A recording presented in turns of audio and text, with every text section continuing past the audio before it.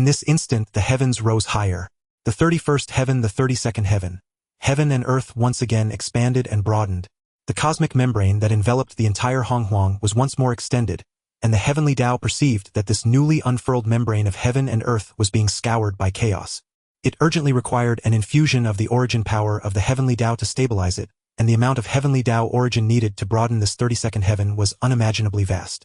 The heavenly Dao, that was suspended high above the 9 heavens operating on its own, at this moment became aware of an unprecedented pressure and depletion. To stabilize and maintain the membrane of heaven and earth, so that it could bear the newly added 2 layers of heaven and withstand the even fiercer scour of chaos. This was now imperative. This was the first instinct branded into the core of the heavenly Dao from the moment of its birth to stabilize and uphold the membrane of heaven and earth, the very foundation of Honghuang's existence, which could not be allowed to fail. Yet this demanded an oceanic quantity of heavenly Dao origin to fill and reinforce that newly widened boundary. And the heavenly Dao could not refuse this opportunity. The expansion of Honghuang meant the growth of the world and hence the strengthening of its origin. The heavenly Dao calculated at great speed the balance between gain and loss. It saw that in the western lands under the network of vitality formed by the 10 great spirit roots and their 3,000 subsidiary branches, the trend of collapse had been completely suppressed. The network of earth veins had been preliminarily reconstructed, at least no longer deteriorating. Within the cold logic of the heavenly Dao, priorities were instantly rearranged. Almost without hesitation, the power of heavenly Dao origin that had been injected deep into the western lands to mend and stabilize their wounds was decisively withdrawn. The origin of the heavenly Dao shifted direction, pouring instead toward the ever-extending membrane of heaven and earth that was enduring the scour of chaos. Yet, at this moment, another drawback of Hongjuan's fusion with the Dao, while his consciousness slumbered, was revealed. Forced by Yangmei and Luoho, Hongjun had no choice but to forcibly merge with the heavenly Dao, yet even in merging, he clearly delineated himself within its origin. Back when Hongjun held sway over the heavenly Dao, he left behind few of his own wondrous arts or divine abilities within heaven and earth. Aside from the necessary basic operating programs, he left nothing at all. For in Hongjuan's eyes, his transcendence was already a settled fact. There was no need to leave too many traces. He would allow those to come later to govern their own Honghuang. Thus it came about that upon the membrane of heaven and earth there was neither Hongjun personally sitting in suppression, nor the fine-tuned control of Honghuang's great powers as there had been in the repair of the earth veins. The heavenly Dao could only directly blanket it with boundless origin, trading sheer quantity for efficiency. The higher the heavens rose, the more attention the heavenly Dao was forced to divert, and it could no longer act as Hongjun once did, when he wielded the creation jade disc and harmonized yin and yang. With the profound Dao arts of a saint and his deep comprehension of the laws, he had once guided and reinforced the newborn membrane of heaven and earth with great efficiency and minimal effort. By contrast, although the heavenly Dao possessed boundless might, its mode of operation was closer to a preset program based on instinct and rules. Without Hongjun, the highly skilled craftsman, personally handling and regulating it, the heavenly Dao could only adopt the most primitive and clumsy method, using an almost inexhaustible flood of origin to blanket everything in a simple and brutal manner. It used sheer quantity to compensate for its lack of technique and fine control. The higher the heavens, the broader the membrane of heaven and earth became, the more attention and origin the heavenly Dao had to divert to maintain and stabilize this added height and breadth, and the heavier its burden grew. By the time Jianmu had propped the heavens up to the peak of the 32nd heaven, the operation of the program governing the membrane of heaven and earth had already occupied 70% of the heavenly Dao's running memory. At this moment, the heavenly Dao's attention toward Honghuang had dropped to a very low threshold. Sensing this massive shift of the heavenly Dao's awareness, Qing Yu immediately held back. No longer a Jianmu of the 32nd heaven directly shrouded the sky and blotted out the sun. Now is the moment. Rise. In the next instant, Jianmu, the foremost spirit root of Honghuang under Qing Yu's full exertion, revealed without reservation its truly complete form and might as the tree that props up the heavens. It no longer merely supported the heavens, it became the canopy ruling over an entire region of sky. Jianmu's 3,000 main branches and 108,000 side branches, under the infusion of Qing Yu's woodpath origin, continuously extended. Endless chaotic azure qi, mixed with pure wood element origin, transformed into a boundless cerulean firmament. Centered on Jianmu's main body, it surged forth over the entire west, and then over even more distant expanses of Honghuang. In that moment, within the area covered by Jianmu, the sun and moon shed no light. The foremost person of the current Honghuang age stood revealed. Beneath the cover of Jianmu's sky-shrouding, world-oppressing presence, Qing Yu moved. Roots spread. Spirit roots returned to their places. Origin transform. As Qing Yu's words fell, laurel fusang pantao ginseng fruit huangzhong li wind thunder immortal apricot bodhi gourd vine and creation green lotus, The remaining 9 innate spirit roots burst into brilliant radiance all at once. They no longer merely output vitality passively to stabilize the earth veins. Instead, they actively began madly devouring and converting the heavenly Dao origin power that had permeated deep beneath the western lands. Plants and trees inherently possess the ability to consolidate soil suppress and order the earth's qi. Now, under Qing Yu's will and the command of the long river of the woodpath, these 9 great spirit roots became 9 supremely efficient converters. They took in the heavenly Dao origin they swallowed, origin branded with the imprint of the heavenly Dao, and subjected it to transformation through their own unique spirit root origin Dao rhyme. Using the vast, inexhaustible woodpath vitality provided by Jianmu as fuel, they rapidly refined this origin, stripping away the marks belonging to the heavenly Dao. They transformed it into pure wood element origin, then fed it back, injecting it into the earth vein nodes they suppressed and into the depths of the land. With this spirit converted woodpath origin of their own, they replaced and overlaid the earth vein structures that had originally been maintained by the heavenly Dao's origin. Yet the heavenly Dao is still the heavenly Dao. Even if it merely follows programmed instinct, an amalgam of man and machine, its algorithms are so complex and precise, its stratagems so deep and obscure that they far surpass the imagination of ordinary beings. Even while rescuing the West, it did not forget to continue plotting against Qing Yu. In mending the western earth veins, the heavenly Dao was not merely repairing. Within those restored structures, it left behind its own origin. It fused its own heavenly Dao origin into the earth veins. These dormant fragments of origin appeared entirely normal, even enhancing the stability of the veins in ordinary times. Now, as Jianmu's root system filled the entire West amid this great upheaval, Jianmu completely took root throughout Honghuang. With the aid of the 10 great spirit roots converging their power, the source of the woodpath returned to Jianmu, and it grew longer and longer still. What is most vital to a tree? Broken branches may sprout anew. A severed trunk may yet be reborn. What matters most to a tree is the earth, the place that supports it. Jianmu props up the heavens with the 9 netherworlds as its base. Only then can it uphold an entire expanse of heaven and earth. Yet now, when the heavenly Dao was mending the earth veins, it left origin upon the land, ready to be mobilized at any time. There was no need to annihilate the entire West, nor even to inflict widespread devastation. All that was required was that, at the most critical moment for Qing Yu, the western land bearing Jianmu, bearing the infinite weight of the 33rd heaven, develop an almost imperceptible tilt at the western support point of Jianmu. A mere trace would be enough. Imagine this: a sky-piercing divine tree towering to the 33rd heaven, its roots spread throughout Honghuang, bearing the weight of the entire firmament. At the very moment it is about to attain the Dao and transcend. Its ties of power with heaven and earth have been stretched to the limit. It stands at a critical threshold of metamorphosis. At once taught to the utmost and most fragile, and in that instant the land that is its foundation suddenly sinks a little and tilts by a degree. What a terrifying scene that would be! The endless weight of Honghuang's heavens from the 33rd heaven would travel down along Jianmu's trunk in an unstoppable surge, pressing upon that skewed fulcrum. What awaited Jianmu and Qing Yu would not be transcendence and enlightenment, but a dead end of being crushed, broken, and shattered by the very weight of the heavens they bore. This was the heavenly Dao's true silent killing move. It did not confront Qing Yu hidden at this moment, but instead buried a landmine before the end of Qing Yu's future path. This was a struggle of Dao. The second, more hidden and more lethal contest of Dao, leaving no visible trace. Whether Qing Yu could perceive it depended entirely upon himself. The verdant azure sky of Jianmu shrouds the west, while the great wooden Dao river roars across the 9 heavens. Qing Yu, bolstered by the 10 major spiritual roots born at the moment of primordial chaos, to subdue it, breaks through the barriers to expand the celestial membrane. With the heavenly Dao's focus diverted to the beyond, the primordial chaos is left unsupervised. The lingering power of the heavenly Dao is devoured by figures such as Huang Zhongli and his peers. In consuming the residual power of the heavenly Dao, none finds greater exhilaration than Zhaohua Qinglian. It sways its lotus-like form in the Shen-Tian realm, and wherever its blue radiance touches, no essence remains. The original essence of the heavenly Dao transforms into a primordial creative vitality, seeping delicately into the earth to mend its ancient wounds.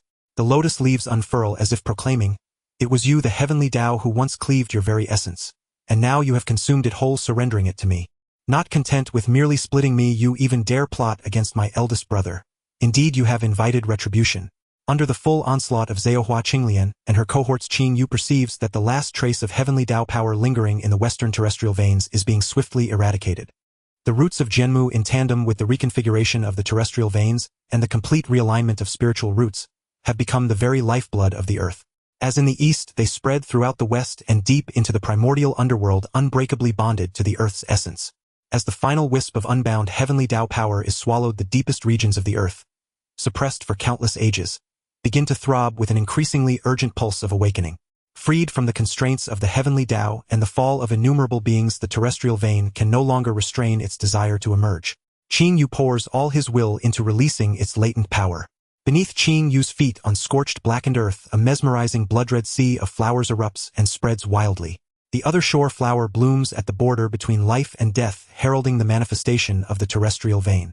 An overwhelmingly dense aura of the terrestrial vein emerges amidst the primordial chaos. Even the azure glow of Qing Yu's wooden Tao seems to be tinged with a dark red stain. Almost simultaneously across the primordial lands, countless souls, fallen in this great calamity, their remnants and obsessions lingering, drift in despair. Heeding the call of the terrestrial vein, these souls coalesce into an endless storm surging toward Qing Yu and the very source of that earthen aura. The vast tide of souls, dark enough to blot out the skies, bears a fixation on death that almost seems to take on tangible form. Had it not been for the combined suppression provided by Jianmu's azure radiance and the 10 spiritual roots, a terrifying soul explosion might have instantly plunged this nascent earth back into the abyss.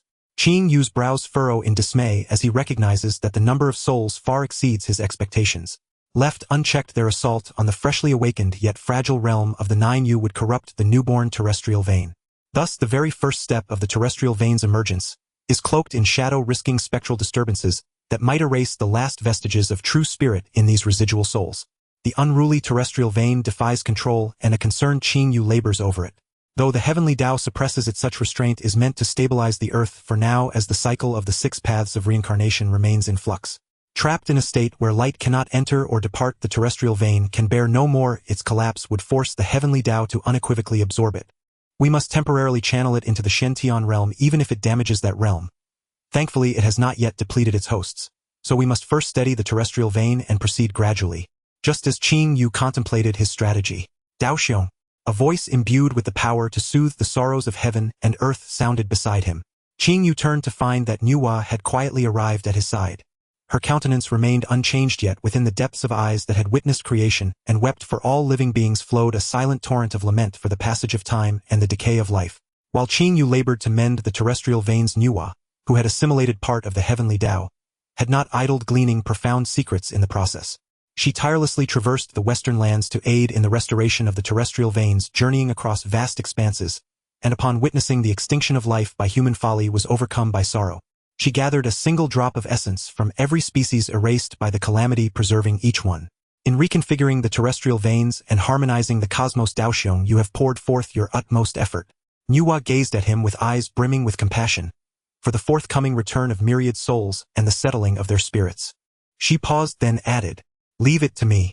Nuwa was engulfed in dazzling divine light. Her form gradually faded into the brilliance. Where she had stood, time and space seemed to be gently stirred by an unseen hand, rippling with lights of past and future. A fleeting hazy river of light imbued with the timeless aura of immortality flashed by in an instant. Soon after, a figure bearing an 8 or 9 out of 10 resemblance to Nuwa, yet more dignified and resplendent in palace attire, and exuding an aura of sacred Tao majesty that commands even heaven and earth, emerged. From that ripple in time, she stepped forth and descended into the mortal realm. Her feet trod upon a golden phoenix, while divine plumage radiated a soft golden glow, and her tail, like multicolored clouds unfurling, released an aura of sanctity and serenity that swiftly quelled the raging tide of souls around her. The future corpse, severed within Zishao Palace, had begun to exude an aura of saintly power. Clad in regal attire, Nuwa nodded gently at Qing Yu with a warm, time-weathered smile, saying, "Daoxiong indeed. Long time no see." She extended her delicate jade hand palm upward as her eyes met Qing Yu's gaze. "I beseech you, Daoxiong, lend me the human tome. Your entire effort to usher forth the terrestrial vein is all that is needed. This forlorn multitude of souls, the prelude to reincarnation, shall be entrusted to me." Qing Yu stared at Nuwa, who had emerged from the river of the future, feeling her ethereal yet undeniably real sacred Tao aura coupled with calm resolve and responsibility. All doubts in his heart vanished, replaced by an unwavering trust. Without a moment's hesitation, that human tome, bearing the true names of myriad souls and chronicling the destinies of primordial beings intricately linked with the cycle of the terrestrial vein, transformed into an archaic, enigmatic stream of light, settling into the palm of palace-clad Nuwa. "I entrust this to you, Taoist friend." Qing Yu bowed solemnly. "Fear not, Daoxiong." The palace-clad Nuwa grasped the ephemeral human tome, and the vast aura of sanctity interwoven with creative power merged with it in an instant, radiating brilliant light. She lifted her gaze toward the endless surge of souls, her eyes deepening with compassion, as if recalling a similar scene of helplessness from the past. Nuwa raised her finger like a delicate sword, gently touching the luminous, undulating image of the human tome in her palm. In my name, with creation as the guide and the human tome as proof, I summon the myriad souls, ensuring their spirits find repose. The tome's radiance swelled fiercely as countless arcane primordial runes, and the faint images of innumerable beings intertwined their threads of fate, surging forth to meet the onrushing tide of souls. Meanwhile, from palace-clad Nuwa emanated an inexhaustible creative vitality, fused with the life-and-death force of the human tome. United, they formed an irresistible summoning power that enveloped all souls. The disordered, fixated souls, stifled by inertia, upon contact with this luminous bridge, became like wayward children who, hearing their mother's call, instantly found peace. Having completed these acts, palace-clad Nuwa stepped forward, accompanied by the recently arrived Zenyuanzi, who clutched the earthly tome while looking on in bewilderment at the fluctuating terrestrial vein. She vanished in an instant. In the very next moment, their silhouettes appeared at the bottom of the primordial lands, at the boundary of yin and yang within the realm of the Nine Yu. At the entrance to the Nine Yu, murky ghostly vapors roiled like boiling water, and shattered fragments of chaotic reincarnation laws scattered like razor-sharp blades. A vision of primordial chaos yet to be unraveled. A delicately carved infant, seemingly no more than 2 or 3 years old, with eyes clear and wise as those of an ancient deity, who has witnessed eons, had long been waiting with tiny hands clasped behind, watching the sudden arrival of palace-clad Nuwa and Zenyuanzi. In a tender, youthful voice, at the silent threshold of the Nine Yu, the child declared, "You have come." Then, as the words faded, the infant's form burst into a flash of radiant light. A stream imbued with the cadence of time and fate, which coalesced into a colossal stone. The colossal stone trembled violently, its surface revealing innumerable intricate arcane patterns, as if expounding the truths of fate. 3 vague yet profound images, of the beginning, the journey, and the end of life, materialized clearly upon its face. The past, the present, the future. The 3 live stones stood quietly at the entrance of the Nine Nether, its surface shimmering with 3 ever-changing images. The past depicted the naive purity of life at its inception. The present portrayed the struggles and joys of myriad forms. The future hinted at either extinction or a rebirth cleansed of worldly burdens. These 3 images were not static. They revolved and intertwined with one another, resembling a time serpent that bites its own tail, elucidating the profound truths of existence, persistence, and transformation.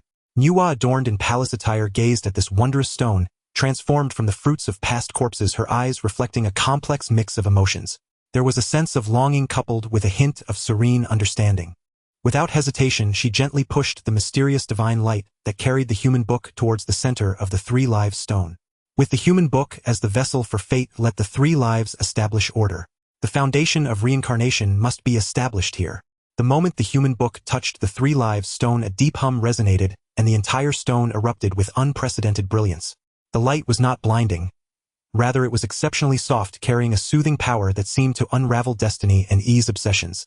The images on the 3 live stone began to swirl rapidly as countless golden runes resembling tadpoles flowed forth.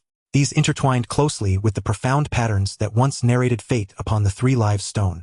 The human book recorded fate, a unique imprint and trajectory left by living beings in the vast primordial world, representing both what has been and what is now. In contrast, the 3 live stone reflected fortune and possibility, signifying the projections and choices of living beings across different temporal dimensions, intertwining what was, what is, and what will be. When the imprint of fate merged with the trajectory of fortune, a more fundamental rule began to take shape within the 3 live stone. This was the order of reincarnation, the chain of cause and effect, the entanglement and continuation of past, present, and future at both individual and collective levels. New life had emerged, differing from the future. Zenyuanzi stood to the side, supporting the earth book, sensing the profound vibrations born from the fusion of the 3 live stone, and the human book resonating increasingly with the essence of the earth. He also looked at Nuwa, who radiated a sacred aura, yet resolutely cast off her past transformation into a fruit of the Dao, feeling a surge of emotion. He solemnly bowed to her, saying, "Saint, you truly embody compassion. Your selfless act serves the vast primordial world and benefits countless lives. I, a humble Taoist, am in admiration." Even now, though Nuwa is merely a hint of the saint's will, for a saint a hint encompasses all, the position of a saint must be respected. Nuwa lightly waved her sleeve, a gentle force lifting Zenyuanzi. She then spoke, "Brother Zenyuanzi, there is no need for such formalities. I merely borrowed a portion of my teacher's heavenly authority during this time to invoke the power of heavenly punishment. At the same time, under my teacher's leniency, I glimpsed a moment of future intention which granted me this future. However, even though it was but a glimpse of the future, my heart remains uneasy in matters of the future, cannot be spoken lightly or clearly. Their truth or falsehood is beyond knowledge." Zenyuanzi was startled to hear Nuwa's words. The future form of Nuwa already bore the aura of a saint, and surely she would attain the path of sainthood in time. What could possibly cause such unease in a saint like Nuwa? Could it be that some cause and effect has been established at this moment? Now that the teacher has united with the Tao, we are the only ones who have received direct teachings from the teacher in the primordial world. If there are matters that cannot be resolved, we should inform Brother Qingyu at once, so we can address them together, Zhen Yuanzi quickly inquired. Zhen Yuanzi glanced again at the increasingly radiant Three Lives stone, then turned to Nuwa, his expression serious. Is there something amiss with the earth itself? Nuwa slowly shook her head, yet her gaze fell upon the Three Lives stone that was merging with the human book. It is neither the earth nor reincarnation. She spoke softly, her voice seeming to pierce through the mists of time, carrying a sense of vagueness. It is human. Human? Zhen Yuanzi was taken aback, then suddenly thought of the countless beings that had perished during the great calamity in the west, furrowing his brow. Are you referring to the myriad spirits of the primordial world? But what calamity could there be? If there truly were disasters as beings of the primordial world, and having received the teacher's teachings, we should unite and overcome the difficulties together. Brother Qing, you and many fellow practitioners would definitely not stand idly by.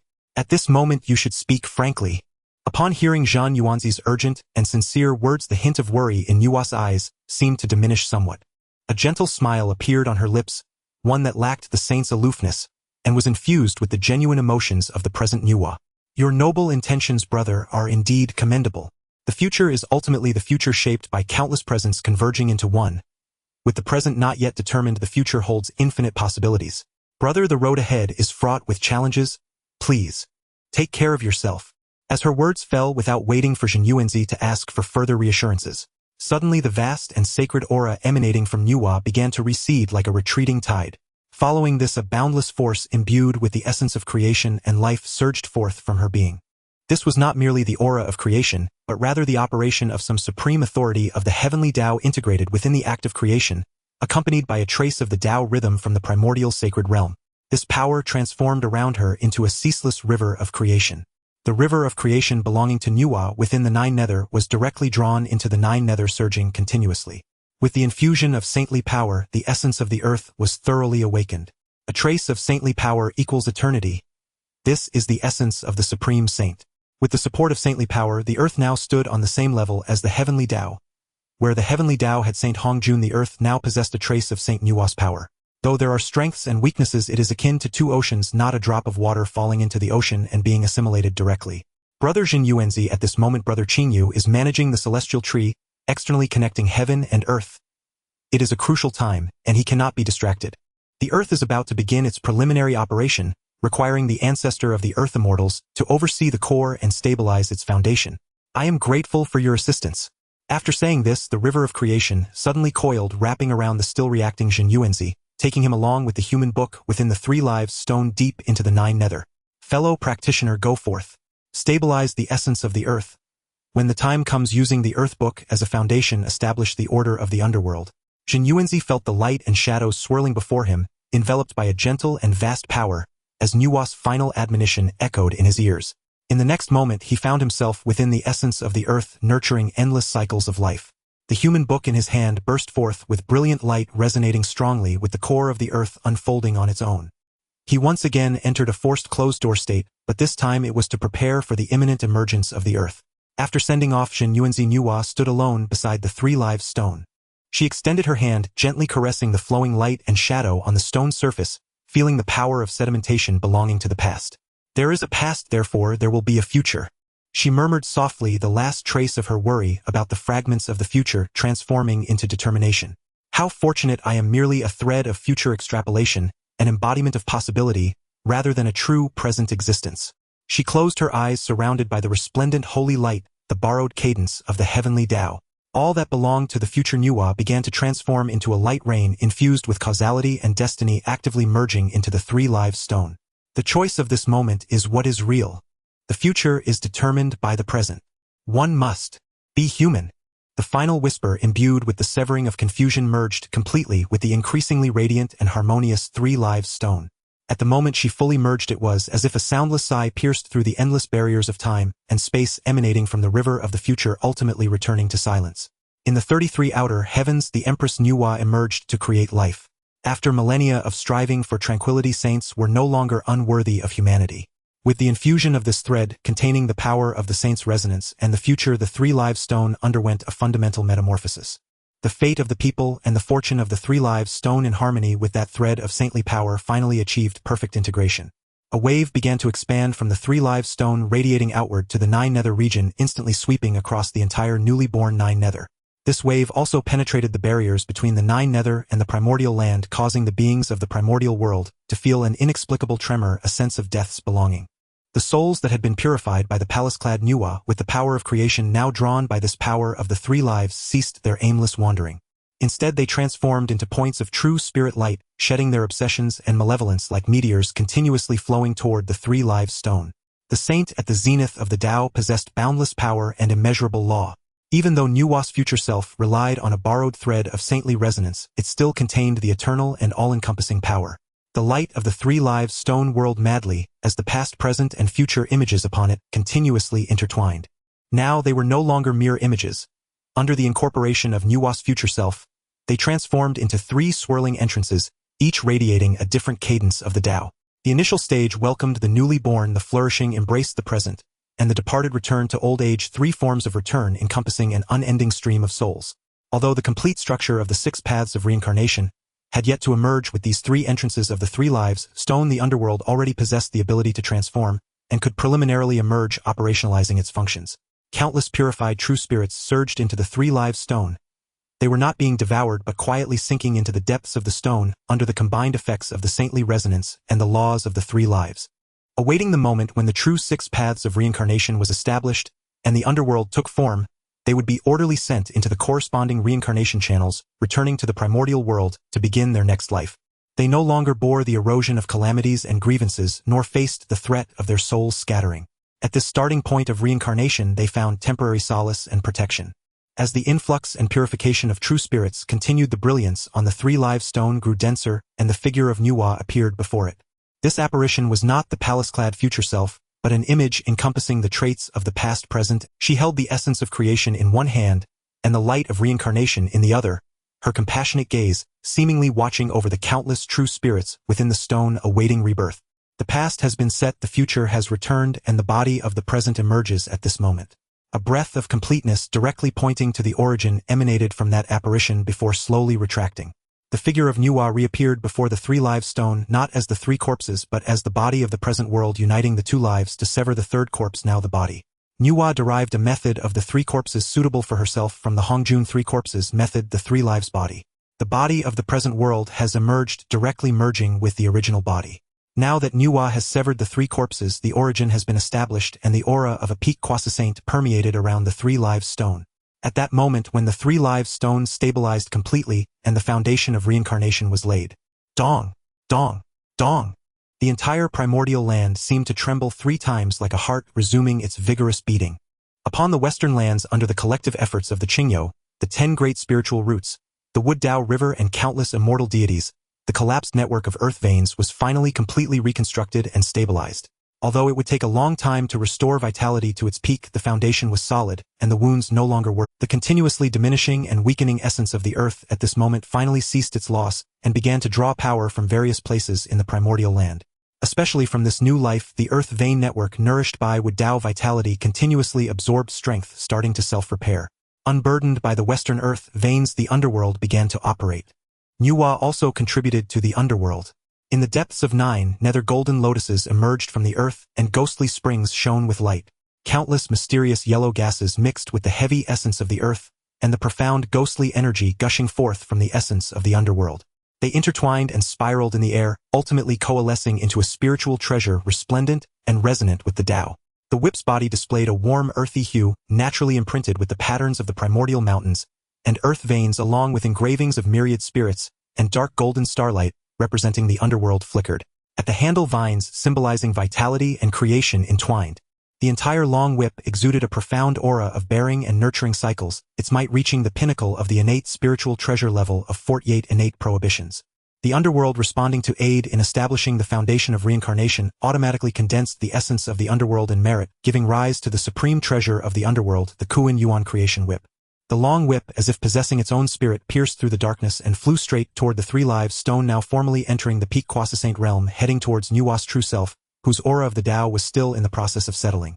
Nuwa seemed to sense something awakening from her recent enlightenment, and break through her eyes, opening just in time to see the Kuan Yuan creation whip land in her palm. The whip felt warm in her grip, resonating with her path of creation, the reincarnation aura she had just acquired, and the great merit from stabilizing the underworld. Holding the Kuan Yuan creation whip, images from her future self flickered in her mind. In the images there was despair as heaven and earth were overturned and all things withered. Saintly blood staining the skies, surrounded by many yet unable to escape, helplessly witnessing her brother's suffering. The lament of humanity, sinking the dimming of the flame of civilization, yet unable to act the torment of choosing between two sides. Moreover, there was herself standing atop a wasteland and sea of blood, holding a long whip that differed from but resonated with this one. She looked up to the heavens in anger, ultimately transforming into a lonely figure with a powerless sigh. Those images flashed by yet felt incredibly real, carrying heart-wrenching pain and unwillingness. Nuwa's grip on the Kuan Yuan creation whip tightened slightly. For the first time, a clear determination surfaced on her face. This future, Nuwa murmured softly, her voice light. I will not allow it to happen. On the western lands, Qing Yu gazed at the vast tide of souls that had once surged towards him, now no longer threatening. Instead, it was guided by a powerful aura of the Tao moving towards the realm of the underworld. Taoist Nuwa, we have succeeded. The western lands have truly faced numerous disasters, and ultimately there is this calamity. Fortunately, he was no longer the weaker spirit root who had to tread carefully in the face of calamity, struggling to protect himself. Now Qing Yu commands the myriad trees, the progenitor of all immortals, carrying the essence of the 10 innate spirit roots, with a foundation so profound it rivals the chaos. Qing Yu now possesses sufficient strength to forcibly extend a life to the soon-to-be-shattered West, taking control of his own path, rather than leaving it to the Tao, which would leave hidden dangers. Although much of the spiritual energy in the West had been depleted and many blessed lands turned to scorched earth under Qing Yu's stewardship, the foundation had been solidified, the framework established, and the most perilous period of collapse had been surpassed. What remains is the long passage of time, nurturing and repairing gradually, akin to the painstaking grind of water grinding stone. This delicate adjustment ultimately relies on those two fated individuals in the West. High above the Tao, having expanded the two realms to stabilize the celestial membranes, finally completed the initial reinforcement of the outer wall of chaos, returning within.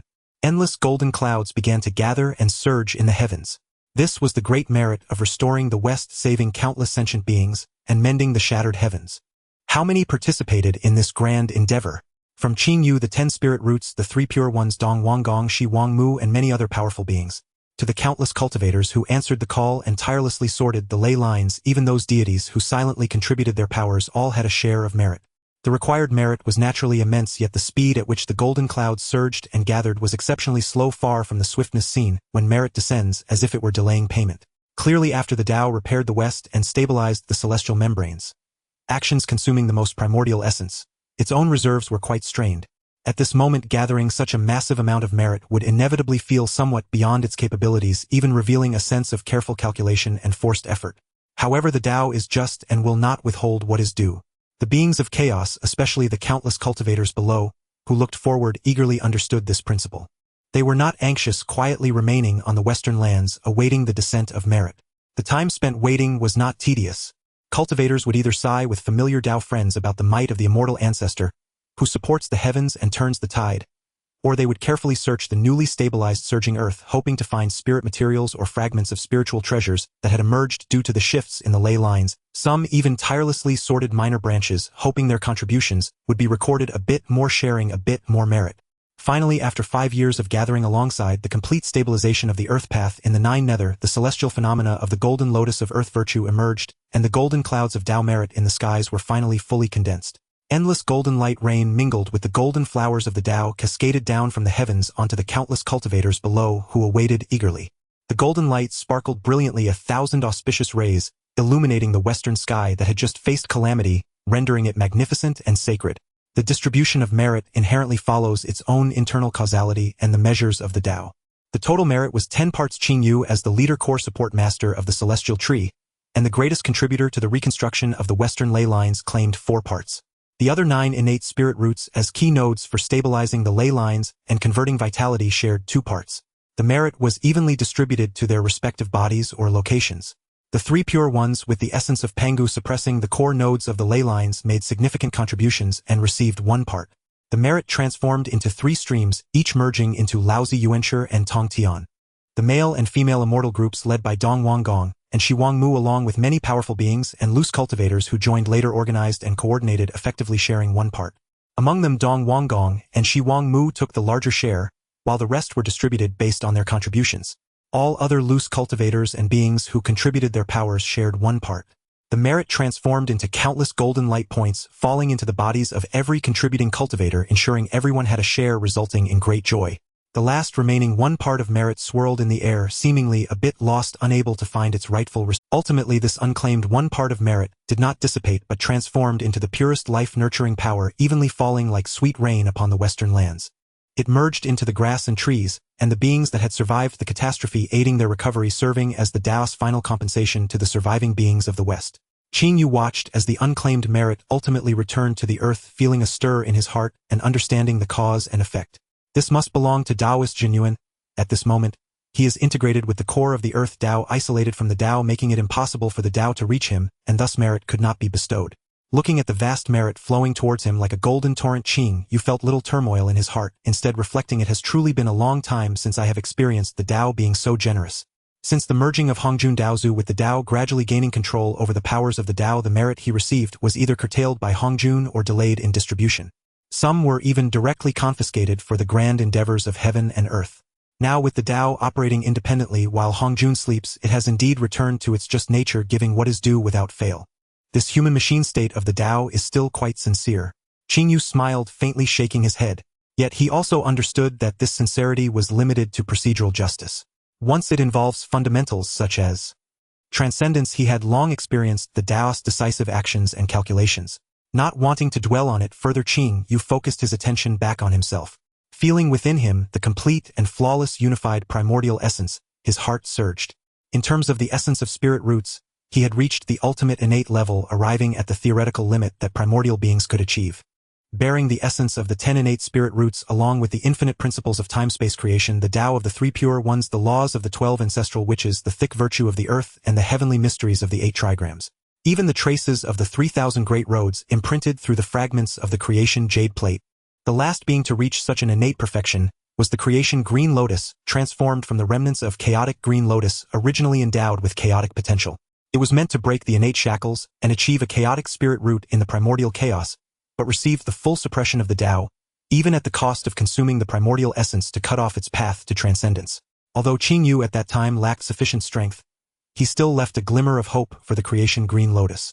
If it had been divided by the 3 pure ones based on the connection to Pangu, the creation green lotus would have been completely divided.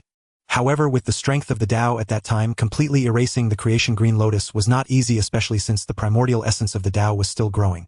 At that time, there were not even any saints presiding, and the creation green lotus was a remnant of the chaotic green lotus with a high status of origin, far from what could be compared to a seedling. Thus, at that time, it was difficult for the Tao to completely erase the creation green lotus. To say it was far-fetched, the creation green lotus was almost a peer of Pangu.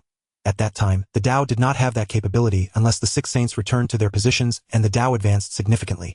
Therefore, at that time, only the 3 pure ones could annihilate the creation green lotus chance of transcendence. This is also why the Tao guided the 3 pure ones to go rather than using stealth to seal the heavenly secrets and directly shatter the creation green lotus. Because it could not do so, only the descendants of Pangu sharing the same lineage as the green lotus could acquire the green lotus remnants and divide them. Fortunately, the creation green lotus ultimately survived. Though it did not fulfill its role in the primordial order, it still remained at the pinnacle of the primordial. Now, under Qing Yu's watch, it has begun to shine again, always accompanying Qing Yu. Although it has yet to manifest form, its assistance to Qing Yu is substantial, earning it the title of Best Supporting MVP. Whether it is opening up the Shen Tian realm or directly transforming to supply the entire Shen Tian realm's spiritual energy or stabilizing the ley lines at this moment, calling it the best support is by no means an overstatement. Now the essence of Qing Yu has reached the same state as the original creation of the Azure Lotus. It has become truly complete. The next step is to break through the predetermined rank and become the only chaotic spiritual root in the primordial world. In his heart, Qing Yu was as clear as a mirror. Now my accumulation of essence is no less than that of the Azure Lotus of yore. The next step is to break through this innate shackles and ascend to become the only chaotic spiritual root in the primordial world. This step must be taken, for only by achieving the chaotic spiritual root and obtaining the nourishment and transformation of chaotic essence can the tree of creation truly gain the power to support the 33rd heaven. Though the tree of creation has reached the 32nd heaven, it seems only a step away from the final goal, yet that last step is worlds apart. without a fundamental leap forcing support would only lead to the collapse of the tree. And this final act of transcendence will surely invite the most direct, fierce, and uncompromising counterstrike from the heavenly Dao.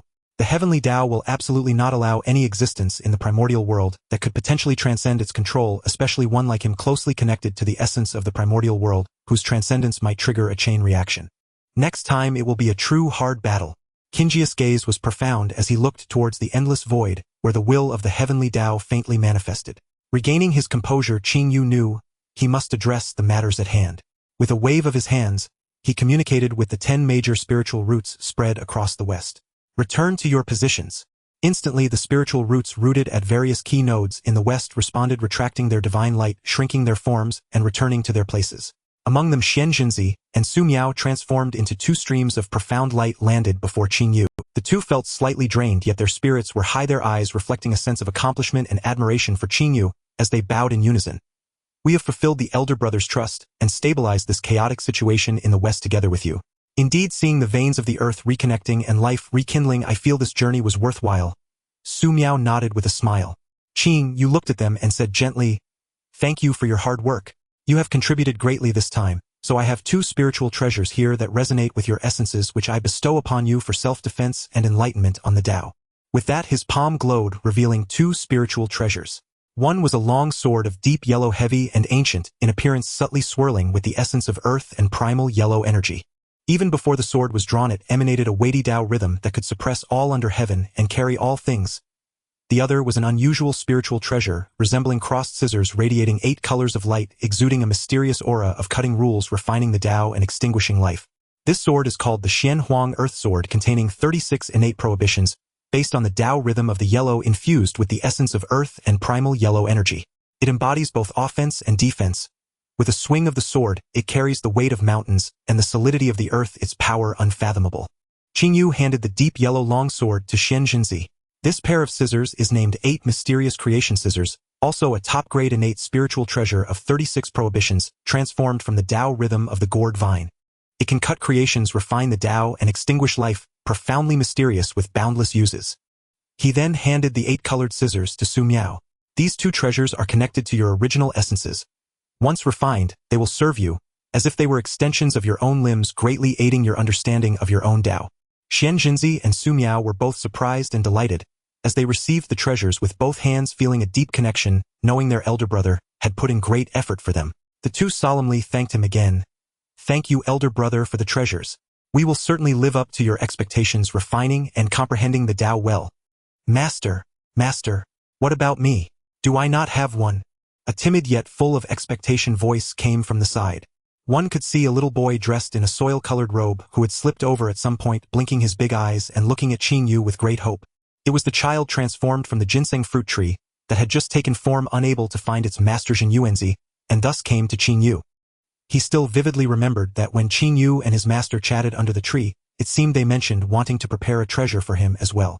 However, if not, it was also fine, really fine. Qingyu looked at this adorable little fellow and couldn't help but smile, waving him over and gently touching the soft leaves on his head, asking softly, "Little ginseng fruit, now that you have taken form, do you have a name? How about I name you?" Before he could finish, Xianjinzi and Su Miao seemed to recall some terrifying memory, their expressions changing slightly as they hurriedly interrupted in unison, "Elder brother, since little ginseng fruit has already entered the great sect under Jinyuanzi, it is his master who will bestow a Dao title upon him, so he may inherit the Dao lineage rightfully." The 2 spoke with an urgency rarely seen. Qingyu was taken aback by their interruption, but upon seeing their somewhat terrified expressions, he thought for a moment, and recalling his previous experience, couldn't help but chuckle. "Very well, let your master name you, that will save me some thought. Now your master has important matters to attend to and is bound by the Earth's Dao. It may be difficult for him to free himself for a while. You can come back to the Shantian realm with me to stay temporarily. Just right during this leisure, I will personally refine a suitable spiritual treasure for you. How does that sound?" Upon hearing this, little ginseng fruit's big eyes instantly sparkled as he clapped his small hands and cheered, "Thank you, master. You are the best." "Good." Qingyu nodded and then instructed Xianjinzi and Su Miao. "Now that the matters in the west are settled, you 2 should return to the Duguang wilderness to quietly consolidate what you have gained and take good care of the tree of creation's body." "Understood, elder brother." The 2 acknowledged and transformed into streams of light, departing first. Just as he finished arranging everything, he sensed the approach of the Dao rhythm as the 3 pure ones arrived together. Qingyo, my friend. Laozi led the way, followed by Yuan Shi and Tong Tian as the four exchanged greetings. Yuan Shi stepped forward, his expression serious yet tinged with sadness, opening his palm to reveal several dull, lifeless fragments that still retained a dimensional outline. These were the fragments of the Hongmeng celestial ruler that had been severely damaged and shattered by the force of the 12 capital heavenly gods. The three pure ones relying on the subtle connection with the Pangu primordial spirit, and this supreme treasure of opening the heavens managed to collect the remnants that had not been entirely obliterated. This time there is one more matter that requires the assistance of the celestial ancestor. Yuan Shi spoke, his tone carrying a plea. Qingyu waved his hand. There is no need for such formality, my friend Yuan Shi. We can simply call each other Qingyu. Are you here for the Hongmeng celestial ruler? Then I have overstated my request, Qingyu, my friend. Yuan Shi nodded, a pained and angry look crossing his face. Indeed, that is so. It is infuriating that those 12 ancestral witches, unrefined in virtue, brutal and tyrannical, dare to harm even the legacy of our Father God and the treasures of virtue in such a manner. This time I must go to the Pangu Hall and have a good theory with them. He paused, suppressing his anger, and continued. You control the Qian Kuan Ding and the Zhao Hua Ding, two great treasures of creation. Thus I humbly request your assistance to see if we can repair the Hongmeng celestial ruler a bit, fulfilling our brotherly sentiment towards our Father God. Qingyu took the fragments and carefully sensed them. After a moment he shook his head with a light sigh. The origin of this ruler lies in the merit of opening the heavens and the essence of primal yellow. Now much of the merit has been ground to dust by the power of the heavenly gods, and its spiritual light has also been severely damaged, nearly dissipating. Restoring its shape is not difficult, but to regain its former power, or even to reassemble its spiritual aura, is exceedingly difficult, almost impossible. The three pure ones exchanged glances, their eyes filled with sorrow. Did they not know this as well? After a moment of silence, Laozi and Tong Tian exchanged nods. Suddenly a group of nebulous purple chi containing the mysterious scenes of chaos and creation emerged behind the three pure ones, representing the merits of opening the heavens they each possessed. Without hesitation, the three pointed their fingers like blades, slashing at their own merit light clusters. Wait, my friends! Qingyu called out, but it was too late. Each of the three merit light clusters was severed by about one-third, gathering together to form a rather impressive mass radiating the essence of creation.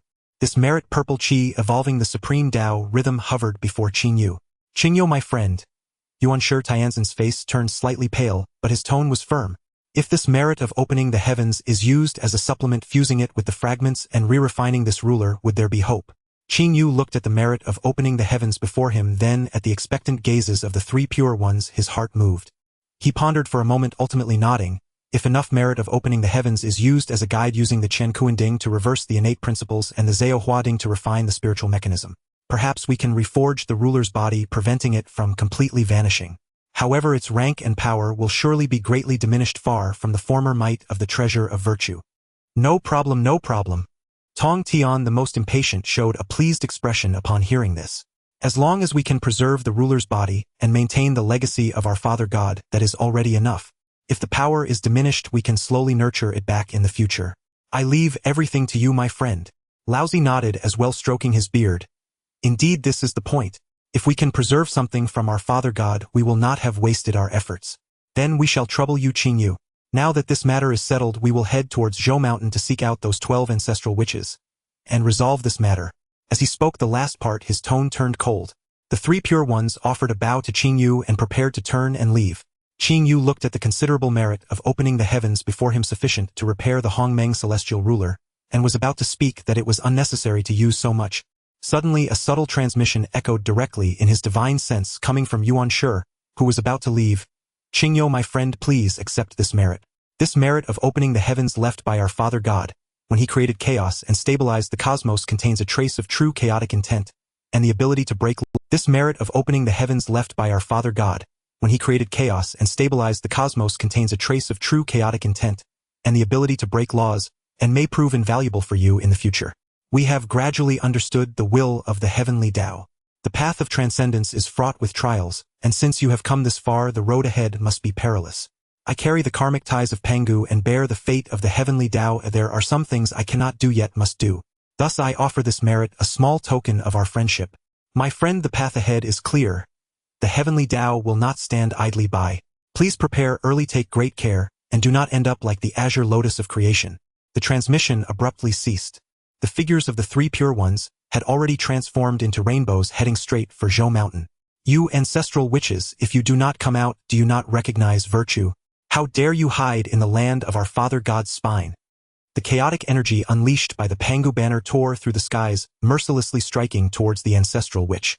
However, Yuan Shi, filled with rage, would not limit his attack to the ancestral witch alone. As the banner energy shot through the air, it unexpectedly divided into dozens, even hundreds of slightly thinner streams of chaotic energy, precisely targeting the various locations of the Zhou Mountain, where the tribes of the witch race tainted with thick blood and karmic retribution resided. Yuan Shi manifested from the void, his face grim, as water with suppressed fury simmering in his eyes. Above his head, the auspicious clouds burst forth with boundless pure light soaring into the heavens. The auspicious symbol expanded against the wind, growing to the size of a mountain, with the energies of heaven, earth, and humanity, cascading down, instantly enveloping the vast territories of the witch race surrounding Zhou Mountain. A force of suppression crashed down like a collapsing sky, pressing upon all the witches. The might of heaven is overwhelming. Suppress. Enemy attack. Protect our kin. Roars erupted from the tribes of the witch race throughout Zhou Mountain. The first to react were the great witches. Ho Yiqua, Fu Xing, Tianxiang, Lu Jiufeng.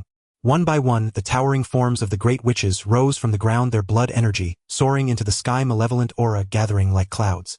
Dozens of giant figures comparable to mountains swung their huge axes, bone clubs, and stone spears, roaring as they charged towards the descending auspicious symbol. They aimed to clash Hedon with the treasure that carried the might of heaven, using pure physical strength. Truly like a mantis trying to block a chariot, oblivious to their own demise. Yuan Shi's gaze turned icy as he watched the great witches, their bodies entwined with blood and malice, his disgust deepening. With such filth and malevolence, how dare you touch my pure path treasure? Among the great witches, 3 figures, the fastest, actually broke through the descending force of the auspicious symbol first.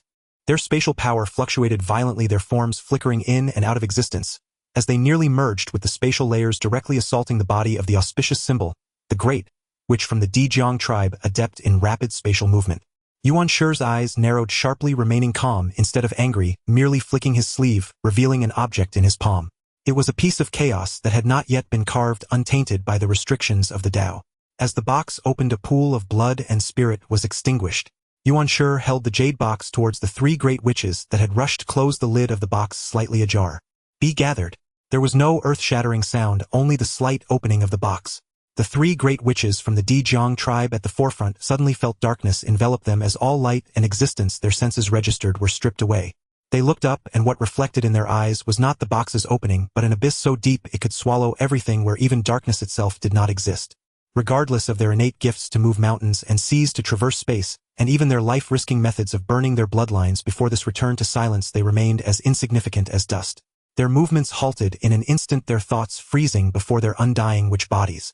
Then they watched helplessly as their entire space along with themselves began to shrink infinitely. Silently and without a trace, 3 towering forms of great witches, their blood energy soaring to the heavens along with the small patch of space they occupied, were completely absorbed into the chaotic jade box. The box lid gently closed. Yuan Shi, expressionless, flipped his wrist, tilting the box downwards and giving it a slight shake. Clatter! 3 pools of dark red liquid spilled out, exuding rich vital energy, but devoid of any life or soul fluctuations. As they poured out from the box, they fell to the ground below, instantly absorbed by the heavy soil and stones of Zhou Mountain, leaving only a faint trace of bloody scent lingering. The treasure of Yuqing, the Honghuang box. A dead silence instantly enveloped the countless roaring and charging witches below. The other great witches, including Ho Yi and Kuafu, were all horrified and came to a halt. They looked in disbelief at the inconspicuous jade box being held in the air. What kind of treasure was that? How could it so effortlessly and instantaneously refine 3 spatial great witches, as if wiping away dust? Second brother He.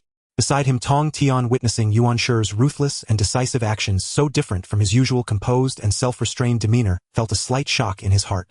The Hongmeng measuring ruler has been destroyed. This ancestral witch's actions have truly touched the reverse scale of my second brother. The chaotic energy from the Pangu banner rushed into the witch territory with waves of collisions, stirring up dust on the earth.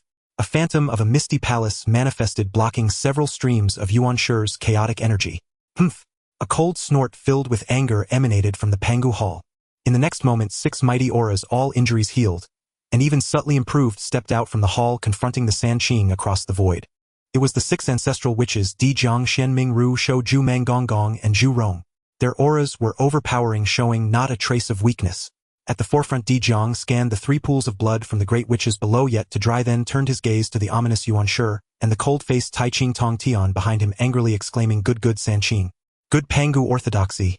To take advantage of our grievous injuries, you come to our door to slaughter my witch race's children. If it weren't for the shared bloodline with the Father God, your Kunlun Mountain would have long been trampled by us. Today you dare to kill my great witches. This enmity is irreconcilable. Today I shall not heed any trivial affections, and must leave you San Qing behind to honor the spirits of my fallen kin in the heavens." "Shut up." The usually tranquil and unperturbed Tai Ching Laozu at this moment had hair standing on end, his eyes blazing like fire, his aura as cold as death. "You barbarians of the witch race dare to mention the bloodline of the Father God. Truly bold are the treasures of the Father God meant for you to desecrate like this." As the Tai Ching felt the ancestral witches before them, all their blood energy surging, their injuries fully healed, and even with a hint of breakthrough intent, he became instantly enraged. "The heart of the Father God, just like that, was refined by you. Truly ignorant." Beside him, Tong Tian had already fixed a furious glare, his heart filled with turmoil. For terrifying weapons exuding malevolent energy appeared directly behind Tong Tian, locking onto the 6 ancestral witches.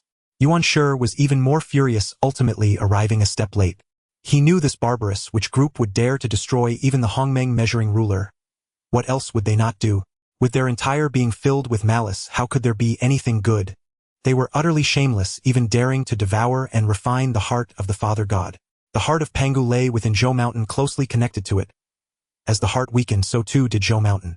The Sanqing, as descendants of Pangu's primordial spirit, had naturally paid homage to the heart of Pangu within Zhou Mountain.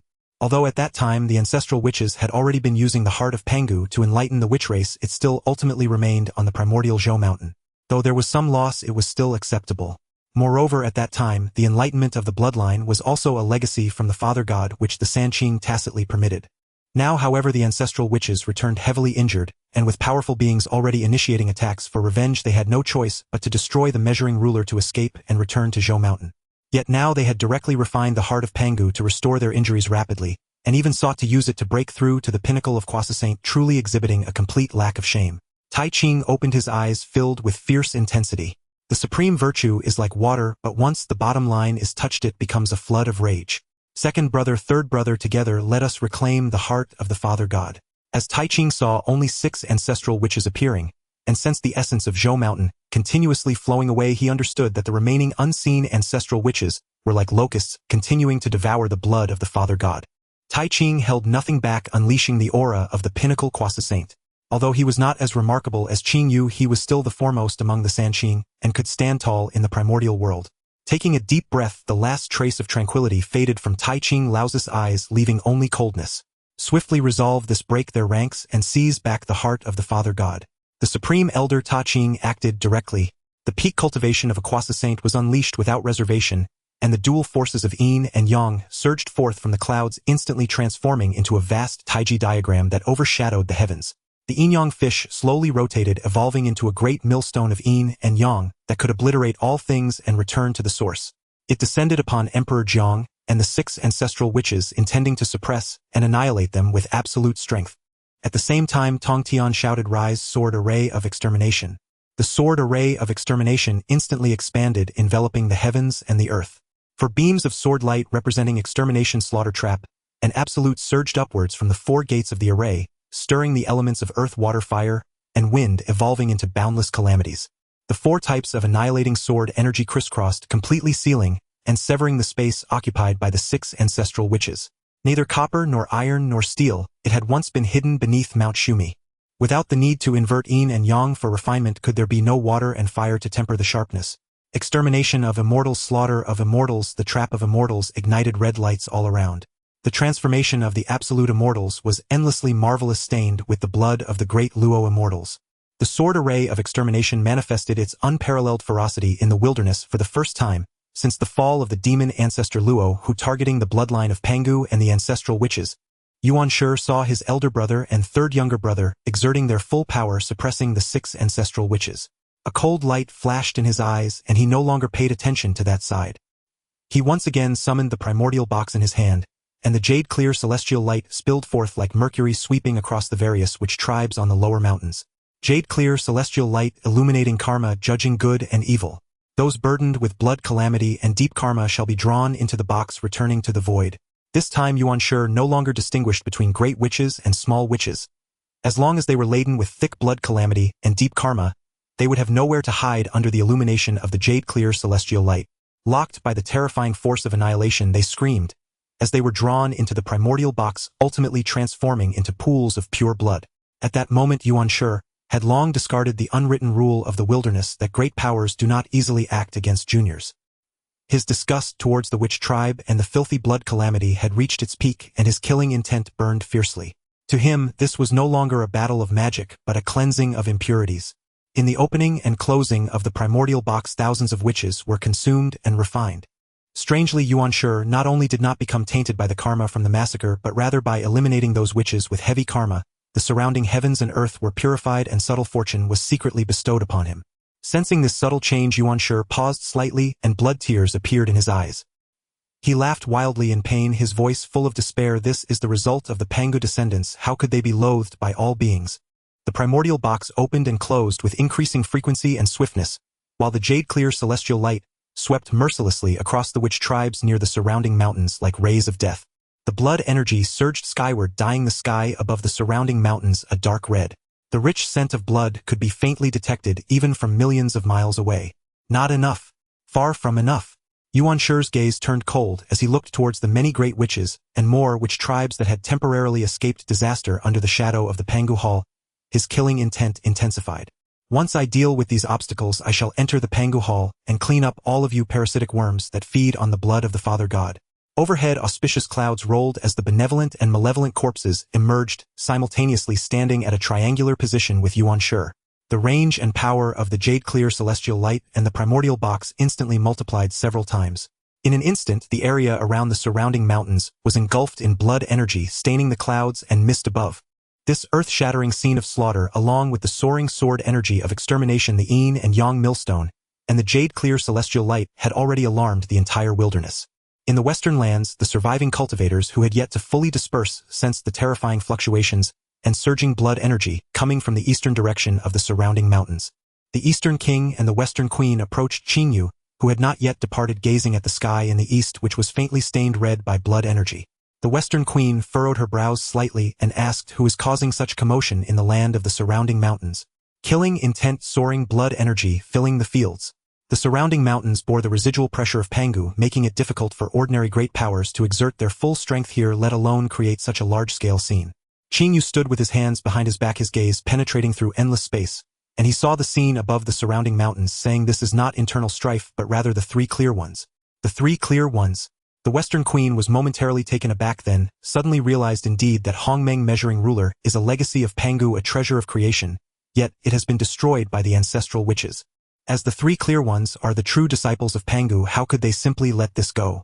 However, for it to escalate to such an extent with such heavy slaughter, it seems they have developed an irreconcilable enmity with the witch tribe. The descendants of Pangu turning against each other is truly this ancestral which has met with such a fate, being loathed by the three clear ones, who are also descendants of Pangu, even directly attacking their stronghold. The surrounding mountains are the backbone of Pangu, with his will remaining suppressing the outer path. Only those bearing the bloodline of Pangu or possessing a primordial spirit can exert their full strength here without hindrance. From the looks of it, they must have truly ignited their true fire. The Eastern King added. Just as the Eastern King and the Western Queen were discussing how to deal with the aftermath, a voice came from behind. They saw Zhuan Ti Dao Run supporting the pale-faced Jia-yin Dao Run, who was at the brink of collapse, slowly approaching. The two approached Qingyu, bowing deeply in greeting. Jia-yin's voice was hoarse, filled with exhaustion and guilt. "I, Jia-yin, thank the celestial ancestor and heavenly sovereign for saving my life and preserving the great virtue of the West. If it were not for the timely intervention of the three, turning the tide, my brother and I would have likely become eternal sinners in the West, unable to face the billions of beings there." At this point, tears glimmered in Jia-yin's eyes. His essence had been severely damaged, and his foundation was teetering, making it hard for him to control his emotional fluctuations. Qingyu turned around, helping the two up, then said, "There is no need for formalities between you two, my friends. As the ancestor of the celestial path, I cannot stand idly by while the wilderness is shattered and sentient beings suffer. This is my duty." The Eastern King also said solemnly, "Friend Jia-yin has spoken too highly. Since the Western Queen and I have been conferred by the celestial ancestor, it is our duty to oversee the male and female immortals of the wilderness and protect its stability. The beings of the West are also beings of the celestial path part of the wilderness. How could we stand by and watch? Jia and Zhuan-Ti were even more grateful upon hearing this. Zhuan-Ti supported his brother, hesitating for a moment before speaking again, his tone filled with pleading. Celestial Ancestor, Heavenly Sovereign, great kindness cannot be repaid with words. However, now my brother and I have one more request. I hope for your compassion and for you to grant it. My friend, just speak without concern, the Eastern King said in response. Seeing Qing Yu nod slightly, Jia struggled to take out an object from his sleeve. It was a seal resembling a mountain radiating a faint golden light throughout. The shadow of Mount Shumi could be faintly seen on the seal, which was subtly connected to the energy veins of the entire Western land, controlling portions of authority over the Western land, a treasure at the core of the energy veins. Celestial Ancestor, Heavenly Sovereign, please take note. Jia complexion was ashen, his breath becoming increasingly unstable. My brother and I have forcibly urged our essence to resist this catastrophe. I have also suffered significant damage to my 3 corpses with karma rebounding. Now our essence has begun to collapse and our foundation is shaking. We may need to immediately shut ourselves in for a deathly retreat, even returning to our source, letting our consciousness sleep, returning to our true form and essence, nurturing ourselves over endless years to stabilize our injuries and prevent collapse, leaving no hope for the future. He gasped a few times and continued, his voice filled with bitterness. However, the Western land has been greatly damaged by this calamity, with spiritual energy severely depleted and all beings wilting. It truly needs a great power to stabilize and care for the remaining beings, sorting through the remnants of the energy veins. My brother and I are unable to attend to this. Thus I humbly request the Heavenly Sovereign to show mercy and temporarily take over the authority of the Western land, caring for the beings there for a while. Once my brother's injuries stabilize, and if fate allows, we will return to repay this great kindness, he said, attempting to bow together with Zhuan-Ti. Jia's essence had already begun to collapse, while Zhuan-Ti was slightly better off, having been aided by Nuwa and numerous heavenly merits. However, Jia suffered considerable karma and damage to his 3 corpses, and even though Qing Yu infused the life essence of the wood path into him, it could only stabilize Jia's injuries. Jia's foundational essence had already collapsed, and even if Qing Yu's methods could repair the foundation without the original essence, it would not restore Jia's essence, but instead leave behind Qing Yu's traces. Now Jia must return to his source and regrow to have any hope for the future. The Eastern King was quick to act, gently supporting the two with a stream of soft magical power. Daoist friend, you absolutely must not do this. Quickly rise. The Eastern King swiftly extended his hand, a wave of gentle pure yang power supporting the two who were about to bow down. He then said solemnly, this matter concerns all beings of the primordial chaos, and is also within the duties of me and the Western Queen Mother. Since you have entrusted this to the West, we shall exert our utmost effort. It is our obligation. You should return and heal your wounds, reforge your Dao foundation. While I must remain at the gathering of immortals on the Eastern Island to manage the Eastern Dao, I can send messages back. I will summon the Grand Elder of the Eastern Island to lead the elite forces from the island to stabilize the situation, assist in organizing the earth veins, soothe the beings, and guide the resurgence of spiritual inspiration. We will ensure that the West does not descend into chaos again, and we will spare no effort to protect the beings here, allowing them to rest and recuperate. Excellent. Truly excellent. Upon hearing this, the expression on Jia's waxy yellow face finally showed a hint of color. With the words of the immortal leader, my brother and I can be completely at ease. The grace of today, the virtue of the West, we shall remember in our hearts. Should we ever return, if the immortal ancestors or immortal leaders have any commands, even if it means traversing mountains of knives or seas of fire, my brother and I will never decline. With that, Jane no longer hesitated, extending both hands to present the Shumi mountain seal, which flowed with a faint golden glow resonating subtly with the earth veins of the West. The seal transformed into a golden stream of light, carrying the authority and karma of the Western land, slowly descending into the open palm of the Eastern King. Immortal leader, this is the Shumi seal temporarily entrusted to you. The West has entrusted this. Jane performed a final deep bow. Though his voice was weak, every word was clear. The seal felt slightly heavy in hand, and in that instant countless cries of beings and hopes surged into the heart of the Eastern King. In the unseen realm, the remaining fortune of the Western land seemed to have found a new central figure, beginning to surge and gather. It transformed into invisible streams of faint golden light, enhancing both the Eastern King and the Western Queen Mother's already immense Dao fortune. This fortune from the West combined with the already overwhelming Dao fortune of the Eastern King and the Western Queen Mother, intertwined with the fortunes of the gathering of immortals, gradually began to merge. The Eastern King's 99 Supreme Pure Yang Fate and the Western Queen Mother's 99 Supreme Pure Yin Fate began to manifest autonomously. The dual energies of Yin and Yang intertwined above their heads, transforming into a hazy Taiji Dao diagram, mysterious and extraordinary. With the fortune surrounding them and the resonance of the Dao, both the Eastern King and the Western Queen Mother trembled simultaneously, their bodies resonating with Dao rhythm, their breaths becoming deeper and more profound in an instant. Especially the Eastern King, whose divine light in his eyes shone brightly, as if clearing away the fog to see the road ahead. If he could truly unify the fortunes of the East and West, organize the Yin and Yang, and guide the primordial immortal path, he could even regulate the order of heaven and earth. The opportunity to attain the mixed origin of the Dao lies here, integrating the primordial chaos, commanding all beings, and ascending to the highest imperial position. The fate of the primordial chaos is to be born supreme. Beside him, Jane entrusted the remaining fortune and authority of the West to the Eastern King, who was filled with aspirations for leadership, seeking a glimmer of hope and protection for the West, while also presenting a grand gift and reward to the Eastern King. If the Eastern King could seize this opportunity, gathering the fortunes of the East and West, the trend of the times would surely allow him to attain that supreme position of the primordial heavenly emperor. At that time, the West, as one of his foundational roots, would naturally enjoy the support and development from the East. Currently among the primordial chaos, the Witch Clan, which originally divided the chaos into 3 parts, and the now established Demon Clan were both not as powerful as the Eastern King. If he could seize this opportunity, the future would be clear. Finally, Jane raised his eyes to the calm and composed Qingyu, who seemed to understand everything. Seeing that the immortal ancestor's eyes showed no unusual color, only clarity, he admired him even more. The immortal ancestor's insight is like a torch you must have long seen through all these causal connections I cannot compare. He no longer spoke further, and together with Jane faced Qingyu. The Eastern King and Western Queen Mother once again respectfully clasped their hands. In that case, we shall take our leave, returning to the origin of Shumi to seek a glimmer of life. Immortal ancestor, immortal leader, take care. As the words fell, Jane and Jiayin's figures transformed into 2 streams of light, vanishing into the depths of the shattered Shumi mountain. They sought to return to their source, their consciousness sinking into the deepest parts of the Bodhi essence, and the source of dreams, slowly repairing the nearly collapsed Dao foundation over a long period. Once they leave this time, who knows when they will meet again.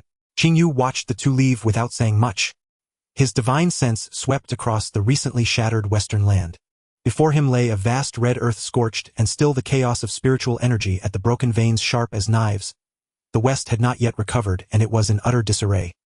He saw the old and young alone, and without shelter, unable to live or die, wandering aimlessly. Unable to live, difficult to find peace in death, the path ahead was bleak, leaving only instinct to drive migration. Beings wandered upon the western land, continuously moving, seeking newly emerged sources of life. Observing these beings, many carried statues of their ancestral spirits, those of great fortitude. Qingyu felt the resonance of the world tree in many of them. They had crossed many obstacles, coming from the west to Duguang to listen to the Dao, worship the wood ancestor, and revere the spirit ancestor. It is all from the heart. Qingyu looked at those who still held firm in suffering, and continued forward in confusion, a hint of warmth flashing in his eyes. He is the ancestor of the immortal path and the origin of the wood path. Seeing the suffering of beings, he felt compassion, and his action to adjust was a natural expression of the Dao, following the heart's direction.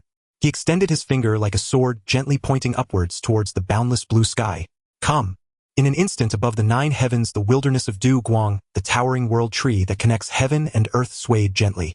2 emerald green branches, brimming with immense vitality, fell of their own accord, transforming into 2 streams of blue light, traversing endless space, and landing in Qingjia's palm. Without even looking, Qingyu directly tossed these 2 branches, which carried the essence of the world tree, into the floating Qian Kuan cauldron beside him. The cauldron's body, ancient and simple, trembled slightly at this moment, chaotic energy swirling within. Just then, the Eastern King and Western Queen Mother, who were refining the Shumi seal, unintentionally triggered a chance. Qingjia's thoughts drew upon the Eastern King's supreme pure yang energy, and the Western Queen Mother's supreme pure yin energy. Like 2 lively yin-yang fish, they were tossed into the Qian Kuan cauldron, merging with the 2 branches of the world tree.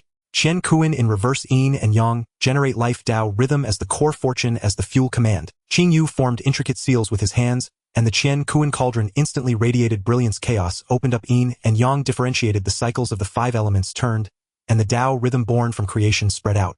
On the body of the cauldron, the innate Dao patterns began to light up one by one, illustrating the ultimate principles of heaven and earth. Before long, the cauldron lid gently opened, and 2 streams of spiritual light, one black and one white, flew out of the cauldron and landed before Qingyu, transforming into 2 ancient, mysteriously breathing lamps. The white lamp with a white jade base emitted pure white flames, radiating pure yang Dao rhythm. The black lamp with a black jade base emitted dark flames, radiating pure yin Dao rhythm. Within the flames of both lamps, the phantom of the world tree flickered in and out, quietly burning with intangible fortune as fuel. These were the innate spiritual treasures, the yin-yang lamps forged by Qing Yu using the branches of the world tree as the body, and the supreme pure yang and pure yin energies of the Eastern King and Western Queen Mother as the guide, reversing the innate powers of creation through the Qian Kuan cauldron. Go! Qing Yu lightly waved his sleeve. The white lamp transformed into a beam of white light, instantly traversing layers of space, landing on the eastern seas, Penglai Island quietly vanishing, connecting with the earth veins of Penglai and the eastern fortune. The black lamp, however, transformed into a beam of dark light, landing at the center of the western land, atop the remnants of Shumi Mountain, embedding deep within the earth veins, connecting with the remaining fortune of the west. Settle. The determination of yin and yang, adjusting the energy mechanism, aligning the spiritual light, gaining life, gaining longevity, establish. Qing Yu formed seals with both hands and pointed into the void. On the trunk of the world tree, the lunar Dao rhythm of the laurel and the solar Dao rhythm of the Fusang Shone, the source powers of the moon and sun were activated, crossing the void, resonating with the pure yang and pure yin energies of the Eastern King and Western Queen Mother, ultimately infusing into the yin-yang lamps. The two treasure lamps shone brightly, connecting the fortunes of the East with those of the Western Shumi. The abundant fortune of the East nourished the barren West, and the rich foundation of the West provided stability to the East. Next, Qingji's gaze turned to the Kunlun mirror held by the Western Queen Mother, radiating brilliance within. He gently tapped the Kunlun mirror. Mirror turned through the void, guiding the spirit from east to west. A stream of spiritual light entered the mirror. In an instant, the Kunlun mirror shone with great brilliance, all the innate Dao restrictions sparkling. The mirror surface no longer reflected human figures, but rather transformed into an entrance to an unfathomable passage connecting endless dimensions. The innate spiritual energy stemming from the endless mountains, rivers, lakes, and blessed lands of the East was forcibly drawn together by the power of the Kunlun mirror. Then it crossed the natural barrier of the Unzhao mountain, disregarding spatial distances, and poured into the western land in a grand wave. Spiritual rain fell from the sky, not ordinary water, but liquefied, pure, innate spiritual energy. The sweet rain fell abundantly, nourishing the parched and cracked earth, revitalizing the withered plants.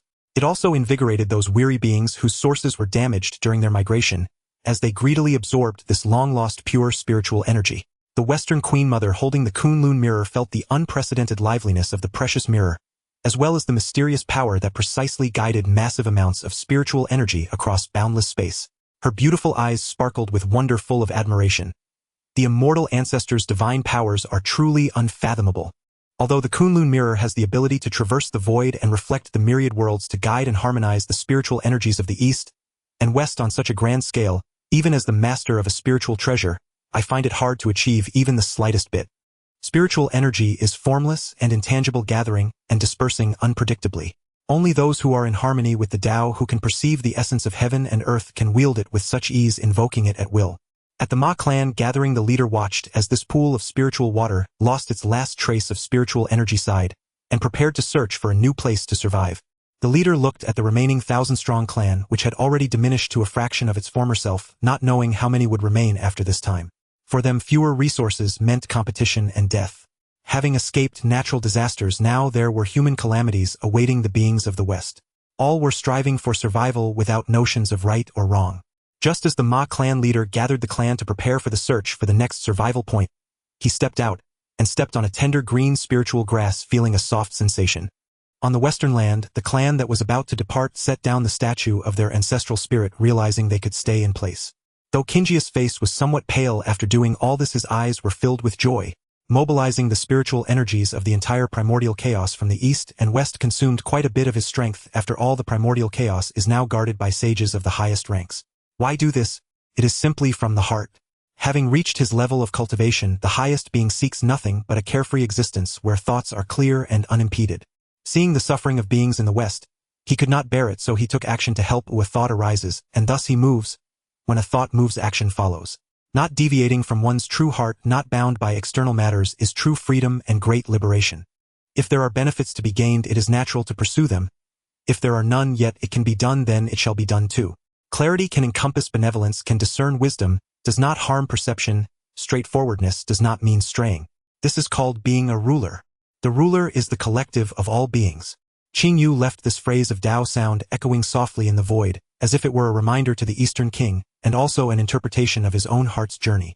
As soon as his words fell, his figure transformed like a gentle breeze into mist, quietly dissipating within the Western world, returning to the Xian Tian realm.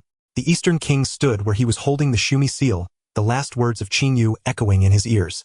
The king is the ruler of all beings. Upon hearing Qinji's remaining words, the Eastern king silently reflected, knowing this was Qinji's expectations of him, which he would not let down. The teachings of the immortal ancestor Donghua will remember in his heart. The path of a king lies in bearing in balance, in seeking welfare for all beings rather than pursuing one's own selfish desires. Since I have received this seal and accepted this fortune, I will certainly not betray my trust nor the beings. As Fusang returned to its rightful place, the towering divine radiance descending from the sun star pierced deep into Dijun's heart like a thorn. Tai-yi. Dijun slowly turned, his voice betraying neither joy nor wrath, yet heavy with an icy, suffocating pressure. His gaze blazed like twin suns as it fell upon Tai-yi, who stood silently beside him. Tell me, why did the outer wards of the sun star remain intact? Yet Fusang defied all blockade and manifested of its own accord, journeying all the way to the west. Tai-yi stood tall in his dark gold imperial robe. At those words his frame stiffened almost imperceptibly. The hall fell into absolute stillness. Only the faint crackling whisper of solar true fire burning beyond the palace walls broke the silence. At that moment Zi Guangfu stepped forward with measured grace. Your Majesty, please calm your wrath. She lifted her eyes, meeting Dijun's unflinchingly. Tai-yi hesitated out of fraternal loyalty, but she feared no such restraint. This Western affair has shaken the primordial chaos itself. All 10 primordial spirit trees have emerged together, even the legendary chaos-left treasure, the creation Azure Lotus, has reappeared, its resonance vast and thunderous. Behind it all stands Xian Zuqing Yu, orchestrating events with unfathomable arts. Drawing upon the combined power of the spirit trees, he temporarily breached the sun-star's seal. Such a feat is not beyond possibility. After all, Your Majesty's seal was designed primarily to repel external invaders, not to restrain a primordial spirit tree intrinsically bound to the sun-star's very origin. Its efficacy may well have faltered there. As she spoke, her eyes flickered subtly toward Tai-yi. A silent exchange.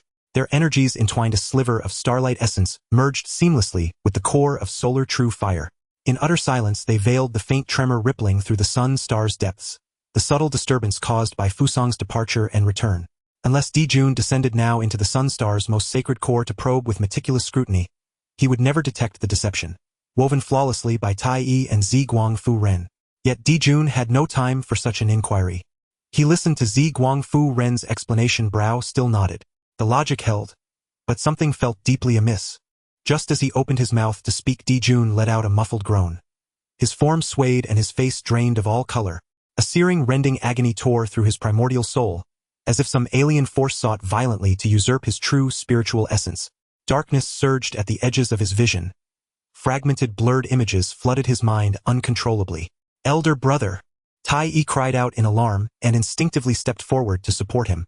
But within a breath Dijun regained awareness, and upon seeing Tai-yi's steadying hand upon his arm, his eyes flashed with revulsion. Without a word, he brushed the hand away, motionless yet unmistakable in its dismissal. How loathsome the sun and moon deities truly are. Just as before. Had it not been so, how could I have fallen to this wretched state? Zi Guangfu-ren's pupils contracted sharply as she stepped forward, feigning concern. Your Majesty, what ails you? Did your recent celestial calculations exhaust your spirit too greatly? Yet inwardly her heart roiled like a storm-tossed sea. This state mirrored his previous anomalies with uncanny fidelity. The agony and chaos struck swiftly and vanished just as fast. Within mere heartbeats Dijun had stilled his posture and mastered his balance. That flash of disgust was swiftly suppressed, replaced once more by sovereign composure. I am unharmed. Merely overtaxed of late, my spirit has suffered slight turbulence. He paused, as if to veil his earlier lapse, and redirected his gaze toward Zi Guangfu, shifting the subject. Enough! Since matters stand thus, further inquiry serves no purpose. Zi Guang, you were tasked with tracking down Hong Yun. Any progress?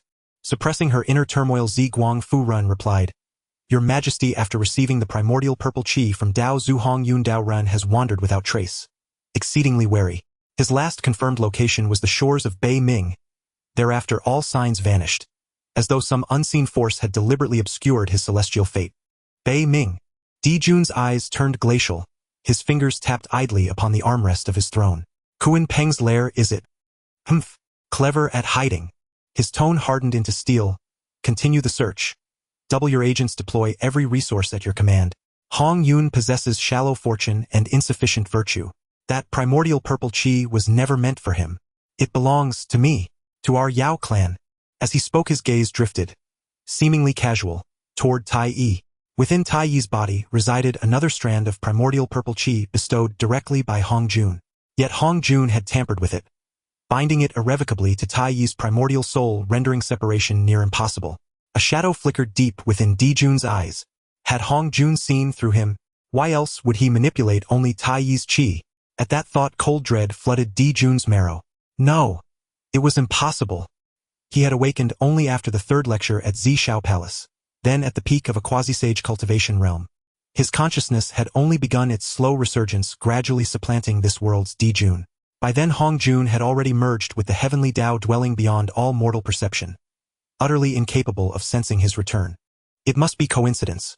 Or perhaps Hong Jun, ever wary of the sun-star's sanctity, planted that safeguard when Tai Yi refused discipleship, affronting his dignity. With the purple qi anchoring him, Tai Yi's path to becoming a chaos sovereign would be arduous indeed.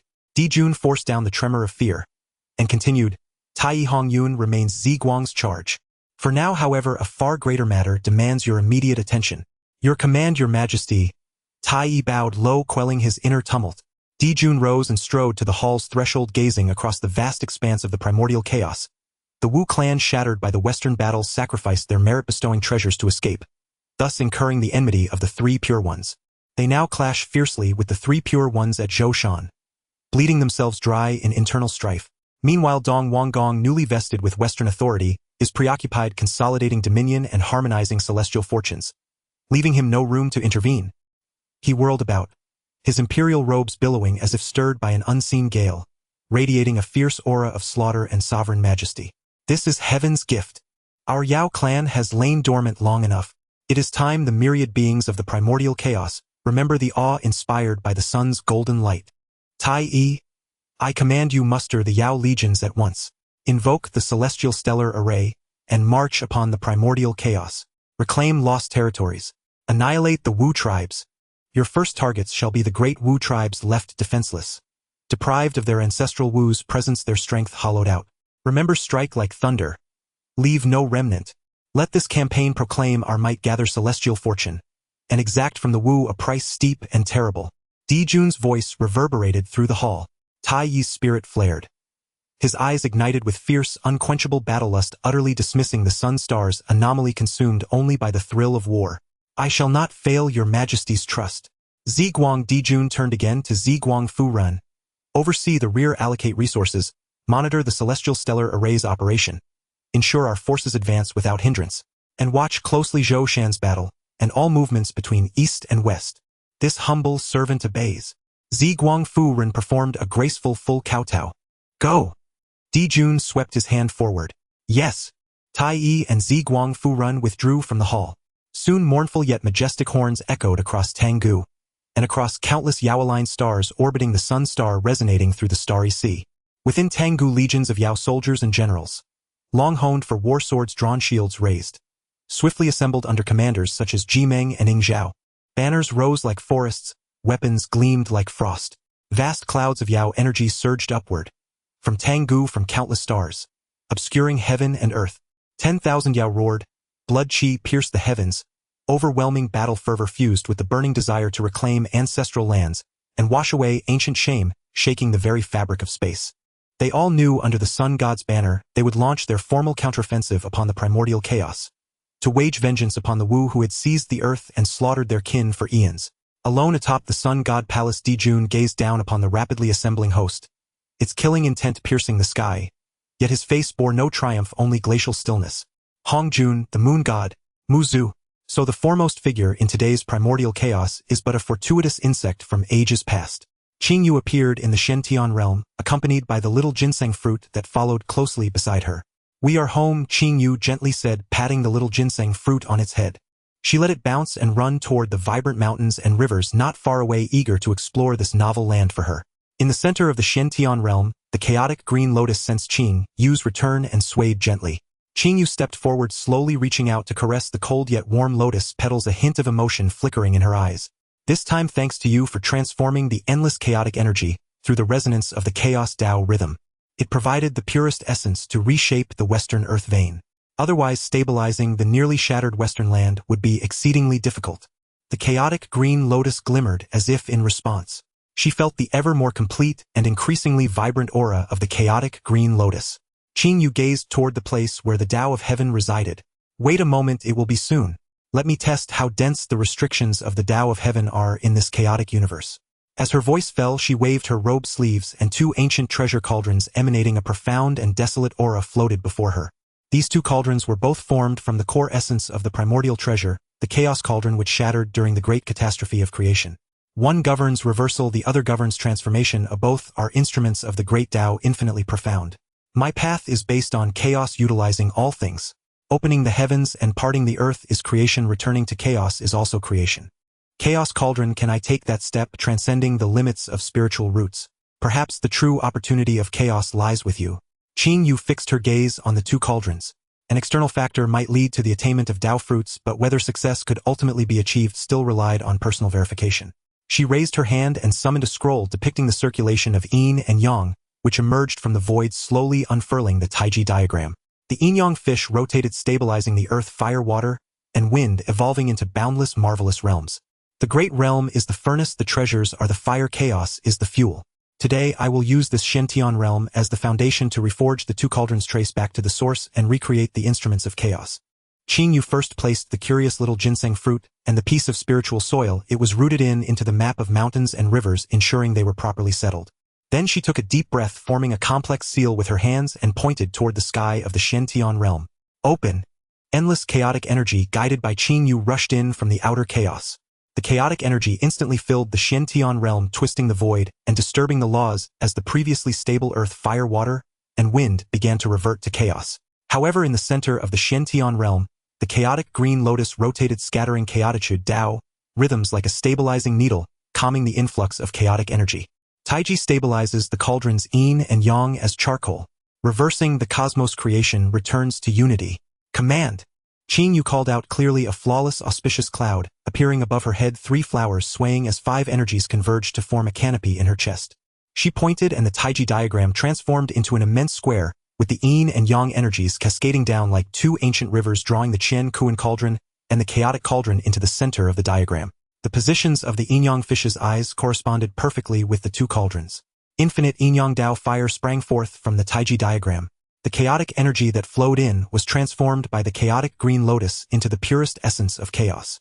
It was drawn in by Qing Yu with great power, infused into the Taiji diagram, becoming the fuel for refining the Qian Kuan cauldron rumbled and shook with the ethereal images of mountains, rivers, and civilizations, swirling madly upon its surface, as if retracing time to return to that initial primordial state.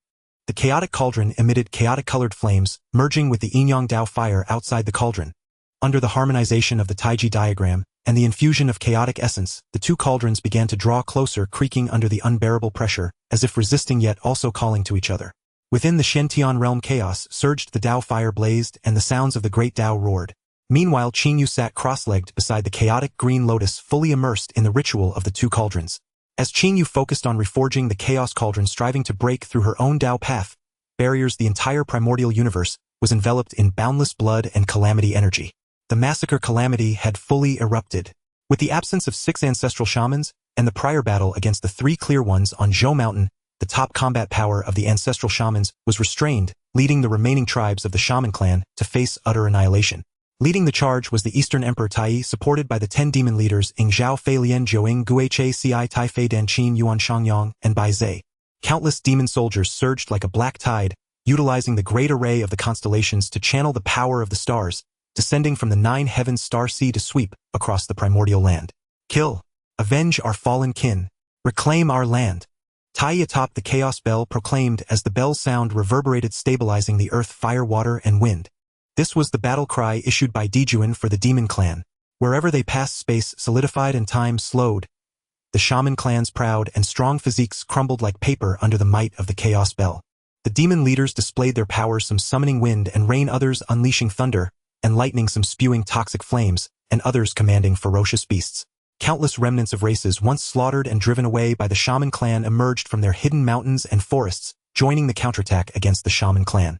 Many of these cultivators had seen their clans decimated under the shaman clan's tyranny, with only their clan leaders or ancestors surviving.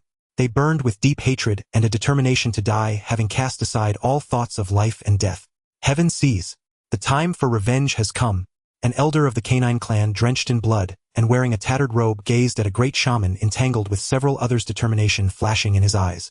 His clan had been slaughtered by this shaman tribe 1,000 years ago, leaving him the sole survivor.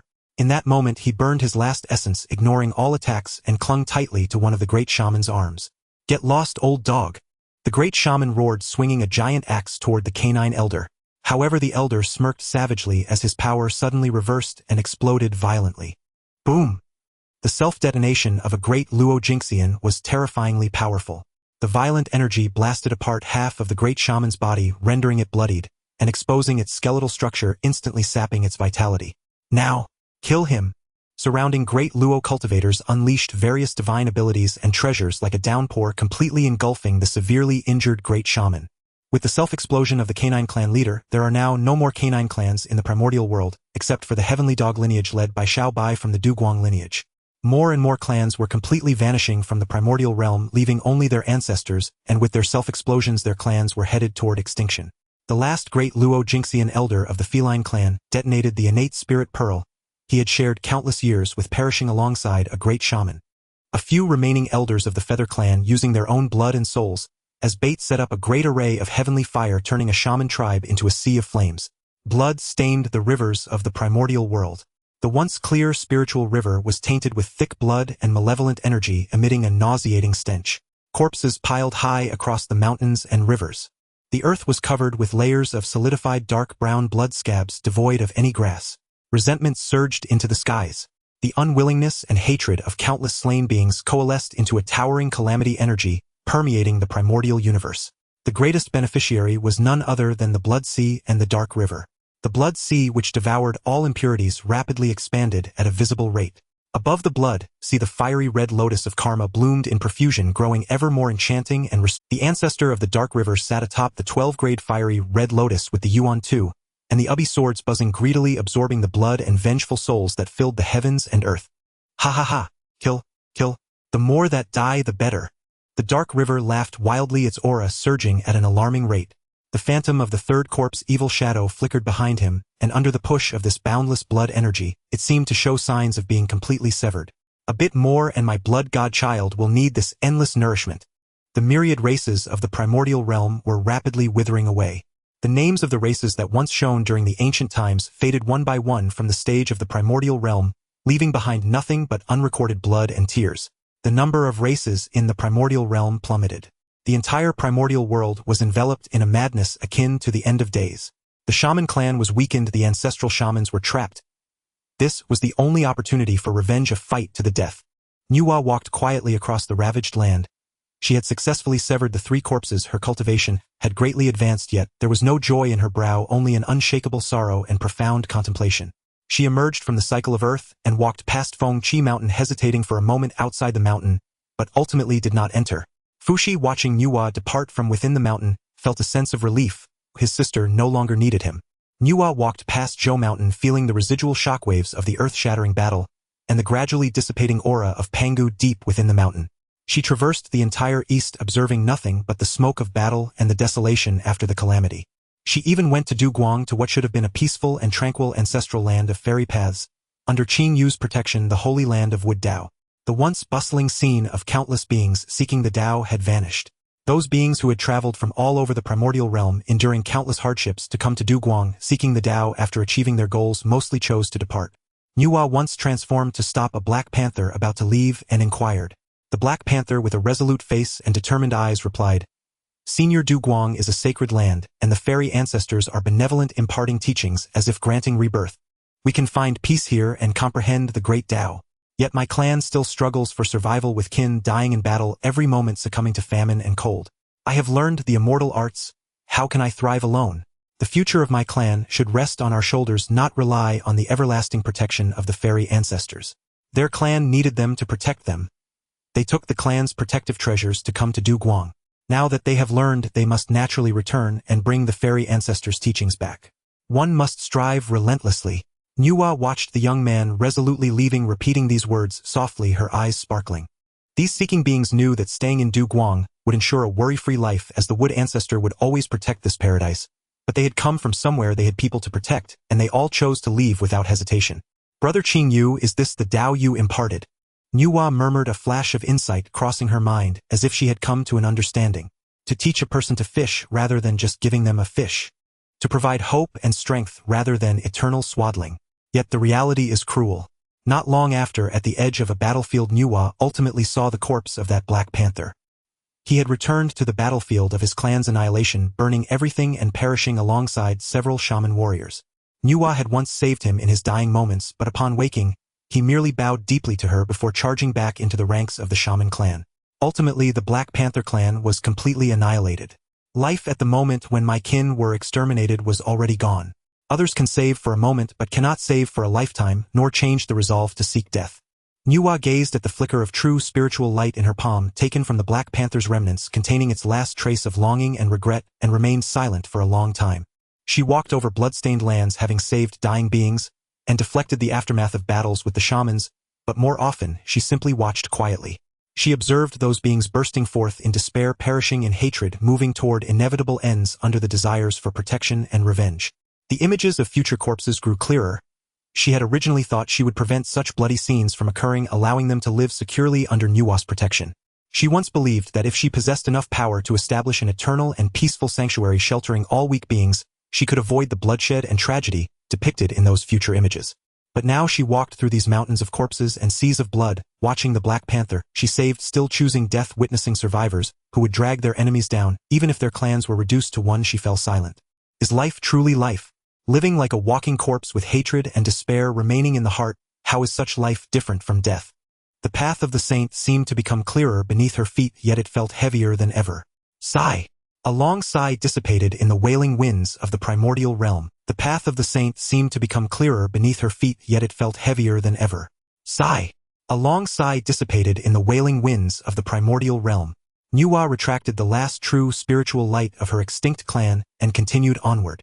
Her destination seemed to be the north, yet it also seemed aimless. She was merely walking, observing, perceiving the most brutal and real aspects of life and death, cause and effect in this primordial universe. She could only be a bystander. She could not change the destinies of others, for their fates now rested entirely in their own hands, not in the hands of a powerful being like Nuwa. Under the relentless onslaught of countless dog-like Black Panthers, countless members of the Witch Clan were annihilated. The Witch Clan, once a dominant power on the land, finally tasted the flavor of blood and destruction. Numerous Witch Clan tribes were uprooted in the war, with millions of witch warriors and great witches falling amidst pools of blood. The once vast and indestructible fortune of the Witch Clan was rapidly draining away. The Juxian sword array isolated the outside world, and the Yinyang Great Mill slowly turned. Inside the array, the 6 ancestral witches, including Di Jiang, had already sensed the mournful wails originating from deep within their bloodline. Ah Tai Ching, Tongtan, Yuanshi, you have gone too far.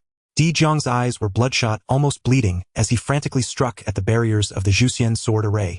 The power of space violently tore at him, yet it was repeatedly shredded by the annihilating sword energy. He roared at the array's exterior, his voice filled with boundless fury. Taiching, we give you one more chance to cease hostilities. For the sake of our shared ancestry as descendants of Pangu, I shall spare your life. Otherwise die. Oh, then let this humble Daoist witness the methods of the ancestral witches. He casually glanced at the frenzied Di Jiang within the array, flicking his hand, gently causing more Yinyang energies to surge into the Yinyang Great Mill. Big brother, what reason is there to speak with these madmen who blaspheme the Father God? They are already at their wits' end, merely barking like rabid dogs now. Tong Tian sneered coldly, the 4 Juxian swords ringing with ominous energy. He turned to the other side, his brow slightly furrowed. Second brother, how is it? Have you found the exact location of the Pangu Hall? The aura of the Father God's heart is growing weaker. Yuanshi Tianzhen's expression darkened, holding the 3 treasures Jade Rui, the Yuqing celestial light, swept over every inch of the surrounding mountains, even penetrating into the void.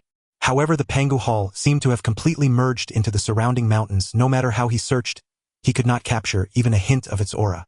Only that Tao rhythm belonging to the Father God and sensed from the bloodline was rapidly fading away. Why can't we find it? Why can't we find it? Yuanshi's temples throbbed and his face darkened to the point of almost dripping water. As the power of the heart of Pangu diminished, the supreme prohibitions and Tao rhythms originating from the opening of the heavens in the entire surrounding mountains also weakened in tandem.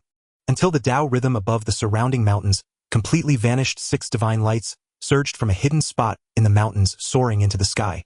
The divine light surged upwards, disregarding the ceiling of the Juxian sword array, directly entering the array. Ha ha ha. It worked. Looking at the completely restored Zhu Jiuyin, and the others who had even broken through to the peak of Semi-Saint Di Zhang's face, broke into a smile alleviating the pain of the clan's heavy losses. Big brother, we have arrived late. Huda's gaze swept over the three Qing, who had suddenly changed color outside the array, finally landing on Di Zhang. Not late. Just in time. Di Zhang laughed heartily, full of spirit, slowly turning to look at the extremely pale faces of the three Qing outside the array. His eyes filled with the joy of revenge and a cold murderous intent. Three Qing, I am waiting for my sister. What are you waiting for? Waiting to find the Pangu Hall and interrupt us? What a pity the Father God ultimately favors us descendants of bloodline more. He suddenly spread his arms wide, his roar echoing through the mountains. Brothers, form the array. Let these self-proclaimed orthodox remnants of the Yuan Shen see what the true power of the Father God is. 12 Duhua Divine Slaughter Array. Rise. Following the command of the elder brother, the other 11 ancestral witches responded in unison, their voices resonating through the heavens. An endless aura of blood and slaughter erupted from the 12 ancestral witches, instantly forming a seamless connection. A Duhua Divine Slaughter Array, larger and more solid than ever before, with an aura terrifying 1,000,000 times greater, instantly took shape.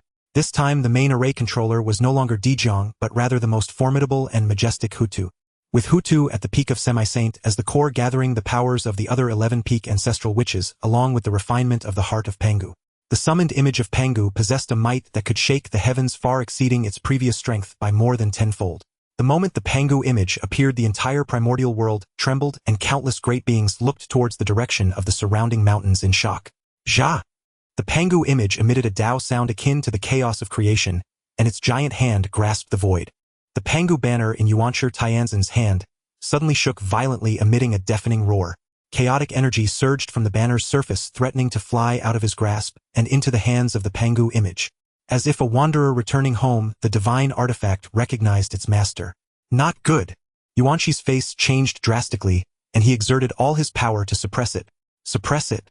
Taiching Laozi reacted swiftly. The heavenly yellow Linglong Tower above his head descended, enveloping the fiercely struggling Pangu banner in front of Yuanshi with a vast aura of yellow and black. At the same time, he was astonished, realizing how strong the summoning power of the Pangu image towards the three treasures of opening the heavens was. Seeing that the Pangu banner had yet to return, the Pangu image seemed a bit impatient. Its hazy visage slightly opened, as if letting out a silent, cold snort. In its loosely grasped giant hand, boundless blood and slaughter energy coalesced into a vaguely visible yet exuding a terrifying edge of creation. Pangu axe. Slash! Di Zhang's voice echoed through the great array like the true body of Pangu issuing a command. The Pangu image wielding the giant axe aimed directly at the Juxian sword array, the Yinyang Great Mill, and the three Qing behind the array simply swinging the axe. There was no earth-shattering momentum, no dazzling brilliance. Only a grayish axe light, condensed to the extreme, imbued with the essence of the path of power. Wherever the axe light passed, space was sliced apart as neatly as paper. The three Qing's faces changed drastically, and they all spat out a mouthful of blood. The heavenly yellow Linglong Tower of Taiching Laozi rippled violently, and the Yinyang Great Mill instantly collapsed. The Juxian sword array was forcibly cleaved open with a massive gap, the four swords howling as they flew back. Yuanshi Tianzuan was also caught in the aftermath of the axe light, his aura waning. With a single axe, the three Qing were forced back in unison, the might of the axe sending the three top semi-saints of the primordial world flying heavily, injuring them. Bastards! The Pangu image emitted a heavy, thunderous resonance indistinguishable, whether it was the 12 ancestral witches speaking in unison or the will of Pangu. The image turned its gaze to the distant sky, where Tai Yi was leading the demon army, using the Chaos Bell to sweep through a witch clan tribe. In the next moment, the Pangu image raised its arm again, swinging the axe towards Tai Yi. Disregarding the distance in space, it appeared instantly above Tai Yi's head. The ultimate force shattered all laws. What? Tai Yi had just killed several great witches with his bell, and his instincts screamed in alarm, the shadow of death instantly enveloping him. He had no time to think, driven solely by survival instinct, pouring all his power and mental energy into the Chaos Bell above his head. As the axe fell, space shattered, leaving no living being apart from Tai Yi. Ants! The Pangu image spoke again. Di Jun, seeing the scene, disregarded his original plan, throwing out the He-Tu and Luoshu, revealing the starry sky array. The stars hung in the sky with unparalleled might, but the next second it was sliced apart by the giant axe. A powerful backlash force caused Di Jun to spit out blood uncontrollably. Di Jun gazed at the constantly pulsating heart within the Pangu image. Though severely injured, he laughed heartily. The heart of Pangu. have all been refined and turned into tools. Ha ha ha. Pangu, in the end, is your beloved son who has severed your Dao. Ha ha. Truly. What audacity! Even Taiching Laozu with his consummate cultivation could not remain utterly impassive. Once the Zuwu had wholly refined the Pangu heart and formed the 12 capital heavens array, everything shattered to pieces. His entire Dao resonance convulsed violently the fury plain and overwhelming. The Sanqing were flung backward beneath that Pangu axe and rose now in utter disarray. Though their Dao bodies had long been flawless, the garments upon them were nothing but condensations of Dao resonance. They recovered in an instant, yet for a time the three brothers lost face before Honghuang. The Zuwu wielding the Pangu heart against the Sanqing. What is this of Father God striking his sons? This truly enrages me. Yuanshi Tianzuan boiled over, even the three-corpse spirits leapt, and he could no longer maintain his customary solemn dignity. A roar of anger shook the void. His eyes spouted fire as he fixed his gaze upon that towering Pangu phantasm, upon the terrifying waves of force it emitted, and upon the faintly beating heart at its breast. You possess the Pangu heart. Do we not have one as well? Yuanshi Tianzuan laughed with rage. Do you truly suppose our Pangu Yuanshan is dead? With those words, Yuanshi Tianzuan dropped all restraint. Behind him, Yuqing immortal light swelled and shot heavenward. A colossal law appearance, 10,000s of Zhonghai formed wholly from pure Yuqing aura, its features 7 parts, akin to Yuanshi yet older, and more august, manifested between heaven and earth. Auspicious clouds circled that apparition, jeweled pendants hung, 10,000 golden lamps burned, illuminating the myriad realms. Holy and inviolable. Beneath the radiance of Yuqing light, the dense, ineradicable blood-evil miasma at Zhoushan's foot was to all surprise swiftly vaporized. Just as the Zuwu held the Pangu heart, this was the Sanqing's true trump card, the Yuanshan true body born of the intact Pangu Yuanshan origin, unbroken and complete. Though the Sanqing were born of the Pangu Yuanshan, they arose within Honghuang and were coeval with it. Pangu himself possessed prodigious might. His spine became Zhoushan, his Pangu heart brimmed with supreme power. Needless to say, the Pangu Yuanshan that divided into the 3 Sanqing also retained great might, or power does not vanish, it only hides. Unlike the Zuwu's refining and consumption of the Pangu heart, the Sanqing's Pangu Yuanshan is the foundation of their being, the cornerstone of their great Dao, the core of what makes them themselves. The slightest attrition within their Yuanshan would for the Sanqing mean an irreversible loss of origin and the shaking of their very foundation. 12 drops of Pangu essence blood, plus a whole Pangu heart. Taiching Laozu watched the Pangu phantasm, whose aura still climbed, whose axe light seemed able to be swung without end, his gaze turned as cold as ice. If they are permitted to squander thus what living thing remains in all Honghuang, today this must be ended. Elder brother, second brother, at this point, there is no longer room for hesitation. Tong Tian Jiao's eyes flashed with sword intent as Shangqing aura surged into the sky. Agreed. Taiching and Yuanshi answered in unison. Taiching Laozu waved the creation whisk, behind him Taiching aura flowed, and evolved the Taiji and Liangyi. An entity of mixed primordial breath appeared, a Shenhuang Linglong Ta poised above its crown, and a Yinyang golden bridge beneath its feet. It manifested as if the black and white giant at the Daos source had taken form. Earth, fire, water, and wind circled it, yet could not draw near. Tong Tian Jiaozhu gave a long cry. The Qingping Jian transformed into a Tong Tian swordlight and entered the apparition's hand. The Shangqing law appearance grasped a great sword with the intent to sever the heavens. Clouds stirred on all sides, the Qingping stirred the winds. Yuqing, Taiching, and Shangqing, 3 towering Yuanshan law appearances, assumed the triadic posture, standing at the edge of Zhoushan to confront the blood-wreathed Pangu phantasm across from them. A vast oppressive might swept Honghuang. Countless beings trembled, and those lacking cultivation even fainted. Is that the true body of the Pangu Yuanshan? Di Jun, who had only just staunched his wounds with several healing sanctums, wiped a smear of golden divine blood from his mouth. Looking at those 3 colossi that pierced heaven and earth, his eyes brimmed with shock, dread, and an ineffable pang of schadenfreude. Honghuang. How many contingencies have you left for this heaven and earth? The Pangu heart, the Pangu Yuanshan. If not for you sons slaughtering one another, would these 2 chaotic killing arrays potent enough to slaughter saints and obliterate the Dao not have been fashioned as an ultimate death trap for those who return? They laughed uproariously. Unite! Sanqing cried, together their voices shaking the cosmos. The 3 giant law appearances ceased to hesitate and stepped forward in unison, their light flaring. The primal heirs of Yuqing, Taiching, and Shangqing merged at once into a single whole. Above the vault, endless auspicious clouds gathered, yet were repelled by an invisible grandeur. Beneath the earth, Joyo trembled and seas of blood churned. A white giant whose grandeur, antiquity, and majesty defied description slowly took shape where the 3 law appearances fused. Its face was blurred, yet it seemed to contain the utmost principles of heaven and earth. When its eyes opened and closed, suns, moons, and stars were born and perished, and in its breathing the tides of chaos rose and fell. Merely standing there it was as if the source of myriad ways had manifested, the progenitor of all laws, the origin and final repose of every existence.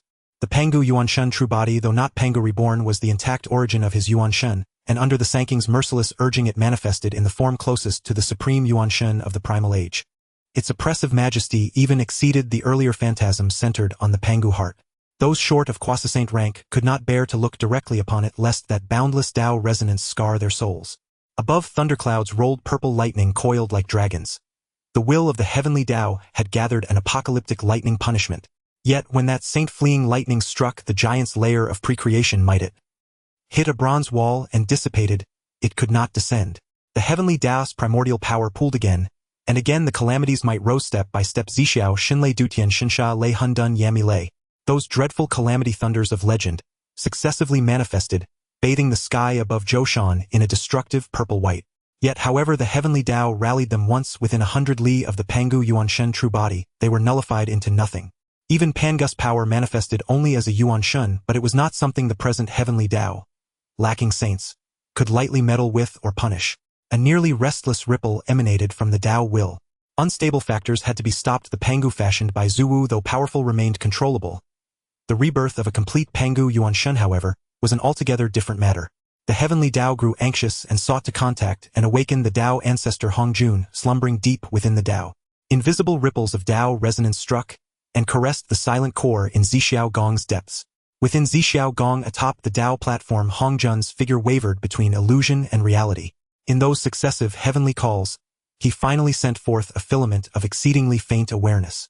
In an instant all the information of the Honghuang world since its union with the Tao flashed across that slender consciousness like images. The Pangu heart will be exhausted, the Pangu Yuanshen reappears. This calamity will be truly arduous. Hongjun's awareness gave a scarcely audible sigh. The Pangu Yuanshen can manifest only once. The Sanqing were distinct individuals, each with their own Tao. Now to reassemble them is like aligning three shards of glass that once shattered. One can relatively easily set them back together and recombine them.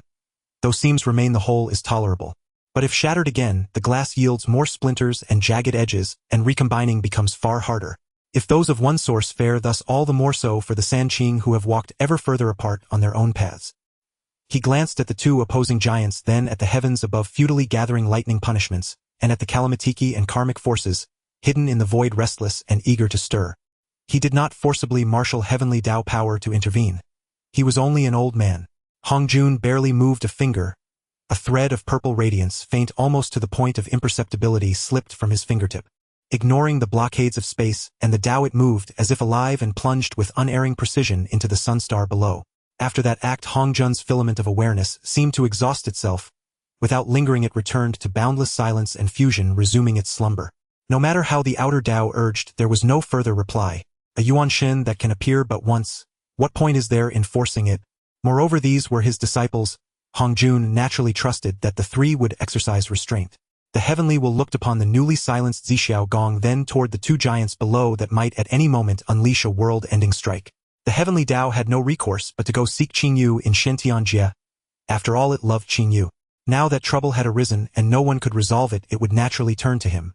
For all the years of feeling and care before, within Shentianjie chaos roiled. Qingyu sat cross-legged beside the Zhaohua Qinglian, tempering the Hundun Shuangding. Before the heavenly will could truly touch the boundary, and before Qingyu, who seemed to sense it, could move, the Zhaohua Qinglian beside him, breathing chaos, gently stirred a petal as if in passing. A ripple of Hundun Tao resonance rolled outward like water, and in an instant wrapped the whole of Shentianjie in threefold layers, forming a chaos barrier that severed all external probing and contact. The heavenly will struck that barrier and could no longer perceive a thing inside, much less transmit any message. Qingyu remained seated, brows lowered, as if unaware of the outside. Yet after the Zhaohua Qinglian sealed away the heavenly will, a streak of yin-yang radiance quietly detached at the lotus side, slipping out of Shentianjie and falling in the direction of Zhoushan. Beneath the Zhou mountain, the true form of Pangus primordial spirit with its chaotic colored eyes coldly swept over the feudal sea of thunder high above. Seemingly devoid of any emotional fluctuation, he slowly raised his right arm, formed from pure Tao rhythm and the essence of his primordial spirit, making a gesture of a virtual grip. Zha! A sound thicker and more profound than the shadow of the ancestral, which echoed as if it came from the time before chaos, reverberating through the wilderness. With this cry, the Pangu banner, which was originally restrained by the Tower of Profound Yellow, suddenly erupted with unprecedented joy. The chaotic air on the banner boiled, as it broke free from the shackles of the Profound Yellow aura, transforming into a chaotic stream of light that actively flowed into the giant hand of Pangu's primordial spirit. A flash of light illuminated the Pangu banner, reshaping into the unmatched blade of the heaven-opening axe, radiating a terrifying aura that could tear chaos apart and redefine earth, fire, water, and wind. The edge of creation returned to its place. The chaotic-colored eyes of Pangu's primordial spirit gazed again towards the 9 heavens above. At the zenith of the 9 heavens, the dual energies of yin and yang spontaneously descended, unfolding the Taiji diagram covering the firmament and stabilizing earth, fire, water, and wind, which then transformed into a flowing light of black and white merging into his hand. Qingyu cast down the Taiji diagram, which fell into the wilderness. The Taiji diagram combined with the axe blade, forming a heavy and boundless axe face, and back imbued with infinite transformation and suppression power. The establishment of creation returned to its place. 2 of the 3 treasures of creation had returned. The shadow of the Pangu axe solidified, significantly revealing a glimmer of light that made 10,000 paths wail and all beings bow their heads. Under the suppression of Pangu's primordial saint power, Tai looked at the chaotic bell in his hand that sought to return to its place, marking it with the sun god's seal to restore it. Humph, the body of Pangu, yet engaging in sneak attacks like a treacherous villain. I wish to see how you will strike truly. Tai coldly snorted. He ceased his forced suppression. Taking a deep breath, the remaining essence of the great sun within him roared to life, transforming into a blazing solar mark that he slapped fiercely into the essence of the chaotic bell. Immediately, the chaotic bell burst forth with brilliant light, leaving Tai's palm transforming into a golden stream of light that traversed the sky, actively heading towards the giant hand of Pangu's primordial spirit.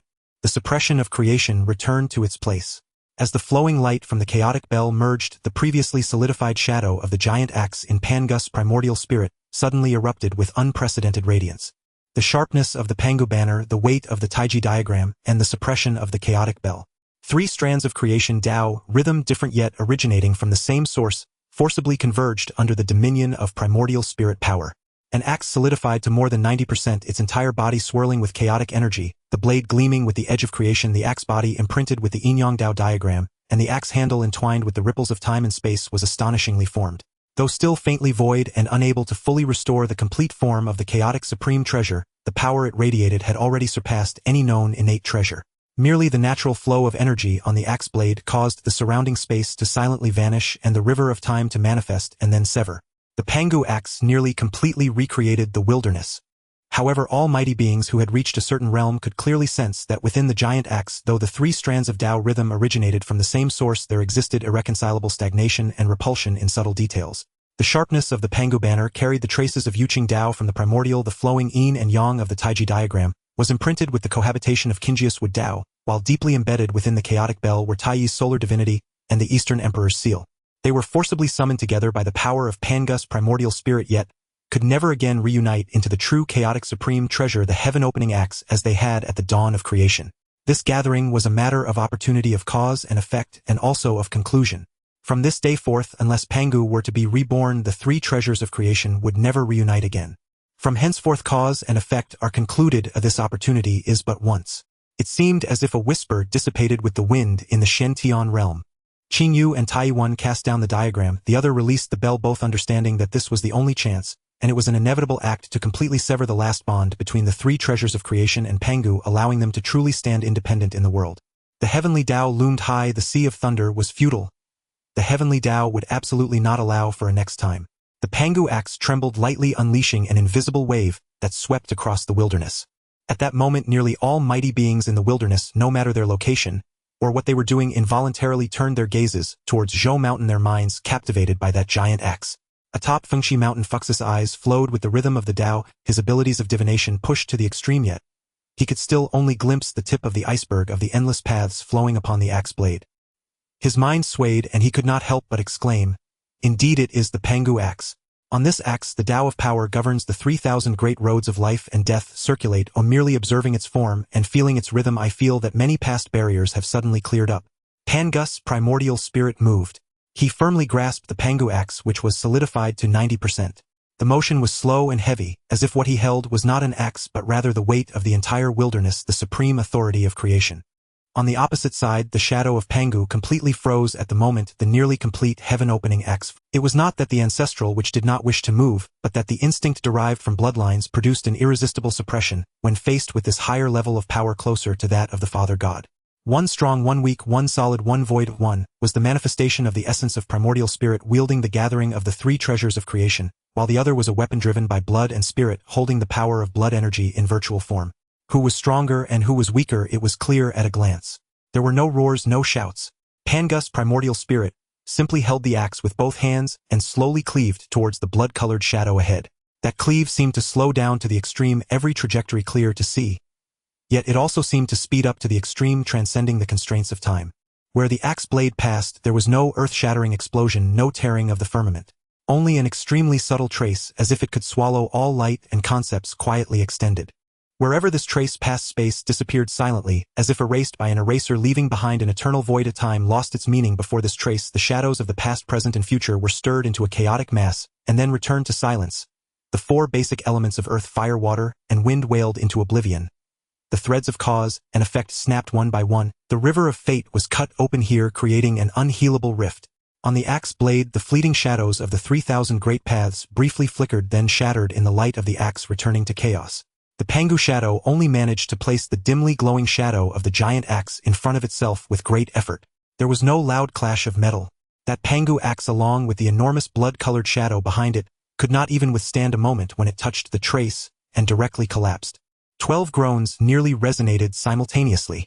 12 figures like kites with severed strings weakly fell from the void, crashing heavily onto the ground beneath Zhou Mountain, which was already soaked in blood, raising a cloud of dust. The 12 ancestral witches fell to the dust. Their appearance at this moment was tragically bleak. The true bodies of the ancestral witches were covered in dense spiderweb-like cracks, and their divine blood gushed forth, their breaths weakened to the utmost. Their realms all fell to the midstage of Quasi-Saint, and more importantly, those great Dao laws that once represented their innate authority were breaking apart inch by inch. The fluctuating space around Emperor Jiang completely solidified into silence. The flowing river of time in Zhu Jiuyin's eyes dried up and broke. The overwhelming Dao of earth and the nascent cycle of Hutu crumbled like weathered rocks. The sharp golden energy of Ru Shou, the vital wood essence of Zhu Mang, the vast water essence of Gong Gong, the blazing fire of Zhu Rong. All shattered and dissipated. The chaotic demon god born of the great Dao grew in chaos, yet still could not escape the calamity of the annihilation of the great Dao and death under the heaven-opening axe. What about them, the ancestral witches? This axe from Pangu's primordial spirit did not directly take their lives, yet it severed their innate connection to the great Dao from their origins. As the dust settled, the three pure ones did not take their lives. The fruits of the witch clan would not fall into their hands, for the cause and effect of the witch clan lay within the wilderness. This time they severed the ancestral witch's great Dao, concluding the cause and effect between the descendants of Pangu. From then on, the witch clan would no longer be witches unable to bear the name of Pangu. The towering Pangu's primordial spirit, after cleaving that axe, visibly dimmed the light of the orb formed from the essence of the three pure ones at his chest, indicating a tremendous consumption. The light of the Pangu axe in his hand also receded. Without the support of primordial spirit power, the conflict of the three strands of Dao rhythm within the Pangu axe became more pronounced. The Pangu banner, the Taiji diagram, and the chaotic bell transformed into streams of light, separating from his hand and flying towards their respective masters.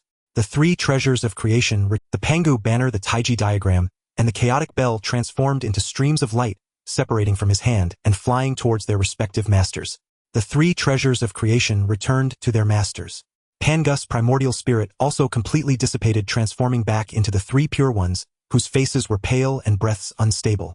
The three pure ones simultaneously groaned, golden blood spilling from the corners of their mouths, indicating that the activation of the primordial spirit had unsettled their very foundations.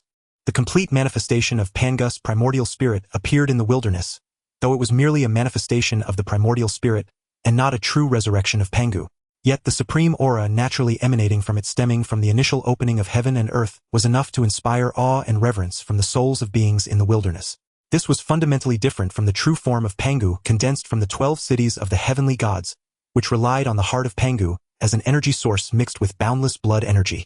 And this primordial spirit manifested by the three pure ones was genuinely, truly a certain essence belonging to that great God who opened the heavens and created the world. This was the first time for the beings in the wilderness to see the legendary Father God who opened the heavens and transformed into all things in such a direct manner. The majestic might of heaven descended, and the apocalyptic purple-white lightning surged wildly within the clouds, intertwining the heavenly God's thunder with the chaotic obliteration thunder. The majestic might of heaven descended, and the apocalyptic purple-white lightning surged wildly within the clouds, intertwining the heavenly god's thunder with the chaotic obliteration thunder, locking down the three pure ones with destructive energy. Tai Ching Laozu looked up at the boundless sea of thunder, his expression still calm, but a hint of helplessness flickered deep in his eyes. He sighed softly, the sound reaching the ears of Yuanshi and Tongtian, saying, "What is meant to come will eventually come. Today we brothers manifest the primordial spirit of the Father God, and conclude the cause and effect, yet we have ultimately touched the limits." Their current situation was strikingly similar to that of the creation green lotus, which could not exist in the world. Since the heavenly Tao does not permit even the creation green lotus to exist, how could it allow the three of them, who bore the complete Pangu primordial spirit, and had the ability to manifest Pangu's true form, and even briefly reunite the Pangu acts to continue to exist peacefully? With the dispersal of Pangu's power, it was time for the heavenly Daos reckoning. Tai Ching took a step forward, his mysterious seal radiating brilliance, utilizing its connection to the source of the creation jade disc alongside the forceful release by Hongjun deep within the source of the heavenly Tao. He broke through the heavenly Tao suppression of the great Tao source, allowing Tai Ching to draw forth the river of great Tao belonging to the three brothers. Yin and Yang great Tao, the ultimate explication of the heavenly Tao, and the intercepting heavenly Tao of three rivers of great Tao appeared behind the three pure ones. Here, Tai Ching tossed the creation whisk into the air, welcoming the heavenly tribulation. Yuanshi and Tongtian took the three treasures of jade and wish-fulfilling gem, the Qingping sword which carried the essence of their great Tao, wrapping their own river of great Tao and charging towards the descending heavenly tribulation. These three treasures of certifying the Tao were originally the remnants of the creation green lotus, shattered by the heavenly Tao, when it first emerged, transformed from the relics of the lotus, sharing the same source as Pangu. As the saying goes, red flowers, white lotus, green lotus leaves. The three teachings are originally one family. Though it is a jest, it speaks to the truth of their shared origin. The three pure ones were originally one entity. Even if the great Tao they certified differed, their Pangu origin remained interconnected, difficult to completely sever. The purple clouds of divine thunder, capable of severely injuring ordinary quasi-saints, the heavenly god's thunder, continuously struck down upon the three treasures. The treasures flickered with light, their Tao rhythm surged, yet they were not damaged. Rather, it was as if they were undergoing a baptism of rigorous tempering. Within the thunder light, the Tao rhythm belonging to each of the three pure ones was refined to become even more pure and clear. The initial mixed and vague feeling born from their shared origin under the cleansing of the heavenly tribulation gradually revealed its unique brilliance, like a beautiful jade being stripped of its shell. The way of yin and yang became increasingly harmonious, the explication of the heavenly Tao grew more majestic, and the sword intent of intercepting the heavenly Tao sharpened. Meanwhile, the aura of the true bodies of the three pure ones did not wither under the heavenly tribulation. Instead, as the certifying treasures were tempered, they steadily ascended and solidified. Within them, the last trace of the essence derived from Pangu's primordial spirit began to transform under this internal and external attack. Slash! At the moment their auras reached a critical point, Yuanshi Tianzuan and Tongtian Jiaozhu simultaneously issued a Dao shout. Behind Yuanshi, a majestic and awe-inspiring figure carrying the ultimate truths of heaven and earth emerged, bowed to him, and then merged into the auspicious clouds. This was the corpse of his obsession. Behind Tongtian, a sharp, unmatched sword shadow that could sever all shackles separated, transforming into a spirited young Taoist, who bowed to him, subsequently merging into the Qingping sword. This was the corpse of his evil intent. With the slaying of the three corpses relying on the heavenly Daos tribulation for baptism, transforming the remnants of Pangu's primordial spirit, Yuanshi and Tongtian swiftly cut down the last of the three corpses. Meanwhile, Tai Ching Laozu's aura became increasingly deep, like an abyss, as the heavenly tower of profound yellow hung above him, showering millions of profound yellow energies. His yin-yang great Tao became more complete under the washing of the heavenly tribulation. With the emergence of the three corpses, Pangu's aura completely vanished from the three pure ones. The remnants of the Pangu primordial spirit power did not dissipate. Instead, they perfectly integrated into their respective great Daos. At this moment, the three pure ones had become entirely new. They could rely on their own understanding of the great Tao, and perhaps one day in the future they could recreate the form of Pangu in their own way. Yet that Pangu who opened the heavens and created the earth was no longer connected to them. They had now severed the last thread of causal bond with the Father God. Except for the postnatal treasure of heavenly merit, the heavenly tower of profound yellow in Tai Ching Laozu's hand, the three pure ones no longer had any relics directly belonging to Pangu. This unique and final opportunity for Pangu's primordial spirit to manifest in the world was used by the three pure ones to conclude the cause and effect with the ancestral witches, and with their own paths they bore the ultimate reckoning of the heavenly Tao. The will of the heavenly Tao sensed that the Pangu aura emanating from the three pure ones, which could threaten the heavenly Tao and transcend it, completely dissipated, and the tribulation that had locked onto them began to slowly recede. The vast heavenly tribulation, just as abruptly as it came, began to gradually dissipate. Finally, the clouds parted, revealing a clear and open sky. The three treasures of certifying the Tao with their light now reigned in, yet their Tao rhythm, more pure and vast, slowly descended from the high heavens, returning to their respective masters. The creation whisk, wish-fulfilling gem, and long sword retained their forms, yet the inner restrictions under the dual influences of the recent heavenly tribulations tempering, and the transformation of Pangus power, each gained 6 new restrictions, reaching a level of 45 restrictions with even greater power than before. The cause and effect are destined: the number of the 3 talents, the origin of the 3 pure ones, 15 descendants, the affinity of the green lotus, and the legacy of Pangu, all are concluded here. Tai Ching Laozu caressed the creation whisk in his hand, feeling the pure and vast rhythm of the yin-yang Tao within it, and enlightenment arose in his heart. The affinity of red flowers, white lotus and green lotus, leaves the legacy of opening the heavens and creating the earth, and the last bond with the Father God, all past matters concluded in this tribulation. Ultimately transformed into these 3 treasures of certifying the Tao, each with 45 restrictions held by the 3 brothers.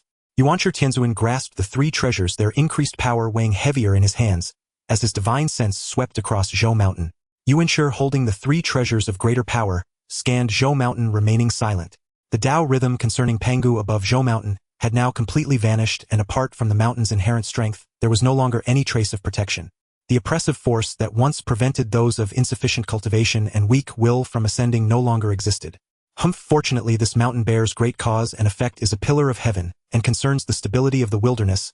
Even without protection, no one would dare to easily destroy it.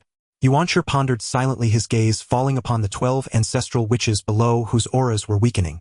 The cold light flickered in his eyes, as he unconsciously tightened his grip on the 3 treasures.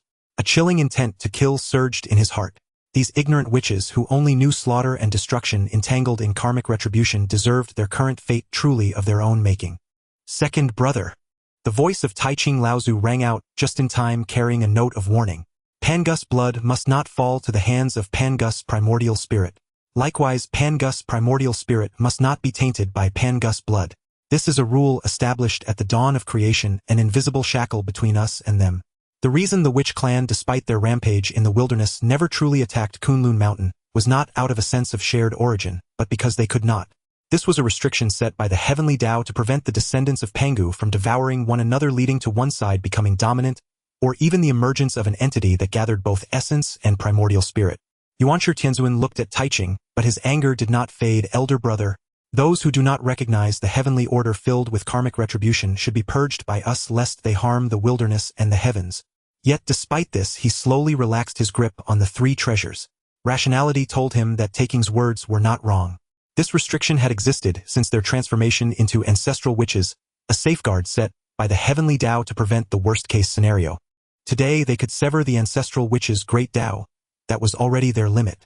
If they truly went for the kill, it would likely provoke unpredictable backlash, yielding more harm than good.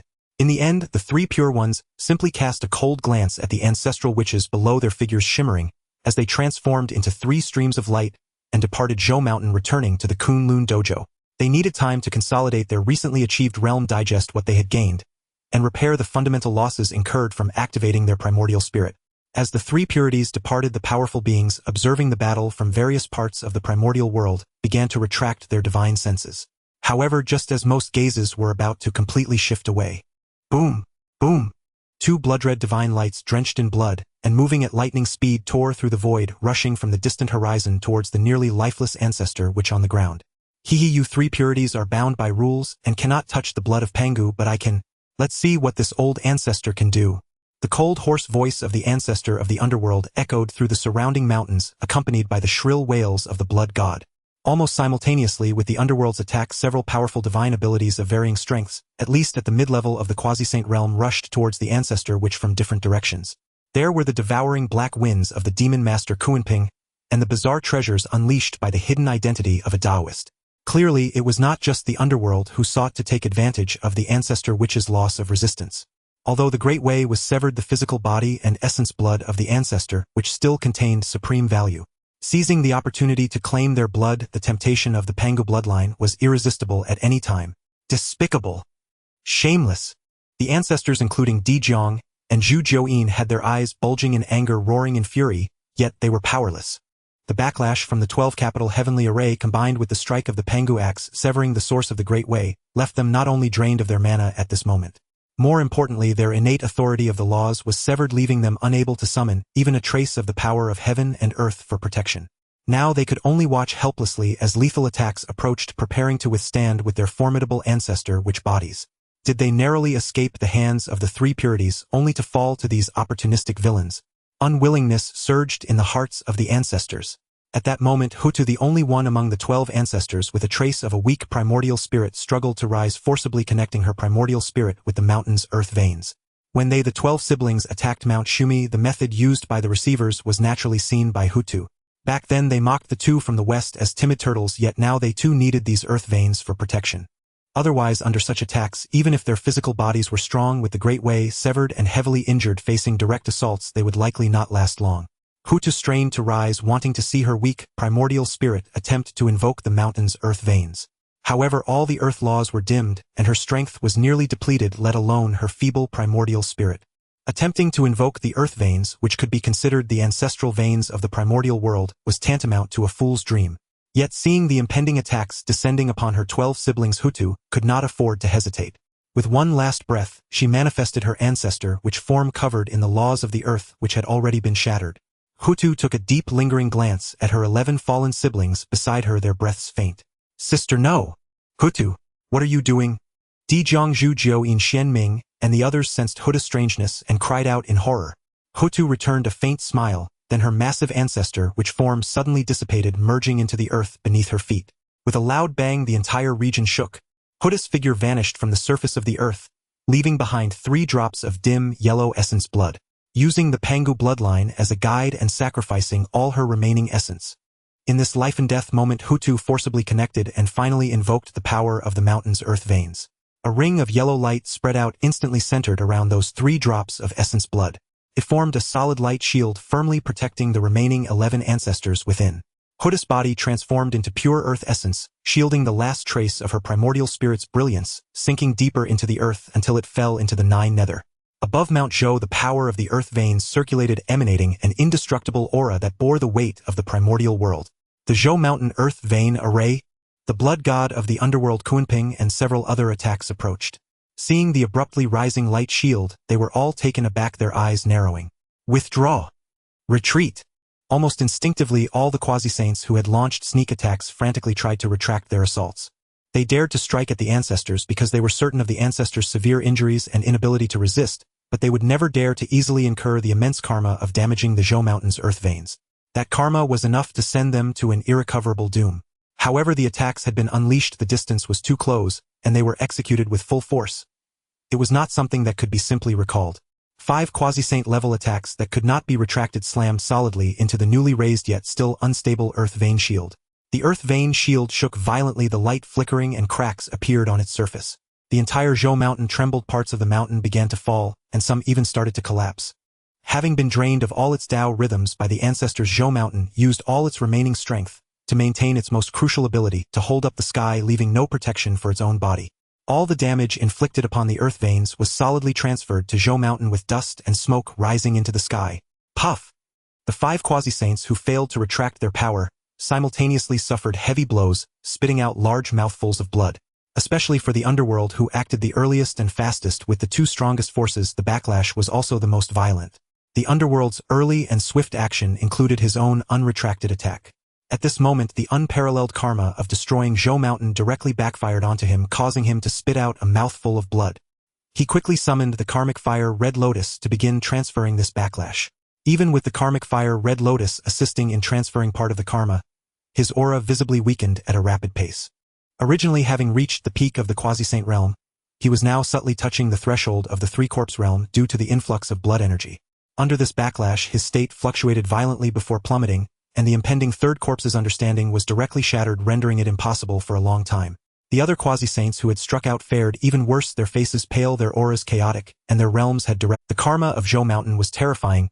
Even though the Buzhou Mountain's karma dissipated, due to the Pangu Dao rhythm, its supreme karma, as a pillar holding up the sky, was not something any powerful being could withstand. The 3 purities already on their way back felt something and halted their escape light, turning back to gaze towards Buzhou Mountain, witnessing the shaking of the mountain and the rising smoke. At this moment, even Tai Ching fell silent. After a while, he gently shook his head, seemingly to himself yet also to his 2 younger brothers. The poor Daoists still overestimated their bottom line. Tong Tian coldly laughed. Elder brother, for this group of savages, whatever they do would not surprise me, and I just didn't expect they would dare to invoke the Zhou Mountain earth veins, not fearing to poke a hole in the sky. Yuanshi Tianzun's face turned ashen, the 3 treasures Jade Rui in his hand shone again, clearly enraged. He wanted to return and completely eliminate the ancestor who invoked the earth veins and put Zhou Mountain in danger. Second brother. Tai Ching spoke again. Do you want to personally experience the boundless karma of this collapsing pillar that supports the sky? Yuanshi's movement stalled, staring at the rising smoke and the earth vein shield in the direction of Zhou Mountain. His anger surged, ultimately transforming into a resentful snort. In the hands of the ancestors, this Zhou Mountain will eventually meet its fate. Have they ever considered the consequences of their actions? Tong Tian laughed heartily at this, patting Yuanshi on the shoulder. Second brother, you worry too much. Though the Zhou Mountain's karma is currently shaken by the attacks because it is the earth vein's passive defense, the attackers are of the underworld, so the karma is theirs to bear. Now, in the primordial world, who would dare to strike at Zhou Mountain again? Surely the ancestors wouldn't be foolish enough to destroy their only means of protection. Right now, they are likely more afraid of something happening to Zhou Mountain than anyone else. Tai Ching slightly nodded, reassuring Yuanshi. What the third brother said makes sense. The ancestors have now become turtles in a jar, relying solely on the Zhou Mountain's earth veins to survive. No matter how ignorant of the heavenly will they are, they should understand that self-destruction leads to self-annihilation. Let them be. This round of karma will be settled by the heavenly Dao. Let's hope so. Yuanshi Tianzun ultimately suppressed his murderous intent, and anger no longer looking towards Zhou Mountain, turning to leave as a stream of light. Since the Pangu primordial spirit dissipated, the Pangu axe transformed back into the Taiji diagram, unlike the Pangu banner and the chaos bell, which flew directly to their respective masters. The Yin-Yang swirling scroll in the air slightly turned, transforming into a beam of golden light, instantly crossing the void to appear above the chaos bell. Then, before the chaos bell could react, the golden bridge formed by the Taiji diagram suddenly wrapped around it. No matter how the chaos bell struggled, it could not escape the suppression force of the 32 heavens on the Taiji diagram, being forced towards the Xian Tian realm. Meanwhile, Tai Yi, who was calmly watching the ancestors being beaten, suddenly stood up upon sensing the interception of the chaos bell. At the same time, a voice echoed in Tai Yi's ear. Tai Yi, you might as well come to the Xian Tian realm for a chat. Tai Yi's gaze sharpened as the black and white golden bridge coiling the chaos clock sped away at an astonishing pace, vanishing into the horizon in the blink of an eye. With no time to spare for anything else, the true fire of the sun erupted around him, transforming his figure into a golden rainbow that spanned the heavens, tearing through the sky as he pursued the Tai Chi diagram. He focused all his mind on that point of black and white flowing light ahead, pushing the golden crow transformation technique to its limits, moving so swiftly that it seemed to transcend the confines of space and time. He swept across the vast sky, passing the high-suspended sun star and the cold Tai Yin star, continuing his flight toward the outer realms, toward the chaotic edge above the 9 heavens. As he traversed layers of colorful stellar gas, crossing chaotic winds capable of tearing apart ordinary great Luo golden immortals, Tai Yi's escape light showed no signs of slowing. Ahead, the golden bridge formed by the Tai Chi diagram appeared to be an invisible guiding thread, finally halting in an area that seemed void yet was filled with surging chaotic energy. Tai Yi also stopped his escape light 100 zhang away from the golden bridge, revealing his figure. He focused his gaze and saw that the seemingly ordinary chaotic region ahead suddenly began to change with the stillness of the Tai Chi diagram. The golden bridge coiling the chaos clock shook gently, the dual energies of yin and yang flowing apart as if clearing away fog. It slowly pushed aside the dense, stagnant, chaotic energy around it, revealing a relatively calm area. Yet the sight before him was vastly different from what Tai Yi had imagined the Shantian realm to be. In his imagination, a place where someone like Qing Yu resided should be a blessed land rich with spiritual energy, filled with the essence of immortality, perhaps with exotic flowers and spiritual beasts, a place suffused with the rhythm of the Tao.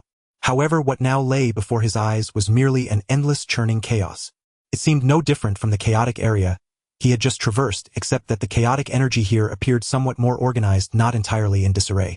If it weren't for the Tai Chi diagram hovering here, and if he couldn't faintly sense the connection to the chaos clock being coiled by it growing closer, he would have thought he had pursued the wrong direction or fallen into some kind of maze. Just as Tai Yi felt a mix of doubt and surprise in his heart, the scene in the center of the chaos, where the Tai Chi diagram hovered, changed once again. In the seemingly endless depths of chaotic energy, a faint layer of world membrane flowing with chaotic hues could be seen, completely isolating the inside from the outside. Outside the Shantian realm, boundless chaotic energy surged into it, causing this great realm to be entirely suffused with a chaotic appearance.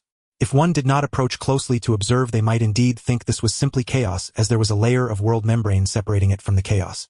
At this moment outside that world membrane, a figure in a blue robe sat peacefully in the void of chaos.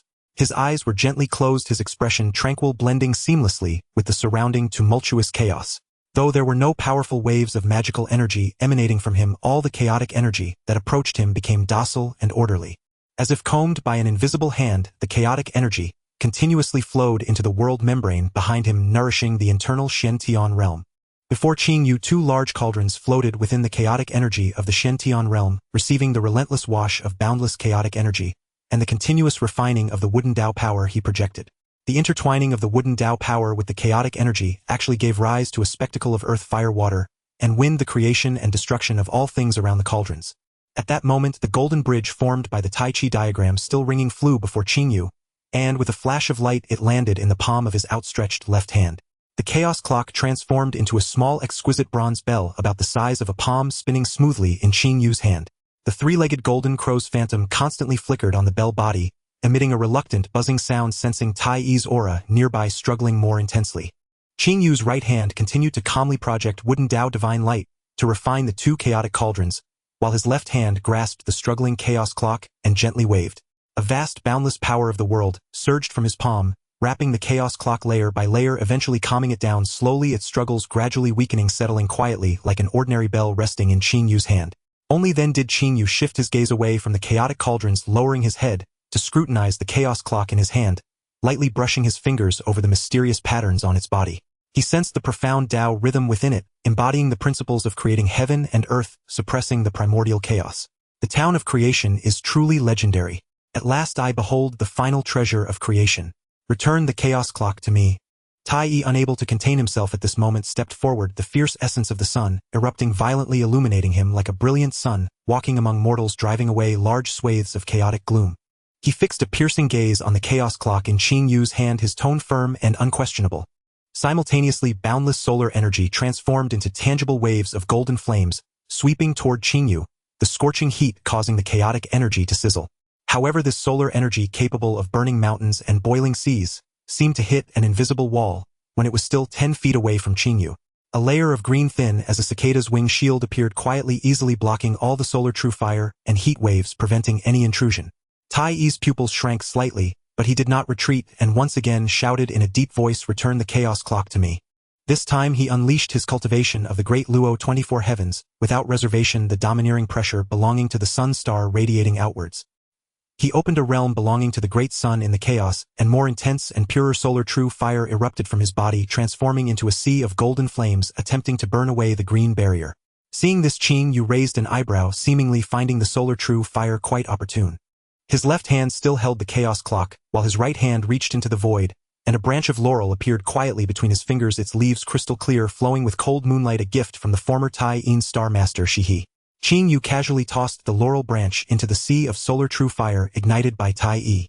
As soon as the laurel branch entered the sea of flames, it not only wasn't burned but seemed to respond to some kind of stimulation, the cold moonlight shining brilliantly, harmonizing wonderfully with the fierce solar true fire. The sun gives birth to the Yin, the harmony of Yin, and Yang creates the furnace of transformation, Qing Yu murmured softly, flicking his finger, infusing pure wooden Dao origin power into the laurel branch. The laurel branch's radiance surged, and under the forging of the solar true fire it drew upon the Tai Yin origin, evolving into vast swathes of silver-white Tai Yin true fire infused with life. This Tai Yin fire intertwined with the solar true fire, not only failing to extinguish each other, but under Qing Yu's guidance.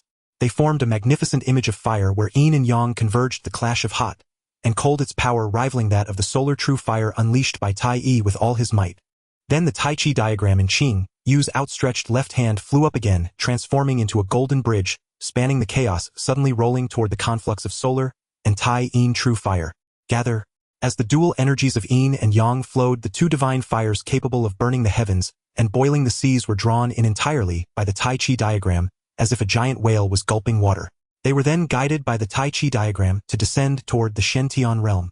The flames of crimson gold and silver white instantly enveloped the 2 large cauldrons. Under the extreme heat of the solar true fire alternating with the extreme cold of the Tai Yin true fire, the refining speed of the chaotic cauldrons visibly accelerated. Tai Yi. He looked at his solar true fire, which had failed to injure the opponent even slightly, and instead became fuel for the other's treasure refining. Seeing this scene, Tai Yi was momentarily speechless. Then his gaze sharpened as he stared at Qing Yu. Return the chaos clock to me. This time he no longer held back or tested. A piercing caw echoed through the chaos as Tai Yi's form suddenly expanded. A gigantic, majestic, three-legged golden crow manifested, its feathers entirely cast in gold burning, with eternal solar true fire. Its three sharp claws gleamed coldly, wings spread wide, as if they could block the starry river, its golden eyes like two miniature suns locking onto Qingyu with fierce intensity. Caw! The golden crow let out a long cry, its wings flapping, stirring up a sea of flames as it charged directly at the seated Qingyu. Caw! The golden crow let out a long cry, its wings flapping, stirring up a sea of flames as it charged directly at the seated Qingyu. Behind him, an unimaginably colossal phantom of a divine tree slowly materialized in the void. This tree reached into the heavens, and the earth, its roots seemingly embedded deep within the endless chaos, its trunk stout like a mountain, branches and leaves flourishing. Each leaf seemed to embody the embryo of a world exuding boundless vitality, and an ancient Tao rhythm that supported the heavens and the earth. However, this phantom was not a tangible entity straddling the line between reality and illusion, yet it gave an incredibly real and indestructible feeling. Bang! A sound as deep as thunder made the chaos tremble. The enormous three-legged golden crow transformed by Tai Yi crashed solidly into the trunk of that seemingly illusory tree. The imagined scene of the tree being burned through by the solar true fire and shredded by the golden crow's claws did not occur. The phantom tree didn't even sway, its leaves dancing, as if merely brushed by a gentle breeze. Meanwhile, the three-legged golden crow manifested by Tai Yi felt as though it had crashed into an immovable barrier composed of countless worlds.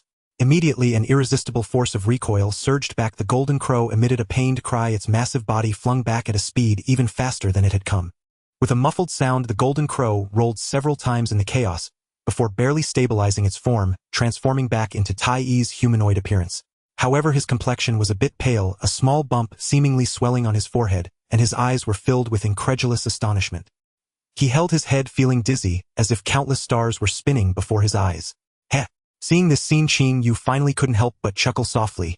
This sight reminded him of an ancient fable, waiting by the tree for a hare.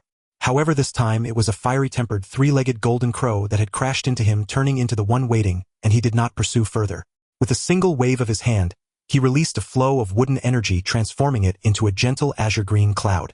This cloud lifted Tai Yi, who was still somewhat dazed, standing in the chaos, and rubbing his head slowly, bringing him to a position not far in front of himself. Though the Jianmu is illusory, its roots penetrate the chaos, embodying the support of heaven and earth. For a friend to collide with it using flesh and blood is indeed commendable courage. At this moment, Tai Yi finally woke up completely from the dizziness of colliding with the tree. He felt the overwhelming vitality and unfathomable Tao rhythm within the essence of the wood. He glanced at the chaos bell in Qingyu's hand, which no longer struggled, and a complex expression flashed across his face. He ceased to repeat the demand for the return of the chaos bell, and withdrew the surging magical power and true solar fire surrounding him. He understood that this immortal ancestor Qingyu was far beyond his capabilities. To forcefully demand it would only bring humiliation. In the face of an absolute disparity in strength, any anger or unwillingness would be futile. The strong naturally earn respect. This is the most fundamental law of the primordial chaos. As for whether he could reclaim the chaos bell, although Tai Yi felt pained by this companion treasure, it was not entirely unacceptable. After all, this treasure is connected to the source of the solar star, and in a sense it has become exclusive. Even if others were to forcibly seize it, they would struggle to manifest its full power, let alone use it to sever corpses and attain enlightenment. He fell silent for a moment, adjusting his slightly disheveled robes, and quietly stood a short distance beside Qingyu in the chaotic void, no longer speaking. He merely gazed calmly at Qingyu with his still sharp golden eyes, as if waiting for the other's next words. If he could not fight, then he would observe what this immortal ancestor intended. Seeing Tai Yi calm down so quickly, a trace of barely perceptible appreciation flickered in Qingyu's eyes. He no longer spoke excessively and redirected his attention to the chaos bell in his hand, slowly probing into it with his divine sense to comprehend. So it is, Qingyu realized after a moment, gently stroking the bell body, feeling the intense solar origin closely connected to Tai Yi as if they were one. And there was the imprint deeply etched in its core belonging to the Eastern Emperor Tai Yi. No wonder you dared to throw the chaos bell into the Pangu axe, not fearing the three pure ones or me directly seizing it.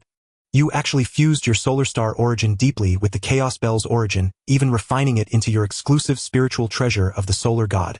From now on, the chaos bell can also be referred to as the Eastern Emperor bell. Only those of the solar god can truly wield it. Qingyu looked at Tai Yi, a hint of emotion in his tone. This method is indeed interesting. However, in this case, this treasure becomes completely bound to you. Its glory and losses are shared, yet it also loses more possibilities. Was this your own idea? Of course. Tai straightened his back, a hint of pride flashing in his golden eyes. The treasure of mine must align with my Dao and be connected to my fate. This time the Chaos Bell has been transformed into the Pangu Axe, severing all ties. From now on it will be the Eastern Emperor Bell, the bell of my solar god Tai, not the bell of Pangu. Upon hearing Tai's resolute declaration, which even carried a hint of over-the-top energy, Qing Yu's lips twitched slightly.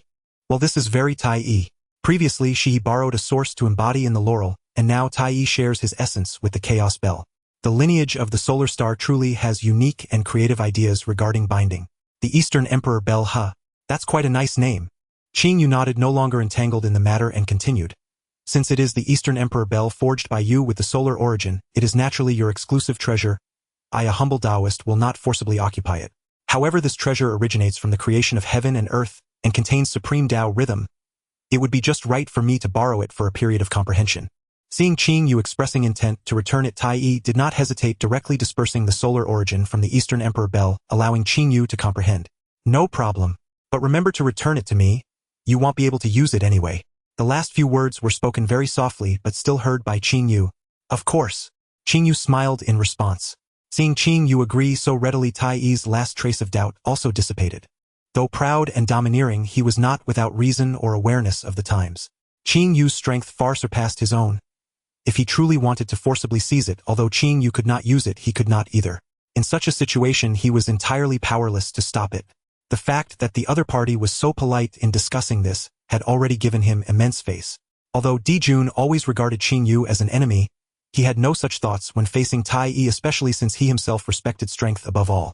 Qing Yu easily blocked Tai's full-force strike, and naturally he was in awe. Moreover, he did not harbor entirely negative feelings toward this mysterious and powerful immortal ancestor. After all, the 10 great demon marshals under his command, as well as countless demon soldiers, all revered this spiritual ancestor, even privately worshipping him day and night. He was well aware of this. The actions of the spiritual ancestor are indeed straightforward. Tai suddenly spoke unexpectedly, using Qing Yu's respectful title, and his tone softened considerably. However, if the spiritual ancestor summoned me merely to borrow the bell for comprehension, there would be no need for such elaborate arrangements, nor to invite me here in this manner, right? There must be more important matters. Indeed, Qing Yu smiled slightly upon hearing Tai's title in response. It is certainly not just that, there are more important matters. You should have sensed the changes in Dijun, and that trace of spiritual light on the Fusang tree. Upon hearing Qing Yu's words, Tai suddenly raised his head and stared intently at Qing Yu. This matter was known only to me and Ziguang. Could it be that Ziguang has already defected to Qing Yu? Thinking of this, Tai abruptly raised his head, his gaze like lightning staring fixedly at Qing Yu, as if trying to glean clues from his face. Qing Yu couldn't help but feel amused at Tai's sudden tension and vigilance. He also felt a hint of doubt. Tai's thoughts were almost all written on his face. How could someone so easy to understand have gone undetected beneath Dijun's nose? Could it be that there was truly a master guiding him from behind? When I initially summoned the 10 innate spiritual roots to return, I sensed the fluctuations in the primordial source at the time of the Fusang tree's return, noticing abnormalities in the solar star's origin. It was not that someone leaked information. I glanced at Tai, slowly explaining to prevent this straightforward Jinwu from overthinking and suspecting that there was a traitor at his side. Upon hearing this, Tai realized he had misunderstood, a hint of embarrassment flashing across his face, as he forced a smile, but the urgency in his gaze did not diminish. So that's it. Was I overthinking? Since the spiritual ancestor has noticed, do you know why my elder brother Dijun has become increasingly different from the past? Ever since he transformed, especially in recent epochs, his temperament has become increasingly extreme and domineering, acting without restraint, almost like a different person. By the end, Tai's voice was filled with confusion, pain, and a hint of deeply buried fear. The brother who cared for him, taught him, and nurtured him alongside him in the solar star, seemed to be drifting further away without him realizing it. Naturally, I know. Qing Yu withdrew his gaze from the Chaos Two Cauldrons and turned to face Tai, slowly uttering 4 words. Yin Yang Taoist. Yin Yang Taoist. Tai was first taken aback, then his golden eyes suddenly contracted. Although Yin and Yang are dead, their schemes are deep and far-reaching. Qing Yu continued. The Yin Yang Taoist cultivates the path of Yin and Yang, seeking nothing more than the ultimate Yin and ultimate Yang origins to perfect his Tao and glimpse higher realms. Initially, the first to strike was the lord of the Tai star, Wang Shu. Tai held his breath, listening closely. He knew a bit about the matter of the moon god, but was not clear on the details. At that time, Wang Shu had already ascended to the Great Luo, her Tao fruit beginning to form, and the Tai origin was abundant. the Yin-Yang Taoist plotted a treacherous scheme seizing most of Wang Shu's Tai-Yin origin. The path of Yin and Yang cannot thrive on solitary Yin or solitary Yang. Having obtained the Tai-Yin origin, how could he let go of the solar origin? Tai-Yi's heart sank, and he already understood most of it. Unlike Wang Shu at that time on the solar star, although there were beings being nurtured due to the overly tyrannical and fierce nature of the solar star origin coupled with the fact that the Fusang tree also shared some origin spirit, the nurturing speed was slow. That newly born solar deity, though having consciousness, was merely a trace of origin spiritual light far from the stage of transformation, and its origin was still insufficient for the Yin-Yang Taoist at that time. Qing Yu's voice echoed clearly in the chaos. But the Yin-Yang Taoist has time, patience, and means. Having acquired the Tai-Yin, he utilized the method of Yin and Yang transformation to simulate the sun, with the Tai-Yin deceiving the innate restrictions surrounding the solar star, allowing him to enter its interior. His original plan may have been to wait until the solar deity was fully cultivated before seizing it. However, he realized that although the spiritual light of the newly born solar deity was weak, its consciousness had already begun to emerge and was closely connected to the solar star origin. Directly seizing it could lead to complications and would take too long. Thus, he changed his strategy. Qing Yu looked at Tai-Yi. He chose a more covert and insidious method: invasion. Taking advantage of that newly born solar deity's ignorance, he split off a thread of the most primal divine thought and Tao fruit imprint, silently merging with the invasion, gradually replacing the consciousness of that newly born solar deity. Tai-Yi's fist suddenly clenched tightly, his nails almost digging into his palm, his eyes filled with flickering golden flames. The consciousness of that newly born solar deity, which is the true spirit of your elder brother Dijun, sensed the terrifying invasion and pollution in its ignorance. Instinctively it felt fear and rejection. But it was too weak to resist the erosion of the Yin-Yang Taoist. Thus it issued a cry for help to the only being in the solar star that could perceive it and was born of the same origin. The Fusang tree. Tai-Yi spoke hoarsely, a vision of the divine tree that had silently rooted in the core of the solar star since their brotherhood emerged, floating in his mind. Exactly. Although the Fusang tree has yet to attain complete spiritual intelligence, it is indeed sentient and has suppressed a portion of the solar star's origin. It could not stand idly by while Dijun's true spirit was completely polluted and devoured. Thus, at the critical moment when the Yin-Yang Taoist's divine thought was about to completely erode and replace Dijun's true spirit, the Fusang tree erupted. It forcibly reclaimed and sealed the most core and pure part of Dijun's true spirit at the cost of its own accumulated endless years of spiritual essence and some solar origin. It carefully concealed this within its deepest depths, nurturing it with the vitality of the Fusang tree and the true solar fire day and night to prevent its dissipation. The true Dijun, or rather the vast majority of his true self, has always been there. He is merely sleeping, protected deep within the Fusang tree. Ultimately, the trace of the Yin-Yang Taoist spiritual light eroded Dijun, and the solar star had no awareness of it. It did not block the Yin-Yang with the same origin but allowed it to enter directly. However, after the Yin-Yang departed, the solar star sensed that Dijun had been tainted not pure solar essence, and thus ceased providing him with origin, instead nurturing a new solar deity. This is you, Tai-Yi. Had it not been for the Yin-Yang Taoist, Dijun would have been the sole solar deity like Wang Shu, and you would not have come into existence.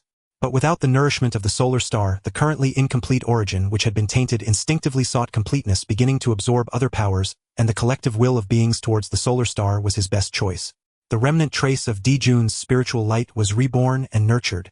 Rather than saying he is Dijun, it would be more accurate to say he is a newly born being emerging, just like you merely inheriting Dijun's name. The true Dijun you have never seen, the one who has been with you all this time, is the current Dijun. The Yin-Yang is dead, yet it left behind a trace of its original imprint in the primordial chaos. As Dijun's strength increases, that trace of the Yin-Yang imprint will be nourished, continuously eroding Dijun until it completely replaces him. This is also the reason for Dijun's gradually changing character, as he is slowly becoming the Yin-Yang. At this point, Qing Yu slowly paused, asking, Tai-Yi, do you understand? Tai-Yi listened to Qingji's explanation, feeling as if the whole situation was amiss. It was a brother, yet not quite a brother. It was Yin-Yang, but the previous one was the eldest brother, while the current Dijun was the second brother. However, the second brother was about to be taken over and transformed into the Yin-Yang Taoist. After a long while, Tai-Yi slowly sorted out the complex relationship between them. Whether it was the corrupted second brother or the slumbering eldest brother, they were both his siblings, born of the same blood from the sun star, connected by their bloodline. Tai-Yi took a deep breath, forcefully suppressing the tumultuous emotions within him. When he looked at Qing Yu again, his eyes were filled with determination. He cupped his fists and bowed deeply to Qing Yu, saying, "The spirit ancestor observes all with clarity and perceives the causes and effects. Since the spirit ancestor has pointed out the underlying reasons, there must be a way to address it. Dijun is my elder brother. Whether he is the eldest brother or the second brother, He is connected to Tai by blood akin to brothers. I absolutely cannot stand by and watch my brother fall, replaced by that evil demon. I beseech the spirit ancestor to guide me and save my elder brother. Tai will be forever grateful and shall face any danger willing to sacrifice my life. Qingyu listened to Tai's heartfelt plea but did not answer immediately. He continued to gaze at the Shentian realm, his hands tirelessly refining the chaotic ding. The power of the wood Dao flowed from his fingertips, steadily infusing into the ding, as if refining the magical artifact was the only thing he cared about at that moment. Save Dijuan, Gai Tai. He naturally had his own considerations. Indeed, Dijuan, now plagued by the corruption of the Yinyang Daoist's imprint, had become increasingly chaotic and acted more extreme and ruthless. He was a far cry from the Dijuan of earlier years, who though scheming could still be considered a sovereign. Yet upon reflection, even when the Yinyang imprint had not fully activated and Dijuan could maintain a facade of rationality, his nature was never benevolent. Calculations, power struggles, ambition, greed for power, and a thirst for control had long been ingrained within him. The Dijuan of that time resembled a sovereign skilled in disguise, full of schemes. The current near-mad Yinyang Dijuan might just be a difference in degree, not in essence. The corruption from the Yinyang Daoist was more like a potent catalyst that magnified the darkness and obsession already present in his heart, triggering an early explosion. Times have changed. Even if Yin and Yang completely occupied Daijin's consciousness, they would have no chance against Qingyu. Yet Qingyu had already witnessed the capabilities of this batch of chaotic demons. Even if he had to suffer 1,000 losses, he would still injure 400 of the enemy. This point had already been thoroughly proven by Qingjia's predecessor Hongjun. The western earth vein, which should have been detonated by Luohu, did not explode. Everything was so beautiful with no great karma, yet it was forcefully driven into the source of the heavenly Tao by Chen Kuan, Luohu, and Yang Mei. Not to mention that they had successfully corrupted the sun and moon deities as well as the five elements Taoist, who was also a chaotic demon. One could only say that the Yinyang Taoist was indeed impressive. In terms of Yin individuals, they were simply at their peak. If it weren't for the fact that during the conflict between Tao and demon, there was an extraordinary intervention from Shihi, who had an abnormal value, using most of the fortune of the Taiyin star and half of his life to directly showcase the pure numerical beauty of the Taiyin star. He directly pinned down the Yinyang, causing the luck to dissipate and the Tao practice to vanish. Even the Great Tao River was directly devoured by Taiching, and thus the Yinyang was about to win the revival competition and return. When there are signs of threat, they must be extinguished promptly to prevent potential disasters. Qingyu silently thought. This was something he should learn from Shihi. Shihi had keenly sensed the threat of the Yinyang Daoist and spared no expense in decisively acting to avoid greater calamities in the future. Although she herself paid a heavy price for it, it was far better than allowing the Yinyang Daoist to completely succeed.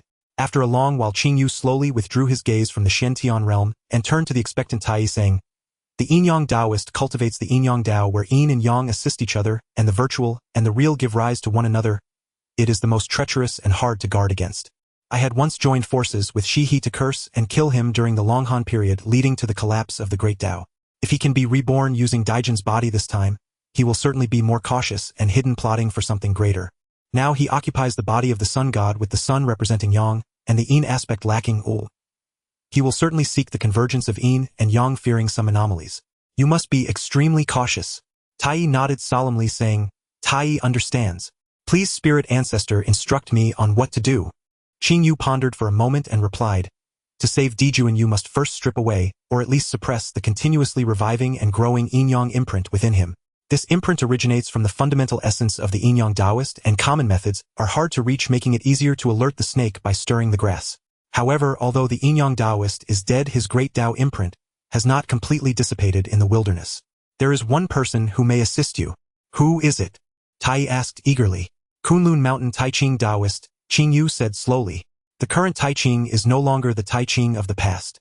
He has fused Yin and Yang, creating his own great Tao, and can be called the master of the Yin-Yang Tao. Within his great Tao river, he has devoured the great Tao river of the Yin-Yang Taoist and should still possess a trace of the former's original aura. You can take my token and go to Kunlun to seek Taiching. If he can intercept that trace of aura with the might of the great Tao river of the Yin-Yang Tao, it will create an opportunity for subsequent rescue." As he spoke, Qingyu raised his hand and a green light flowed from his fingertips, forming a fairy ancestor seal that resembled a leaf, but was neither metal nor wood. He handed the seal to Tai. "This is my mark. Taiching will likely provide you with convenience based on it. However, Taiking's Tao emphasizes tranquility and non-action, acting in accordance with the situation. Whether he will take action and how he will do so depend on his own fate. However, when it comes to his own great Tao, he will definitely assist you. Tai accepted the seal with both hands, carefully storing it away, and said solemnly, "Tai will remember." Qingyu nodded slightly and continued, "This is external support. The internal foundation still lies within the sun star in the Fusang tree, and in that genuine essence of Dijuan." He paused for a moment, then opened his palm again. This time what emerged was not pure vitality of the wood element, but a mass of emerald green flowing with crimson gold flames, the essence of life, perfectly merging with the true fire of the sun. As soon as this light appeared, Tai felt a surge of excitement from his own solar essence, and a look of shock crossed his face. The source of the sun. Can Qingyu even generate the source of the sun by himself? This is bad. The new sun god Qingyu has appeared. This is the true meaning of the sun that I have transformed from the primordial wood Dao essence combined with the characteristics of the Fusang tree reversing yin and yang, and has condensed into a trace of Fusang's source power. Qingyu explained, "You will take this essence back to the sun star and quietly integrate it into the core of the Fusang tree. This power can nourish the sealed and protected essence of Dijuan, aiding in its solid recovery. At the same time, it can also enhance the Fusang tree suppression and perception of the sun star to a certain extent." He pushed this essence in front of Tai, saying, "Remember, your actions must be extremely discreet. You must not let the current Dijuan perceive it. When integrating into the Fusang tree, be even more careful not to trigger its defenses and avoid being rejected. This matter requires you to discuss thoroughly with the existence that has been secretly assisting you." Tai was even more shocked upon hearing this. Qingyu not only knew the truth of Daijian's corruption, but was also fully aware of the existence of the purple light and the secrets of the Fusang tree. What level of understanding does this ancestor have regarding the sun star? Has he been observing secretly? If Qingyu knew Tai's thoughts, he would undoubtedly say, "It's just that you are too easy to guess." Among a group of Yin individuals, a young individual appeared, making it easy to guess. Suppressing the turbulent waves in his heart, Tai once again deeply bowed, accepting the essence that fused the vitality of the wood Dao and the true meaning of the sun, and said solemnly, "The spirit ancestor has thought this through." Tai is in awe. "This matter I will carefully plan with the other person to ensure that everything goes perfectly. Great kindness needs no thanks. In the future, if the spirit ancestor needs anything, Tai will certainly do his utmost, even if it means delving into chaos or descending into the 9 underworlds to retrieve it for the spirit ancestor." Qingyu looked at Tai's solemn demeanor, waved his hand, and said lightly, "There is no need, you will understand in the future. Go now. Moreover, resolving this matter will benefit the balance of yin and yang in the wilderness. I am merely acting in accordance with the situation. You should go now and prepare. Time is of the essence." "Yes, Tai shall prepare at once." Tai spoke no further, bowing once more to Qingyu before transforming into a brilliant golden rainbow tearing through the chaos without pause. He sped towards the vast starry sky, heading for the direction of the Ziwei star. He needed to find Ziguang immediately to discuss how to utilize the mark and source given by Qingyu to initiate the action to save his brother. Watching as Tai's golden rainbow vanished into the depths of chaos, Qingyu withdrew his gaze and returned his attention to the Donghuang Bell, which had been renamed by Tai. Donghuang Bell. The town of creation, the final piece of the puzzle. He murmured to himself, lightly tracing the profound patterns on the surface of the bell with his fingertips. Immediately his wrist trembled slightly. Ding! A melodious ringing of the bell echoed instantly, spreading throughout the surrounding chaos. Wherever the bell's sound traveled, the previously tumultuous and chaotic currents of chaos rapidly calmed, as if time itself had halted at that moment. Qingyu tossed the Donghuang Bell upwards. The small bell floated above his head within the chaos, gently swaying on its own. 9 chimes rang out in succession, each one more distant and profound than the last. After the 9 chimes, the bell's brilliance surged forth, fully awakening and revealing the creation Dao rhythm that had previously been obscured by the solar divinity. At the same time, beside Qingyu, the ethereal images of the Taiji diagram and the Pangu banner also automatically appeared, the 3 supreme treasures shining in harmony, each emanating a unique creation Dao rhythm. The stillness and form of the Taiji diagram, the destruction and establishment of the Pangu banner, and the tranquility of the Donghuang Bell. The 3 Dao rhythms intertwined and resonated in the chaos together, depicting the beginning of all realms. A vague yet profound ethereal image slowly coalesced at the center of the 3 supreme treasures, resembling the outline of an axe or perhaps a chaotic singularity from before the heavens were opened. Behind Qingyu, the ethereal image of the towering Jianmu quietly re-emerged. However, unlike before, on the trunk of Jianmu, a faintly discernible pattern made up of countless Dao runes was shimmering and spreading. As the last of the creation's supreme treasures, Dao rhythm was infused, the incomplete pattern was being gradually completed at a speed visible to the naked eye. The pattern became increasingly clear, emanating an ancient and vast Dao rhythm, elucidating the most primal secrets of the world's inception. The creation diagram is finally nearing completion. Qingyu gazed at the gradually perfecting pattern on the trunk of Jianmu, a glimmer of anticipation flashing in his eyes. Comprehending the complete creation Dao rhythm was crucial for him to break through the limits of his foundation. While Qingyu pondered the creation's supreme treasures and refined the creation diagram amidst the chaos, profound changes were also taking place on the vast land of the wilderness. After the ancestral shaman retreated to the Zhou mountain under the dual siege of the Eastern King's celestial island, and the Dijun's demon court, the once dominant witch clan in the east, had completely shrunk near Zhou mountain, relying on the mountain's veins to hold their ground. The once countless witch clan now dwindled to almost none, rapidly decreasing, with newborns far outnumbered by once a dominant force in the wilderness with millions. The witch clan now faced near extinction, and the situation was only worsening. Even more alarming was that the clan's reproduction faced a severe crisis. The vast majority of the witch clan were birthed through the enlightenment of the heart of Pangu. Now that the heart of Pangu had been utterly refined by the ancestral shaman, this shortcut had been completely severed. The witch clan could now only rely on natural reproduction. However, their powerful bloodline originating from Pangu meant that the stronger individuals had a lower chance of producing offspring, and it took longer. During the height of the witch clan, the large population could maintain a certain birth rate. But now, having gone through successive battles, the witch population had dwindled, with countless strong ones perishing.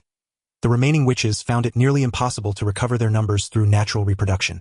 The number of newborn witches could not keep up with the losses incurred from the wars. The entire witch clan was like a giant that had lost its ability to generate blood, inevitably heading towards decline. At the celestial island, the Kunlun mirror hung high above the main hall, its surface rippling like water, reflecting the landscapes of the wilderness in various places. The Eastern King and the Western Queen stood side by side, their expressions grave as they gazed at the scenes in the mirror. The mirror's light swept over one former witch territory after another, now either desolate, occupied by the demon clan, or under the control of the Celestial Alliance, but the common factor was the scarcity of life. Sigh. The Eastern King let out a long sigh, his brow filled with worry and fatigue. Since the rise of the witch clan with their rampant slaughter, and now with this war, the total number of living beings in the eastern wilderness has reduced by over 30%. And in the western lands, due to the previous ancestral shaman's detonation of the earth vein's life, has decreased by 40%. Most importantly, his voice carried a heavy pain. According to the statistics of my disciples, 129,599 races have been completely exterminated in this series of calamities, representing a complete collapse of their racial fortunes. From now on, these races will no longer have a presence or legacy in the wilderness. This is equivalent to a severe reduction of nearly an entire layer of fortune from the wilderness. As the foremost immortal path dedicated to reorganizing the wilderness and harmonizing all beings, the Eastern King felt the immense burden on his shoulders upon seeing such shocking numbers, as if a great mountain pressed down upon his heart. The road ahead is long and arduous. He sighed again, his voice filled with urgency. At present, he not only had to constantly guard against a possible counterattack from the shrinking witch clan near Zhou mountain, but also had to divide his attention to guide and restore the remaining life on the broken western lands and rebuild order. Most troubling to him, however, was the increasingly intense friction and conflict with the demon court led by Dijun seemed to have completely shed his disguise, and under his command, the demon court began a frenzied expansion, continuously gathering fortunes. They not only rapidly took over and occupied vast areas left unclaimed after the witch clan's defeat, but also directly aimed their assaults at the territory of the Celestial Alliance. Except for the core area of Zhou mountain, where both parties were somewhat hesitant due to the earth vein formation and remnants of the witch clan.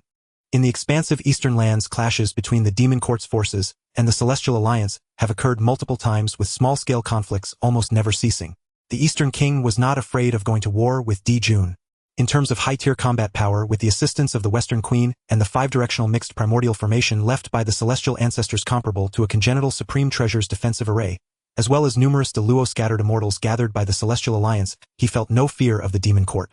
What truly bound his hands and made things difficult was the demon soldiers and generals under Dijun, and even some demon commanders.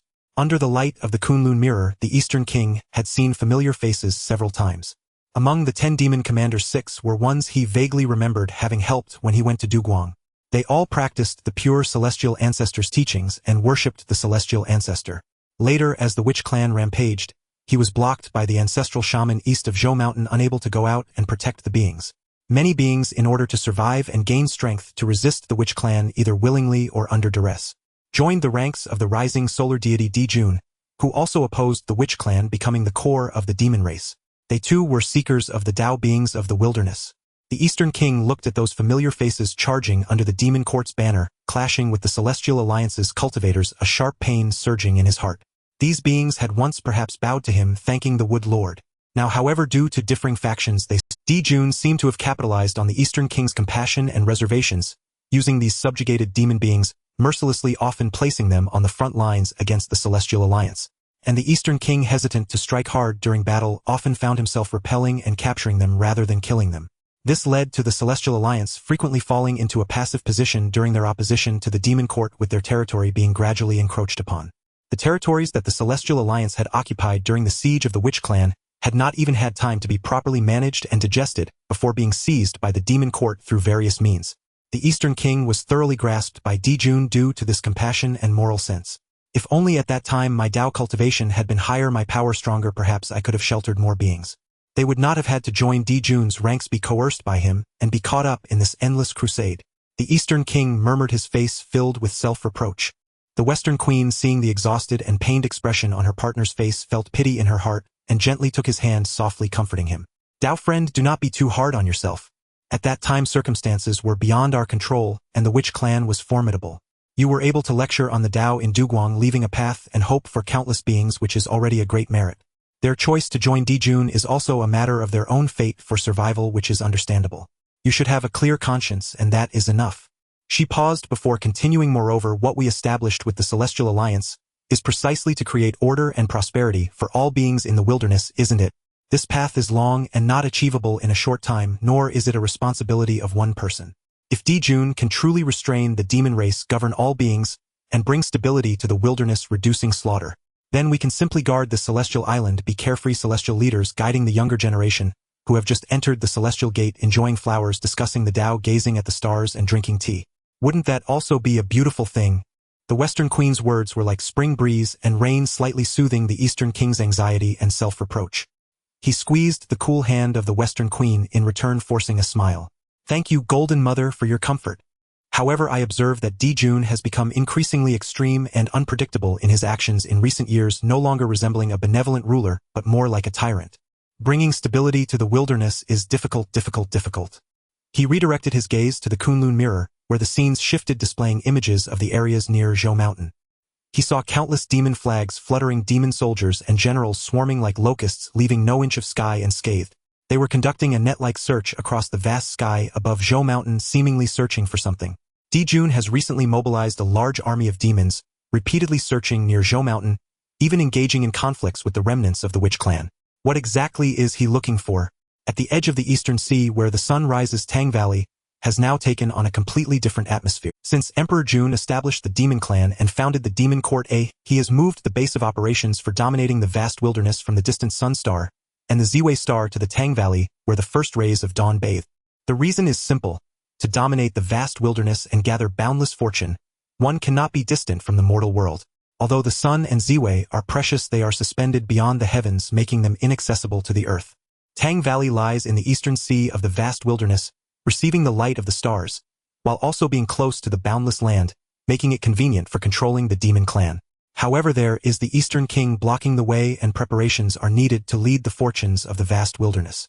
A magnificent cluster of palaces is situated within Tang Valley, built on a foundation of crimson gold with warm jade steps, intricately carved beams, painted rafters, and illuminated by countless rays of light, exuding an aura of auspiciousness.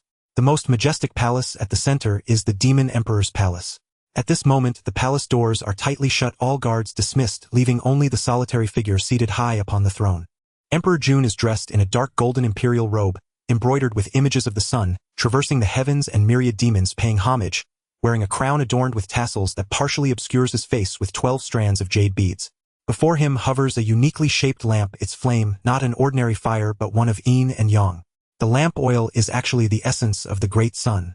This lamp itself exhibits a black and white duality, resembling the yin-yang fish with its head and tail intertwined, continuously circulating.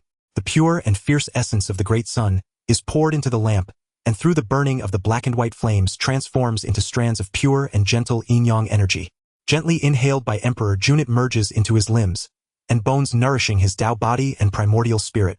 With each inhalation, a portion of the great sun's energy disperses, while the aura surrounding Emperor Jun subtly solidifies and strengthens. He is now at the late stage of Croissant cultivation, just one step away from severing the third corpse. Reaching the pinnacle of Croissanthood is only a step away. Upon reaching the pinnacle of quasi-sainthood, the only thing left to attain the supreme Dao fruit of a saint is that critically important primordial purple qi. What a marvelous yin-yang spirit lamp! It was worth my effort to sense the heavenly mechanism and personally venture to that place where yin and yang converge, enduring some tribulations to bring it back. Emperor Jun closed his eyes, feeling the gradual increase of his magical power, and the ever-clearer understanding of the yin-yang Dao, a trace of satisfaction flitting through his heart.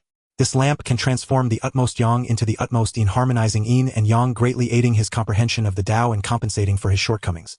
Especially since he is particularly suited to this treasure, he absorbs the yin-yang energy with remarkable efficiency. Just as he was immersed in his cultivation, the heavy and ornate palace doors of the Demon Emperor's palace were silently pushed open a crack. A figure quietly stepped in, moving lightly without stirring up dust. The newcomer wears a scholar's cap, holds a feather fan, and has an elegant appearance with wise eyes. It is Bai Zhe, the chief strategist of the demon court and the foremost among the 10 demon generals. Bai Zhe approached the steps before the throne, bowed to Emperor Jun above, and then began to report, "Your Majesty, the young men sent to investigate the North Sea have returned with confirmed news. They have discovered traces of Hongyun." On the throne, Emperor Jun slowly opened his eyes. He did not respond immediately, and the palace fell into silence. Only the faint sizzling sound of the yin-yang lamp burning could be heard. After a moment, Emperor Jun's deep and commanding voice finally resonated. "Oh, Hongyun has finally been found. Who is this divine being that has managed to conceal my old friend for so long? Even my calculations using the He-Tu and Luoshu could not uncover it. Could it be that the North Sea Kuenping?" Bai Zhe replied, "Your Majesty, it is not the Kuenping." Bai Zhe shook his head, slightly waving his fan. "According to reports, it is a mysterious turtle deep in the North Sea with considerable cultivation and a natural ability to obscure heavenly mechanisms confusing yin and yang. Hongyun was gravely injured by an unknown assailant and fled to the vicinity of the mysterious turtle, where he was saved and hidden in its cave to recover. The previous searches yielded no results due to the turtle's innate supernatural powers. This time the discovery was made possible because someone secretly transmitted messages to us, and after thorough verification we confirmed the accuracy." Secretly transmitting messages. Emperor Jun's lips curled into a barely perceptible arc, seeming either mocking or derisive. "It seems that I am not the only one concerned with Hongyun's primordial purple qi. Very well, it saves me quite a bit of effort. Since that is the case." His voice suddenly turned cold, carrying an undeniable resolution. "Mobilize the troops and march to the North Sea." "As you command, Your Majesty." Bai Zhe bowed in response but did not retreat immediately. "In that case, let us dispatch the troops to ensure that the primordial purple qi on Hongyun falls into our demon clan." At this point, Emperor Jun's voice abruptly ceased, and his aura surged, filling the hall with the presence of a late. "The trace of Hongyun has been found, yet countless demon soldiers were dispatched to the Zhou mountain, but the moon god and the cave dwellers have not been located." Emperor Jun's voice revealed no discernible anger or joy, yet it brought immense pressure to Bai Zhe. "Your Majesty, we have not discovered them yet. The Zhou mountain is after all the territory of the Wu clan, bolstered by the heavenly pillar. Our clan's young men can only explore cautiously to avoid loss of life. I hope Your Majesty can understand and grant us some more time." Humph. Emperor Jun did not speak further. The mounting pressure represented his stance. "The deadline is set. Continue to dispatch a significant number of demon soldiers. By the time I return from the North Sea, I wish to hear news of the moon god and the cave." But Bai Zhe wanted to negotiate further, yet the more demons dispatched, the more vigilant the Wu clan would become. The 11 ancestral witches and the great which are currently around Zhou mountain. If the demon soldiers are spotted, it would be a dead end. Humph. Emperor Jun coldly snorted, interrupting Bai Zhe's justification. He slowly stood from the throne, his crown swaying. He stepped down the steps and approached Bai Zhe, looking down at him. "Bai Zhe, you must understand. The sun and moon shine together, which is the rightful path. As for that cave..." Emperor Jun paused, a glint of greed flashing in his eyes. "It is the supreme blessed land nurtured by the central hub of the vast wilderness, rich with creation, and connected to the Zhou Mountain's meridian with unpredictable powers. If it were to fall into our demon clan's possession with this as a foundation, we could truly occupy the center of the vast wilderness, suppress the fortunes, rescue all beings from peril, and ultimately end this chaotic era of the Wu and demon clans." His voice carried a persuasive power. Though the Wu clan appears to be retreating in Zhou Mountain like a cornered beast, they are still struggling for survival. Do you know what those ancestral witches and great witches are currently doing? They personally hunt our demon clan's young men and bring them back to Zhou Mountain as sustenance for their clan's desperate survival. A moment's sacrifice is for a longer-lasting peace, to save more kin who are being slaughtered and devoured by the Wu clan. Do you understand? Emperor Jun's gaze was piercing as he stared at Bai Zhe. That cave is of great significance and the opportunity is right before us. I give you the final deadline. By the day I return from the North Sea with the primordial purple chi, I want to hear definite news. Otherwise. He did not finish, but the chilling implication made Bai Ze's heart shiver. Bai Ze lowered his head, ceasing to wave his fan, his mind battling within. After a long silence, Bai Ze finally bowed slowly, his voice slightly strained. Yes, my subordinate obeys. I will go and reinforce the troops and hasten the search. Good. Emperor Jun nodded in satisfaction, slightly retracting his oppressive aura. Go and issue the order, summon all demon generals and star gods, and immediately gather the troops to follow me to the North Sea. As you command. Bai Ze bowed again, turned and exited the demon emperor's palace, his figure appearing somewhat heavy. The palace doors closed once more, isolating the interior from the exterior. Emperor Jun returned to his throne, his gaze fixed on the yin-yang lamp before him, where the black and white flames quietly burned, transforming the essence of the great sun into the yin-yang energy that nourishes his Dao body and primordial spirit. He slowly closed his eyes again, his aura beginning to rise once more, while within the depths of his primordial spirit, a tributary of the great sun's Dao river split off, representing the great sun. Then it slowly flowed toward the yin-yang Dao and then lay dormant. Images continuously surfaced in his mind, ultimately fixing on the face of a cold and bright moon. The yin and yang, the sun and moon. Emperor Jun uttered an unconscious murmur, slowly opening his originally brilliant golden eyes, akin to the great sun now, had the light of his left eye dimmed, even faintly revealing a shadow of a ghostly moon, forming a strange contrast with the blazing sun of his right eye. The imagery of the sun and moon coexisted in his eyes, yet it emanated a sense of discord and strangeness. When a tributary of the yin-yang Dao appeared, the mysterious seal that Tai Ching used to suppress his own fortunes began to tremble. With the addition of the new tributary, the fortunes of the yin-yang Dao increased another layer. If other Daos were to gain this hint of fortune, or could not be specifically located to one person, it would be like the Qingyu Wood Dao, where countless practitioners exist in the vast wilderness and fortunes change every moment. Though the yin-yang Dao is deeply intertwined with other Daos, such as pure yang and pure yin, Tai Ching, holding the supreme treasure of the Xuanmen, the mysterious seal, is most sensitive to the fortunes of the Xuanmen, especially concerning his own Dao. Sensing the change in his own fortune, Tai Ching opened his eyes. If it weren't for Daoist Tai coming with the immortal's ancestral seal at this moment, the resonating chi would have triggered the mysterious seal. I would likely have overlooked this subtle change. The yin-yang Daoist is indeed a difficult opponent. Tai Ching Laozi sighed, inwardly glanced at the anxiously waiting Tai below, and then spoke in a measured tone. The yin-yang Doran, the Hundun demon god's reincarnation, pursues ambitions of terrifying breadth. When I first took mortal shape and ventured onto the yin-yang way, the road ahead felt murky, as if shrouded by endless veils of mist. Only later did I learn that the yin-yang Doran, in his hunger for Daoic perfection, had sealed the entire yin-yang path with near-supreme artifice, intent on monopolizing the very ordering of creation. He even betrayed the five elements Doran, devouring his Daoic origin to bolster himself, and then schemed against the sun and moon, coveting the essences of Tai Yin and Sun to consummate unrivaled yin-yang mastery. Had not our master foreseen this early on, his ambition might have exceeded even that. He would have eyed the Dao and the demonic, the primal numbers woven through heaven and earth, and ultimately inverted yin-yang back into Hundun, returning all to the demon god's form. Such a heart deserves to be punished. In only a few words, Tai Ching Laozi laid bare the yin-yang Doran's ruthless stratagems and epic-shaking ambition. He paused, then continued. Now the yin-yang mark has awakened within Daijin's body, and by rebirthing through a solar vessel, its momentum has already formed. With yin-yang's return, there are indeed countermoves available to us. Whether the immortal ancestor foresaw this long ago or trusted that our master had plans, fate has granted us a chance. As he spoke, Tai Ching Laozi turned his palm and revealed a cluster of prismatic radiance. The light flowed in constant currents, and the aura of the five elements within it was inscrutably profound. This, Tai Ching Laozi explained, is a remnant thread of the five elements' origin left after the yin-yang Doran's betrayal of the five elements, Doran secretly taken and sealed by our master through esoteric method. According to the master, when the yin-yang Doran was reborn from Hundun into the primordial age, his original essence was almost entirely lost. At first he relied upon old chaotic friends, the five elements Chen Kuan and the like, to steady his Dao foundation. But his greed swelled. He harmed the five elements Doran, devouring his origin. By reversing the five elements against yin-yang, he reclaimed yin-yang's way and leaped forward in Dao cultivation. Yet his root remained deficient. The five elements reversed against yin-yang was imperfect and left hidden flaws. Thus he continued to scheme against the sun and moon, seeking the utmost yang and utmost yin essences. He sought to mend this final defect to perfect yin-yang and thereby verify the mixed prime Dao.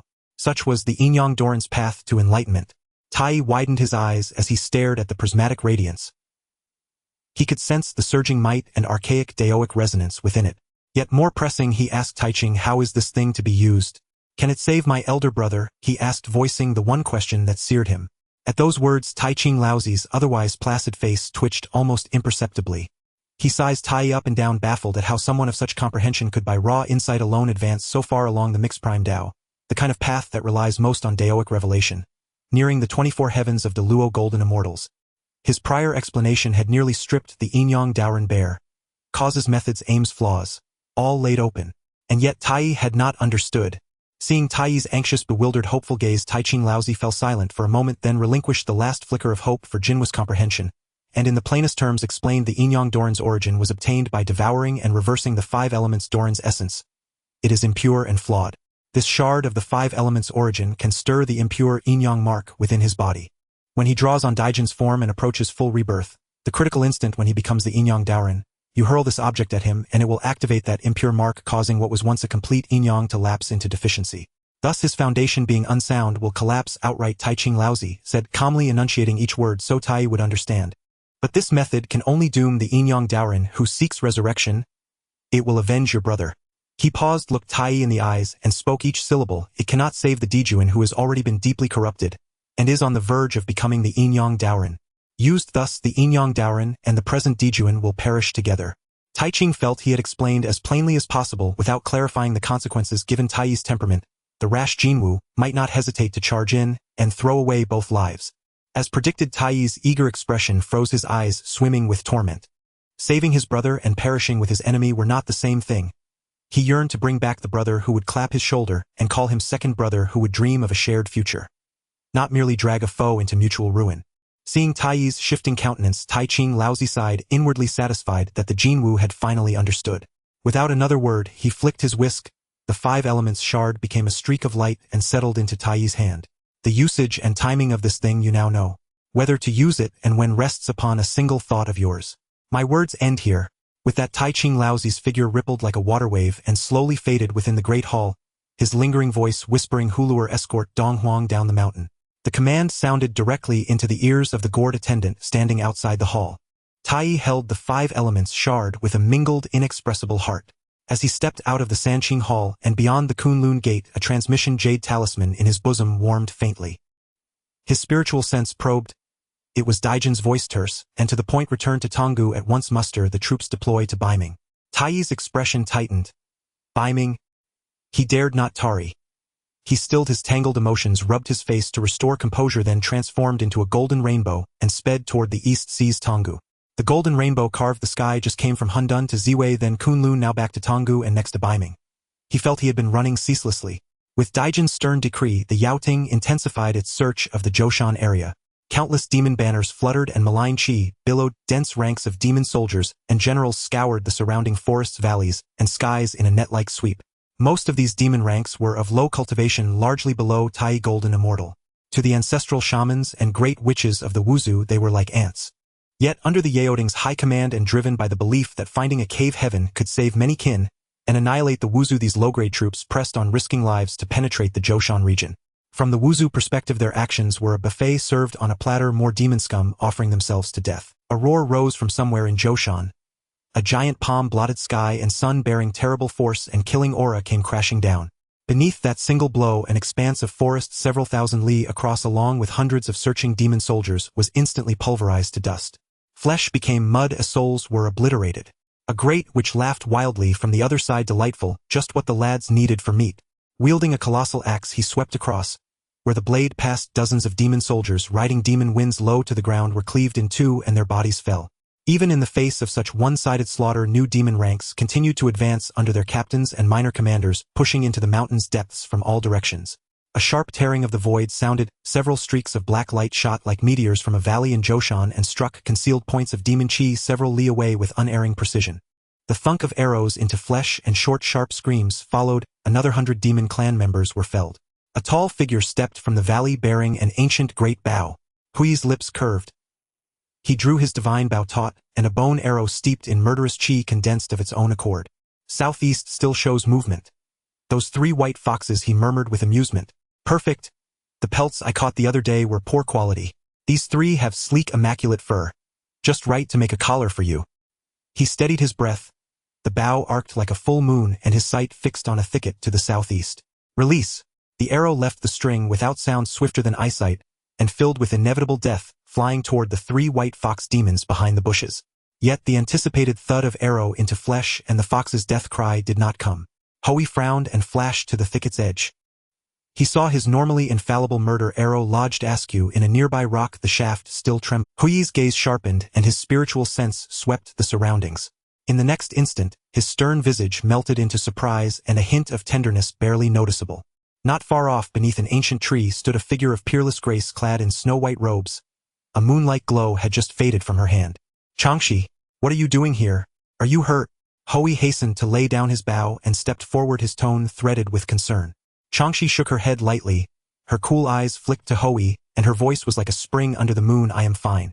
I heard you were hunting demons here, so I came to see. She paused, adding, there are traces of young Wuzhu Qi over there, so I came to investigate. I see. Hui, not suspecting otherwise, scratched his head and spoke with some embarrassment. I sensed a few fox spirits earlier. Their white pelts would make a warm collar for you, so I shot 1 arrow. I did not expect you here. Did you see those foxes? Changxi was silent a moment, then pointed elsewhere. Over there is a small clan. The adult Wuzhu warriors seem all slain, only children remain with faint qi. Take them back to the ancestral lands. This place is unsafe. Children. Hui's expression sobered as he extended his spiritual sense toward Changxis indicated. Indeed, he detected several faint but genuine Wuzhu auras laced with terror and helplessness. The Wuzhu revere bloodlines, the children are the hope of the tribe's continuation. I'll go at once, Hui declared, flinging aside thoughts of the fox collar. In a blink he streaked toward where the young Wuzhu lay. Protecting kin, especially children, is the foremost duty of every Wuzhu warrior. As Hui hurried away, a complex, inscrutable expression crossed Changxis' face. She lifted a pale hand and waved through the empty air, dispersing the spell like a mirage. The space rippled slightly and 3 trembling, curled white foxes manifested. At Changxis' sight, the 3 foxes instantly rolled over and transformed into 3 fair, pallid young women in white. They sank in worshipful thanks and stammered, many, many thanks, honored elder, for saving our lives. They could not fathom why a clear Wuzhu powerhouse seemingly close to that fearsome archer would spare these demon spies. Yet gratitude for life outweighed all. They dared not refrain from prostration. Changxi regarded them and asked, since you infiltrated Wuzhu territory, why did you not eradicate the roots? The 3 foxes exchanged glances. The eldest bit her lip and confessed in a low voice, we and our kin were saved from the Wuzhu bloodbath by the teachings of the Lingzhu and the falling dew of heaven. Without that grace we would have perished. Afterwards, to evade repeated Wuzhu pursuit, we sought shelter with the Yaoting. This mission to infiltrate was ordered of us. We dared not refuse. But she raised her head, eyes showing reluctance and struggle. Those children look so like the helpless kits we were when the massacre took our clan. If not for Lingzhu's mercy, we would have died then. We cannot bring ourselves to harm the weak. We will not betray the grace that saved us. If we act like this, what are we to the Wuzhu? The Lingzhu taught, do not do unto others what you would not want done to you. Though small and weak, we have not forgotten that teaching. After a long moment, Changxi sighed and waved her hand. Very well, go. Leave Zhoushan. Leave this land of quarrel. If the Wuzhu discover you again, I may not be able to save you a second time. With that she dismissed them, and the 3 fox women, trembling yet grateful, prepared to take her counsel and flee the perilous ground. Watching as the 3 white fox spirits transformed into fleeting lights, they hurriedly fled the borders of Zhou Mountain, ultimately disappearing from sight. Changxi stood quietly beneath the ancient tree, the bright moonlight filtering through the sparse branches, casting dappled shadows on her cold and stunningly beautiful face. She did not leave immediately, but slowly raised her head, her gaze piercing through layers of clouds and mist, looking towards the Taiyin star, suspended high in the sky. Sister. A barely audible whisper escaped her lips. At that time, after the Dao ancestor concluded the 3rd lecture at the Purple Cloud's palace, the mighty beings of the heavens returned to their respective domains. She, fearing outside scheming and needing to stabilize her cultivation, chose to enter long-term seclusion. Yet she could not endure the isolation and coldness of the Taiyin star for countless millennia, and chose to remain on the vast primordial land. She traveled far and wide, eventually settling near the Wu tribe that Hui protected, concealing her true form and transforming into an ordinary spirit. Then she silently observed the life forms on this land. Changxi, what are you still watching? Those little ones have already settled down. Hui's voice sounded from behind her. He walked to Changxi's side, following her gaze, only seeing the vast starry sky, unaware of anything amiss. Changxi withdrew her gaze from the Taiyin star and turned to look at Hui. The Wu tribe does not cultivate the primordial spirit and does not understand the heavenly numbers, but they possess the purest perception, able to sense the subtle emotional changes of those around them. Hui could feel that Changxi was troubled and that it seemed to relate to him, to the Wu tribe. It's nothing. Chong, she gently shook her head, remaining silent for a moment before speaking again, her voice, still cold yet carrying a hint of admonition. How have you considered the suggestion I mentioned before? Leaving Zhou Mountain, leaving the Wu tribe, shall we search for a tranquil place together? Wouldn't that be good? Ho Yi's relaxed demeanor slightly stiffened, a flicker of struggle crossing his eyes, but soon replaced by a resolve. He avoided Chong's eyes' clear gaze, staring at the towering and mysterious main peak of Zhou Mountain in the distance, speaking in a deep voice. Chong, you know this isn't possible. Now the Wu tribe is declining, the 11 ancestral Wu masters are still injured, and the Earth Mother ancestral Wu is missing. The clan has decided to infuse the ancestral Wu's bloodline into me, allowing me to inherit the legacy of the Earth Mother ancestral Wu, attempting to recreate the 12 capital heavenly gods' great formation. This is the only hope for our Wu tribe to survive under the assault of the Demon tribe and the Celestial Alliance. This is my responsibility, a mission bestowed upon me by the Pangu bloodline. I cannot evade it. I must stay and continue to confront the Demon tribe. To be enemies with all living beings until the last drop of blood is shed, or to eliminate all other beings is the— Chong, she suddenly interrupted his words, her voice chillingly calm, yet her star-like eyes revealed a deep— Ho Yi turned in shock, meeting Chong's eyes, gaze, an inexplicable panic rising in his heart. Chong, that wasn't my intention. The Wu tribe just wants to survive. It's the Demon tribe and those celestial beings that— But your way of survival is through hunting, killing, and plundering. Chong, she stepped forward, the moonlight casting a long shadow behind her. Her voice was not loud, yet each word was clear, striking at Ho Yi's heart. You regard all beings as prey, as ants, as resources. The rise of the Demon tribe, an eye for an eye, only deepens the hatred. Ho Yi, look around Zhou Mountain. How many lives have perished due to the conflict between the Wu and Demon tribes? Do those Demon tribes whom you view as food not have parents, siblings, or kin who care for them? If such cause and effect, such slaughter does not change, when will it come to an end? She gazed at Ho Yi, the man who once made her feel different from most of the Wu tribe, still possessing a trace of compassion and simplicity. Yet now his eyes held only stubbornness towards responsibility and obsession with the survival of the Wu tribe. She had once tried to convey through her own observations and feelings that in this world besides slaughter, there are other possibilities. No race survives by exterminating all other races. A life must have a new path, not death. But she had failed. The deeply ingrained survival rules and pride of the Wu tribe seemed hard to change. If the Wu tribe continues to act this way, the blood feud between them and the myriad beings of the primordial world will never be resolved, only leading to an endless cycle of death and rebirth. Chong Zai's voice carried a hint of fatigue. I have said all I can. Since you have made your choice, then take care of yourself. After speaking, she no longer looked at Ho Yi's suddenly pale and hesitant face, turning away, her figure in white as snow appearing especially lonely under the moonlight. She glanced at the Taiyin star, silently murmuring, Sister, you once said that the path of education lies in nurturing, without sound, in clarifying the heart and seeing one's nature.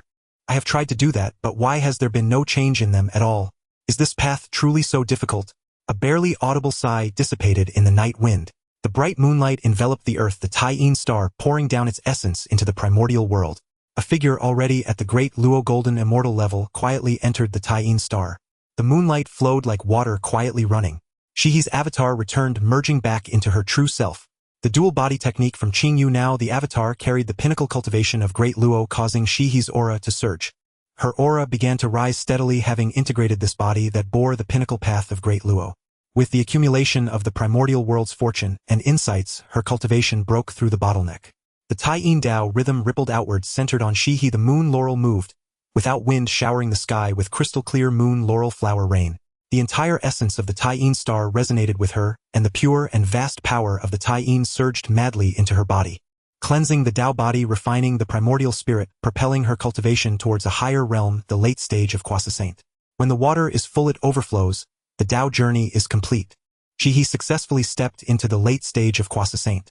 The Dao rhythm swirled around her, the moonlight encircling her. Compared to before her slumber, she now possessed greater clarity and integration after undergoing the trials of the mortal realm, while losing some of her initial coldness and aloofness. Those who gain fortune are aided by heaven. Shihi reflected, feeling the surging power within her and the clearer Taiyin path. This avatar of hers was merely transformed from a segment of a moon laurel branch with a foundation not too deep. Yet she could ascend to the pinnacle of Great Luo in such a short time. Aside from her true self's profound Dao skills and diligent cultivation of the avatar, more so it benefited from having piggybacked on the immense fortune of the Queen Mother of the West, the foremost female immortal of the Dao. The Queen Mother of the West embodies the most exquisite energy of the West, being the leader of all female immortals with a long-lasting fortune. Shihi's avatar often stayed by her side, unintentionally soaking in great fortune, making her cultivation progress with half the effort and abundant opportunities leading to today's rapid growth. With her cultivation stabilized, Shihi's divine sense detected a kind of pull between the essence of the Taiyin star and the outside world. It was the connection and calling of the Zhou star array to the essence of the Taiyin star. Taiyin. Shihi's eyes flickered. This kind of bondage shall be severed today. With a graceful lift of her hand, Shihi gently traced the void. A ray of Taiyin divine light erupted from her fingertips, slicing directly into the depths of the essence of the Taiyin star, precisely striking at the connection linked to the great array. A sound akin to a snapped string resonated in Shihi's heart. The Taiyin star trembled slightly, and the invisible and continuous feeling of essence loss and pull instantly vanished. From this moment on, the Taiyin star regained its independence and autonomy, no longer subjected to the direct calling and influence of the Zhou star array. Almost at the same moment Shihi severed the connection, Lady Ziguang, leading the demon court's army, was rushing towards the North Sea, feeling the Taiyin's detachment. Lady Ziguang was startled, instinctively glancing at the Emperor Jun, who was meditating beside her. She saw that Emperor Jun seemed completely unaware, still immersed in his own cultivation, and planning for the journey to the North Sea. Lady Ziguang, sharp-minded, instantly suppressed the turmoil in her heart, maintaining a calm demeanor, as she activated the secret methods of the stars. She thoroughly concealed the subtle abnormal fluctuations of the Taiyin star, ensuring that the Emperor Jun, who was so close, did not detect any hints. She glanced at the increasingly profound chaos cauldron and stated directly, "Why the urgency to summon me back? What is the matter? This incarnation walks in the primordial chaos, while my true self rests in the Taiyin star. However, both share a connection in memory and perception, and with Qing Yu's secret method of communication I naturally understand. The Yin-Yang Taoist has borrowed Di Jun's body to reappear in the world. This is something you need to be aware of and prepare for early." Qing Yu's tone was calm, yet he revealed a shocking piece of news.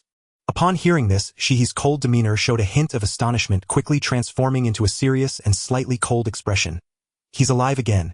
The luck is clashing, yet it hasn't been completely extinguished, truly like a maggot that gnaws at the bones." She paused and looked at Qing Yu. "I need to set up an altar again and pay my respects to him once more." Qing Yu chuckled, shaking his head. "That is not necessary.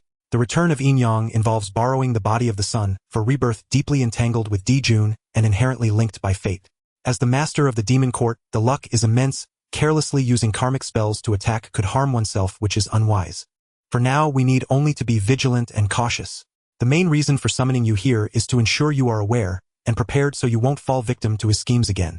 Shihi glanced at the chaos cauldron, which was being refined by the true fire of Taiyin and the true fire of the sun, harmonizing yin and yang, and smiled. "I see now. Preventing yin-yang is secondary. The primary purpose of summoning me was to activate this Taiyin true fire, transformed from the laurel tree. It is to assist my friend in completing the final step of this refining rite." With her thoughts exposed, Qing Yu was not embarrassed, laughing heartily and openly admitting, "I can't hide it from you. However, it seems that your journey through the primordial chaos has changed you quite a bit, having immersed in the secular world and comprehended fate. It appears that the influence of my friend, the Queen Mother of the West, has been profound on you." He did not refute. She merely nodded slightly, tacitly agreeing. The years spent traveling with the Queen Mother had indeed allowed her to see more aspects of the primordial chaos, resulting in a shift in her mindset. She ceased to speak further, gathering her focus. With a graceful lift of her hand, the pure and vast Taiyin true fire surged from her palm. The flames coalesced into a waterfall, pouring into the flames beneath the chaos cauldron, perfectly merging with the most yang and powerful sun true fire. The harmony of yin and yang led to a more even and perfect refinement of the cauldron's body, with the Tao rhythm becoming more restrained. "You flatter me. It is merely that I have seen much and my thoughts and feelings are naturally different." As he controlled the Taiyin true fire, she responded. Qing Yu smiled, silently concentrating on the refining process. With the continuous infusion of Taiyin true fire, the yin and yang energies within the chaos cauldron finally achieved a perfect balance, the cauldron humming and the Tao patterns flowing, emanating a flawless essence. "The heat is sufficient." Qing Yu's eyes flashed with brilliance as he abruptly stood. A thick, sturdy branch of the Jianmu containing endless wood Tao essence and spatial Tao rhythm fell into his hands. Without any hesitation, he directly threw it into the yin and yang true fire beneath the chaos cauldron. With wood to produce fire and fire to refine the cauldron, returning to the source the Tao is promising ignite. Qing Yu uttered a low shout, forming mysterious seals with his hands. As soon as that Jianmu branch touched the yin and yang true fire, it erupted with a resounding boom, bursting forth with dazzling emerald flames. This flame was not an ordinary fire, but rather a true fire of wood Tao ignited with the essence of the wood Tao. It was vibrant and full of life, yet capable of consuming all, embodying the purest force of creation and destruction of wood. The green source fire instantly enveloped the chaos cauldron, conducting the final and most critical step of shaping. Qing Yu's expression was solemn as he traced his right thumb across his left palm, releasing 9 drops of faint golden blood, imbued with a chaotic hue and endless life Dao rhythm, the essence blood of the wood ancestor.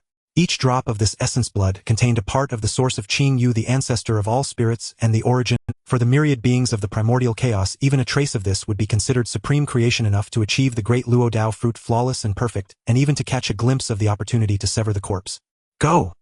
Qing Yu flicked his fingers, and the 9 drops of wood ancestor essence blood transformed into 9 golden threads, vanishing into the chaos cauldron wrapped in the wood Dao true fire. The chaos cauldron trembled violently, emitting a grand and ancient resonance, as if echoing the sound of the Dao from the beginning of creation. On the surface of the cauldron, the originally blurred patterns began to evolve clearly. The image of Jianmu supporting the heavens appeared prominently on the front face of the cauldron. 3,000 chaotic deities and demons roared surrounding the cauldron's belly. The scenes of the sun, moon, and stars rotating, and the life and death of the myriad spirits inscribed on the lid and feet of the cauldron. Endless Dao rhythms surged forth, chaotic energies permeated the surroundings, stirring the chaotic currents, causing the entire Xiantian realm to tremble in response. The cauldron is complete, chaos shakes, and all paths return to the primal source. Emerge! Qing Yu shouted, pressing his hands down the wood Dao true fire instantly condensed, and all merged into the cauldron. An ancient heavy chaos cauldron bearing the chaotic yellow, and evolving the life and death of all paths finally succeeded completely. It floated in the chaos, radiating the vast pressure and profound aura unique to a chaos spiritual treasure.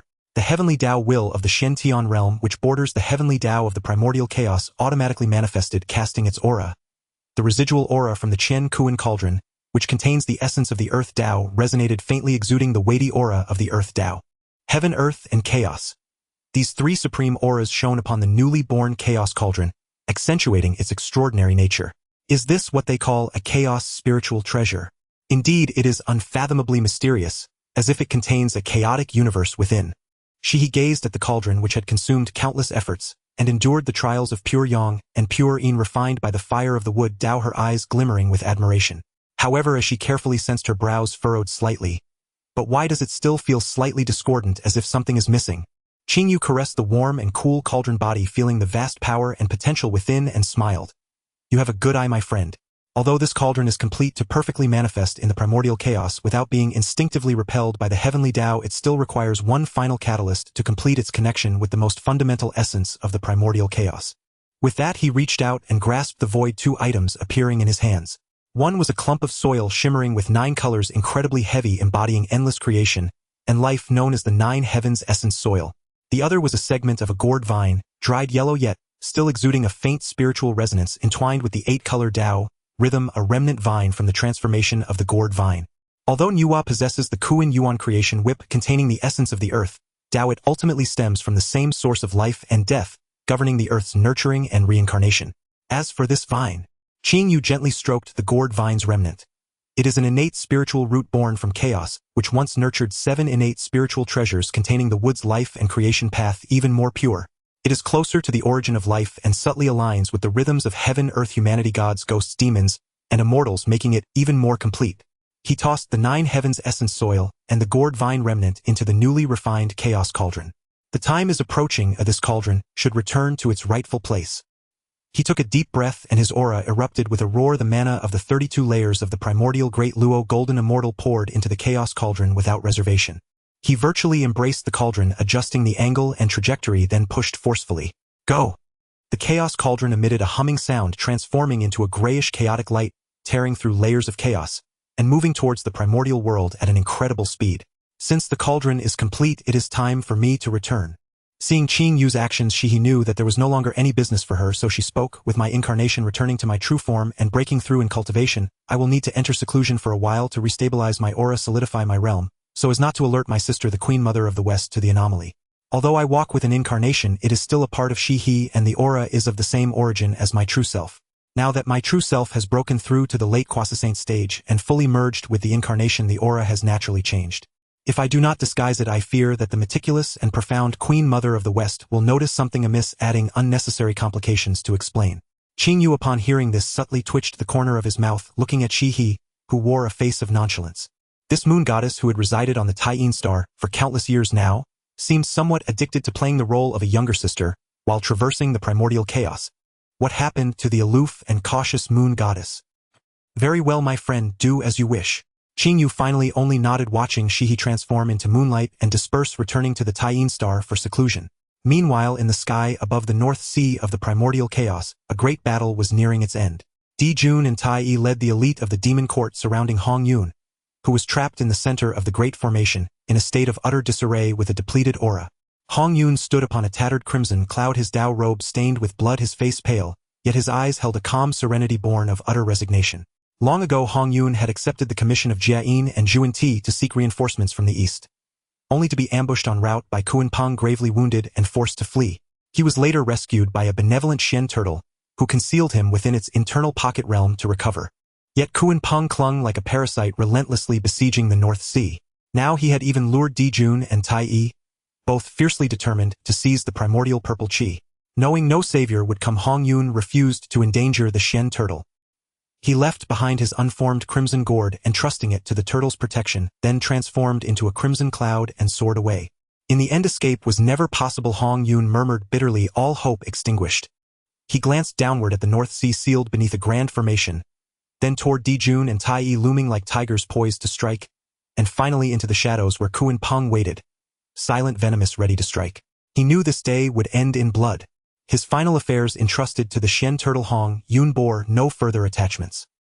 He surveyed the encircling legions of demonic cultivators, gazed upon Di Jun and Tai Yi towering at the formation's heart, radiating overwhelming might, then fixed his eyes one last time on Kuan Peng, coiled like a serpent in the gloom. Suddenly he threw back his head and laughed. A hollow, desolate sound. Ah, how I once prided myself on kindness, cultivating virtue, forging bonds, aiding countless souls across the vast primordial world. I walked the lands of Honghuang, rescuing the imperiled. Yet never imagined my end would be thus. No, aid arrives. The entire world stands against me. Perhaps my Dao, the very path I walked, was flawed from its inception. His laughter faded as a flash of grim resolve ignited in his eyes. With a sharp, decisive slap upon his waist, he struck the 9-9 soul-scattering bag, the ancient artifact that had accompanied him for eons, now battered and frayed. Born with him, the treasure was bound to his spirit and consciousness. Now fueled by his last vestige of primordial essence, it detonated with cataclysmic force. A top-tier innate spiritual treasure, self-destructing. Especially devastating was its nature, designed to shatter souls and ravage spiritual essences.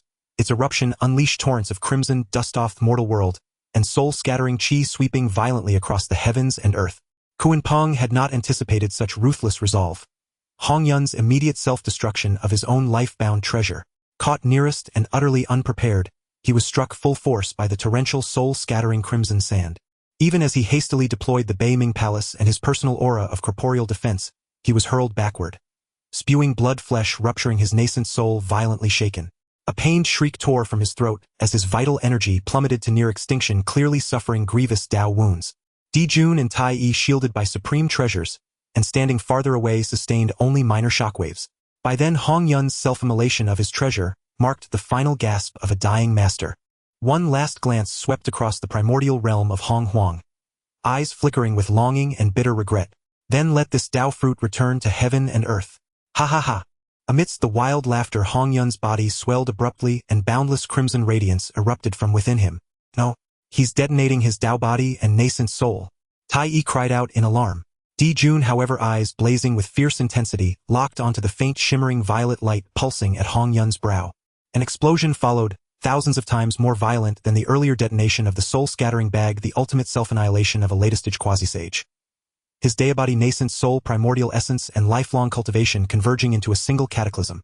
Its power could reenact the primordial chaos of earth, water, fire, and wind.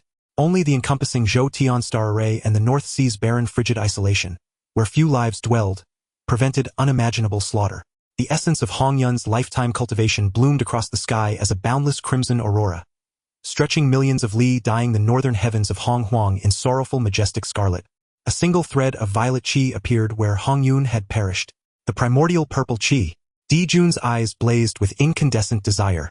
Unable to contain himself, he shot forward as a golden streak, ripping through lingering chaotic energies, straight toward the violet thread. Yet just as his fingers neared it, Di Jun, this treasure is destined for me. What was lost shall return.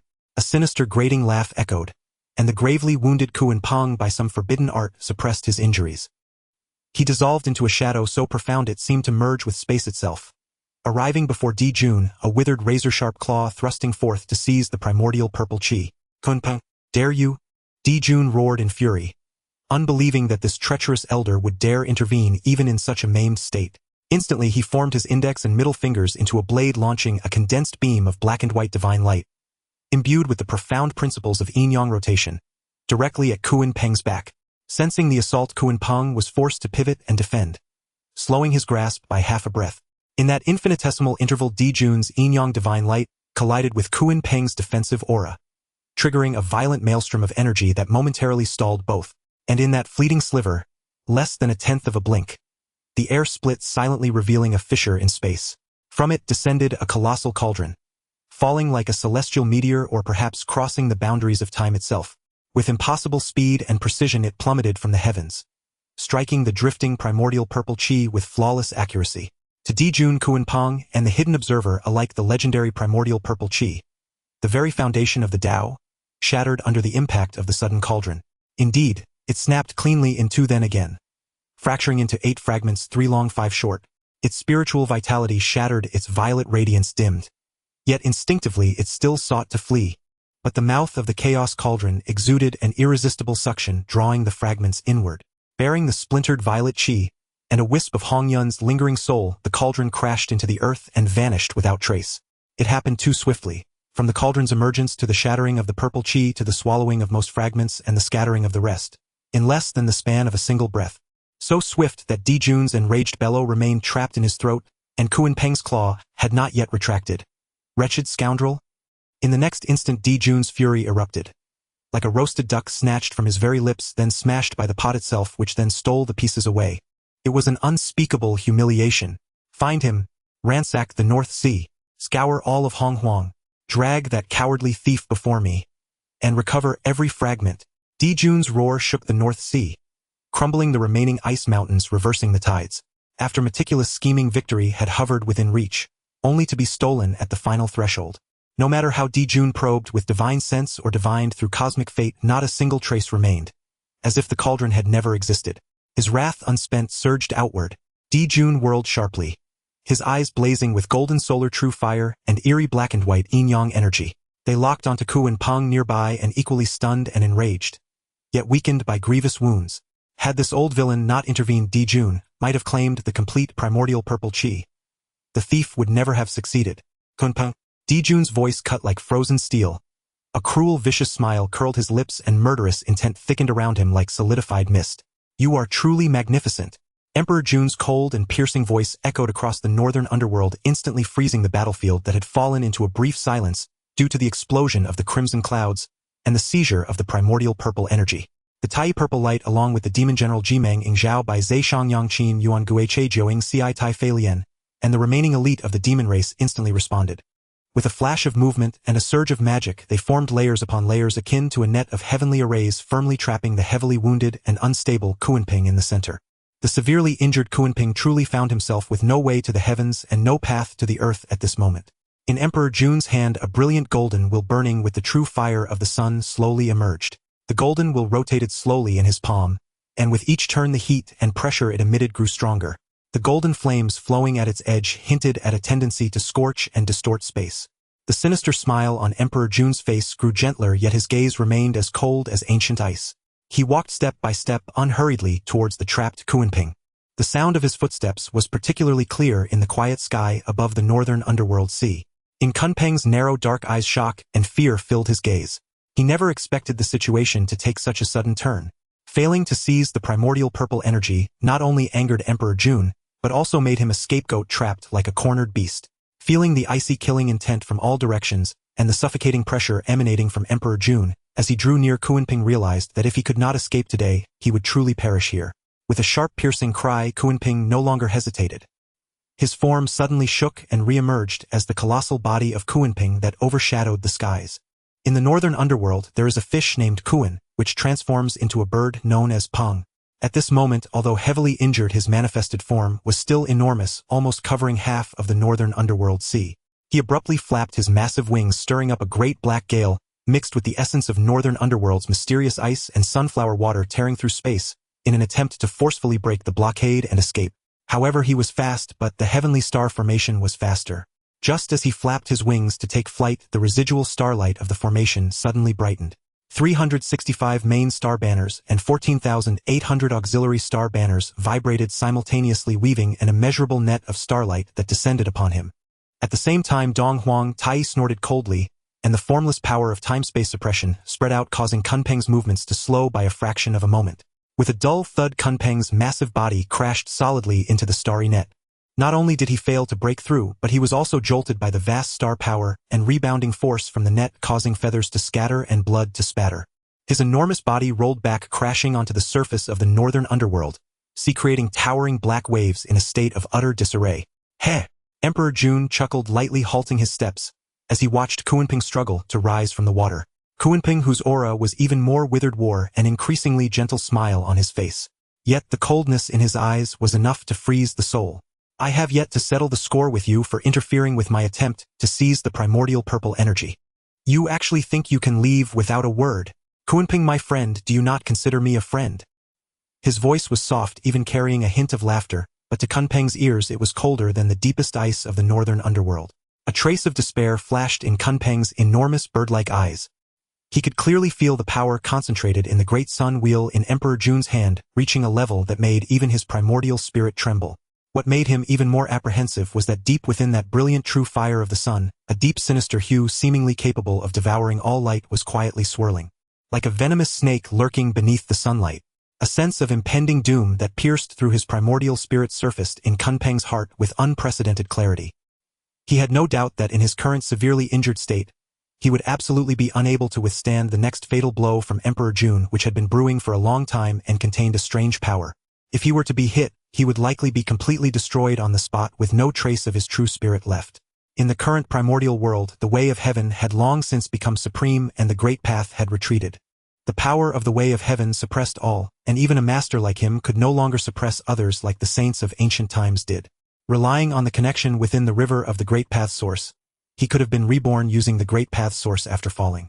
Now, unless he could achieve the fruit of a sage and harmonize with the way of heaven, he could not draw upon the great path's source and would remain indestructible. But for him, that was an unattainable wish. If he could attain sagehood, Emperor Jun could destroy him with a mere gesture. The shadow of death loomed so close that a surge of overwhelming hatred and unwillingness rose within Kunpeng. He hated that in the Zhixiao Palace years ago. If it were not for Yuan Shi's taunts, he could have easily sat on a mat and become a disciple of the Dao ancestor, enjoying the opportunities of the great path instead of falling to such a state. Today, being bullied and pressured by Emperor Jun like this, if he had become a disciple of a sage back then, how would Emperor Jun dare treat him so? Yet no amount of hatred could change the dire situation before him. The instinct to survive overwhelmed the so-called pride of the master of the Dao. As he watched Emperor Jun draw closer, the great sun will radiating an eerie aura was about to descend. The struggle in Kunpeng's eyes flickered and disappeared in an instant before he gritted his teeth and made a decision. His colossal body of Kunpeng shimmered and twisted, transforming back into human form. His face was as pale as paper, his aura disordered, his body covered in blood, and his robe tattered, stripped of any trace of the former majesty of the northern underworld's lord. He bowed deeply to the advancing Emperor Jun, his head nearly touching the icy sea surface, his voice hoarse and urgent, laced with evident fear. Your Majesty, please hold on. I, Kunpeng, am willing to pledge allegiance to your Majesty, and serve you like a loyal dog, allowing you to command me without any second thoughts. I only ask for your magnanimity to spare my life. I will definitely do my utmost to retrieve the lost primordial purple energy for your Majesty to atone for my past sins. I hope your Majesty will show mercy. He bowed deeply, lowering his posture to the extreme, not daring to raise his head to look at Emperor Jun's expression. Yet within his heart humiliation and resentment intertwined, gnawing at him like a venomous snake. But he could feel that as he showed his willingness to submit, the deathly aura that Emperor Jun had already locked onto him began to weaken slightly. Emperor Jun's footsteps stopped 3 feet away from Kunpeng. He looked down from a high position at the trembling Kunpeng lying on the ground. The gentle smile on his face remained unchanged, yet his gaze was as deep as a pool with 2 strange lights. One golden, one dark, flowing in the depths of his eyes, causing one's heart to tremble. Kunpeng still did not dare to raise his head yet. He could feel a cold and playful gaze resting upon him, as if examining an interesting toy. He felt uneasy in his heart, but also ignited a glimmer of hope for survival. Then he felt a warm hand gently resting on his arm, helping him rise from his kneeling position. Kunpeng's heart leaped with joy, thinking that Emperor Jun had accepted his surrender. However, the next moment Emperor Jun's voice, still laced with a smile, made him feel as if he had fallen into an abyss of frozen cold with blood in his veins instantly freezing. Submitting to me? Very well. Emperor Jun's tone even carried a hint of satisfaction. He looked closely at Kunpeng's narrow dark eyes now filled with fear and spoke slowly. In that case you must hand over a part of your true spirit.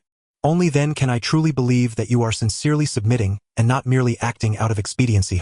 Upon hearing Emperor Jun's demand to surrender his true spirit, Kunpeng's pupils contracted sharply, and his body instantly stiffened. The true spirit is the essence of life residing deep within the primordial spirit connected to the source of the Tao. Once the true spirit is surrendered, it equates to completely entrusting life and death to another. A single thought can determine existence or demise, which is no different from falling into oblivion. Emperor Jun still wore a gentle smile, and seeing Kunpeng frozen in place, the golden light and dark hues in his eyes flickered more intensely, his brow slightly furrowing. Kunpeng, my friend, do you not wish to be a good vassal? Since you have spoken, it is no longer up to you. Before his words finished, he did not give Kunpeng a chance to argue or haggle, directly reaching out to grasp the void. A flag appeared in his hand. The flag was a pure white color, entirely devoid of its original hue, and was entangled with a strange black and white aura. Two streams of energy spiraled upward from the base of the flag, winding along the flagpole like two intertwined yin-yang serpents. The flag fluttered silently in the air, emanating an eerie aura that caused the primordial spirit to tremble and quiver. The yin-yang flag, an extraordinary treasure, was forged by the Taoist of yin-yang, using the primal essence of yin and yang, combined with the remnants of several chaos demons, and the supreme secret arts. It specializes in targeting the primordial spirit, adept at capturing true spirits, and can even invade and control the minds of living beings with the yin and yang essence. No, your majesty, Kunpeng, sensing the ominous aura from the flag, tried to struggle. However, Emperor Jun merely glanced at him coldly, and the golden light and dark hues in his eyes flickered.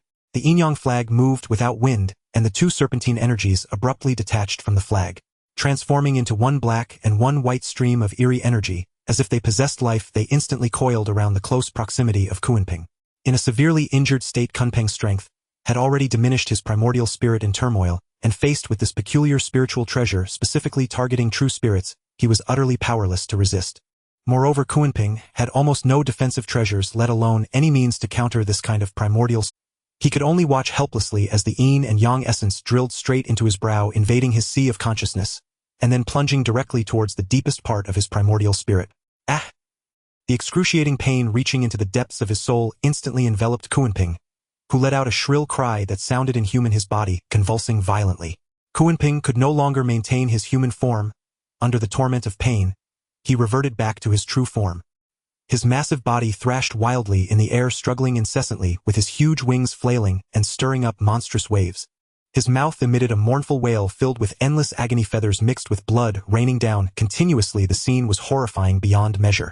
This terrifying sight sent shivers down the spines of the surrounding demon army, including those battle-hardened demon generals, leaving them in a state of shock. A faint sound like that of a soul being forcibly torn apart emanated from Kunpeng's massive body. A faint golden light between reality and illusion, and emanating the essence of Kunpeng's origin, was forcibly dug out from the depths of Kunpeng's primordial spirit by the black and white energies. His fragment of true spirit essence. The agony of having his true spirit forcibly stripped away caused Kunpeng to emit a weak, almost inaudible cry of despair.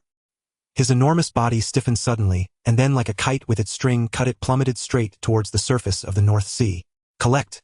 Looking at Kunpeng's miserable state, Emperor Jun remained expressionless, and simply lightly shook the yin-yang flag in his hand. The black and white energies wrapped around Kunpeng's fragment of true spirit, instantly retracting back into the flag.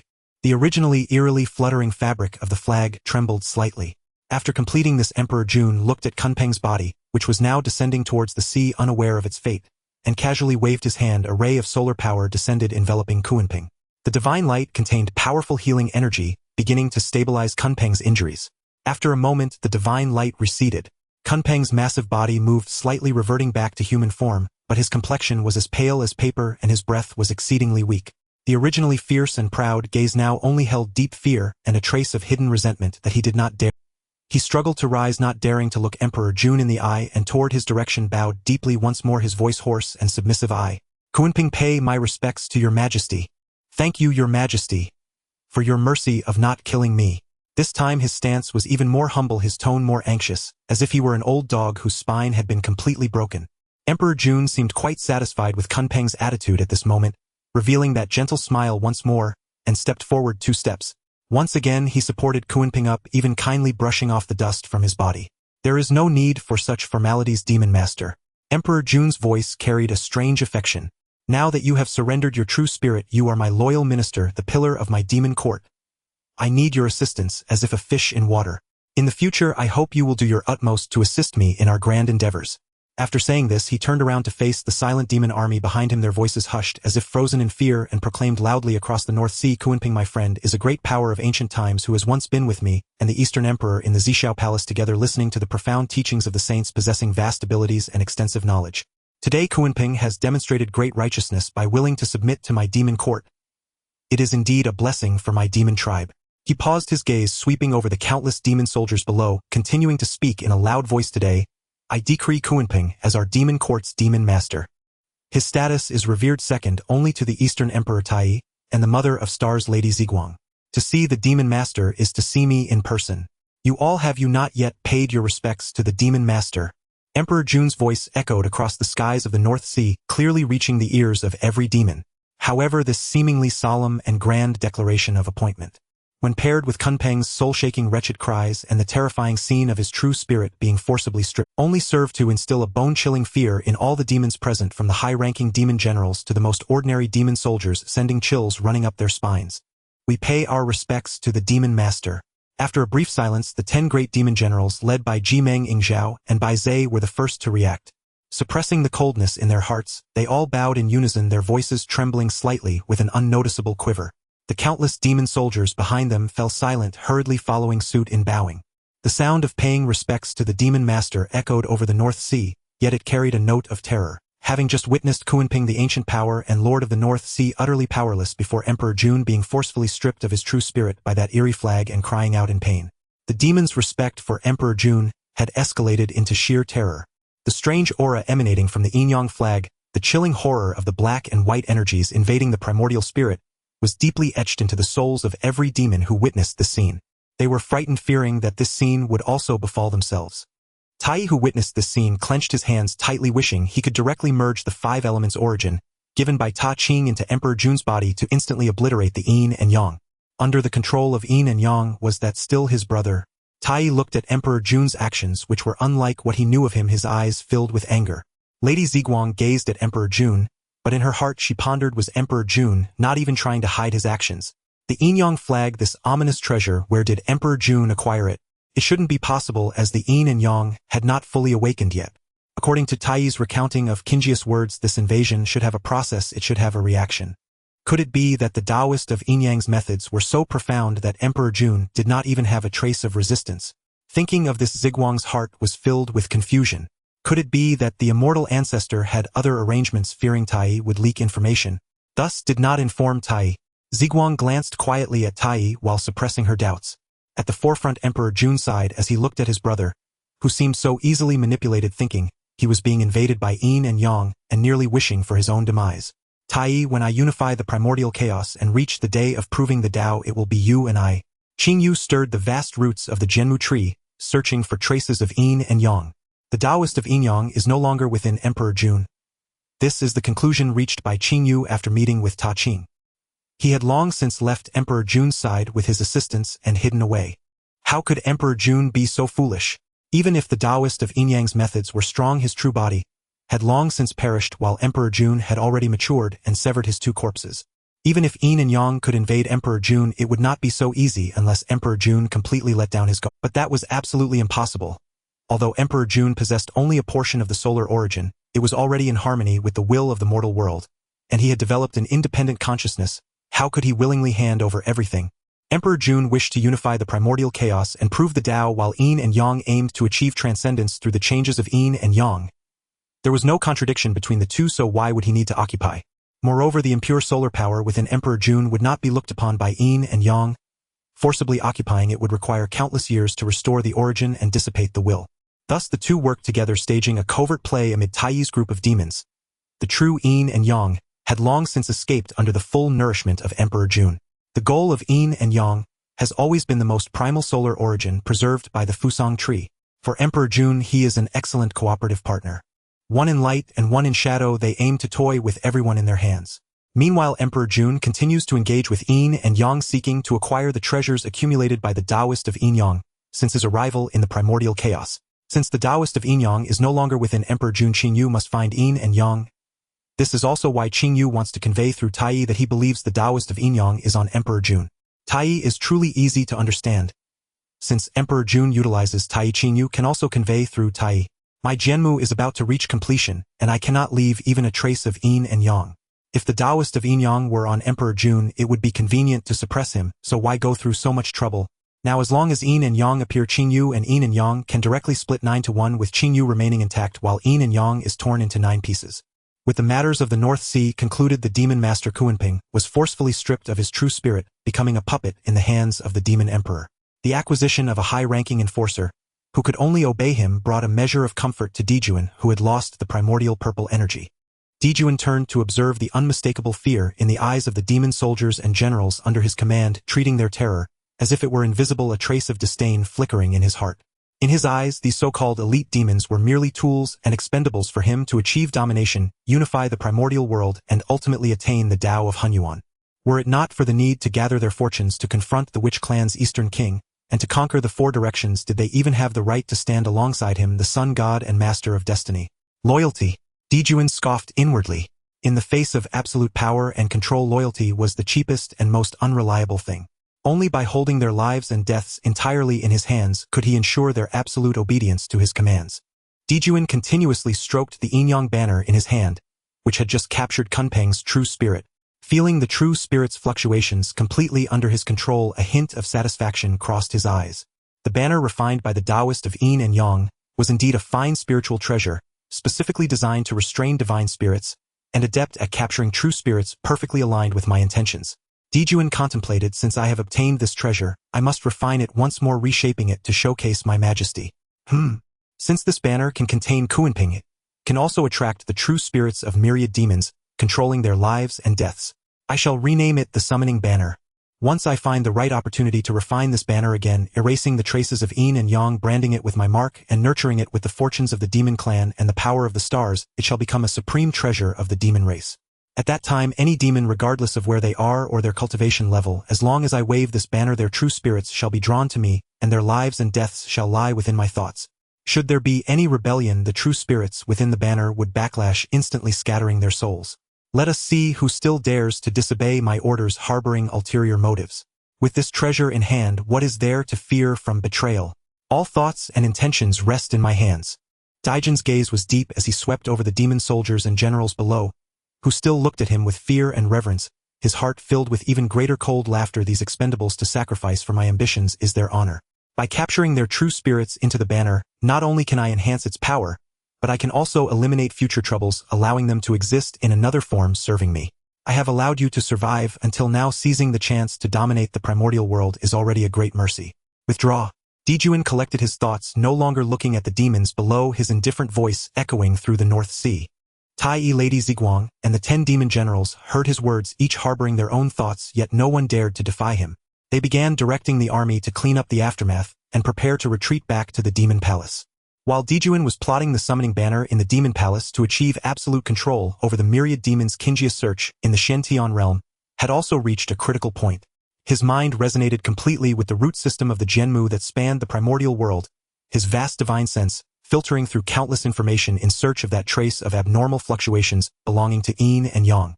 However, the Taoist of Yin and Yang seemed to have completely evaporated from the primordial world, leaving no trace to be found, whether above the 9 heavens or below the 9 abysses, or in the 4 seas and 8 desolations. Not right. Qingjia's brows furrowed slightly with the power of Yin and Yang. Even if he hides deeply, as long as he is still in the primordial world, interacting with the earth's veins and utilizing the source power, it is impossible to completely evade Jianmu's perception. Unless he has completely abandoned his form, hiding in a state of pure origin. He thought of the Taiji Laozi. As the master of the Tao of Yin and Yang, he should be the most sensitive to the fluctuations of Yin and Yang. Yet even he could not locate the true form of Yin and Yang. There must be something amiss. Yin and Yang are chaotic demon gods, exceedingly cunning. If he could cooperate with Dijuan, playing a double act and achieving a golden cicada's escape, how could he not have a backup plan? The remnants of yin and yang's marks and Dao rhythms on Dijuan may very well be bait or perhaps a disguise designed to divert our attention, while his true form has long since escaped in a more concealed manner. Yin and yang's target has always been the pure origin. Qingjia's thoughts raced, deducing various possibilities. He had a feeling that the goal of yin and yang was ultimately the pure source. And currently within the primordial world besides Dijuan the impure holder of the solar origin, and Shihe there was also the lunar star where Changshi resided possessing a vast amount of pure yin or extreme yin energy. Kunlun Mountain to the west was originally the Daoist ground of the Western Queen Mother adjacent to Pangu and the Three Clear Ones. Later the Western Queen Mother moved to the Eastern Sea's three islands of the Immortals with the Eastern King leaving this place vacant. However, it still retained the restrictions and gathering formations set by her converging the exquisite energy of West Hua and the spiritual essence of Kunlun, making it a serene and harmonious blessed land. Although the Western Queen Mother did not reside there often, a portion of immortals unwilling to dissipate into the external world were settled within the Western Kunlun by her. Though the two places were distant for the Western Queen Mother, who possessed treasures of space and the ability to traverse realms traveling back and forth, was but a fleeting moment. Within a certain restriction, the moonlight flowed clear and bright. A figure dressed in moon-white garments sat quietly exuding a pure Tai-Yin aura at the level of the great Luo Golden Immortal. This figure was quietly seated upon a mat seemingly in seclusion with a stable and long-lasting aura. At this moment deep within the underground of this side hall, there was a place covered by the naturally pure Yin earth veins and the exquisite energy of West Hua. A mass radiating immense energy capable of being refined to achieve corpse severance was quietly lurking at this moment. This source was the chaotic yin-yang source directly manifested by the Taoist of yin and yang, having completely abandoned its physical form. He existed in this almost original state, cleverly using the stream of yin and yang from Dijuan as cover and interference, successfully deceiving Taiji Laozi, the master of the yin and yang Dao, and temporarily evading Qingjia's extensive scanning through the Jianmu root system. After all, the source of yin and yang that constituted the order in the primordial world was the yin and yang source that fell into the primordial after being slain by Pangu. Now that the Taoist of yin and yang had returned to the source, he naturally emitted the same aura as heaven and earth. I laugh at Qingyu and Taiji's lack of schemes. How truly foolish they are. Taiji, oh Taiji, how pointless it is to be the master of the yin and yang Dao in charge of the yin and yang of the primordial world, yet you cannot even perceive my presence beneath Kunlun Mountain. Truly foolish. Qingyu, a mere junior, has only managed to survive by chance from the great calamity of creation, gaining some opportunities, and now he believes he has become a force to be reckoned with, but is just a frog in a well, unaware of the vastness of chaos and the powers of the demon gods. No matter how much your Jianmu root system spreads across the primordial, what can you do to me? I have escaped into the source, merging with the pure yin energy of the Kunlun Mountain's earth veins. How can you seek me out? I lurk here to slowly nurture and restore my depleted source using the pure yin energy and exquisite energy of West Hua. Unexpectedly, I sensed the pure Tai-Yin aura of the great Luo Golden Immortal deep within the side hall. Tai-Yin source. Haha. The heavens assist me. Observing its aura, though it reaches great Luo, it seems somewhat unstable. The source appears to have defects. Could it be the remnants of the source after Wangshu's fall reshaped anew? Truly, it is a stroke of luck to find something that costs me no effort. I need the Tai-Yin source to complete myself, and now it has come to my door. I cautiously probed the side hall for a long time, confirming that although the restrictions were exquisite, there were no particularly dangerous traps. The figure inside also seemed to be deeply immersed in seclusion, reducing its perception of the external world to a minimum. Opportunities must not be missed. The Taoist of yin and yang, with a trace of his source, no longer hesitated and quietly activated his secret method. Though he had transformed into the source, he once was a chaotic demon god, possessing profound understanding of the Tao. Before long, that trace of source flickered slightly, transforming into an intangible essence of the yin and yang Tao, silently seeping into the side hall. Entering the hall, the yin-yang Taoist grew markedly cautious, using his primordial source sensing to meticulously scan the seated Shihe simulacrum several times, confirming its spiritual energy and Tao resonance. Even the fluctuations of its yuanshin showed no flaw. Indeed, it was formed from the benyuan left by Wang Shu. That benyuan was incomplete, thus cultivation stalled at Deluo. Its spiritual aptitude also seemed somewhat lacking, making it an ideal object to devour and nourish from. Without hesitation, the yin-yang Taoist lunged and instantly enveloped the Shihe projection. Got it! He affirmed inwardly, immediately channeling his benyuan to devour this Tai-Yin benyuan. Yet the very instant his yin-yang benyuan touched that projection, alarm shot through him. Not right. This was no cultivator yuanshin formed from a Tai-Yin benyuan. It was plainly a Yuegui branch heavily wrapped in Tai-Yin power and painstakingly disguised. The true avatar had long since returned to its source. What remained here was merely a segment of Yuegui Shihe, had left as a simulation to placate Shi Huangmu and avoid exposure. To make the Queen Mother believe the avatar was truly secluded in cultivation, and without fault Shiha went to great lengths, using the yuegui of her own body to fashion a flawless simulacrum. A casual ruse to avoid Shi Huangmu's scrutiny unexpectedly baited the Yingyang Daoist and deceived him. Damn! The Yingyang Daoist reacted with lightning speed, decisive, and without the slightest hesitation. He promptly severed that strand of Benyuan which had contacted the yuegui branch. Like a gecko shedding its tail, utterly abandoning the portion that might have been marked. The severed strand of Benyuan together with the yuegui fragment was instantaneously detonated by the Yingyang Daoist with a secret method. Though the blast lacked great power, it was enough to sow confusion to mask his remaining aura and the ripples of his escape and to sever causal links. A mild explosion rolled through the side chamber. The Taiyin force bound in the yuegui and that strand of Benyuan were annihilated together. They dissolved into a chaotic vortex of spiritual energy and resonance, instantly disturbing every current within the hall. Under cover of the blast, the Yingyang Daoist's remaining core Benyuan condensed into an intangible massless Yingyang fleeing light that scarcely stirred space. It fled along another secret Earthvina channel. He had already scouted, moving 10 times swifter than when. The moment the fleeing light vanished, a jade-green tendril exuding potent life breath and subtle spatial ripples silently probed up from beneath the side chamber. Kinjia's divine sense surged after it. Clever reaction. Self-detonation and tail shedding to veil the aura. But once a head is shown, it shall not be hidden entirely. The explosion in the side hall of Shi Huangmu's old dojo also alarmed the attendant immortals and the seals. By the time they arrived, they found only wreckage, turbulent spiritual energy, and a fragment of the yuegui branch leaving a faint cold trace. The secluding Yueha Xianzi was gone, leaving only chaos. Zenyuanzi idly flicked his Di Huang whip, smoothing the ever-surging power of the earth path. Ever since being brought to the heart of the earth channel by Nuwa's future corpse, and asked to help straighten and stabilize it, tending the channel had become his long routine through the ages. The earth channel was vast, tending it was tediously intricate even with the support of Hongmeng Purple Qi and the channel's own blessings. Propelled by the earth channel, his cultivation rose like the tide. Unconsciously, he had reached the fearsome realm of Hunyuan Deluo Golden Immortal at the 30th heaven, yet the price was being firmly bound here. Sigh, had I known, I should have switched to the 3 corpses technique.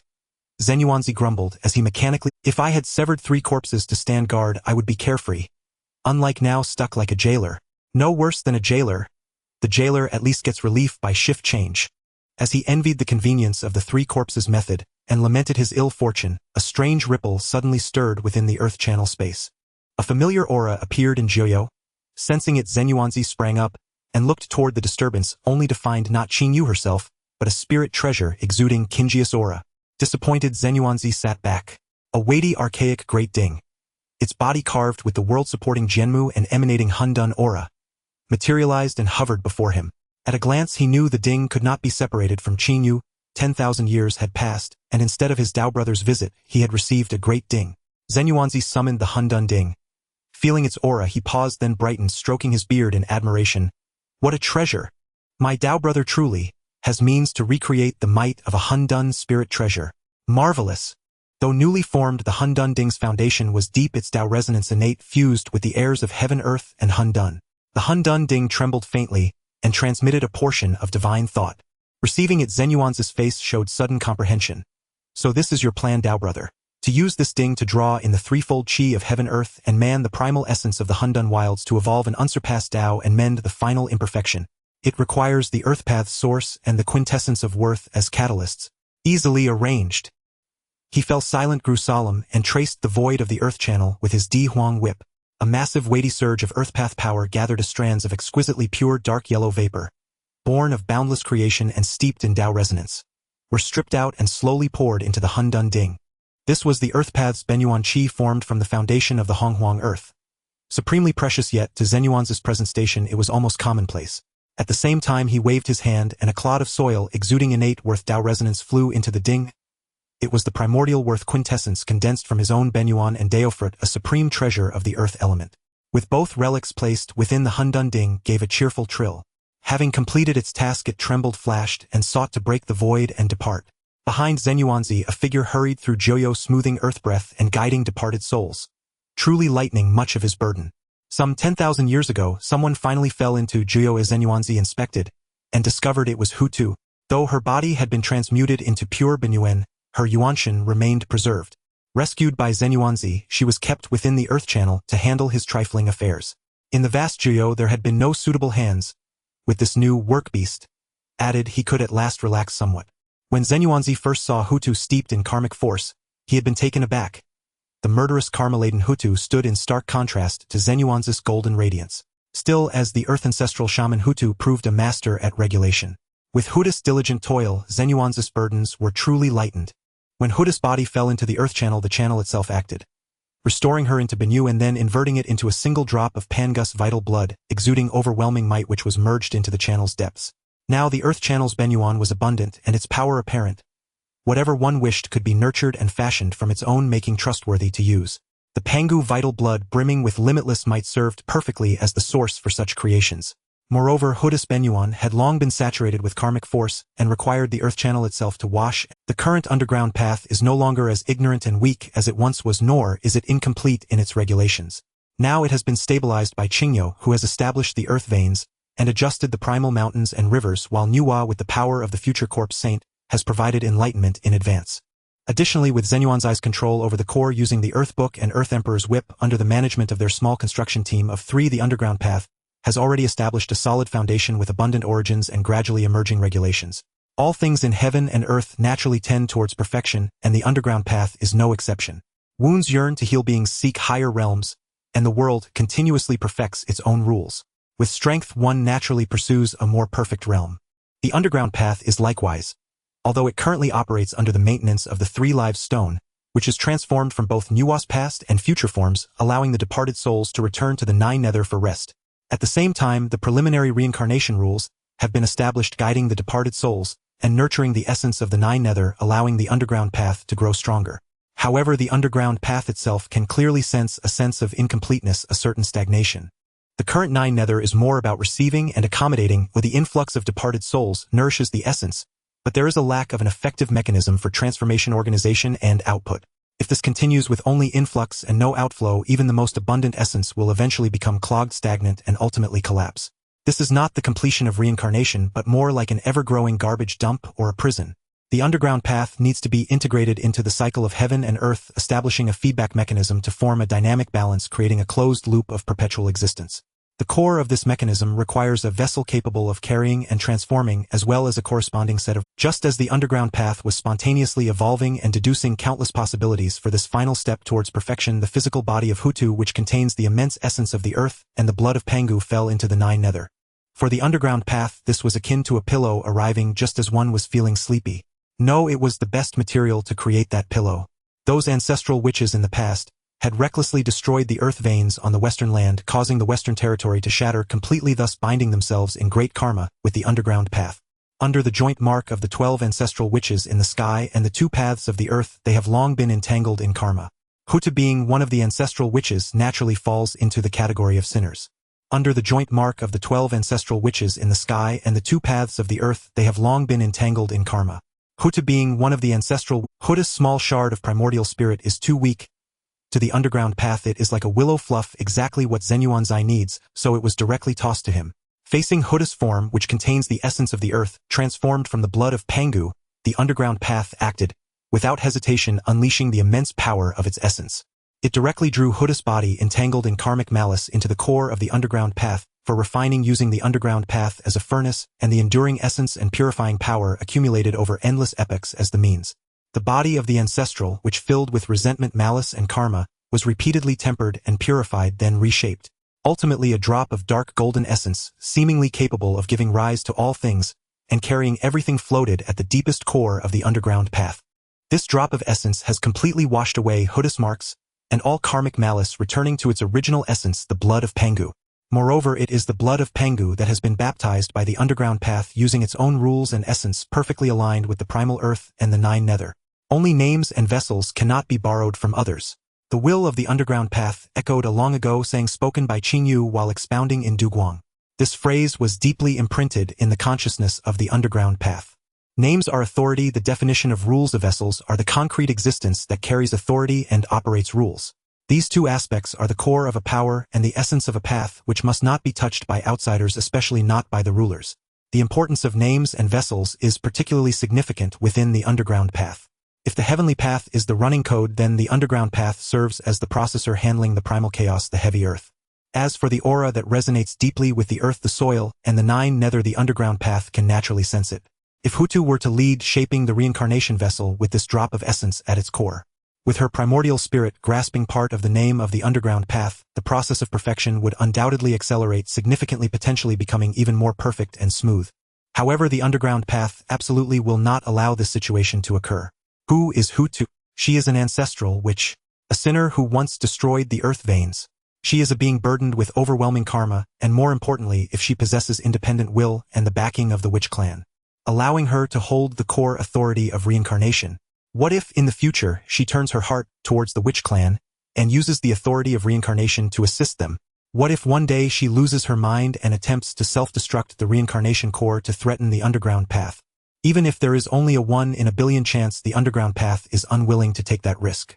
It would rather spend a longer time using this purified blood of Pangu as material and source, combining it with its own essence to slowly nurture, evolving a reincarnation vessel completely under its own control along with the corresponding name. It absolutely will not relinquish core authority to others, especially to a potentially unstable factor like Hutu.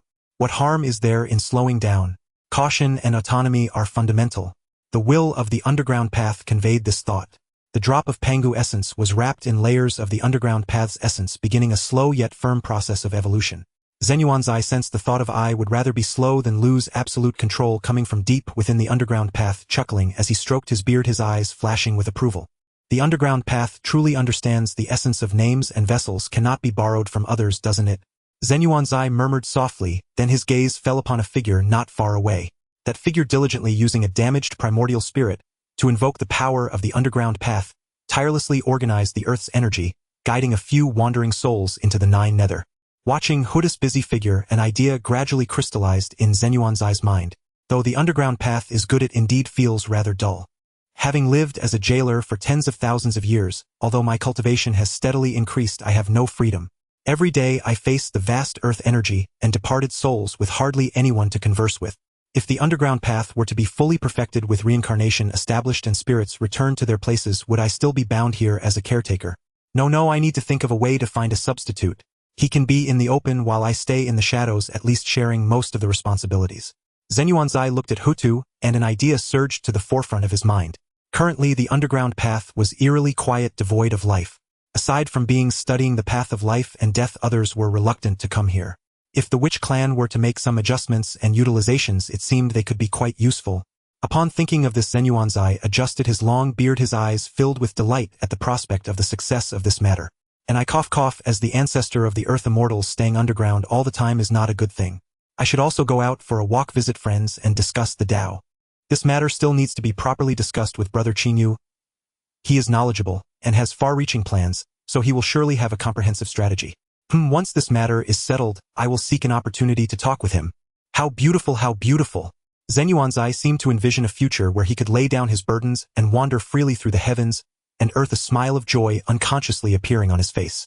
Qingyu stepped out of the Shen-Tian realm, his figure appearing beside Nuwa, who was journeying through the wilderness. Nuwa did not employ any divine powers. She sat by a clear pool, quietly observing her reflection in the water like the most ordinary of beings. Her aura was harmonious and natural, returning to simplicity.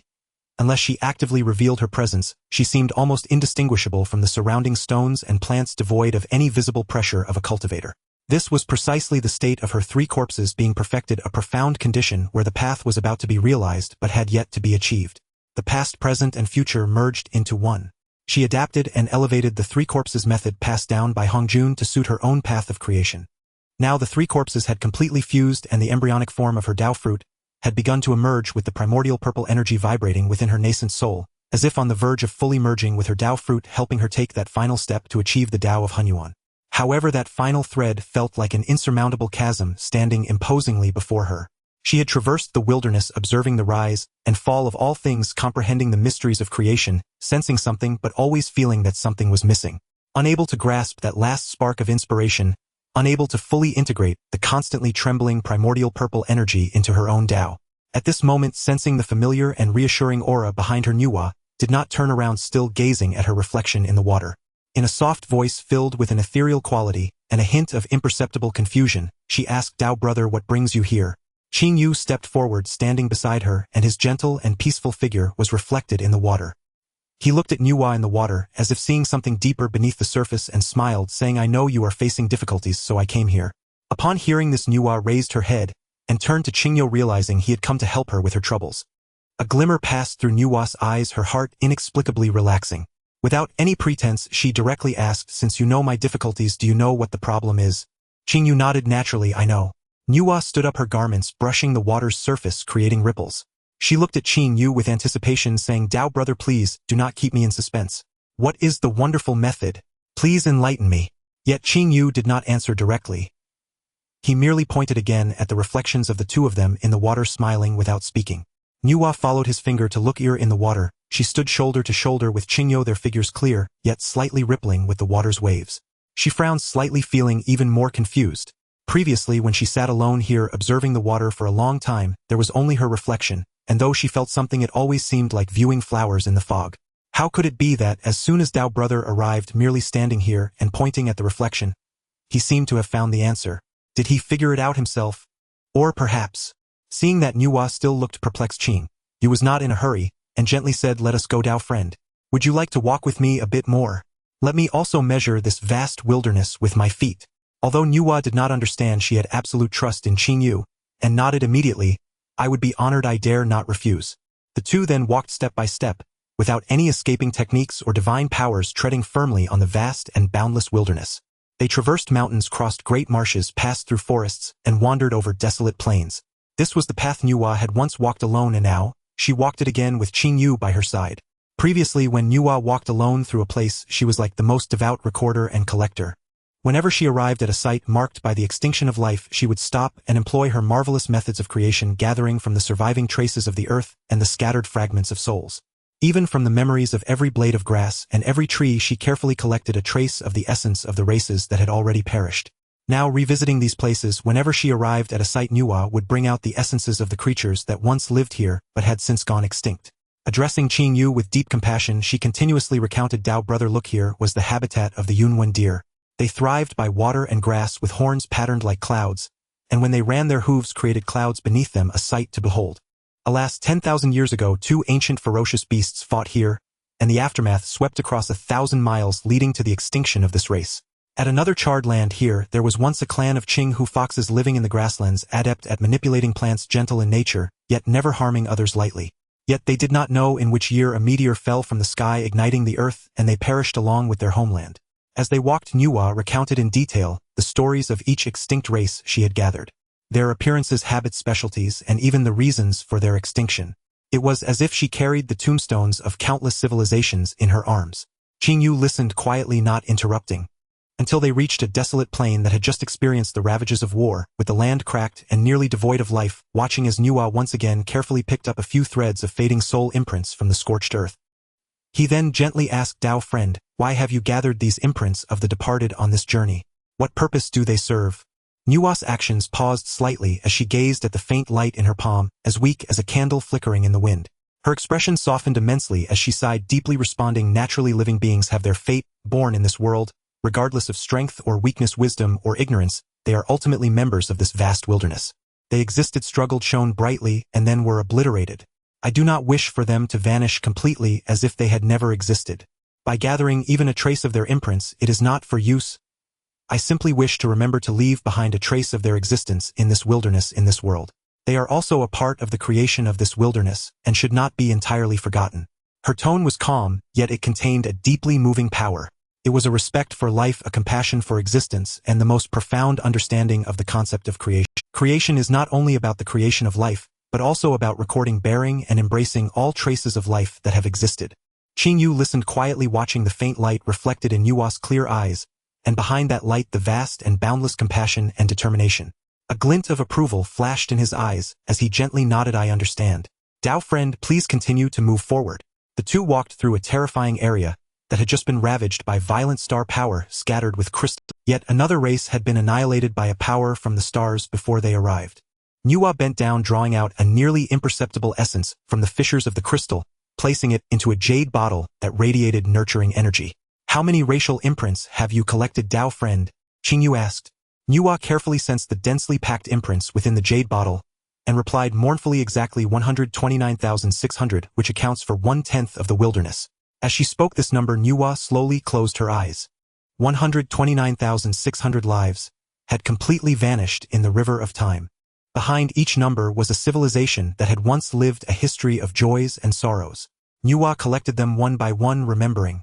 Upon hearing this, Qing Yu fell silent for a moment, and then pointed towards the sky, indicating the source of this racial extinction. Nuwa looked up in response. In the direction of the surrounding mountains, a certain area of the sky suddenly burst forth with brilliant light, billowing clouds, and endless spiritual energy, surging like a tide with auspicious colors raining down, dyeing half the sky into a splendid array of colors. Within that radiance, vague silhouettes of palaces and towers appeared, with the sound of Dao echoing faintly, as if leading to another world. However, beneath this auspicious scene, the sky and earth of that area around the surrounding mountains were shrouded in an oppressive aura of malevolence, blood, demonic energy, and battle intent. The armies of the Witch Clan and the Demon Clan crashed together like two torrents of destruction. Banners obscured the sun and roars shook the heavens. The Demon Clan's Zhou Tian star formation had already been deployed with 365 main star banners and 14,800 secondary star banners still shining brilliantly. They drew upon the limitless power of the stars, evolving the myriad celestial bodies, and pressed towards the... On the Witch Clan side, despite not all the ancestors being present, the other 11 ancestors had gathered, with Ho Yi taking the place of Ho Tu. Under the leadership of Emperor Jiang and Zhu Juin, they managed to barely recreate the incomplete 12 capital celestial formation. Although their aura was far from their peak, the dim silhouette of Pangu still loomed. Yet the terrifying malevolence and power they unleashed still shook the heavens, fiercely clashing with the Zhou Tian star formation. That place they had just passed, where a race had been obliterated by the residual power of the star force, was indeed affected by the backlash of these two formidable formations. Merely a trace of inconsequential residual power was enough to cause a race with several Tai golden immortals and a long lineage to be instantly turned to ashes. In the center of the battlefield, Emperor Jun stood tall beneath the ethereal shadow of the Sun God Palace, holding the newly refined and strangely charged demon summoning banner. Personally commanding the Zhou Tian star formation, his gaze was fiery and filled with aggression, fixed on the brilliantly lit entrance to the cave. The heavenly realm emerges with myriad beings watching in awe. Upon hearing Kinji's revelations about the celestial secrets, Nuwa realizes that the place where the radiance of the Zhou Mountain meets the sky is no ordinary paradise. Instead, it is the Tao of heaven itself evolving, acting as the central authority that governs the primordial chaos and regulates the balance of yin and yang. The cause and effect are still interweaving the aura, not yet fully revealed, but the majestic authority resonating with the celestial bodies is beginning to reveal itself, subtly dominating over the heavens. Nuwa and Qing Yu stand together upon the earth, gazing at the fierce battle unfolding in the distance. The battlefield has spread from the ground to the skies, with countless demons, riding on clouds, wielding artifacts, violently clashing with the powerful warriors of the Wu clan, who trample upon Zhou Mountain. The flames of divine powers, the fragments of treasures, and the remains of flesh rain down like a torrential storm from the heights, crashing onto the majestic Zhou Mountain, producing a deep, resounding roar. Moreover, there are those who resolutely self-destruct in desperation, perishing alongside their enemies. The brilliant and cruel bursts of light continue to explode, illuminating the ferocious and fervent faces of both sides. Moreover, there are those who resolutely self-destruct in desperation, perishing alongside their enemies. The brilliant and cruel bursts of light continue to explode, illuminating the ferocious and each collision causes the heavens and earth to tremble, the void to rupture, releasing terrifying shockwaves. It is as if an invisible scythe of annihilation sweeps across the edges of the battlefield, extending further into the primordial lands. Unbeknownst to how many innocent mountains and beings are quietly obliterated beneath the remnants of such great power, Di Jun has emerged with almost all his forces determined to claim the emerging heavenly realm. The demon summoning banner flutters in his hand, exuding strange ghostly light, commanding 10,000 demons, and amplifying the formation's might. If he can occupy this central manifestation of the Tao of heaven, he will bind the fate of the demon race with the authority of the Tao. Dao brother Nuwa gazed at the tapestry of blood and fire in the sky, sensing the mourning of 129,600 souls within the jade bottle in her arms, and gently inquired. The Eastern King, appointed by the Dao ancestor as the foremost male immortal, leads the assembly of immortals. Why does he not come to contest for this heavenly realm, which is the central authority of the primordial world? If he were to gain this place, would it not enhance his control over the assembly of immortals, and help him regulate the primordial world, thus balancing Di Jun? Upon hearing Nuwa's words, Qing Yu understood her desire to prevent the Great War. His voice reached her ears. The Eastern King's Tao does not reside above the 9 heavens. The Wu clan arises from the Earth's murky aura, embodying its weight. Di Jun comes from the solar star, aiming to seize the Tao of heaven's celestial bodies. The Eastern King, on the other hand, embodies the will of the multitude of immortals gathering the smoke and fire of the mundane world, acting in accordance with order and enlightenment. His Tao exists among the myriad beings at the intersection of immortals and mortals, not in the isolated heights of the 9 heavens far removed from the worldly clamor. He paused, pointing to the boundless stellar force clashing against the earthly essence of Zhou Mountain. Look, this is the confrontation of heaven and earth. The heavenly realm is too high, too far. Once settled, it easily disconnects from the realm of humans, losing the foundation of all beings.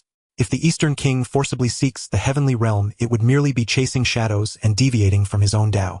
The boundless stellar force is Di Jun's reliance. The earthly essence of Zhou Mountain is the foundation of the Wu clan. They can leverage this external power, yet the Eastern King cannot. Now, with the human Tao not manifesting, the Eastern King's strength, relying on scattered human sentiments, ultimately cannot rival them. Thus he will not come, nor can he. The moment he does, he will be swept away by the combined forces of the 2 clans. Nuwa fell silent. Qingji's words were like a refreshing draught of wisdom. When paths diverge, so do the roads. In that case, Tao brother, must we only watch like this? Watching as countless beings suffer, repeating the same tragedy. Nuwa's voice was filled with profound helplessness and pity. She had once transformed into the 3 lives stone, experiencing the endless memories and emotions of the departed in the 9 nether. The pain of death and the joy of life intertwined like 2 entangled threads, perpetually lingering in her heart. She wished to take action, yet was constrained by cause and effect destiny. Each step met with resistance. Now Nuwa was united with the primordial, her Hongmeng purple aura trembling, already imbued with heavenly will. Should she intervene directly, regardless of which side she aided, it would signify a tilt in heavenly intentions. She could only be a bystander, wishing to minimize casualties rather than exacerbate the slaughter of one side. But the Eastern King was different. He was deeply entwined with Hongjun and Qingyo, inherently carrying their heavenly will. If Nuwa were to act through the Eastern King, the impact on cause and effect would be greatly reduced, thereby lessening casualties. This was Nuwa's intention. Tao friend, in this primordial land measuring and traversing thousands of miles, have you ever visited the vast expanse of Duguang? Qingyu suddenly shifted the topic and asked. Naturally, I have been there. Nuwa nodded, unsure why Qingyu had suddenly mentioned Duguang. What is the state of Duguang now?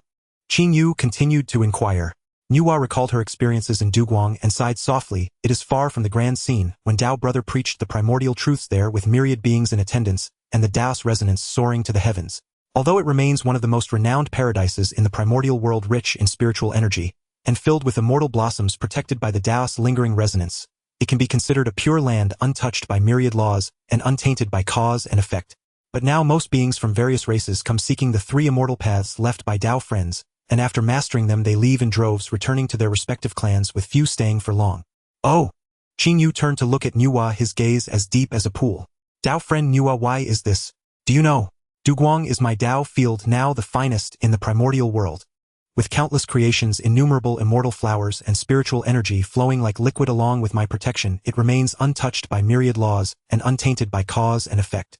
Why then do they still choose to leave? Upon hearing this, Nuwa already had the answer in her heart and blurted out. Beings possess an indomitable spirit of self-improvement. They have families, friends, and responsibilities. Moreover, the 3 immortal paths left by Tao friend were meant for them to become self-reliant and strong, not to remain forever sheltered under your wings. People must ultimately depend on themselves. This reasoning is valid, which is one aspect, but not the whole picture. Qingyu nodded slightly, then gently shook his head, his tone distant. More so, they all possess desires. This reasoning is valid, which is one aspect, but not the whole picture. Qingyu nodded slightly. If I wished, I could spread the vitality of the wooden Tao throughout the primordial, providing endless resources and spiritual energy, making the entire primordial like Duguang, a land of eternal peace without disasters or tribulations. Once you attain the Tao, you too will have this ability. At that time, all beings can achieve eternal life, free from the suffering of conflict and without the danger of falling. Certainly we can grant them an eternally peaceful life, like nurturing spiritual birds in a splendid cage, providing them with endless life and resources, yet forbidding them from striving, from wanting, from ascending. Such perfection is a terrifying cage for beings. Compared to death, it may be even more cruel, as it strips them of the freedom to choose. He looked at Nuwa, his gaze seeming to penetrate her soul. They all know that staying in Duguang guarantees them eternal peace without disasters or tribulations. Yet beings have emotions and desires, and you and I are no exception. How can they be exempt? At this moment, Tao friend, your desire to save beings from war, to reduce casualties, is also a form of desire. Without this desire, without the pursuit of beauty, peace, and the continuation of life, what difference is there between beings and stubborn stones? How can this primordial world be called the realm of living beings? This is the essence of humanity, the spirit of self-improvement striving upward, and the relentless pursuit of all beings. His words resonated like the sound of bells striking Nuwa's heart. She stood there dazed, countless thoughts swirling in her mind, memories of her past journeys flooding back. The last struggles and desires of the extinguished races, the figures of those who resolutely left after learning the Tao in Dugong returning to their clans. All those who fiercely guarded their kin in the war between the Wu and Yao clans. Everything seemed to take on a new meaning. Unbeknownst to them, their footsteps moved, and they found themselves back at the clear water pond where they first met. The pond's water remained unchanged, reflecting the light of the sky and clouds, as well as the thoughtful expression on Nuwa's face. The visions once shown by the future corpse began to shift and evolve anew. She beheld herself sheltering her children beneath her own wings, shielding them from the great calamity. Untouched by karmic entanglement, her cultivation steadily ascending. Watching her children live each day in serene contentment, the future Nuwa smiled. A gentle, tender smile. Unslain and scathed, they thrived solely beneath her protective aegis. Until after an incalculable span of time, her children raised their weapons against the very heaven that had confined them. Upon divining this scene, Nuwa jolted awake. Sweat beating upon her brow, then falling silently onto the earth below. A stream of pure Wu Dao origin flowed into her, calming her agitated primordial essence. Fellow Taoist, have you grasped it? Qin Yu stood quietly beside her, his reflection shimmering faintly upon the water's surface. Nuwa's aura surged ever more fiercely, of violet clouds stretched across 3 myriad li of the heavens. Mankind must possess autonomy. All we may do is honor that sovereignty, and grant them both the right and the opportunity to choose. Compassion deepened in Nuwa's gaze. She watched the escalating celestial battle at the horizon, then knelt down. Pinching up a clod of damp earth where her sweat had fallen, and with a subtle motion of her hand shaped a humanoid figure with a serpent's body and human head. The firmament trembled violently as the heavenly Tao manifested once more. An overwhelming, peerless presence re-emerging across the primordial chaos. All beings fell still, all laws dissolved into emptiness. Every eye turned toward that hazy, violetinged expanse. Yet none could pierce its veiled profundity. The fierce battle atop Mount Buzhou was likewise halted mid-clash by that awe-inspiring force. Nuwa gazed upon the clay figure she had just formed, and within her heart profound enlightenment bloomed. Since life had already perished, innocent unjustly slain, she would bestow upon them a single sacred chance to choose anew. At Nuwa's silent will, 3 figures materialized behind her. The 3 live stone, long stationed within the earthly Tao to subdue wandering souls, now appeared before her, bearing countless spirits within its luminous core. Nuwa's creative power surged forth unrestrained, its Tao-defying creative essence no longer held in reserve but poured forth in full measure. With one fingertip extended, boundless creative energy infused the soil itself. Even this ordinary earth, where Nuwa and Qin Yu stood, had long been transformed by their infinite creative vitality, and with Tao's life-giving essence into a rare, peerless spiritual material. Under Nuwa's hands, clans long extinguished, erased from the annals of the primordial chaos, were restored one by one. Time lost all meaning, as her divine inspiration rained down. Souls streamed forth from the 3 live stone and returned to their reborn forms. These were the soul imprints, the very essences, of extinct races preserved within the 3 live stone during their wanderings through the earthly Tao cycle of reincarnation. Nuwa's creative power now flowed without restraint, like a breached celestial river, vast and unstoppable, cascading in torrents. The Tao-defying creative aura so dense it coalesced into tangible emerald light radiated outward from her in all. They were no longer mere innate spirits, rather they were postnatal spirits, awakened by Nuwa's touch, fused with earthly clay, bearing ancestral imprints while embracing rebirth. This process unfolded as if spanning millions of years, or yet as if occurring in the blink of an eye. Time ceased to matter, only radiant light fell and soul imprints found their rightful place. When Nuwa finally ceased her work, all 1,296,000 soul imprints within the jade vial had found new vessels. Before her upon that consecrated land stood 1,296,000 living beings, each unique in form yet unified in vibrant life and spiritual resonance. No words were needed, no instruction required. All these newly awakened beings turned as one toward Nuwa, prostrating themselves with utter devotion and profound gratitude. Their voices merged into a thunderous chorus echoing across the Vilethid realm. We bow in eternal gratitude to Holy Mother Nuwa for granting us rebirth. We bow in reverence to Ancestor Qin Yu for your sacred aid. With the birth of these 1,296,000 postnatal spirits, the primordial chaos was infused anew with a vital force brimming with infinite possibility. Its very breath quickening, its essence soaring. She had performed a feat of creation so immense, so utterly transcendent, as to reverse fate itself and breathe life anew into 1,000,000 souls. Yet Nua's aura showed not the slightest trace of exhaustion. Instead it swelled ever stronger, ever more complete. Her primordial spirit resonated ever more deeply with the Hongming violet qi, gazing upon these beings who hailed her as Holy Mother, with such filial love and reverence. Nua's face softened into a warm, heartfelt smile. She raised her hand gently, and a soft, uplifting force lifted every newborn being to their feet. Go forth, her voice whispered directly into each of their hearts. Carry forward the memories of your past lives. Embrace the fullness of your new existence. This time the path of destiny rests wholly in your own hands, to choose to walk to become. At her words the 1,296,000 newborns bowed once more in solemn thanks. Then with trepidation mingled with hope dispersed across the vast expanse of the primordial chaos. Having completed this act, Nua's gaze hardened anew. Not with resolve alone but with sacred purpose. She had created these postnatal spirits to offer the past a final redemptive choice. Now she would undertake true creation, forging an unprecedented race. One destined to carve its own path through the brutal, breathtaking beauty of the primordial chaos. She envisioned a race that would bring prosperity to humanity's Dao, and open new, uncharted possibilities for the entire primordial chaos. Clay reappeared in her palm. This time her inner vision summoned the image of her elder brother Fuxi manifesting his innate Dao body. She did not model the form upon herself or Qingyu, for their Dao bodies had long since achieved perfect unity with the 10,000 laws, their Dao resonance self-contained and irreproducible. To forcibly imitate them would only cause any creation to collapse under the unbearable weight of such transcendent Dao principles.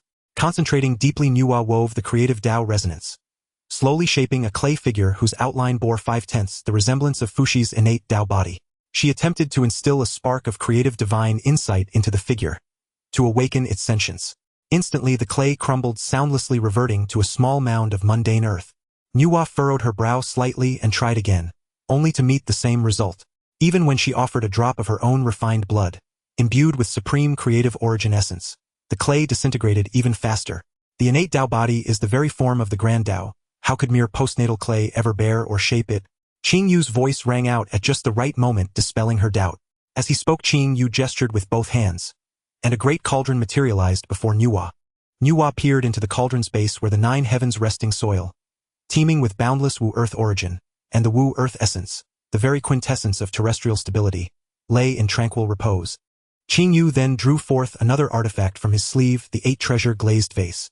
Tilting its mouth, he released a cascade of threefold light divine water, flowing like a miniature waterfall into the chaos cauldron, merging seamlessly with the 9 heavens resting soil and Wu Earth essence. Nua understood instantly. She abandoned the common clay, instead drawing forth the supreme divine clay, the sacred amalgam of 9 heavens resting soil, Wu Earth essence, and threefold light divine water, now resting within the cauldron. This time she refrained from adding her own blood.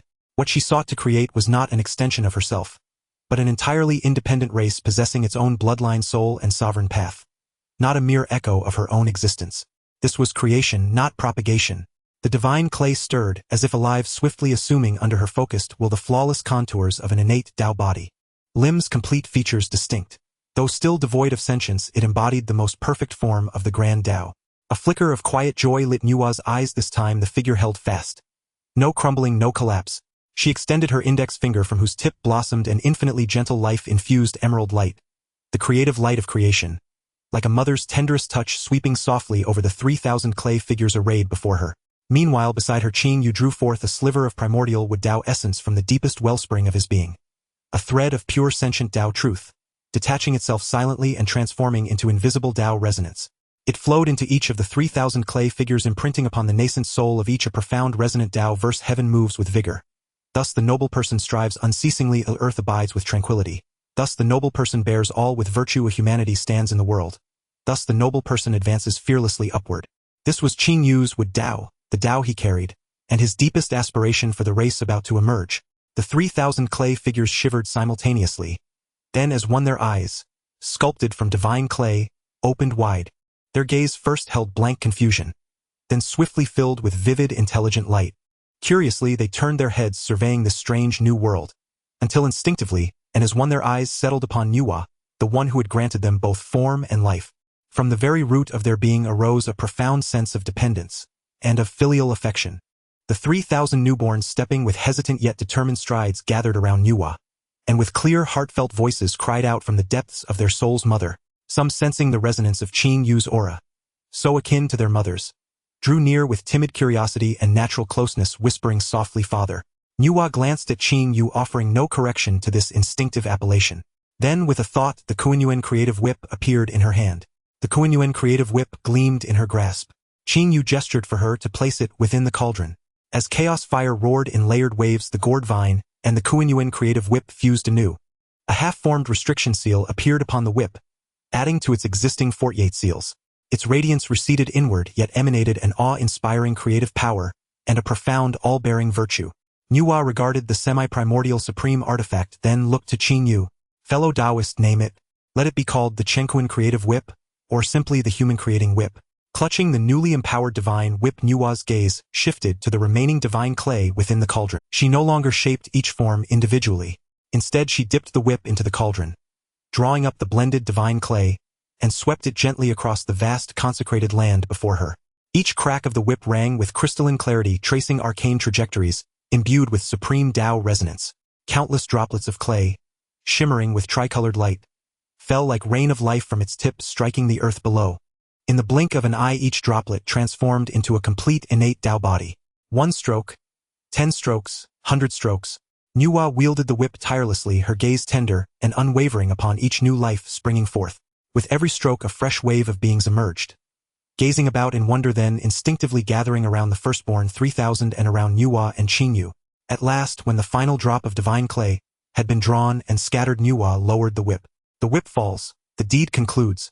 Before her, across the sacred land and its surrounding expanse, stood a multitude of newly born innate Tao body beings.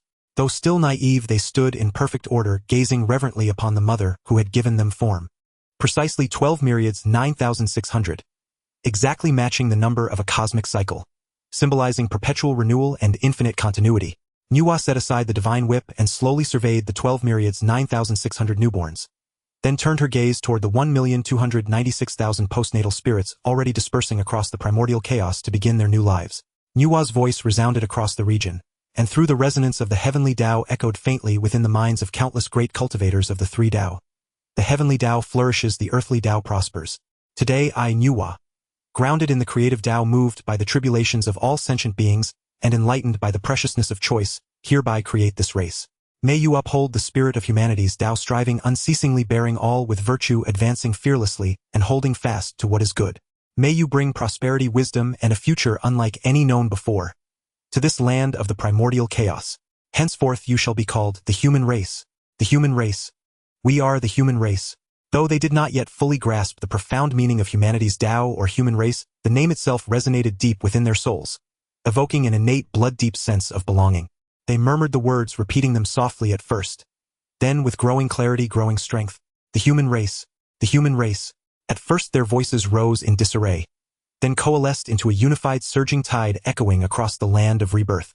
And in that very instant, the moment the name human race was formally declared and thundered across heaven and earth, Nuwa's creative Tao, already at its zenith, resonating perfectly with the primordial chaos, erupted with cataclysmic force, an ineffable, profoundly mysterious aura, transcending all near sages, harmonious as the primordial unity, indestructible across 10,000 calamities, burst forth from her like the first light at the dawn of creation, sweeping across the entire primordial chaos. The Honghuang violet chi within her primordial spirit blazed forth completely, transforming into boundless, auspicious violet light. Soaring skyward, it veiled half the heavens of the primordial chaos. The 9 heavens trembled, lotuses bloomed spontaneously in the void, auspicious clouds filled the skies. Boundless merit golden clouds surged forth from the void, vast as a starcia surpassing any previous manifestation. Infinite Honghuang merit golden light descended from the 9 heavens, flooding Nuwa, the earth beneath her feet, the newborn human race, and Qing Yu beside her. Celestial flowers rained down, golden lotuses sprang from the earth, immortal music played unbidden, a violet chi streamed eastward for 3 myriad li. The entire primordial chaos immersed in boundless auspiciousness and majestic sanctity. An aura of supreme Tao-identical authority emanated naturally from Nuwa. Such an aura, the primordial chaos had felt only once before from the Tao ancestor Hongjuan, who had long since merged with the heavenly Tao. Every living being across the primordial chaos, wherever they dwelled, whatever their cultivation, trembled instinctively with awe and reverence, bowing low, prostrating themselves toward the convergence of violet light and merit. Nuwa, having revived 1,000,000 souls through the creative Tao, founded the human race and completed the foundation of humanity's Tao, accumulated immeasurable merit, and thus attained the sagehood path. Holy Mother Nuwa, the mother of the human race revered by all sentient beings, attained sagehood. She became the second sage of the primordial chaos. The harmonious sound of the heavenly Dao resonates, celebrating with all spirits echoing through the heavens, and the abyss reaching the infinite heights and the endless depths.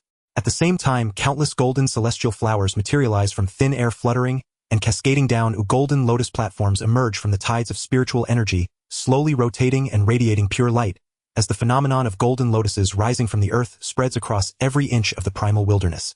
A towering, indescribably majestic saintly visage manifests amid endless purple aura and golden light of virtue illuminating the entire primal wilderness. The visage takes the form of a human head and serpent body, embodying both compassion and majesty, with eyes that encompass the birth and demise of stars draped in the azure light of creation, its serpent tail coiled, as if supporting the entire universe. The boundless holy majesty spreads like an invisible tide, instantly permeating every corner of the primal wilderness, whether among the divine above the 9 heavens or the spirits beneath the 9 hells.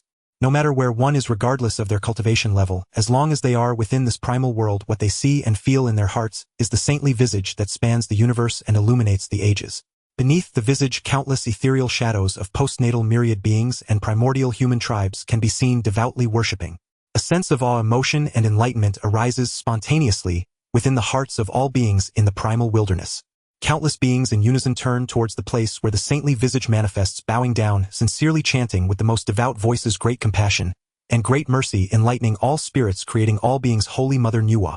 Congratulations to the Holy Mother for attaining the great way, transcending the primordial chaos, untainted by myriad laws and free from the manifestation of cause and effect. Congratulations to Holy Mother Nuwa for achieving the sacred position with eternal longevity, supreme among the ages. The chanting began scattered but quickly converged into an immeasurable wave of sound, sweeping across the primal wilderness, like a tsunami penetrating all barriers, resounding in every place inhabited by spirits. This is the spontaneous worship and heartfelt blessing from all beings of the primal wilderness to a saint who harbors compassion, creates all things, and benefits all living beings. On Kunlun Mountain, the 3 true Pangu figures, Taiching Yuanshi and Tong Tian, also rose, solemnly bowing respectfully towards the direction of Nuwa's sanctification. The supreme saint existing alongside the Tao deserves this reverence. Yuanshi Tianzuan feels the resurgence of the world, reborn from the creation of myriad beings by Nuwa, as vitality begins to rise once more.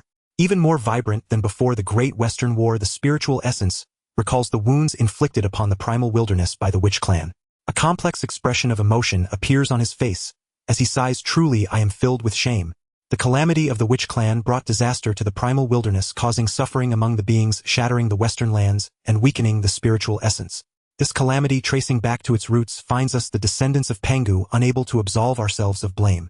Now it is due to Holy Mother Nuwa's great compassion, creating myriad beings and restoring vitality, that we can begin to mend this aftermath and restore the world.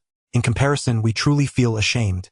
Holding a whisk, Laozi of Tai Ching maintained a tranquil demeanor, yet a hint of admiration flickered in his eyes. "Friend Nuwa, your talents are indeed extraordinary, and your Tao heart is filled with compassion.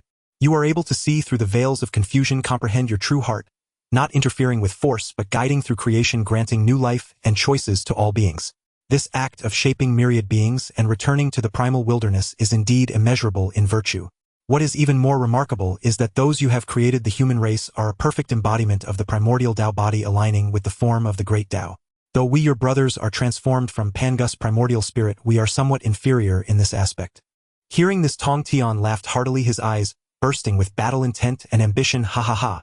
Eldest brother, second brother, why must we belittle ourselves? Nuwa's ability to become a saint is due to her own abilities and opportunities.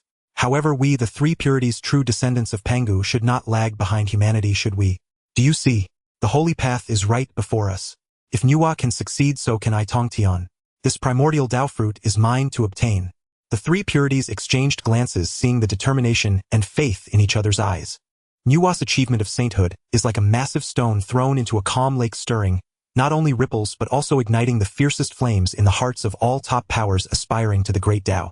At this moment, regardless of whether other powerful beings in the primal wilderness feel joy, envy, jealousy, wariness, or other complex emotions towards Nuwa's sainthood, it makes no difference. For Nuwa, who has already integrated with the great Tao and attained the sacred position, all beneath the saint are mere ants. This is no empty boast. At this moment, for Nuwa, the myriad beings of the primal wilderness, including those top quasi-saint powers, can be suppressed and obliterated with a mere gesture. This is the might of the saint. So this is the power of a saint. Nuwa perceives the close connection between herself and the entire primal world, feeling as if she could manipulate it at will.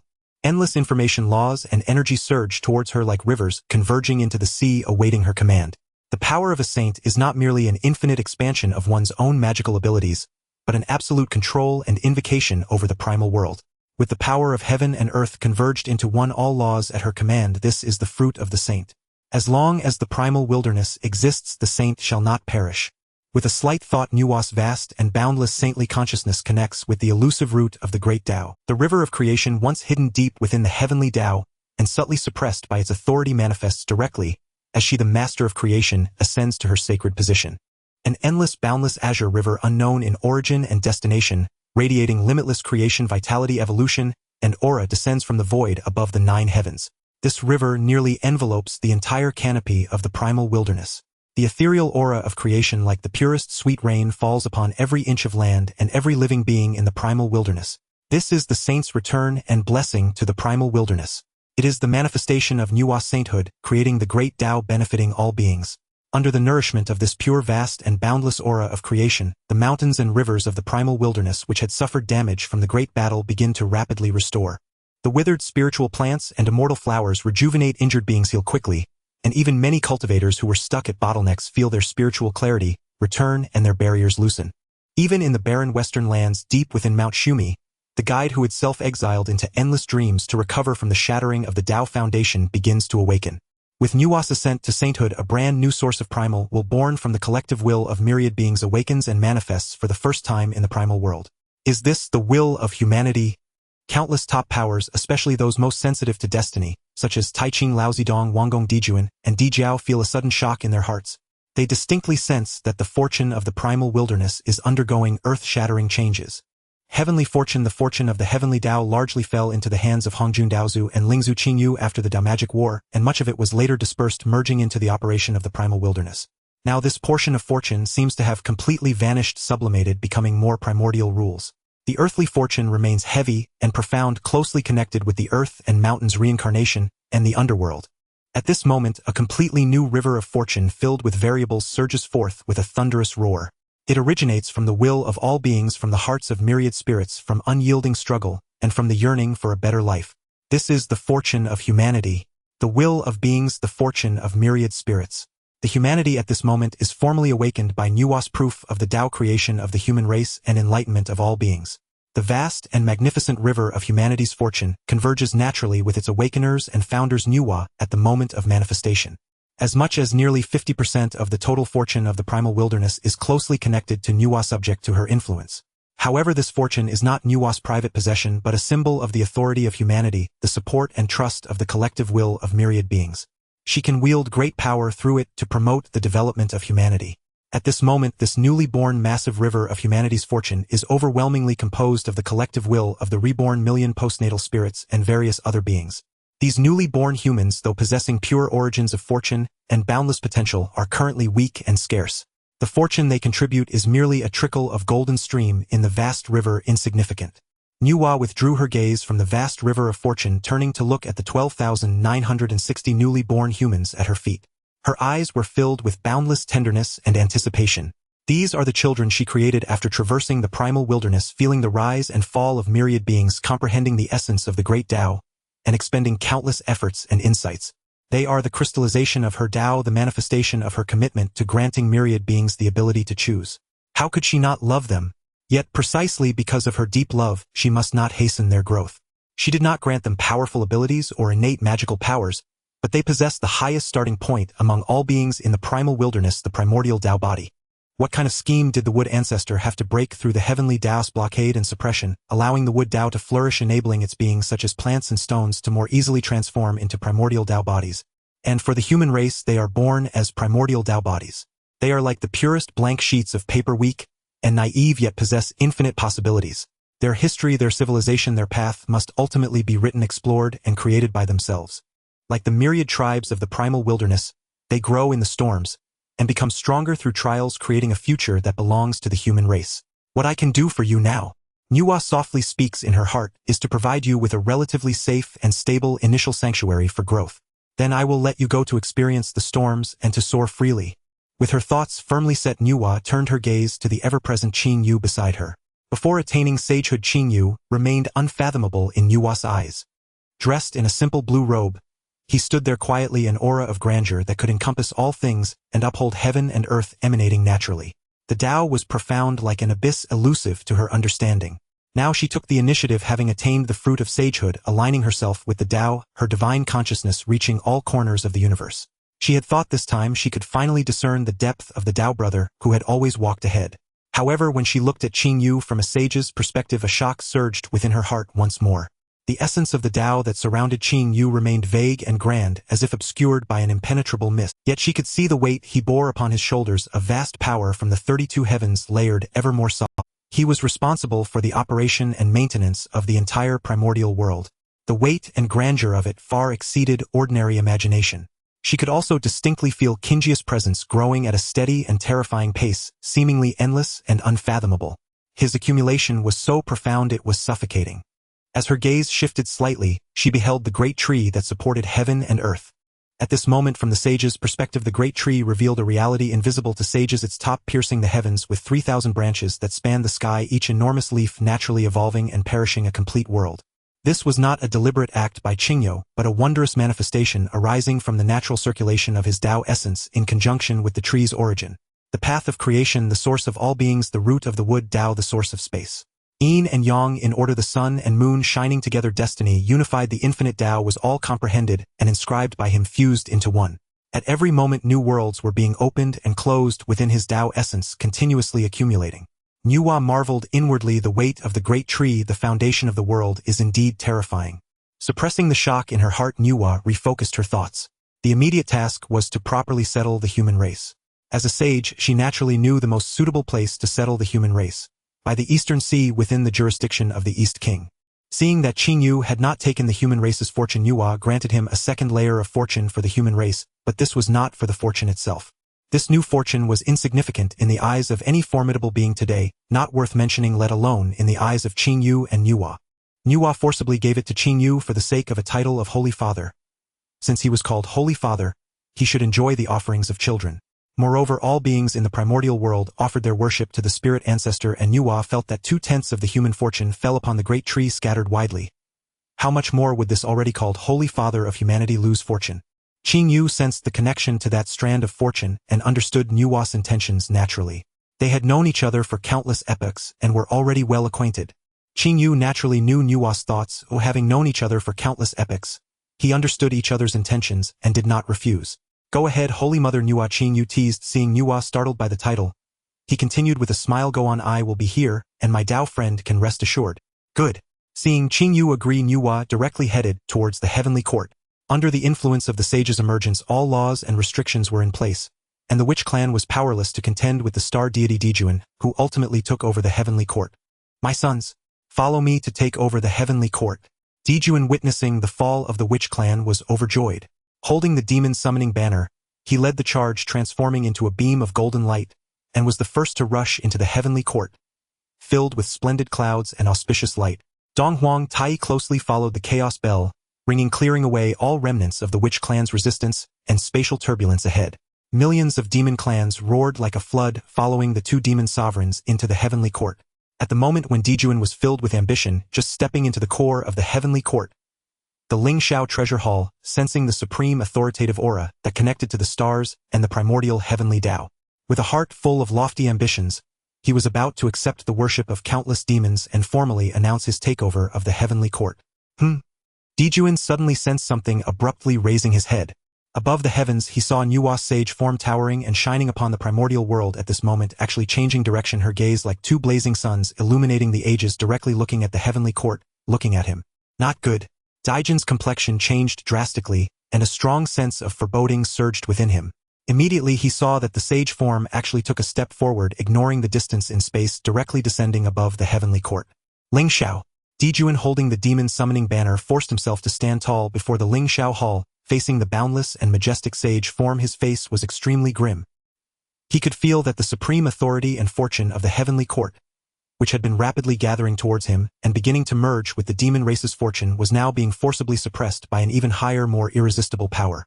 Nuwa's gaze fell particularly coldly upon the strange and ominous demon-summoning banner in Daijin's hand. The sage's divine consciousness could penetrate the 9 hells, revealing the truth.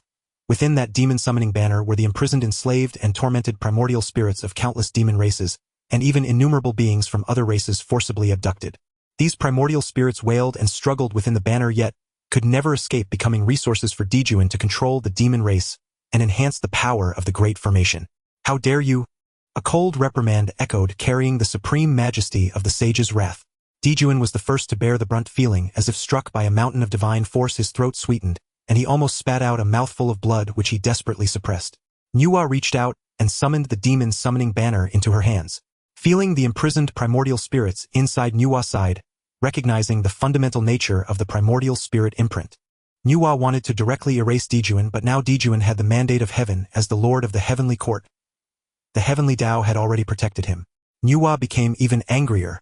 Since that was the case, she would strike at the fortune.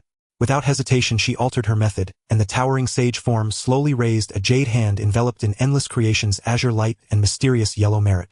With a gentle press towards the heavenly court below, it was not a destructive attack but the supreme sealing and suppression of authority.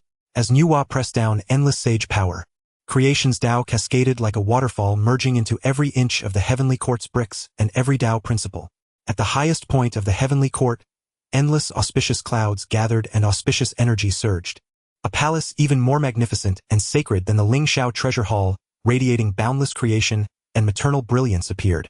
Above the heavenly court, a new realm was named Holy Mother Heaven. At the moment Holy Mother Heaven manifested, the flow of fortune throughout the entire heavenly court underwent a fundamental reversal. The fortune and heavenly authority that originally gathered towards Dijuan, belonging to the Lord of the heavenly court, were forcibly intercepted, with the vast majority flowing into the newly born Holy Mother Heaven. Holy Mother Heaven hung high above the heavenly court, like a true heaven beyond heaven, enveloping the entire heavenly court under her sacred might and authority. Having completed all this, Nuwa's grand and resounding sage voice echoed through the primordial cosmos, once again carrying unmatched majesty. "I, Nuwa, have now attained the Dao as sage. Grateful for heaven and earth, I extend my grace to all beings. After the 3 Yuan assembly, I shall expound the sage's great Dao, elucidate the mysteries of creation in Holy Mother Heaven, and all those with fate may come to listen. All beings of the primordial world, regardless of origin, cultivation, or race, anyone with a heart towards the Dao may come here. After the 3 Yuan assembly in Holy Mother Heaven, all beings may witness together." The sacred sound lingered in every being's ears and hearts. Before the Lingxiao hall, Daijin's face turned pale as paper, his body trembling slightly, gazing at the Holy Mother Heaven high above, radiating unmatched authority. He looked again at the gradually fading yet seemingly eternally present projection of Nuwa's sage form in the heavens, and a mouthful of reverse blood could no longer be suppressed. Emperor Jun's upright figure swayed slightly as he forcibly swallowed the surge of metallic sweetness rising in his throat. He gripped the river map and Luo book tightly, his knuckles turning white from the effort. The fortune of the demon race was claimed by Nuwa as soon as she took her position, accounting for 30%. At this moment, Emperor Jun's face had long turned a dark shade of iron. The might of the sages was as formidable as heaven, and the Dao utterly irresistible. He had planned countless gatherings, invested immense effort, and finally seized the heavenly court during this fleeting moment of the sage's emergence, occupying the position of heavenly emperor, even causing the sages to show some caution. Yet Nuwa descended from the heavens, establishing another layer above his heavenly court. Not only did she take away nearly 30% of his power and fortune, but she also firmly pressed him down as the heavenly emperor. From then on, this heavenly emperor would forever have a sage looming above him. Every move he made was under the watchful gaze of the sage. How could he not be enraged? How could he not harbor hatred? But what could he do? Beneath the sage, everyone was but an ant. Just now, Nuwa's press from afar, invoking the authority of the Dao, reshaping the supreme might of heaven, had made him vividly understand the meaning of heaven and earth apart. What demon race's destiny, what lord of the heavenly court, all were illusions in the face of absolute power. Emperor Jun took a deep breath, no, several deep breaths. He forcibly suppressed the raging anger and killing intent in his heart. His expression regained some semblance of calm, yet deep within his eyes a glint of calculation surfaced. As Nuwa announced that she would deliver the great Dao of the sages after the 3 Yuan assembly in the Holy Mother Heaven, her voice resounded like a great bell throughout the primordial chaos. As the echoes of the Dao sound faded, a flash of brilliance appeared in Emperor Jun's eyes as a thought crossed his mind. He abruptly lifted his head, and in front of everyone donned a solemn and dignified expression. With an expression of infinite reverence and joy, it was as if the previously iron-gray face had never existed. He no longer attempted to resist the omnipresent pressure of the sage, but instead voluntarily withdrew all defenses, respectfully facing the direction of the Holy Mother Heaven. With a deep bow, his voice, infused with magical power, resonated throughout the entire heavenly court, even using the heavenly court as a hub to reach the vast lands of the primordial chaos. Heaven, bless the demon race. The holy grace is boundless. He straightened up, scanning the countless demon subjects below who were still in a state of fear and unease, and said loudly, "Today the Holy Mother Nuwa with boundless compassion benefits all living beings and remembers the bonds of all spirits returning to our demon race's heavenly court, establishing the Holy Mother Heaven sitting at the center, suppressing fortune. This is the supreme glory of our demon race, a sign of the Daos favor. Heed my command, all demon race citizens. From today onwards, the Holy Mother Heaven shall be revered as the Holy Mother Nuwa. Nuwa is our demon race's queen. The supreme title is the Holy Mother Nuwa, the supreme master of creation and control over the demon race. The Holy Mother Nuwa is our sage, enjoying the eternal worship of the demon race, receiving the homage of all stars of the Zhou Tian. All of my demon race, upon seeing the Holy Mother Nuwa, must treat her as heaven, chanting day and night with sincere reverence." As Emperor Jun's words fell, the river map and Luo book along with the treasures suppressing fortune trembled simultaneously, and the demon race's fortune was forcibly invoked by Emperor Jun, transforming into invisible ripples that spread out. The demon leaders, generals, and countless soldiers who had originally been anxious were first taken aback, then overwhelmed by the information conveyed through Emperor Jun's words about the sage returning to their race, and the supreme glory. A massive, almost fanatical sense of joy and honor instantly dispelled their fear. A sage, the second sage of the primordial chaos, has returned to the demon race, and now she is seated above our heavenly court. Praise the Holy Mother Nuwa, the supreme master of creation and control over the demon race. Thank you, Holy Mother Nuwa, for your grace. The demon race shall thrive. Long live the Holy Mother Nuwa. Initially sparse, it quickly gathered into a deafening roar of worship. Countless demons were moved to tears, madly bowing towards the direction of the Holy Mother Heaven. They did not understand the high-level power struggles. They only saw an invincible sage standing with their demon race residing high above in the heavenly court. This was akin to the strongest reassurance. The fear born from the sage's pressure rapidly transformed into a blind adoration and sense of security. The lower-tier demon soldiers were filled with gratitude, feeling that the Holy Mother Nuwa had favored the demon race, and from now on they had the greatest support and would surely dominate the primordial chaos. They worshipped with increasing fervor, their voices shaking the heavens. Why did they join the demon race? Nothing more than to survive. In the Holy Mother Heaven Nuwa Palace, Nuwa sat high upon a cloud bed, surrounded by endless azure light and profound merit, exuding boundless holy might. She naturally observed Emperor Jun's performance below, as well as the fervent worship of the millions of demons. She felt the great fortune of the demon race actively converging due to Emperor Jun's actions. There was no trace of delight on Nuwa's exceptionally beautiful face. Instead, she gently sighed. This sigh was very light, yet seemed to contain boundless compassion and subtle helplessness towards the ignorance of all beings and the caprices of fate. Emperor Jun, skillfully leveraging the east wind, plotting through bright means, is indeed not bad, Nuwa murmured to herself. He intends to bind me to the war chariot of the demon race, using the title of sage to justify his demon race gathering fortune and people's hearts.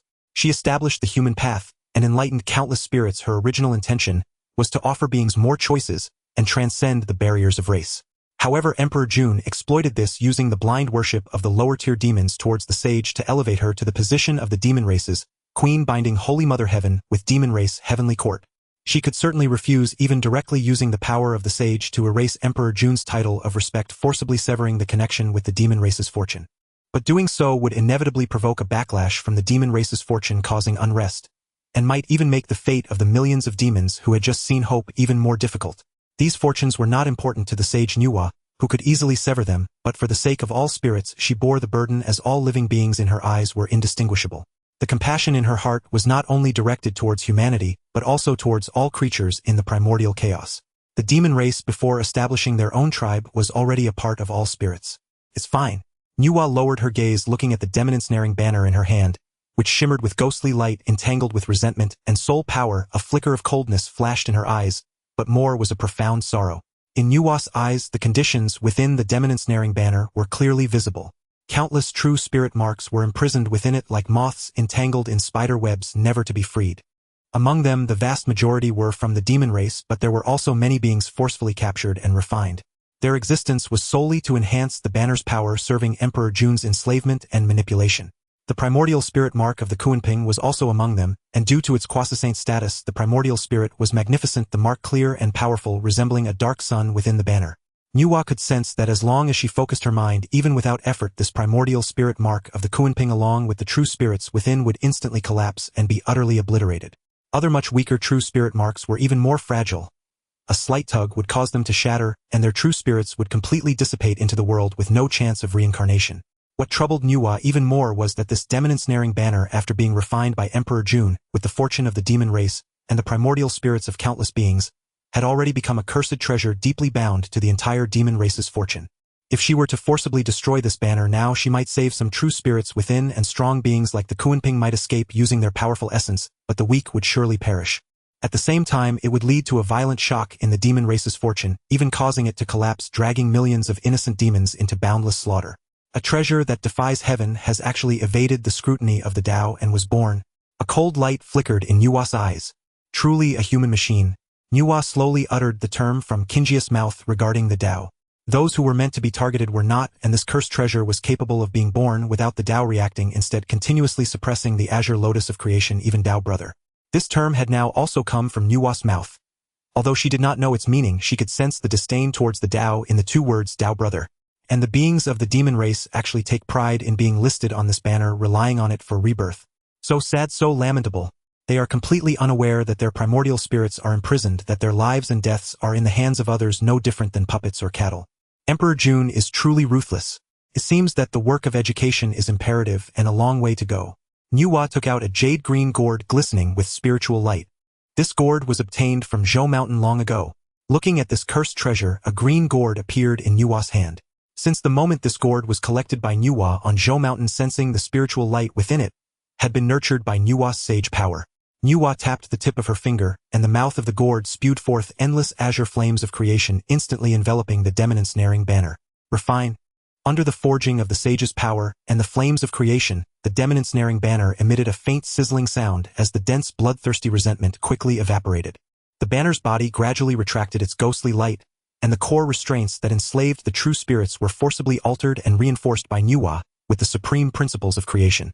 Ultimately, the entire banner transformed into a streak of flowing light, disappearing beneath the depths of the Nuwa palace, suppressed by layers of sage prohibitions. From now on, unless Nuwa permits it, this banner can no longer be easily used, nor can it recklessly capture or refine the primordial spirits of beings. Emperor Jun borrowed my name to bolster the demon race's stature and gather fortune. This is a bright scheme.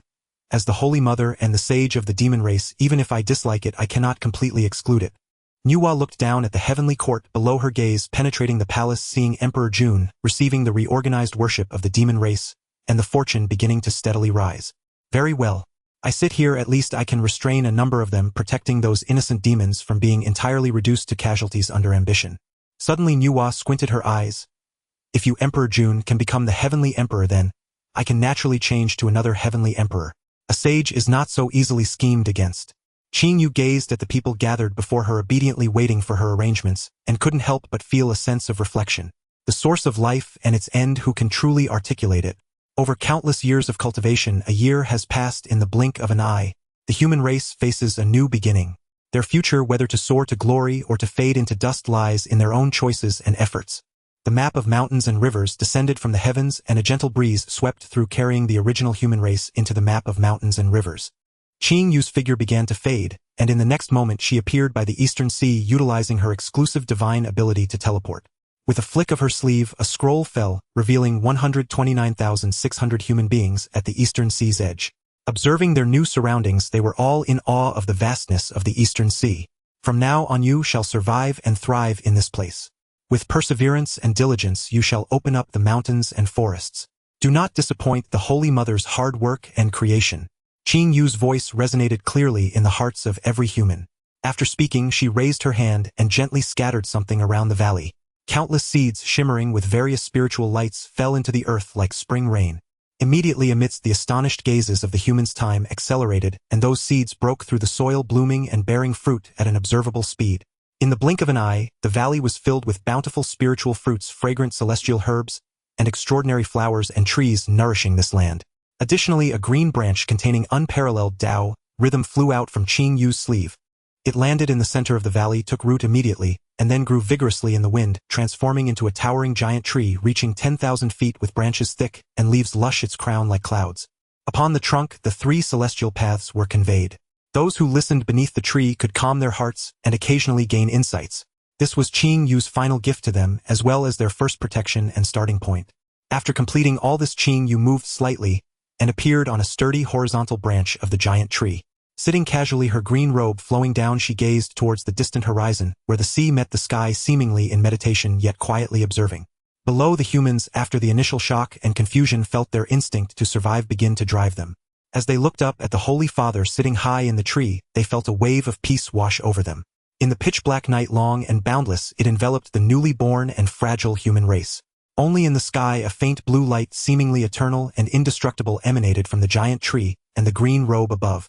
Like a lighthouse, it provided these newly born beings with the deepest sense of security. They knew the Holy Father was right there. As the night deepened, Qing Yu did not drive away the wild beasts. Instead, she would sprinkle down spiritual light in the quietest moments. The endless dark night felt long, yet only the blue light in the sky seemed eternal. The onset of night posed a challenge for the humans.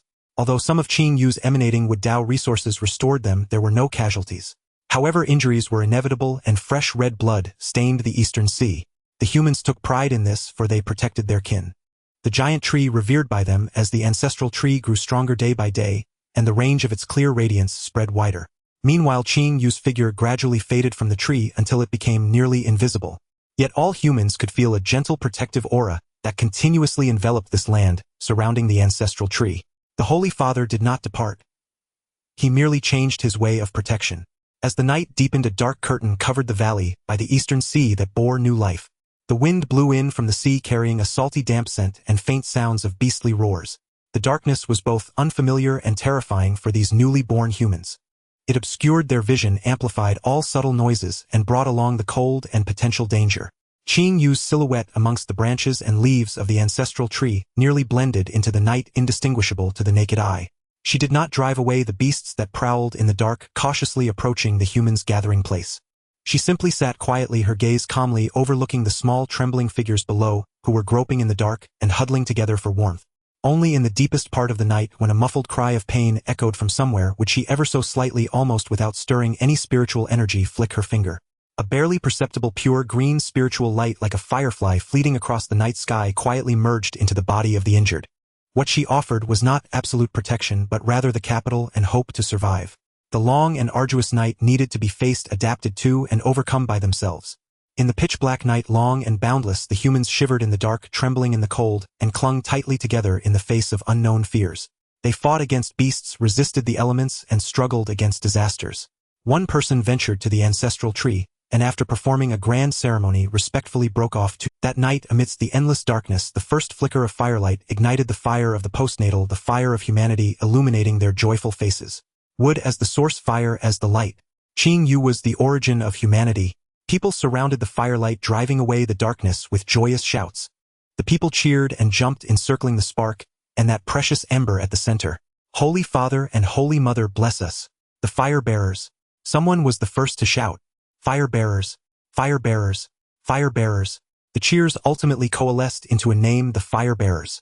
They danced and sang around the bonfire, celebrating this epic-making discovery in the most primitive way. From the darkness, humanity had obtained its first thread of civilizational fire.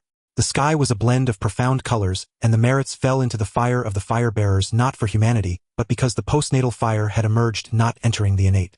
With the emergence of the postnatal fire, merits were born. This scene naturally attracted some hidden, prying eyes in the wilderness.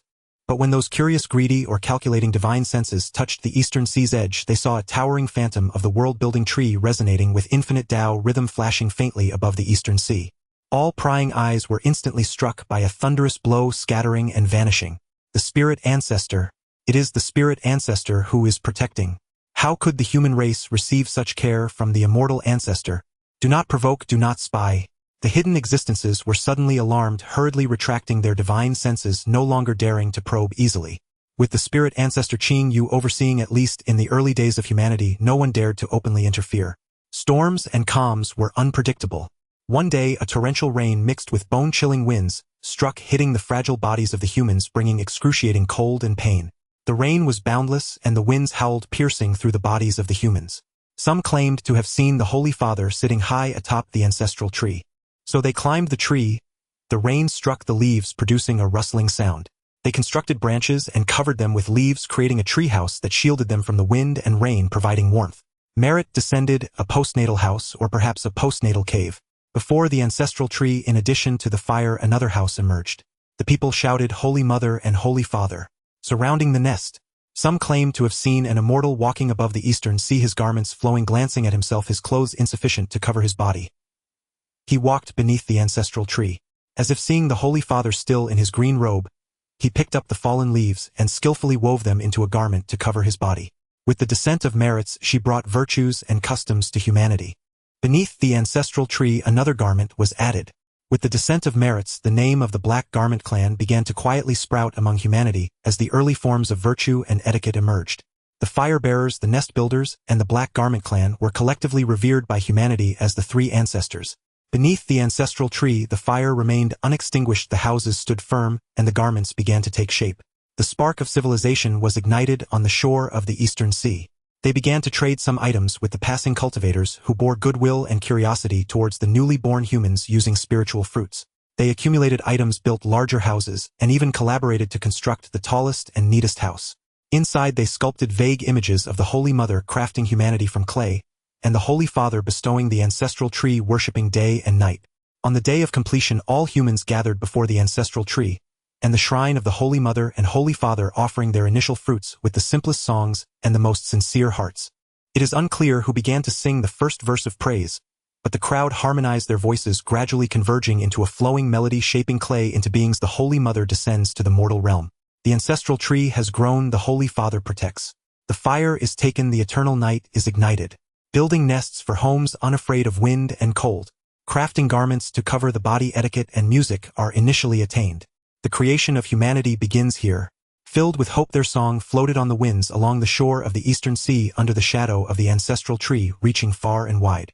Far away on Kunlun Mountain, the Taiji Laozi, who sat in meditation, suddenly felt something and opened his eyes. His gaze pierced through endless space, landing on the shore of the Eastern Sea upon the tender human race encircling the fire and singing, worshipping the Holy Mother and Holy Father. Wonderful, wonderful, wonderful. The voice of Tai Ching echoed in the spacious, quiet room. Daoist Nuwa, what a brilliant idea and excellent means. He could see clearly. Those seemingly weak human beings, whose innate origins were far inferior to those of innate creatures, actually had a soul structure that was completely different from the myriad beings of the primordial chaos. Ordinary beings, whether innate or acquired, typically have their primordial spirit or soul as a single entity or divided into yin and yang, yet the souls of the human race were astonishingly divided into 10 by Daoist Nuwa using supreme creative means. The primordial spirit is divided into 10 parts, among which 3 are the main souls, harmonizing with the subtlety of the 3 talents of heaven, earth, and humanity, determining their fundamental nature, governing wisdom, emotions, and will. 7 auxiliary souls respond to the 7 governmental principles of heaven, represented by the sun, moon, metal, wood, water, fire, and earth, totaling 7, managing various emotions, such as joy, anger, sorrow, fear, love, hatred, and desire. Harmonizing the bodily orifices. This aligns with the 3 talents of the great Tao above and corresponds to the cycles of the heavens below. 7 is the number of lesser yang, also representing the beginning of cycles. Truly remarkable. The Taoist's eyes shimmered with the flow of Tao rhythm, having already grasped Nuwa's profound intention. Ordinary spirits of grass and trees, the spirits of stones refined by nature, and many acquired races struggle in their cultivation, lacking proper foundations and resources, their soul structures remaining chaotic and undifferentiated, making it difficult to control finely.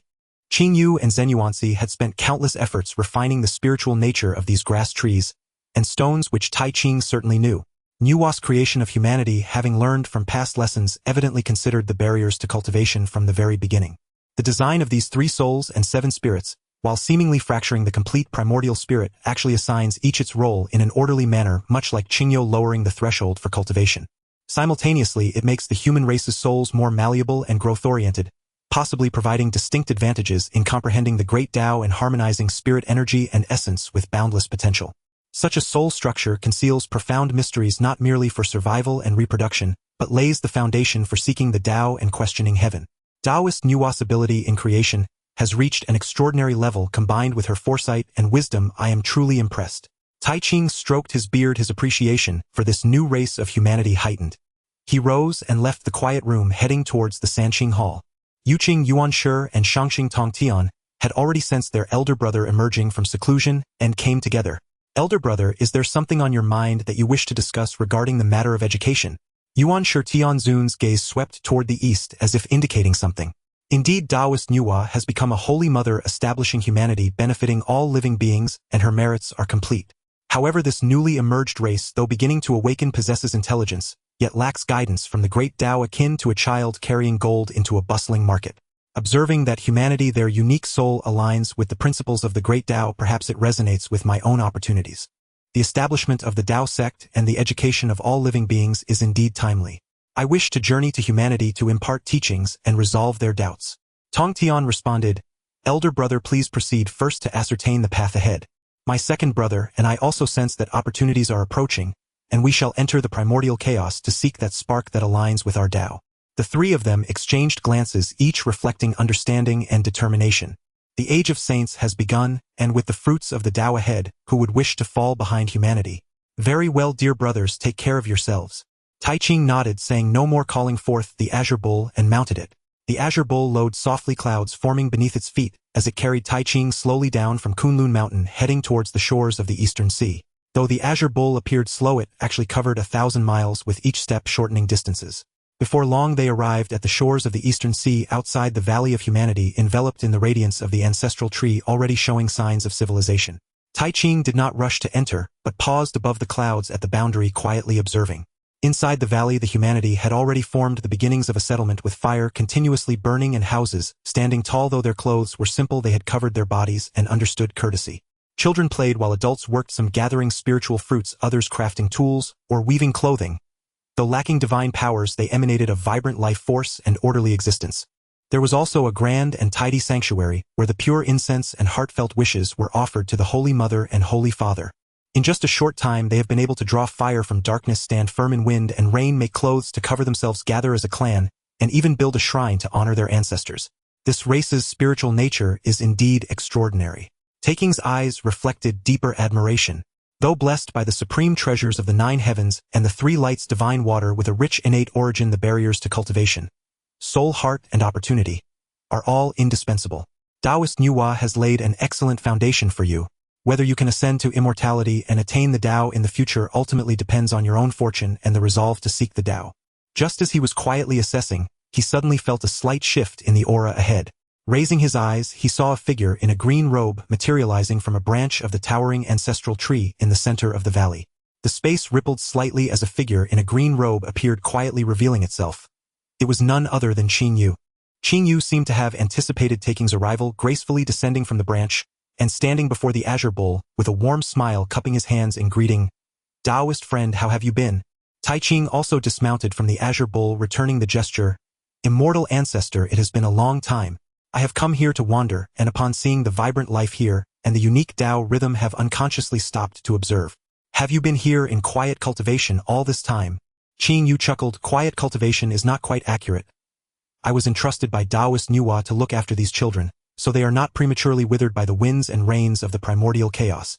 Now they have taken their first steps, learning to create fire by drilling wood, construct nests from trees, and weave clothing from leaves, and they already know to express gratitude to the Holy Mother and Holy Father by building shrines for worship. The flame of civilization has been ignited, and my heart is greatly comforted. Yet, dear friend, your journey here surely isn't just for sightseeing, is it? Tai Ching smiled as he stroked his beard, responding candidly. You see through me, my friend. I have indeed come for the human race. Daoist Nuwa has attained the Tao and become a saint, enlightening all beings to become the Holy Mother of humanity, benefiting all life with immeasurable merit. However, with the work of creation complete, the responsibility of education ought to be taken up by someone. I sense the mysterious workings of heaven. The Tao sect should rise, and educating all living beings is a rightful duty. Observing the new human race with unique spiritual qualities that resonate with my Tao, I have specifically come here to engage in the matter of education, to pass down the Tao lineage and guide the lost. I see. Qing Yu nodded, a hint of teasing in his eyes. Those capable must work harder. As the leader of the Tao sect and the first disciple of the Tao ancestor, your esteemed reputation makes you the most suitable to take on this heavy responsibility of education. Since Daoist Nuwa has entrusted humanity to the primordial chaos, she would surely be pleased to see your success. However, his tone shifted slightly, smile deepening.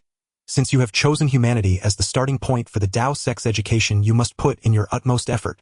If you do not educate them well or allow humanity to stray from the path, I can overlook it, but I fear Taoist Nuwa will not be so forgiving to you. Tai Ching understood he was jesting yet replied earnestly, You jest, my friend. The matter of education concerns the Dao lineage and all beings. Since I have come, I shall do my utmost.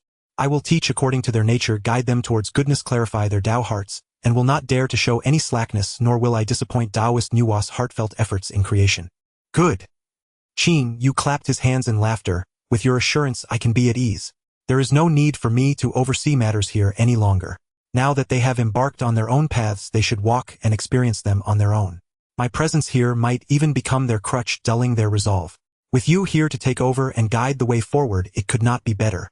After saying this, Qin Yu slightly stepped back, nodding respectfully to Tai Ching. Thus I leave this place in your hands.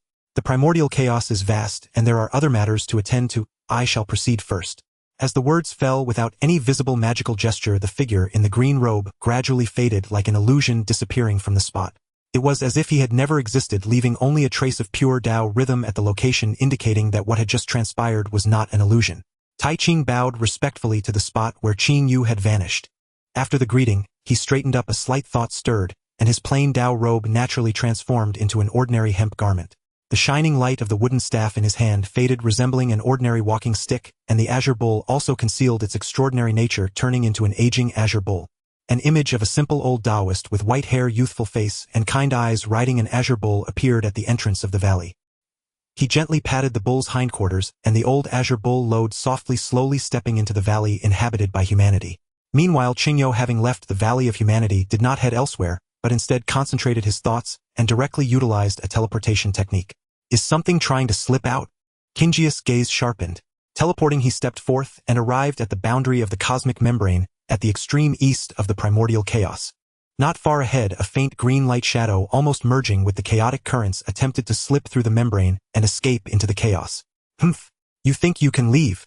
Qin Yu snorted coldly, and without any visible action, a black and white swirling Taiji diagram appeared from his sleeve. Stop! The Taiji diagram unfolded, instantly transforming into a colossal yin-yang fish Dao diagram that enveloped the vast void. As the yin and yang energies circulated, a supreme Dao rhythm that suppressed everything and stabilized the universe emanated. The green light shadow attempting to escape felt as if it had struck an invisible quagmire. Its speed drastically reduced, and the surrounding space seemed to solidify. No matter how it struggled or urged the space Dao, it found itself utterly unable to move, firmly blocked within the inner side of the cosmic membrane, unable to escape even a fraction.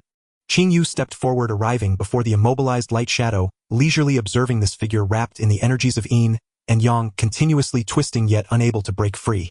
I wondered who it was, but it turns out to be you, Senior. Kinjia's lips curled into a smirk, though his eyes held no warmth. Senior Yangmei, it's been years since we last met. How have you been? Why the rush? Are you perhaps nostalgic for the primordial land and sent out a fragment of yourself for a visit? The willow branch light shadow quivered slightly, remaining silent. Qin Yu ignored its silence and continued. Or is it that you have finally been moved by my suggestion from years ago about collaborating to cultivate chaotic willows and observe the space Dao? Have you specially broken off a valuable branch to send into the primordial chaos, hoping I can cultivate it for you? Qin Yu emphasized the word cultivate. The willow branch avatar, tightly bound by the Taiji diagram, trembled even more violently, as if in a state of panic. It had realized that this fragment had been discovered and could not escape. If it fell into Kinjia's hands, there would be no chance of survival, and even information might be extracted from it by Kinjia's methods. In the next moment, the willow branch avatar did not hesitate as the strand of destructive calamity energy within it suddenly erupted, drawing upon the chaotic spatial power it contained, self-destructing from the inside out. The willow branch, along with the unique energy it harbored, instantly transformed into the finest spatial dust and void calamity ash, completely dissipating. Not leaving a trace to trace back, it also cut off any possibility of analysis. Kinjia's brow furrowed slightly as he reached out to grasp the Dao rhythm swirling in his palm, managing to seize a wisp of ashes left after the willow branch's obliteration at the last moment. He twirled the mixed ashes between his fingers, his eyes glimmering with fluctuating light as countless deductions and speculations flashed through his mind. To be able to bypass the scrutiny of heaven's will and possibly even evade Nuwa's perception, who just became a saint and has her divine thoughts covering the primordial chaos, and to send this thing into the primordial chaos. The true Yangmei is in the chaos. Though it possesses spatial divine powers without an insider, it would be extraordinarily difficult to accomplish this quietly amidst the surge of primordial chaos origin, and with a saint overseeing it.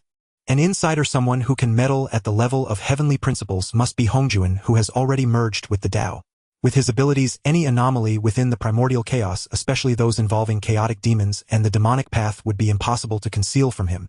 Unless something has happened on Hongjuan's side.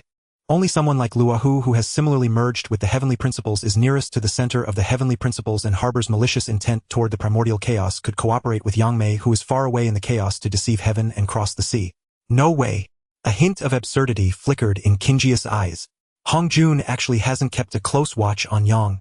This doesn't feel right. The figure of the yin-yang Taoist slowly coalesced. He spread his palm, and within his hand a sphere of pure yet perversely demonic essence hovered in silence. That primordial essence had been cleft in two, one half steeped ever deeper in the will to annihilation, the other tainted with a heavier calamitous aura. Sensing the dread-inducing murderous qi and looming calamity within the yin-yang Taoist curled his lips into a cold arc, a flicker of both admiration and amusement passing through his eyes. Such a pure demonic origin, such dense calamity qi. Luoho, Luoho. So determined to return to the primeval that you even parted with your own essence. He tapped the sphere with a fingertip and it trembled. Yet, this will indeed serve my grand design. Killing intent and calamity are perfect seeds for inverting yin and yang. Luoho, Hongjuan, Yang Mei, and that Ling ancestor, ha. This board is becoming ever more intriguing. He murmured to himself, his voice made ethereal by the twisting of yin and yang. All claim to be the one who holds the pieces. Yet who in truth is the pawn? Yang Mei's true purpose in daring to send a fragment of himself into the primeval was to deliver this demonic origin into the hands of the yin-yang Taoist. Originally, Yang Mei lingered beyond the chaos. Upon receiving news from Luoho, he cautiously sent a doppelganger to investigate. That investigation confirmed it was indeed Luoho, not a sham Hongjun pretending to be him. Yang Mei raised an eyebrow at the now integralto heavenly law Luoho and said, Luoho, long time no see. You have come to look like this. Perhaps it would have been better had we never met. From the fabric of the Tao came Luoho's voice. Humph. I have urgent matters. Do you covet the primeval? Oh, where is Hongjun? Surely you cannot bypass Hongjun now, can you, fellow Taoist? At Yang Mei's words, Luoho chuckled harshly. Hongjun, that old thief, has fallen into complete slumber. As heaven perfects, the sky grows loftier. Such abundant primordial power certainly needs a Hongjun. Hongjun sank into sleep to avoid being wholly assimilated by the heavenly Tao. Though his small disciple has now attained sainthood, how could they match the two of us? When I shatter the world, the hallowed primeval shall be yours. Speak then, what is your scheme? Yang Mei asked, eyeing the primeval source that had grown manifold since his departure. Yang Mei felt his heart stir. If the only supreme realm within the chaos could fall into his hands, he would ascend further. Yin-yang and Luoho used one another, each harboring secret designs. Yet, on the surface, they truly cooperated. If Luoho's plan succeeded, it would greatly benefit the yin-yang Taoist. That was why he risked this venture, and now slipped near the ancestral Pangu Hall. What a pity! The yin-yang Taoist shifted his attention toward the heavenly court. There the supreme majesty of Shengmu heaven blazed like the noonday sun, crushing and containing all. That suppression severed and restrained any secret link between him and Dijun, making it perilous even to probe with a casual divine sense. A saint has arisen so soon and takes the heavenly court seat. Hongjun's disciples are never simple. In merely half a tribulation cycle, the speed at which his pupil attained sainthood was astounding beyond reason. With a saint seated, it was nearly impossible for him to influence Dijun from the shadows as before. Yet misfortune may conceal blessing. The yin-yang Taoist cast a calculating glance toward the violent malice deeper in Pangu Hall. Dijun cannot move for the moment, but those Zhuwu with muscle in their heads. Luoho's eyes were sharp. He favored them greatly. If not confined by the heavenly Tao, Luoho might even have taken them as disciples. Such Zhuwu perfectly suited his taste. No wonder they were Pangus descendants, each strike upon the primeval land a brutal blow. With their bodies suffused with murderous qi in Luoho's sight, the Zhuwu were almost obedient playthings. He no longer hesitated. The yin and yang energies he embodied grew more tenuous and formless. As he stealthily drifted toward the gate of Pangu Hall, he waited for the moment a Zhuwu would step out. When the ancestral which finally emerged, the yin-yang Taoist, long lurking beyond sight, flashed a keen light in his eyes now. Silently he set in motion the demonic origin wrapped within layers of yin-yang Tao. With careful precision, he divided it into 11 portions, simulating Pangus gift. The yin-yang great art simulation. After countless epochs that once provoked war among the three races, this ultimate art was born again. In the next breath, the sources fashioned to resemble Pangus gift surged from around Pangu Hall, toward the 11 Zuwu who stepped beyond the gate. The moment the 11 Zuwu emerged, they were besmirched by calamity chi, a crimson haze glazing their eyes.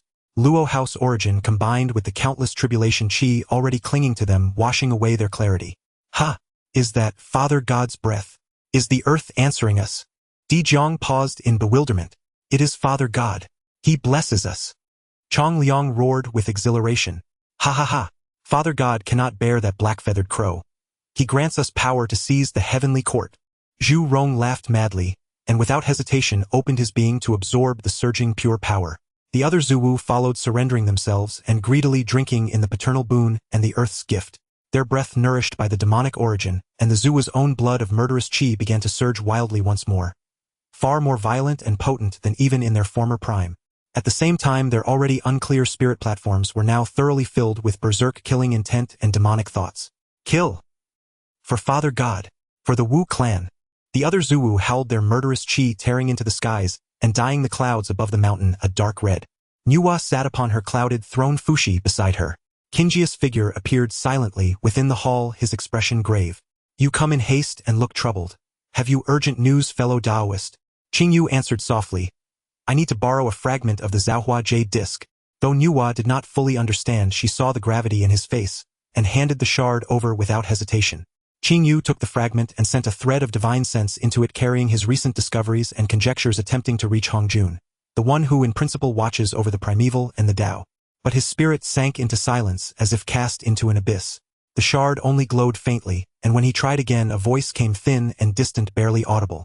Young friend with the primeval surge, I must enter slumber to await a chance of escape. I entrust the primeval to you. I believe you can safeguard it.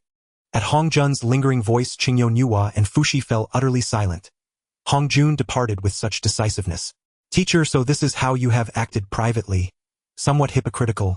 My disciple has just become a saint. Please do not set a trap for him. Brother Dao, I will mobilize the saint's power to probe. Nuwa's divine sense just returned from Shangmu heaven halted. There was no need to search further. They were already at the gate. They came. Zuwu, who believed they had received Father God's gift, now marched once more toward the heavenly court, bearing the full complement of the 12 capitals' celestial formation. The three of them watched the Zuwu, their bodies brimming with murderous chi. There was no doubt it was the trace. A terrifying surge of sha chi shot toward the heavens, shredding the cloud layers. A colossus condensed from the Du Tian Shinsha array, laid by 11 Zuwu and Hui, had taken form. This time it stood atop Zhoushan opposite the Nantian gate of the Tianting. Yet this colossus was utterly unlike those that had come before. A blackness so dense it seemed almost corporeal wrapped the giant layer upon layer of sha chi, veiling the figure of Pangu. Even Pangus' once majestic silhouette was being slowly distorted. Within the roiling sha chi, only a pair of blood-red eyes remained visible. Icy, frenzied, bereft of reason, containing nothing but the purest urge to annihilate. Filaments of ever-deepening filthy black vapor seeped from the giant's 129600 acupoints, coiling in its wake. In another space, an illusory behemoth, as if set to devour heaven and earth, took shape. Luoho. In the Nuwa palace, Nuwa's face went cold, her saintly chi tightened but did not release. The 11 Zuwu and the great shaman Hui, who held the array's core, now resembled puppets tugged by invisible threads. Driven by Luo House, will they emitted a roar of destruction. At the moment the shadows of the Zuwu appeared, Hudis Yuanshan, who had toiled faithfully in the Jiuyu, lifted its head. Brother, have you truly considered it? Zenyuan's aura surged forth, nearing completion. He waited for an opportunity to join his Dao brother in shrouding the heavenly Dao. The Tianting trembled as alarm bells tolled. Zhoutian star array rise.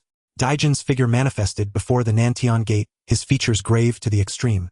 In his hands, the Hichu Luo Shu flared brilliantly, instantly interlinking with the chi of the 365 Daluo Golden Immortal Class Yaoshan, and the 14800 Tai Golden Immortal Class Starlords arrayed behind him. The vast power of the Zhoutian stars was drawn forth. Infinite starlight cascaded down, coalescing on the celestial vault into a great Zhoutian star array, a canopy of countless star phantasms covering the firmament. The river of stars spun, starlight swelling like an ocean, confronting the Shah Kaibzijed colossus from afar, and radiating a supreme might to suppress the cosmos. Bring the axe. The Shaki giant howled to the sky. The voice was hoarse and monstrous, already unlike the voice of any single Zuwu. It clasped the air with both hands, the near-solidified destructive Sha Chi coalescing and stretching within its palms into the phantom of a world-cleaving axe wreathed in black-red malefic Chi and the law of annihilation. The dread it exuded surpassed the limits of ordinary quasi-saints, faintly touching the threshold of primal chaos. Cleave. The giant swung the axe. A black blade tore the firmament and extinguished stars as it fell, bearing the might of obliteration straight toward the Zhoutian star array. Resist! Dijuan bellowed. The Hichu Luish's radiance swelled as he pushed the array to its utmost. The 365 principal star banners and the 14,800 auxiliary banners flared in unison. The linked natal stars erupted in unprecedented brilliance. Boundless stellar force gathered into a weighty revolving river of stars, a luminous curtain suffused with the Zhoutian astral resonance, meeting the world-ending blade. Boom! The blade struck the light curtain with a violent collision. A terrifying shockwave swept the heavens, causing the Nantian gate to hum, as countless heavenly soldiers were hurled away by the gale. The star river curtain quivered violently, its light flickering, yet it was the Zhoutian star array, one of the three great primordial arrays, and it steadied to receive the horrendous blow. But just as Dijuan dared a slight relief and prepared to mobilize the stars for a counterstrike, humming up, within the sea of stars, the Taiyin star, whose light should have mirrored the sun and provided the most supple force, suddenly dimmed. Its radiance went pallid in an instant. Its connection to the array became perilously weak, verging an essential cog seized up. The once fluid, seamless operation of the Zhoutian star array suffered a lethal lag and an instant break in its defense. It was the moon goddess Shiha. She had long since severed most of her ties to the Zhoutian array. This matter had been concealed by Ziguang Furen with her own Ziwei star power and the authority of the Star Mother. Under ordinary operation, the array showed no fault, but now faced with the Du Tian Xinsha array full bore under Luo House blessing, when all Zhoutian stars must respond in unified resonance, the hidden array eye was exposed as missing. With the array eye gone, yin and yang slipped from balance, especially the crucial pair of core array eyes, the Taiyang and Taiyin. Dijuan, Ziguang Tai, and every powerful yokai who oversaw the array's core felt their hearts sink. The Shaki giant had keenly seized the fleeting flaw. Bloodlight erupted in the giant's eyes as it swung another axe. The strike was even more savage than the last. The barely holding star river curtain shattered under that blow. Countless resplendent stars cracked like smashed glaze, fracturing inch by inch into darkness. The 14,800 starlords who manned the auxiliary array spat blood and flew backward, their star banners dimming and even fracturing. The 365 Yaoshan likewise groaned, vomiting blood without cease, their breaths wilting as the array's link to the Zhoutian stars unraveled. All the Zhoutian stars save for the Taiyin trembled violently. Their lights flickered unpredictably. Some protective seals upon certain stars collapsed of their own accord. The stars themselves dulled to lifelessness. The Zhoutian star array, struck by the twin blows of the Zuwu and the loss of the Taiyin star, suffered internal and external collapse, and was broken in a single devastating stroke. Pushed to the forefront, Dijuan bore the brunt. The Hichu Luoshu shrieked and retreated into his body. He sprayed blood as his golden robes were stained, his breath plummeted. And at the instant the Zhoutian stars fell into chaos and the Taiyang's light scrambled for lack of its Taiyin, a faint furtive stream of light took advantage of the star's instability and slipped directly toward the Taiyang star. No one noticed that streak of light. Every eye was fixed on the Shaki giant's next assault. Boom! The third axe followed close behind. This time the blade aimed at the Tianting itself, now stripped of the Zhoutian array's shelter. Form the array. Full defense. Ziguang Furen's face was solemn as she shouted, ignoring her own injuries. She pushed her Ziwei star power to its peak, calling forth the Tianting's boundless prohibitions and vast fortunes. Donghuang Tai's eyes bulged as he struck the Donghuang bell from his crown. It flew forth, and in an instant swelled to mountain size, its peal sounding 9 times in succession. The sound waves took on a tangible golden ripple, layer upon layer, forming a bulwark before the Tianting. Boom! The black axe bit into the combined light screen of the chaotic bell waves and the Tianting's defensive array. The light curtain writhed and emitted a grievous groan, eventually shattering with a roar. The remaining force of the axe crashed into the Tianting's buildings. Glazed tiles splintered, jade pavilions toppled, sacred mountains and fairy pools quaked. With a single blow, the resplendent Tianting was cleft by a terror-rending fissure from east to west. Countless palaces and pavilions were ground to dust. Countless heavenly soldiers, fairies, and strongmen were hurled back by the aftershock, spitting blood as screams rose in unending waves. Roar! The Shaki giant paused, not a heartbeat. The red in its eyes flared further. The fourth axe was already raised, destructive power coalescing once more to split the tottering Tianting asunder. Clang! Donghuang Tai gritted his teeth and struck the Donghuang bell again with all his might. Yet the bell's radiance had already dimmed by more than half. Its peal no longer held the former majesty. That single toll only barely slowed the axe. The giant, seemingly enraged, launched a fifth stroke, bearing an even more brutal force straight at Donghuang Tai. Before the blade arrived, the annihilating law had already locked and stilled the space around Tai. Dijuan saw this and his eyes flashed blood red. The Jianmu bloodline within him boiled. He hesitated scarcely at all as the Taiyang star's most yang clear qi within him and the vast red dust vow power he had amassed governing the Tianting both flared into furious combustion. These two forces, yin and yang, opposed yet generating one another, resonated with the faint pure yin-yang power he had concealed for years from yin-yang adepts, and a synergy was born. Yin and yang turn protect. Daijin's form became a dazzling gold-red stream of light moving beyond his limits as he plucked himself into the breach between Donghuang Tai and the annihilating axe. He opened his arms, his body aflame with solar true fire and the vow fire of red dust. One gold, one crimson, woven into a continuously spinning yin-yang taiji bearing the world-ending strike. Brother! Tai let out a heart-rending roar as he strained to sound the Donghuang bell, but he was exhausted. Boom! The world-ending blade cleaved into that ephemeral yin-yang taiji. It held for only a moment before collapsing with an explosion.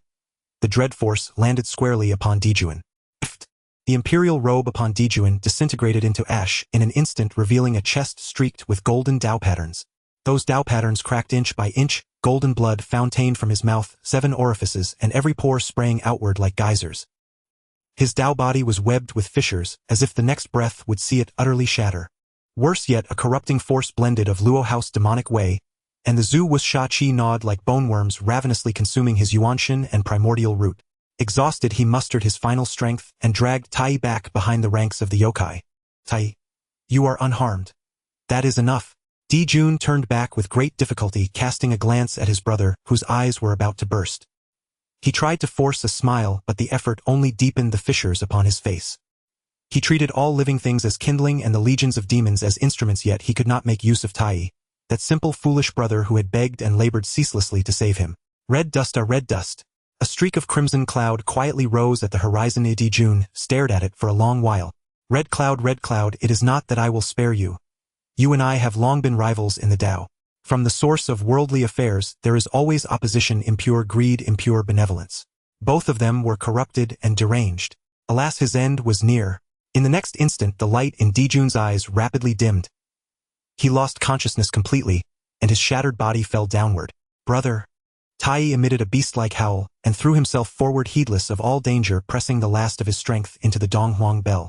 This was his brother. Though changed, he remained Dijun. The Jianmu origin poured into Dijun. In the end, only a trace remained, a mark capable of annihilating a true spirit, and Tai, by continuously pouring in the Donghuang bell's resonance, and his own primal essence, barely kept it intact. Perhaps what had returned was no longer truly Dijun. His sun-born Jianmu body and primordial spirit ravaged by a hidden shred of heavenly obliteration from Luo Ho, and the double corrosion of the Zhu Wu's malefic aura could not be sustained and began to collapse irreversibly. The yin and yang currents left by the yin-yang Taoist resonated with the 5-element origins Tai had long stored within the Donghuang bell. Yin and yang established order. The 5 elements were the source, the root of vitality. That dissolving Jianmu origin, the solar clear qi, and the willing intent of the reddest, guided by yin-yang and tempered by the 5-element harmonies, paradoxically began to recombine in a subtle, mysterious way. The yin-yang currents swirled into the form of Taiji. The 5-element origins arrayed themselves to establish the foundation of heaven and earth.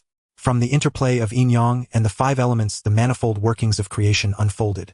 Outside, the malefic giant, having seen his repeated assaults fail, and above all his inability to slay Tai, seethed. The red glow in his eyes seemed about to bleed, and his frenzied intent to destroy climbed to its peak. He no longer targeted any single being. He raised his great axe high and aimed it at the billions of demons who had survived by chance, but had lost the will to fight, terror written upon them all. If that axe descended, not only those demons but perhaps the entire celestial court would be utterly erased. Presumptuous. In Nua's palace, seeing the Zhu Wu turn his blade toward all living things, Nua could no longer remain idle. She stepped forth, the august pressure of a sage swept across heaven and earth. With a delicate lift of her hand, she prepared to, by the might of a saint, forcibly suppress the colossus driven by demonic thought. But above the 9th heaven, thunder cracked. Not the thunder of the Tao, but an endless pitch-black thunder imbued with the tones of destruction and finality manifesting from the void. It sealed Nua's saintly power without mercy. At the same time, the faint giant shadow of Luo Ho behind the malefic titan suddenly sharpened and coalesced for several heartbeats. It detached from the giant's back and became a towering demonic silhouette that interposed itself between Nua and the colossus. Nua, offspring, your opponent is myself. Luo Ho's voice, full of malice and mockery, sounded directly in her ear. The demonic shadow raised a hand, and black lotuses, ink-dark, and seeming to devour all light, bloomed into being, wrapping layer upon layer of void around the place where Nua stood. By combining his demonic origin with the authority of heavenly power, he had for the moment held this newly risen sage at bay. Luoho, Nuwa's phoenix eyes glinted with killing intent. Her embroidered robe swept, and the red tasseled ball crashed down locked in combat with the endless black lotuses and the shadow. Saintly might and demonic power collided, churning the chaotic breath beyond the 33 heavens. Yet Nuwa was truly entangled for the moment, unable to break free to relieve the dire situation below. At that same moment, the axe imbued with Luoho's will, and able to slay quasisages and erase countless lives, had already torn the void, and descending upon the bewildered and desperate billions below fell with a thunderous crash. The scent of death shrouded the lands outside the southern heavenly gate. At that critical juncture, a rustle, like countless leaves brushing softly in the wind, suddenly echoed through heaven and earth. The sound was not grand, yet it carried an ineffable serenity, vastness, and life. It instantly overwhelmed every shout and wail. A soft hum and an azure phantom of a world-spanning divine tree, its branches probing the limitless void, materialized between the axe and the hosts, resolving from the unreal into substance. But this Jianmu felt different. Blue light coursed along its trunk, Daoic patterns flickered, as if undergoing a profound metamorphosis. Its breath surged and waned, appearing unstable. Facing that world-ending blade, Jianmu did not seek to blunt it with raw might. The Hundun cauldron rested beneath the tree, inhaling and exhaling primal origins. From its highest crown, leaf after leaf of jade-green divine foliage, suffused with boundless creation and purifying Daoic resonance, detached and drifted down though no wind moved. 3,000 leaves like 3,000 miniature emerald worlds spiraled in the air, then each collapsed and transformed into the purest green spirit light. Those lights converged and surged toward the pitch-black axe. At the same time, the void at the tree's root rippled, and a 12-petal lotus platform, white as jade and radiating boundless purity, slowly rose. When the black blade met the blue-white radiance, the terrifying malefic aura that clung to it began to dissolve with startling speed. Though Jianmu's spirit lights and the world-cleansing radiance were themselves rapidly consumed, the axe, whose force could have erased billions, visibly waned before their gaze. It is Lingzhu. Lingzhu has not abandoned us. Jianmu. It is Lingzhu's Jianmu. Lingzhu has come to save us. Those billions below who had resigned themselves to death were stunned by the sudden surge of life, then erupted into thunderous cheers and weeping. They craned their necks and saw that between the towering Jianmu phantom and the malefic giant, a figure in a cyan robe had already appeared. Compared with those two colossi, his form seemed slight. Yet to the billions of demons, that cyan-robed silhouette rose higher than mountains and grander than the starry firmament. He stood there in silence, as if propping up the collapsing heavens, bringing with him the slender hope of not only the Jianmu. Qingyou's true body radiated an unfathomable profundity. His aura fluctuated, even faintly repelled by the Tao of heaven. Since his power was temporarily constrained, he would borrow external forces. Qingyou's gaze swept past the spent Tai and rested on Lady Ziguang, pale-faced yet still straining to sustain the core of the celestial array. Finally it fell upon the heavens themselves, the myriad stars that had gone dim and disorderly when the Taiyin star vanished and the great surrounding array collapsed. He slowly raised his right hand, and an ethereal volume suffused with the scent of ages and starlight appeared in his palm. The myriad beings of Honghuang know only the moon goddess Shiha and the sun god Tai as the keepers of yin and yang, he said. They do not know that I Qingyou may likewise stand as a twin deity of sun and moon, wielding the authorities of Taiyang and Taiyin, harmonizing day and night and governing the cycles of time. With those words, he gripped the Honghuang almanac and traced a gentle slash across the firmament. An invisible decree rippled through the starry sea. The stars that had been dimmed and thrown into chaos by the array's collapse awoke one by one, rekindling into dazzling brilliance. 10, then 100, 1,000, 10,000, 365 principal stars, and 14,800 attendant stars. Endless starlight fell again, but this time it did not gather upon the Hichu or the Luoshu, nor upon the pattern of the celestial array. Its center was the world-spanning Jianmu and the cyan-robed figure beneath it. The Taiyang star erupted in unprecedented searing golden light.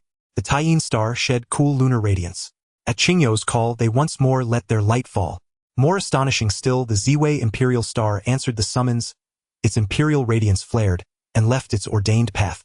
Together with the Taiyang and Taiyin, it assumed the positions of the three powers, hovering to the left, right, and front of the Jianmu. Sun and moon shone together, and the host of stars formed a protective array. Ziwei at the fore, Jianmu at the center, commanding the heavens. In that moment, Qingyu seemed to become the true lord of the constellation's emperor of myriad stars. Boundless starlight converged toward him like rivers returning to the sea. Behind him, around the wholly luminous Jianmu, it wove into a dreamlike resplendent star sea.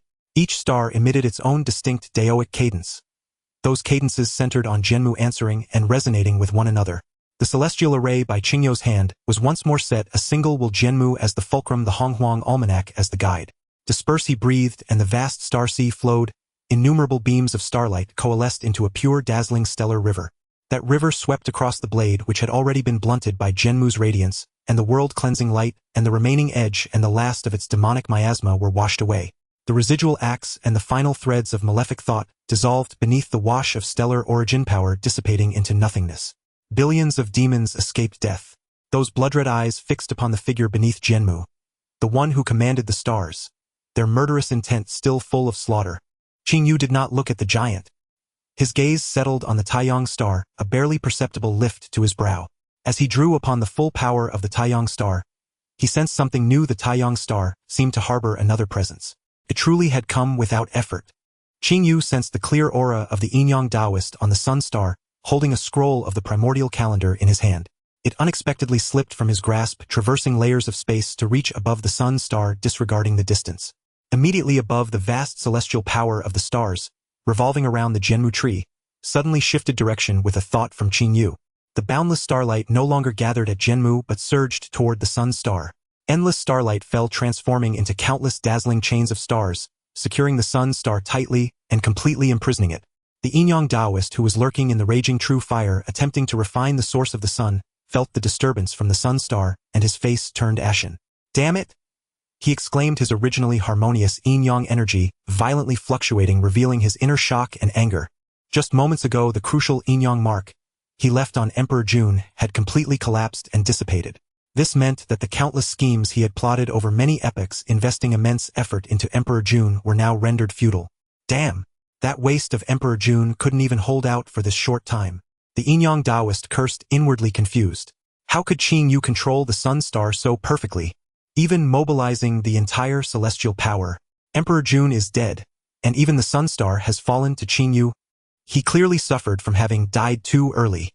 During the Dao Magic War years ago, he was defeated by Shihe, leading to the destruction of his Dao body. He completely missed Qingyu, later reversing the yin-yang on the battlefield of the Dao Magic War with the primordial calendar. Disturbing the timeline, he briefly grasped the authority of the sun and moon. Yet Emperor Jun, out of respect for the heavenly emperor and his obsession with power, never disclosed the information about the instability of the sun star's authority to this collaborator. In the end, at the critical moment of life and death, Emperor Jun indirectly dealt a heavy blow to the Yin-Yang Taoist. At this moment, feeling the vast star power sealing the sun star completely, the Yin-Yang Taoist understood that he was trapped. Sealing the sun star? Quite the bold move. The Yin-Yang Taoist quickly suppressed his shock and anger, a hint of ruthlessness and calculation flashing in his eyes. But what of it? You Qingyu are currently dealing with the ancestral which controlled by Luo, who stretched thin. How can you possibly come to the sun star to hunt me down? He looked up, his gaze seemingly penetrating through layers of true fire and star chains, seeing Qingyu confronting the ancestral which outside the heavenly court with the Jianmu tree. Once I devour the remaining spirit hidden in the core of the sun star, perfecting the source of the sun, merging yin and yang, I will return to my peak. At that time I shall be the new master of the sun star, wielding the authority of supreme yang. This celestial star array cannot trap me. The primordial stars will have to heed my command. With this thought, the Yin-Yang Taoist disregarded the external blockade and headed straight for the innate spiritual root, the Fusang tree deep within the sun star. He already knew that the source of the sun star he had previously missed was right there. As long as he devoured and refined it, he could not only complete his missing source of the sun but also gain control over the sun star. Once I succeed, I will settle accounts with all of you. The Yin-Yang Taoist sneered, inwardly quickening his pace. Qingyu, through the authority of the sun star, clearly saw the movements of the Yin-Yang Taoist. Seeing him indeed heading straight for the remaining spirit within the core of the sun star and the Fusang tree, Qingyu felt reassured in his heart. A clear target is good. As long as the Yin-Yang Taoist's target is that remaining spirit, he would have no time to spare for anything else and could not pose a direct threat to himself. Trapped by layers of the sun star, he would not be able to escape. Once Qingyu's side concluded, he would settle accounts with the Yin-Yang Taoist. The Yin-Yang Taoist's forte of subterfuge was now rendered useless within the sun star, and by the time he emerged, everything would already be decided. Moreover, Qingyu not only sensed the aura of the Yin-Yang Taoist within the sun star, but also felt a hint of Hongjuan's presence. Upon sensing this aura, a strange expression appeared on Qingjia's face. Hongjuan's understanding of the chaotic demons was naturally much clearer than Qingjia's, and Hongjuan dealt devastating blows to this batch of chaotic demons. The area around that remaining spirit was set with extremely sophisticated barriers. Furthermore, it looked like a gift, meticulously prepared for certain uninvited guests. More importantly, that kind of barrier was exceptionally clever, layered like the map of mountains and rivers. Only Qingyo, the master of this spiritual treasure within the primordial realm, could perceive the intricacies within. Qingyu silently lit a candle for the Yin-Yang Taoist, who was eagerly anticipating seizing great opportunities. "I wish you good luck, fellow Taoist." Qingyu withdrew some of his focus, no longer paying too much attention. Since Hongjun had already made a move, and was well prepared, the surprises left by Hongjun would surely not disappoint this old friend. The Yin-Yang Taoist passed through layers of solar true fire and arrived before the Fusang tree. This innate spiritual root stood tall, its leaves resembling gold and fire, exuding a magnificent vitality of supreme yang. Facing the Fusang tree so close, the Yin-Yang Taoist felt a surge of excitement within. As long as he completed this source of the sun, he could return to his peak. He reached out to touch the trunk of the Fusang tree, and his figure transformed into a beam of light darting towards the source within. At the core of the Fusang tree, a fiery sphere of pure source light quietly floated, emanating an alluring aura. This was the remaining spirit the Yin-Yang Taoist sensed, or rather it was the bait left deliberately by Hongjun. The bait was real, but the trap was also real. "I finally found it." A greedy glint flashed in the Yin-Yang Taoist's eyes as he unhesitatingly reached for that sphere of source light. However, at the moment he touched the source, a purple light unexpectedly emerged from deep within that sphere without warning. This purple light was the spark of spiritual light that had fallen on the sun star during Hongjun's last awakening. It condensed a vast amount of heavenly Dao source and constraining power, a meticulously arranged trap that had waited for countless years. Now it finally awaited its master. The moment this sphere of source saw the Yin-Yang Taoist, it directly charged towards him. Under the heavenly Daos confinement, the Yin-Yang Taoist had nowhere to dodge, and could only watch helplessly as the source imbued with the heavenly Dao fused into his body. This essence from Hongjun instantly completed the Yin-Yang Taoist's incomplete source, transforming the previously fragmented Yin-Yang into a complete whole. The Yin-Yang was suppressed by the Taiyin, and in Hongjun's long wait of countless years, the Yin-Yang finally achieved source completeness, returning once more. But this was not the completion the Yin-Yang Taoist had anticipated. He had lurked in the primordial realm for countless years, scheming for the source of the sun star precisely to perfect himself, achieving true balance of yin and yang, and returning to the pinnacle of the chaotic demons. However, this source, left behind by Hongjun, bore no attributes, and was imbued with the will of the heavenly Dao. Under the impact of this power, the Yin-Yang Taoist source, which originally leaned towards the Taiyin, not only failed to achieve balance, but was instead thoroughly stimulated and began to be reinforced. The Taiyin energy completely overwhelmed the Yang energy, and the Yin-Yang that should have been balanced now tilted entirely towards the Yin side. "No!" The Yin-Yang Taoist let out a reluctant roar. He could feel his Dao body source and even true spirit being forcibly reshaped by this power. The purple light flowed and the Dao body was reshaped. After a few breaths, the light dissipated. A new figure appeared in the place. With a soft body and an aged face combined, the new appearance was truly jarring. The Yin-Yang Taoist. No, perhaps he should now be called the Yin Taoist. Standing there in a daze, feeling that complete, yet thoroughly unbalanced source within him, an indescribable sense of frustration surged in his heart. He indeed completed the source and returned to wholeness, but this wholeness was not the wholeness he had imagined. With the Yin-Yang out of balance and the Taiyin dominating, he was no longer the chaotic demon pursuing the path of Yin and Yang. Now he resembled nothing more than an incomplete freak. "Hongjun, you, so cruel." The Yin Taoist squeezed these words through gritted teeth, his voice thin and distorted, filled with boundless hatred. Unfortunately, after completing the source, while his strength had somewhat recovered due to the imbalance of Yin and Yang, he could no longer reach true peak. More importantly, within this completed source, the mark of the heavenly Dao was deeply imprinted. From now on, he would find it difficult to completely escape the influence of the heavenly Dao. Even more tragically, in his current state, he could neither outmatch Hongjun nor defeat Qingyu, truly caught in a dilemma. Through the authority of the Sun Star, Qingyu witnessed this scene unfolding within the Sun Star, and couldn't help but twitch his lips, especially upon seeing the newly transformed form of the Yin-Yang Taoist. A feminine figure paired with an old man's face was quite an eyesore. Upon witnessing this, Qingyu immediately severed his connection with the Sun Star, then looked at Tai, revealing a sympathetic expression, hoping he wouldn't be too surprised upon returning. Qingyu quickly focused his thoughts. The Yin-Yang Taoist had fallen for Hongjun's scheme.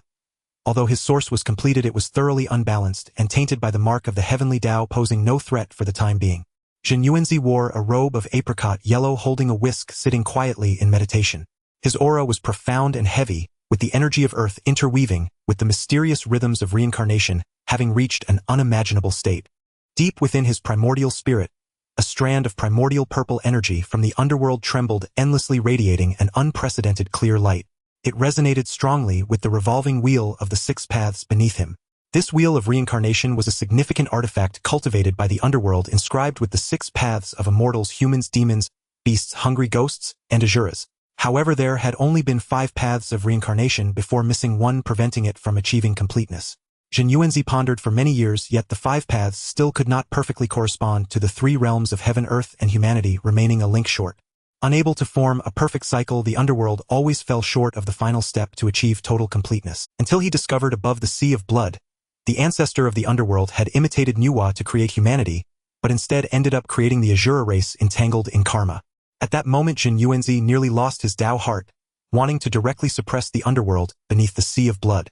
He almost ruined the crucial link of the underworld's reincarnation due to this fellow's bizarre ideas, nearly jeopardizing his own path. This kid trying to imitate Nuwa to create humanity produced a bunch of Asuras, yet received no fortune or merit at all, even incurring karma. Having committed the act of plagiarizing others' achievements, the ancestor of the underworld feared losing face and desperately kept this matter hidden. After Nuwa created humanity, Hongjun had already left after granting merit. Within the primordial heavenly Dao, Luo House consciousness awakened. How could he grant you merit? Giving you a bit of karma was already a mockery from Luo Ho. Throughout his journey, having made friends among Dao brothers, he had never suffered a loss. Even while imprisoned in the underworld, he steadily rose, yet now, he had nearly been tricked by the underworld, almost severing his path. How could he tolerate that? In a fit of rage, Zhen Yuanzi hung the ancestor of the underworld upside down, and struck him with 79 blows of his whisk, causing the Lord of the Sea of Blood to wail and weep. In the end, he had to make a heavenly oath vowing to forever stabilize the 9 underworlds of reincarnation before he relented. Zhen Yuanzi then resumed his immortal demeanor, stroking his beard, and saying gently, "Good, since you have this realization, I shall naturally assist you." Now that the path of Asuras was completed, the 6 paths of reincarnation finally achieved perfection. The realms of heaven, earth, and humanity, the immortal, mortal, and ghostly, the struggle between good and evil, the closed loop of reincarnation was finally forged, and the energy of the underworld no longer faced obstacles, just waiting for a catalyst to manifest completely in the primordial world. Above the heavenly court, the giant of the ancestral witches observed as the power of the stars was drawn by Qing Yu to seal the sun's star, and a void opened beneath the tree of creation, flames of destruction almost bursting forth from its blood-red eyes. Qing Yu, a roar filled with ferocity and murderous intent, shook the ruins of the southern heavenly gate, causing them to rumble. The giant raised his massive axe, forged from the condensed energy of destruction, once more. This time the blade of the axe was not merely entangled with ancestral, murderous intent, but also intertwined with strands of dark red demonic patterns like blood, exuding an aura of corruption and finality that made one's primordial spirit tremble. Luo House will poured forth in this strike, almost without reservation. Today is the day your tree of creation shall be severed. Let us chop down this eyesore wood. At the moment of breakthrough you dare to appear, provoking us. Today let you taste the flavor of severing the path. The giant axe slashed down, no longer a simple chop. Where the blade passed, the space silently vanished. This strike surpassed all previous ones, condensing the vitality of 11 ancestral, which is the essence of Luo House demonic path, and a trace of heavenly tribulation into a world-destroying blow. Its target was not Qing Yu himself, but the tree of creation behind him, which was in the critical phase of transformation. Destroying the tree of creation meant destroying Qingjia's foundation. Before the blade reached the intent to annihilate everything already made, the branches and leaves of the tree of creation sway without wind, producing a hurried rustling sound, the green Dao patterns swirling on its trunk, flickering uncertainly. Countless surviving demon clans below, whose recently risen hope was instantly drowned in deeper despair. Under such might, they could not even move a finger, only watching helplessly as death approached. However, facing this earth-shattering blow aimed at the very root, Qing Yu beneath the tree of creation remained calm. He did not even look at the descending axe blade, nor did he activate any spiritual treasures or divine abilities, simply lowering his head slightly. His gaze penetrated the heavens and earth, landing on the vast and boundless primordial land below. Then, he extended a finger, gently pointing downwards. This action was so casual, even carrying a hint of indifference, forming a strange yet vivid contrast with the earth-shattering offensive. Just as his finger pointed down, a dull sound like the pulse of the deepest heartbeat from the earth resonated within the souls of every primordial being. Immediately after, an indescribable vast aura erupted from beneath the 9 underworlds in the land of reincarnation, soaring into the sky. This aura was heavy as the earth carrying all things, profound as the 9 underworlds gathering all spirits, mysterious as reincarnation life perpetuating. It was not destruction but rather a bearing, not sharp but rather inclusive. Strands of yellowish aura rose from every inch of the primordial land, from every mountain and river. It mingled with the aura surging from the 9 underworlds, instantly spreading throughout the entire primordial realm. In this vast energy of earth and reincarnation, all beings, especially the 11 ancestral witches, clearly sensed an incredibly familiar aura. That was the aura of Hutu. No, it was the essence of Hutu. The entire primordial land itself was awakening. Within the underworld, Jin Yuanzi flicked his whisk, his aura growing even more mysterious as endless energy of earth and reincarnation spread from the depths of the 9 underworlds, extending towards the primordial realm above. The primordial purple energy within his primordial spirit shone brightly as the heavens responded with 3,000 miles from the east. The forbidden laws of the primordial realm directed at Kinjia's axe blade directly dissolved. Jin Yuanzi stepped forward, his figure appearing above the 9 underworlds beneath the celestial dome of the primordial realm. He stood on the energy of yellow and black with the divine light of reincarnation above his head, and behind him was the slowly revolving wheel of the 6 paths reflecting all heavens. His aura connected with the entire primordial land, heavy and boundless, as if he were the earth and the earth were him. His expression solemn, he looked up to the heavens, proclaiming to the unseen Dao, his voice solemn, resonating throughout the universe, the Dao is above. The primordial realm has deficiencies, the reincarnation is incomplete, sentient beings are ignorant, and life and death are chaotic. Now with the underworld completed, the heavenly and human realms have emerged, reincarnation shall manifest to complete the cycle of the primordial realm. I, Jin Yuanzi, inherit the earth's profound virtue, uphold the will of reincarnation, feel the suffering of sentient beings. Today I establish the underworld master reincarnation, comb through the primordial realm and operate life and death.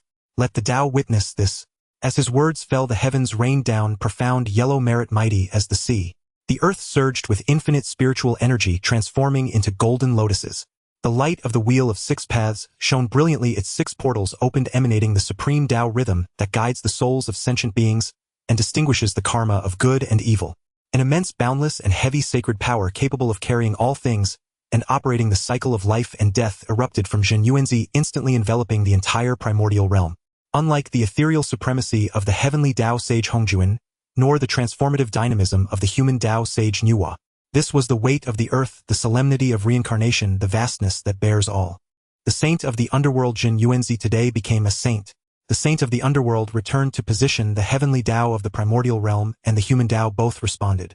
A great change occurred in heaven and earth amidst the boundless sacred, might a trace of chaotic aura was concealed by Jin Yuanzi. The words of Zenyuan Zizi gradually dissipated under the witness of the heavenly Dao, yet the great upheaval of the 9 nether had only just begun. Deep within the 9 nether, for the first time, the sound of flowing water could be heard. The sound was neither hurried nor slow, as if recounting the passage of time, whispering the true essence of reincarnation. The waters of the Wangchuan, under the influence of the Dao of merit, surprisingly shimmered with a faint, mysterious yellow hue. The floating, resentful souls gradually found peace under the wash of the Wangchuan. By the riverbank lay the Sanshang stone, which had remained silent for countless ages. On the stone, countless blurred faces and fragmented images flashed and flickered, representing the past, the cause and effect, and the previous lives that every soul about to enter reincarnation must witness.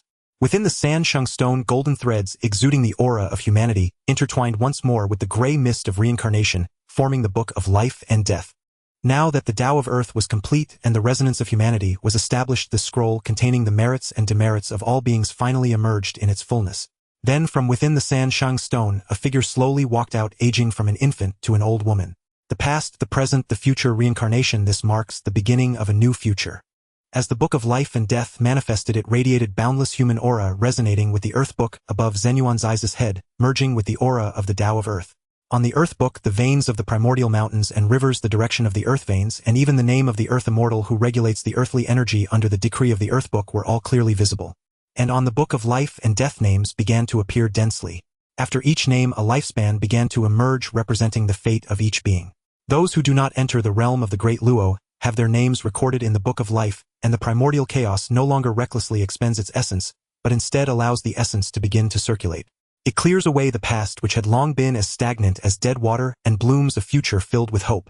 And rather than relying on various secret methods to survive constantly consuming essence, those who reach the end of their lifespans return to dust, earth, to earth, fallen leaves, return to their roots, returning to the primordial chaos, beginning anew, complete and unblemished.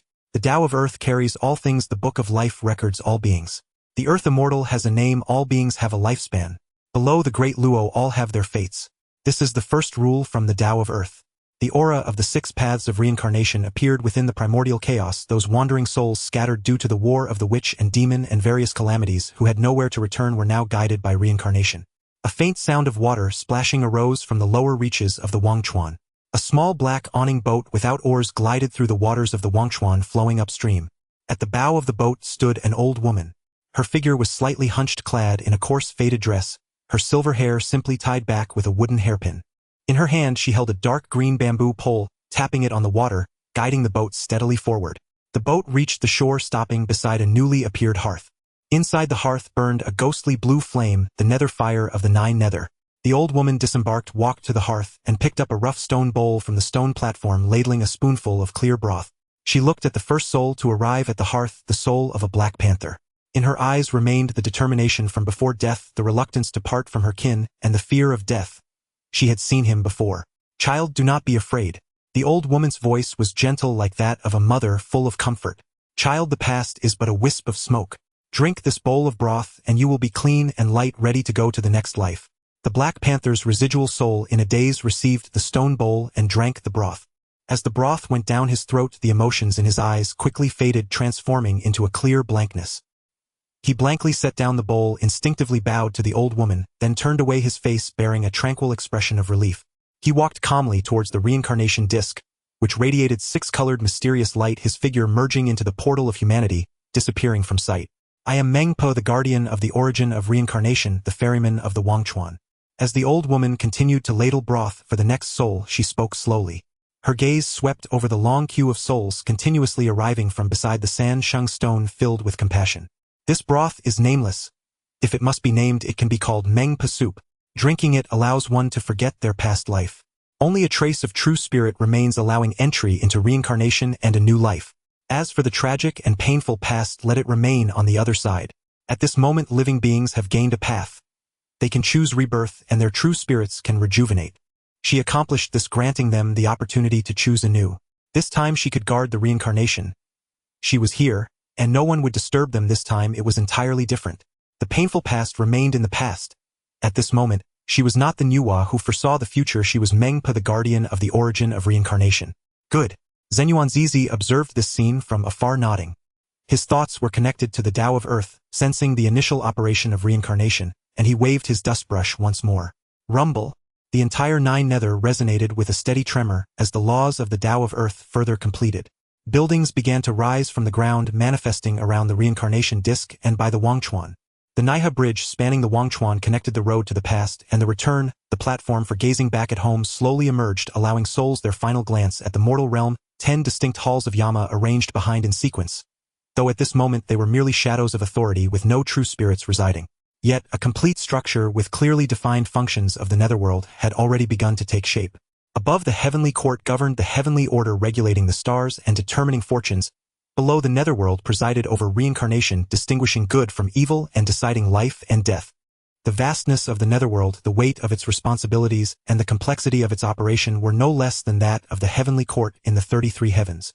The heavenly court had the star lords of the zodiac, various deities, heavenly soldiers and generals, and celestial maidens with strength, a massive system necessary to maintain the operation of heavenly mechanisms and regulate yin and yang.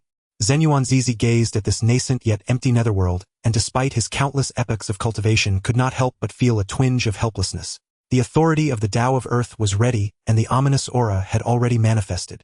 Yet in this vast netherworld, those who could govern and possess spiritual intelligence, counting himself Meng Po, and that Yeto manifested, she amounted to merely 3. Of course he could also take charge, but one cannot be imprisoned before achieving sanctification, and even after one cannot be imprisoned again. Just as Zenyuan was pondering, the core of the reincarnation disc, flowing with 6-colored light, suddenly dimmed, and a figure quietly stepped out from the void.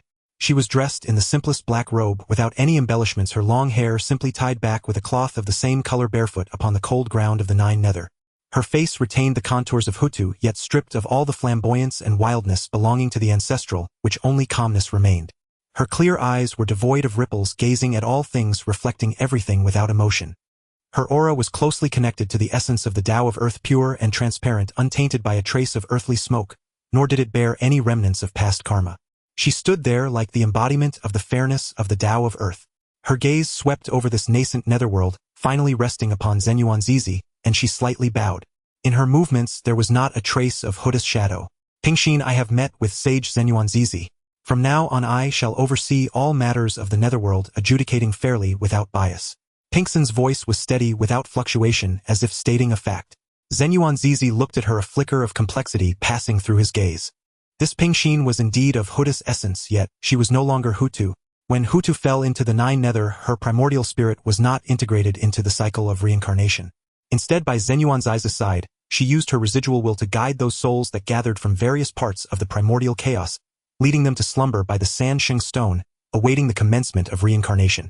This task of guiding the souls allowed her to witness countless shattered memories, while also hearing the wails of countless beings at the moment of death and their curses against the witch clan.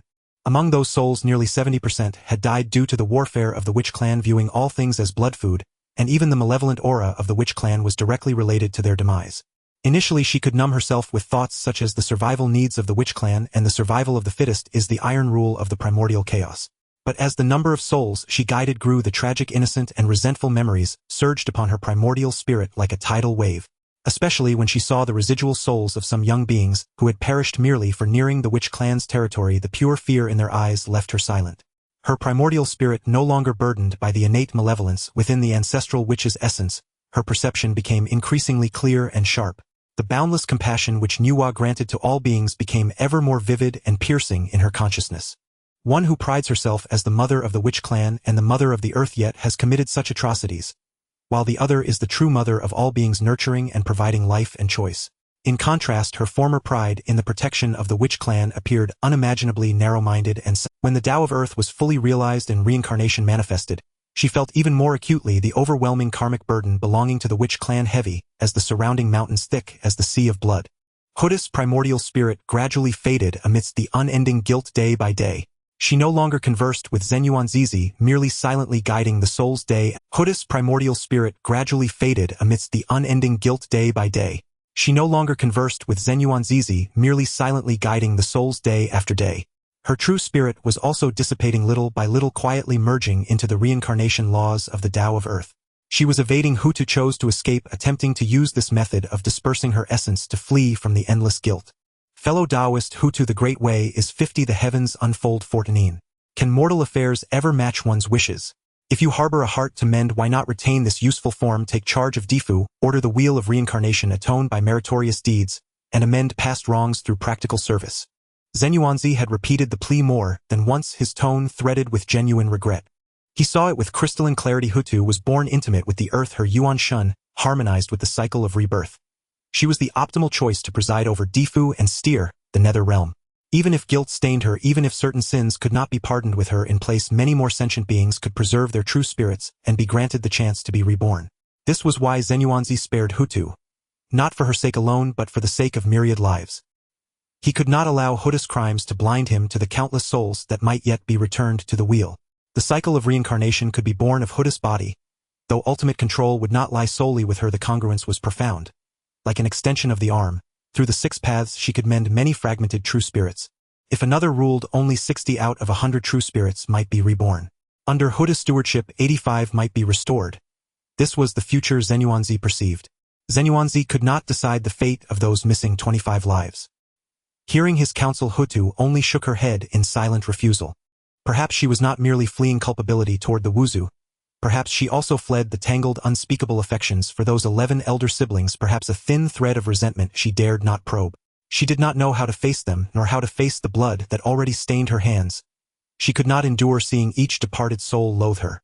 At last, beneath Zenyuanzi's long, resigned sigh, Huda's already evanescent true spirit dissolved utterly. Her origin merged into the laws of the earth. She fled into oblivion. Her true spirit dwindled until all that belonged to Hutu was gone. Only a core of origin remained, nurtured by the Earth Tao, and was reborn. She was Hutu, and yet she was not Hutu. She inherited Huda's origin, but she was a new sentience. Pingxin, the newly awakened one, bowed to Zenyuanzi. This is my name. Impartial, even-handed, just. Such was Pingxin. Hutu could flee, Pingxin could not. She voluntarily shouldered the karmic consequences Hutu left behind. This burden need not have fallen upon her. She was a being renurtured by the Earth Tao. Yet she declared, sins do not vanish by fleeing. To atone for her and for me, to repay all sentient beings. One Yuanshin gave rise to 2 distinct persons. Had Hutu, who simultaneously held essence blood, and Yuanshen fallen into Kunlun, might fate have turned another way. But the moment had already been sealed. Hutu perished, leaving Pingxin in her wake. Hutu renounced the Wuzhu and dissipated. Pingxin took command of Difu. Hutu chose oblivion to evade and atone, while Pingxin chose to shoulder the debt and redeem the sins. Pingxin spoke no more.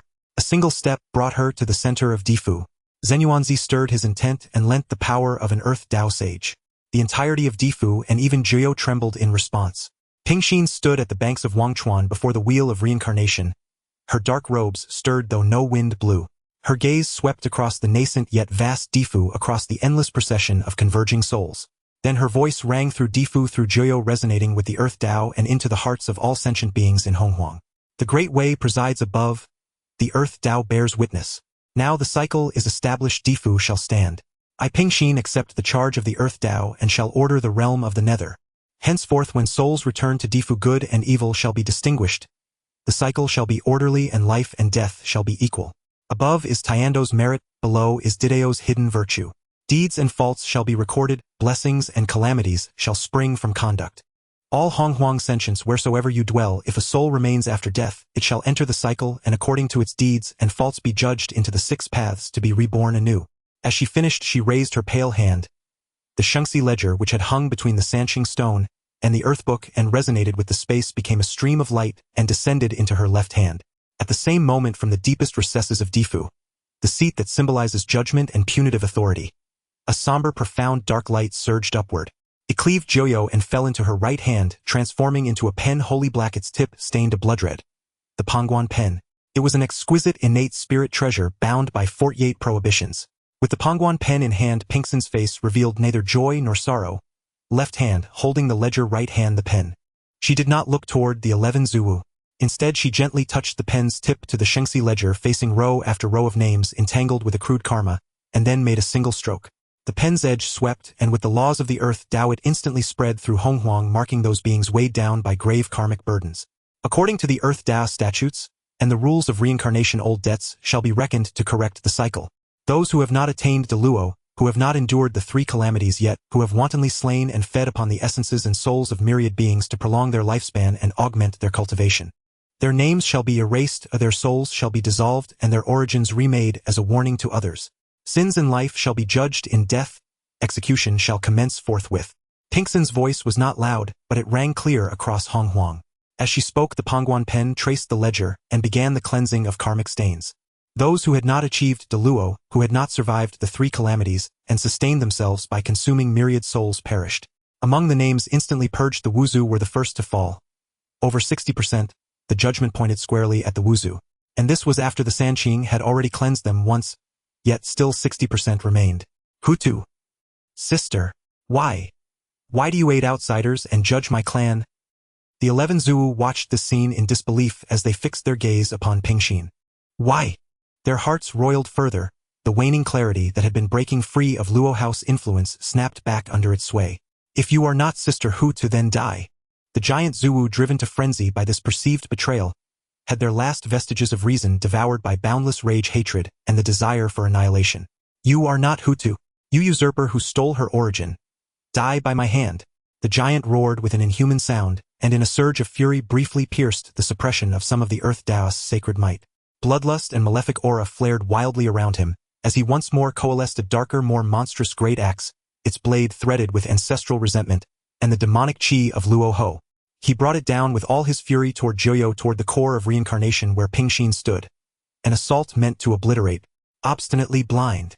Zenyuan's countenance darkened slightly, yet he did not turn.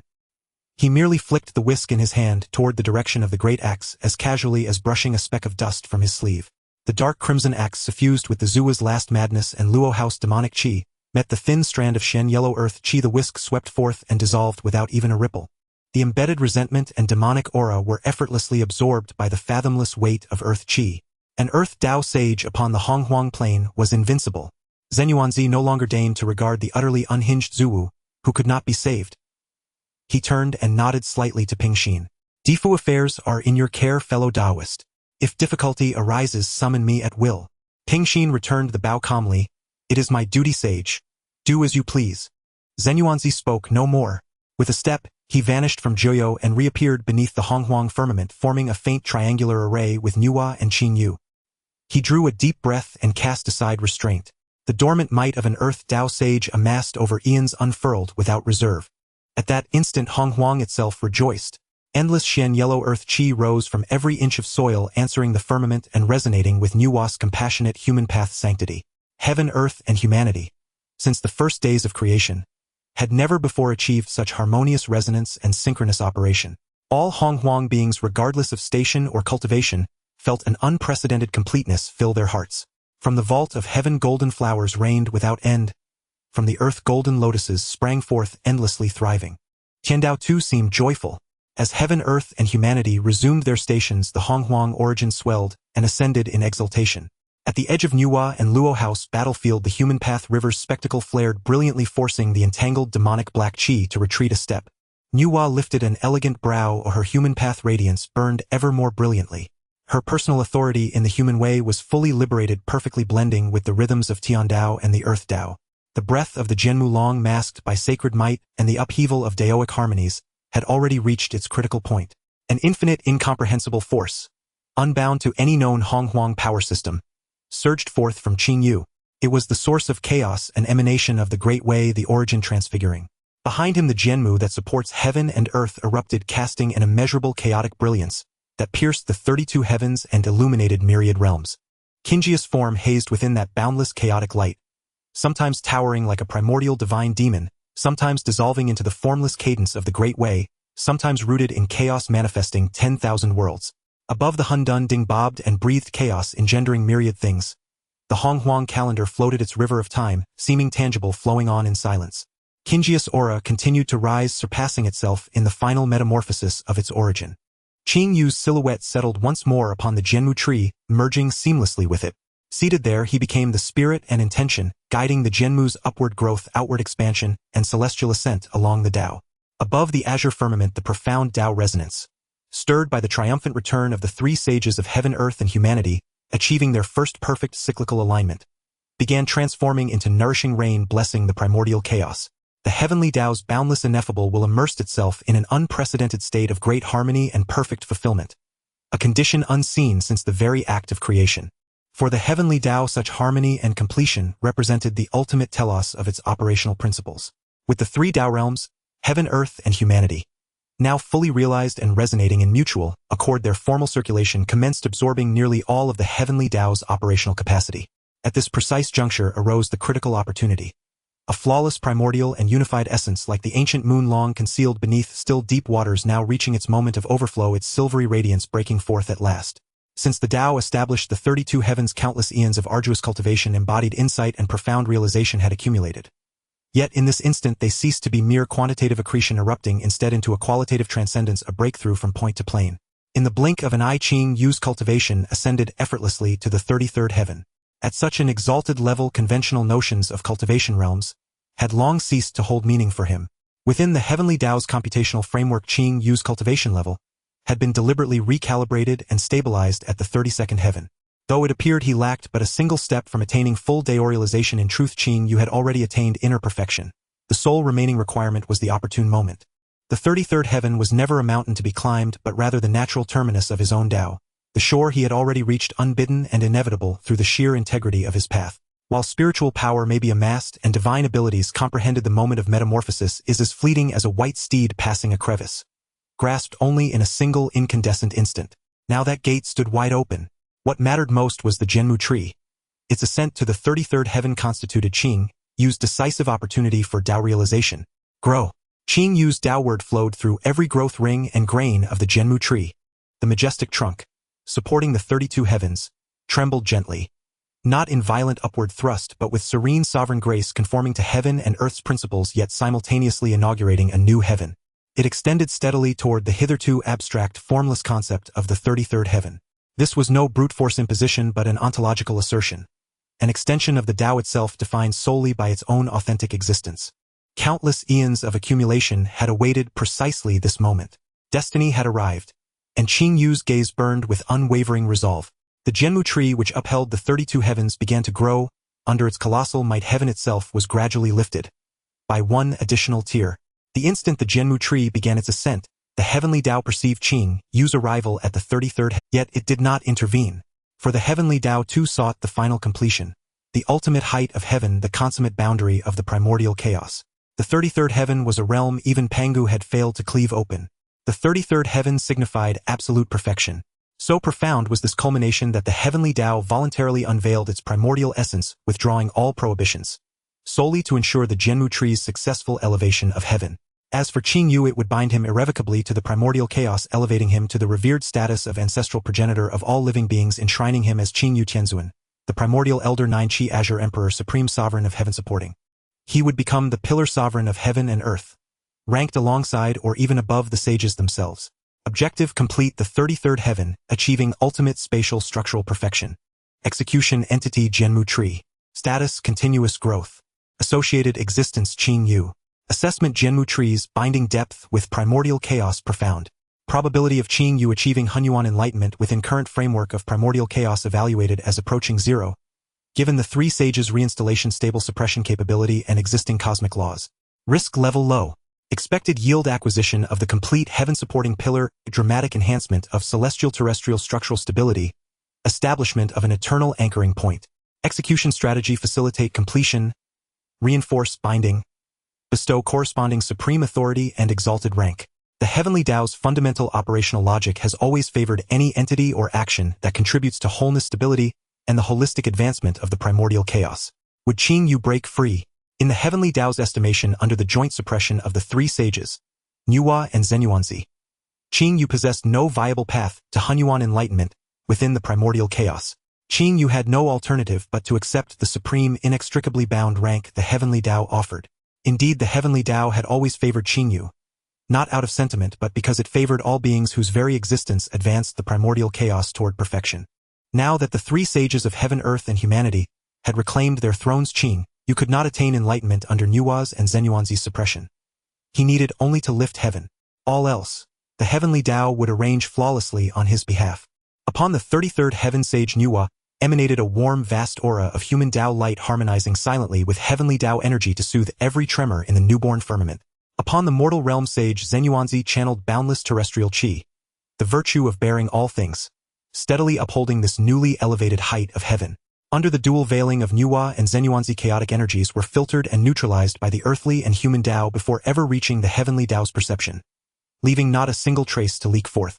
To the heavenly Dao's awareness, everything proceeded perfectly, even astonishingly so, as if the 3 Dao realms collaborated in sublime unity to accomplish this grand endeavor. Dao resonance descended like benevolent rain. Golden blossoms rained from the firmament while golden lotuses bloomed across the earth. 10,000 living beings felt a stirring within. Some attained sudden insight, others surged with unaccountable joy. The Jianmu tree's radiant brilliance receded inward, transitioning from overwhelming splendor to profound, unadorned simplicity. Then from its core emerged a primordial chaotic Dao resonance, neither colored nor void, rippling outward like concentric waves, instantly permeating every leaf and every fiber of wood. The formerly pristine ethereal qi of the Jia wood element, native to the primordial chaos, receded like a tide displaced entirely by an immense chaotic vitality. The chaos cauldron suspended nearby vibrated, intensely accelerating its intake of boundless chaotic qi to nourish this newly born chaotic tree. Simultaneously, at the elusive transcendent source of the wood Dao, piercing the chaos between existence and non-existence, only the spectral image of the hollow willow had previously reigned supreme, monopolizing the Dao's essence. Now another spectral image coalesced, gradually shifting from insubstantial phantasm to tangible reality, an ancient colossal tree, whose branches connected infinite worlds, whose roots plunged deep into endless dimensions of time and space. Its Dao phantom manifested directly before the hollow willows. Far within the chaos, Yang Mei jolted, sensing the unmistakable presence of the Jianmu tree, intruding upon his domain of the wood Dao. Elder Yang Mei's tightly closed eyes snapped open. The primordial source of the chaos wood Dao has been stirred. This aura, it belongs to the Jianmu tree of the primordial chaos. How could it achieve ultimate transformation beneath the heavenly Dao, and even project its Dao phantom into the Dao river, taking precedence over me? Could it be true, as Luo Ho claimed, that the heavenly Dao has indeed awakened private consciousness, forsaking impartiality? Even the creative lotus failed to evade the heavenly Dao's binding. Yet how has the Jianmu tree succeeded? If the creative lotus could not escape the heavenly Dao's grasp, how then had Qing Yu managed it? Yang Mei could no longer remain still. His survival, his recovery and eventual enlightenment after being outmaneuvered by Hong Jun and gravely wounded by Luo Ho, had rested upon his unique possession of dual destinies claiming dominion over the Wood Dao's vital essence rooted in the Chaos Lotus itself. The Hundun Mudeo, the font of life. After the Hundun Qinglian nurtured Pengu, it had long since usurped its station, and Yang Mei arrogantly relied on its affiliation with Hundun Wood to monopolize every vestige of vitality. Within the Hundun, the Mudeo is the wellspring of all life. The Hundun Qinglian reigns as sovereign over myriad trees, and even the willows fall under its sway. If now Qingyu could attain Dao and inherit the legacy of the Hundun Qinglian, then all Hundun would come under Qingjia's dominion, and every breath of vitality in the Hundun would belong to Qingyu. At that moment Qingyu would be the origin of life itself. The Jianmu's manifestation within the Hundun could even rival the Hundun Qinglian, and its path would lie open and unobstructed. Yang Mei was already restless, truly a profound stratagem. No, even if Tiandao permits Qingyu to depart Honghuang, I will not stand by and watch a new godlike thing arise within the Hundun to match the Hundun Qinglian. Yang Mei became a streak of light and surged toward Honghuang, but the instant he breached its borders the combined forces of Tiandao Didao and Rendao hurled him back. Yang Mei, could Honghuang truly allow the birth of a Hundun Lingzhen? I had thought the three Dao would unite to suppress the escaping Qingyo, biding their time until it opened a world and blessed Honghuang, so I might slip in and claim a share.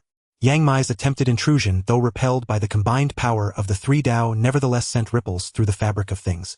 He had pierced layers of Dao resonance veils and ultimately disturbed the perfect circulation of Tiandao, woven with the investments binding the Jianmu to Qingyu. Within the cold mechanistic core logic of Tiandao, a vanishingly faint anomaly flickered like a warning. External presence detected Hundun demon, attempting intrusion blocked by the joint barrier of Tiandao Didao and Rendao. This action is inconsistent with the current harmonious joint effort to support the Jianmu. Preliminary assessment: possibly a Hundun demon coveting Honghuang's consummate opportunity. The warning was so slight it would almost be drowned by the rejoicing of completion and the returns on investment. Tiando's intangible attention perfunctorily sent a confirming ripple to the two saints assisting the skyward support, seeking ally feedback to verify that this was merely an external disturbance. Nuwa's reply flowed back as pure joy and a guardian's heart for the harmony of heaven, earth, and man, and the flourishing of myriad beings. Her human path radiance was gentle, vast, and in perfect concord with the work of supporting the sky. Zenyuan's response conveyed the steadiness of the Earth's secure ground, orderly cycles of reincarnation, and a strengthened terrestrial structure. The force of Didao deep and unbroken fused seamlessly with Tiando's power. Both reports were normal and logically coherent, fully aligned with the loftiest goal of jointly stabilizing Honghuang. Anomalous logic dismissed, confirmed as external interference. Continue main process assist the Jianmu in completing the 33 layers of heaven support, strengthen the binding and confer the honored seat. Tiando's core judgment swiftly corrected itself, and the little bug spawned by Yang Mei's intrusion seemed on the verge of being smoothed away. Yet just as Tiandao prepared to place Qingyu after the Jianmu had wholly supported the sky, a chord of Hundun resonance utterly alien to Honghuang erupted, as if a Hundun demon had manifested inside Honghuang itself. Without warning and beyond any concealment, the scent of a Hundun Ling Zhen swept across the entire Honghuang realm, battering every strand of Tiando's perception. The 33 layers were completed. Under the veils woven by Nuwa and Zenyuanzi, the Jianmu gave no hint to Tiandao. The heavens reached 33 tiers, and at this instant Honghuang's spatial structure attained perfection. A Hundun Lingzhen, the full aura of a Hundun Lingzhen, and the Dao consummate. Tiandao raged, every plan was overturned. The individual drawing in the Hundun Dao was Qingyu. Tiando's vast will fell into absolute silence for a heartbeat, then rapidly recalculated. The Hundun Lingzhen had been born at Honghuang's core, and its master teetered on the brink of attainment. Highest alert core judgment gravely erroneous. Uncontrollable terminal threat detected. Target Jianmu. Status transformed into a complete Hundun Lingen possessing high autonomy and the capacity to detach. Associated entity Qingyu. Status Hundun Yuanman, presently channeling the Hundun Dao Oi, attainment imminent. The original absorption and binding scheme has utterly failed. New risk assessment cataclysmic. Threat 1. The core pillar of Honghuang could be seized by that master and actively severed, bringing the heavens and earth to ruin. Threat 2. An uncontrollable Hundun variable would proliferate within the system, overturning the existing order entirely. Threat 3. Detection shows the western terrestrial vein and Tiandao source cannot be mobilized. Final adjudication: original plan nullified. Execute ultimate eradication protocol. New objective: destroy the Jianmu. Priority supreme: execute immediately. As Qingyu had proclaimed, only a Hundun Lingzhen can sustain a consummate heaven and earth. just as the Hundun Qinglian nurtured Pangu and gave birth to Honghuang. That is the singular might of the Hundun Lingzhen. The 33 heavens rose and Jianmu's Hundun aura could no longer be concealed. Qingyo suffused in Hundun appeared in Honghuang like a luminous lamp. When Tiandao perceived the Hundun aura reborn within Honghuang, it no longer even concerned itself with the newly widened embryonic membrane of the 33 heavens. All Tiandao sources were summoned, congealing above the firmament into a vast black cloud. Darkness swallowed Honghuang, and only at the world's center a streak of azure light endured. Hundun Lingen Jianmu, the 33 heavens Qingyu. Jianmu had opened the 33 heavens, reached consummation, and its breath surged majestic. All that remained was Qingyo Hundun Yuanman, whose entire vitality had arrived at its zenith. Tiandao would no longer allow this. It would not let Qingyu attain Dao so easily. Tiandao still fixed its gaze upon Jianmu, which had successfully transformed under the concealments of Rundao and Didao. In that case, only one method remained to break the Jianmu. Even if heaven and earth recoiled, even if the sky collapsed, a new Tiandao would never permit the Jianmu, source of Honghuang's Medeo, to have any chance of leaving Honghuang. Tiandao would not hand over Honghuang to another, would not entrust the realm's fate to any single being. Should Jianmu detach with Qingyu upon Qingjia's attainment, Honghuang would shatter outright. Tiandao would leave no room for luck.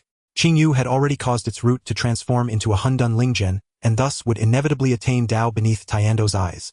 It could sense that the Tiandao sources left in the west had been wholly supplanted. It would grant Qingyu no chance. If the Jianmu were broken, there remained the Zhou Mountains. Tiandao acts. Justly after the Jianmu is severed, it would grant Qingyu the supreme seat, perhaps even the rulership of Tiandao. But the Jianmu must be broken.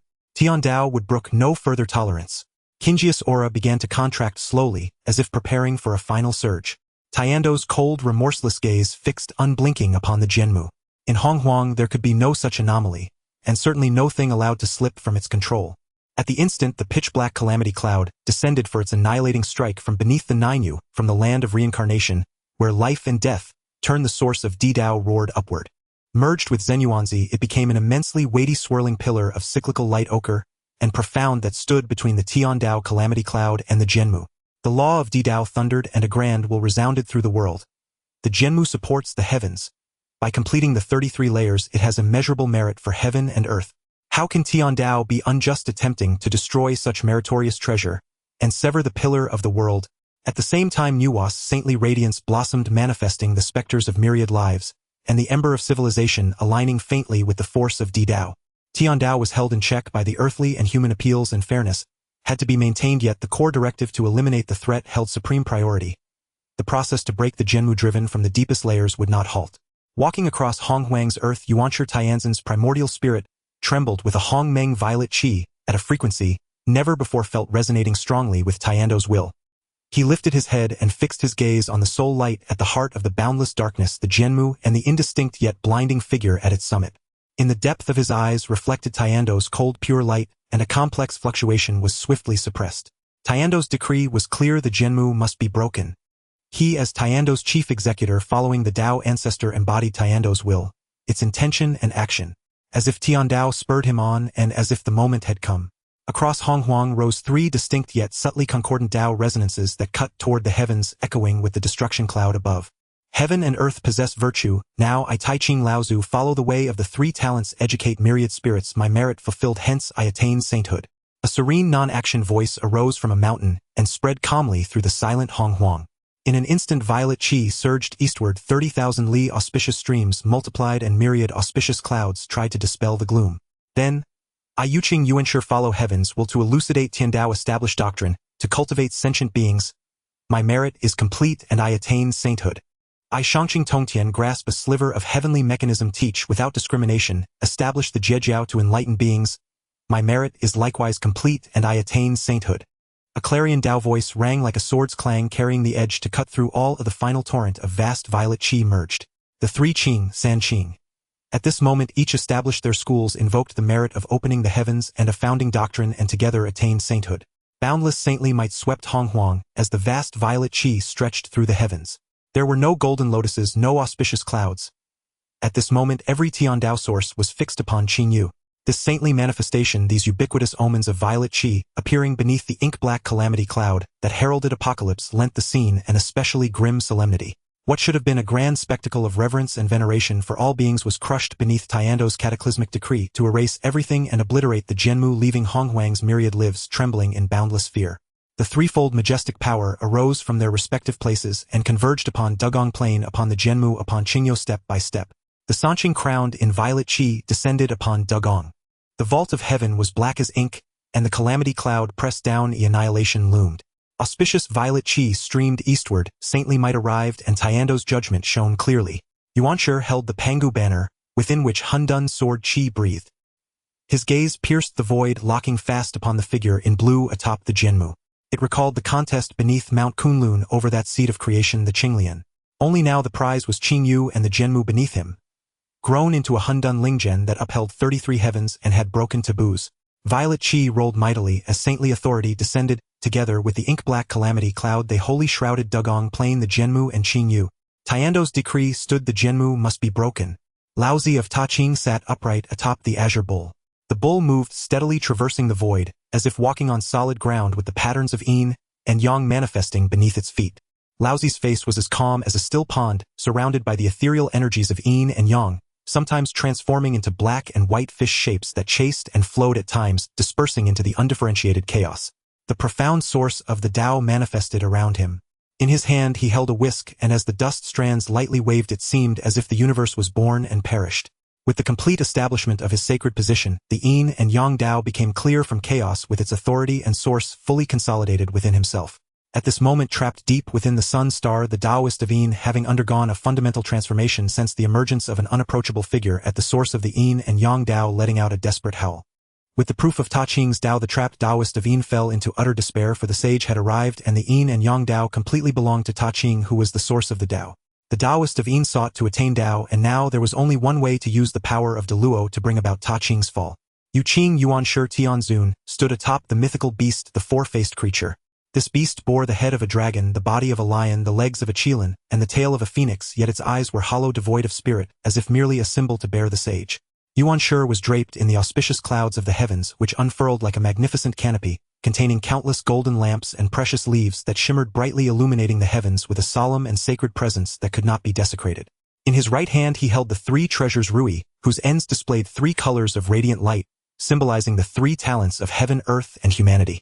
At this moment the radiant light was contained, yet it exuded a majestic authority that elucidated the heavenly principles. His gaze pierced through the void, locking onto the azure figure sitting atop the Jianmu, where only the heavenly Dao was clear and the laws were merciless. The Pangu banner hung beside him, fluttering without wind, emitting strands of chaotic sword energy that fluctuated unpredictably, creating fine black cracks in the seemingly stable primordial space, as if it were ready to unleash a strike that would open the heavens. Shangqing Tong Tian Jiao Zhu arrived, stepping upon a single-legged Kuei Nyo. The Kuei Nyo was clad in dark green scales, with lightning flickering around it, each breath stirring up thunder in the void. Tong Tian wore a purple bagua robe, his figure tall and straight like a pine tree, with a 3-foot sword named Qing Ping. The sword intent that shattered myriad laws surged into the sky, piercing through the dense, indiscernible clouds of destruction. As the sword intent passed, the calamity clouds rolled and retreated. It pierced through, creating a gap, allowing a cool and bright moonlight to shine through the thick darkness, quietly falling upon this desolate land, cascading down upon the Jianmu. Tong Tian's eyes were bright and piercing, devoid of the cold majesty that Yuanshi possessed, instead revealing a hint of joy at the sight of the hunt and an unabashed admiration. The Sanqing presented the positions of heaven, earth, and humanity, encircling the towering Jianmu that supported the heavens with the profound rhythm of the Dao. The energies intertwined, subtly resonating with the destructive calamity clouds above that locked onto the Jianmu, weaving a net that enveloped the heavens and utterly extinguished the life force of the Jianmu. Seated atop the Jianmu, Qing Yu's breath had retracted to its zenith, becoming one with the Jianmu. In contrast, the Jianmu below him surged with the chaotic rhythm of the Dao, like a volcano that had suppressed centuries of pressure. It continuously accumulated and rose as its branches and leaves swayed, gently triggering the elements of earth, water, fire, and wind to emerge from the void.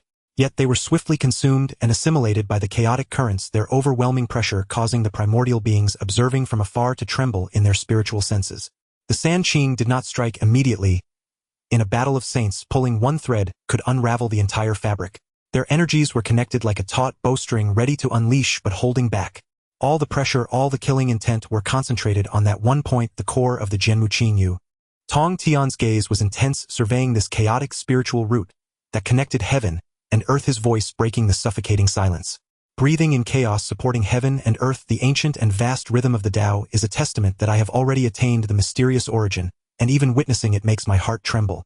This wood embodies the true meaning of chaos, rivaling the fruit. Breathing in chaos supporting heaven and earth. The ancient and vast rhythm of the Tao is a testament that I have already attained the mysterious origin, and even witnessing it makes my heart tremble. This wood embodies the true meaning of chaos, rivaling the fruits of the mysterious origin.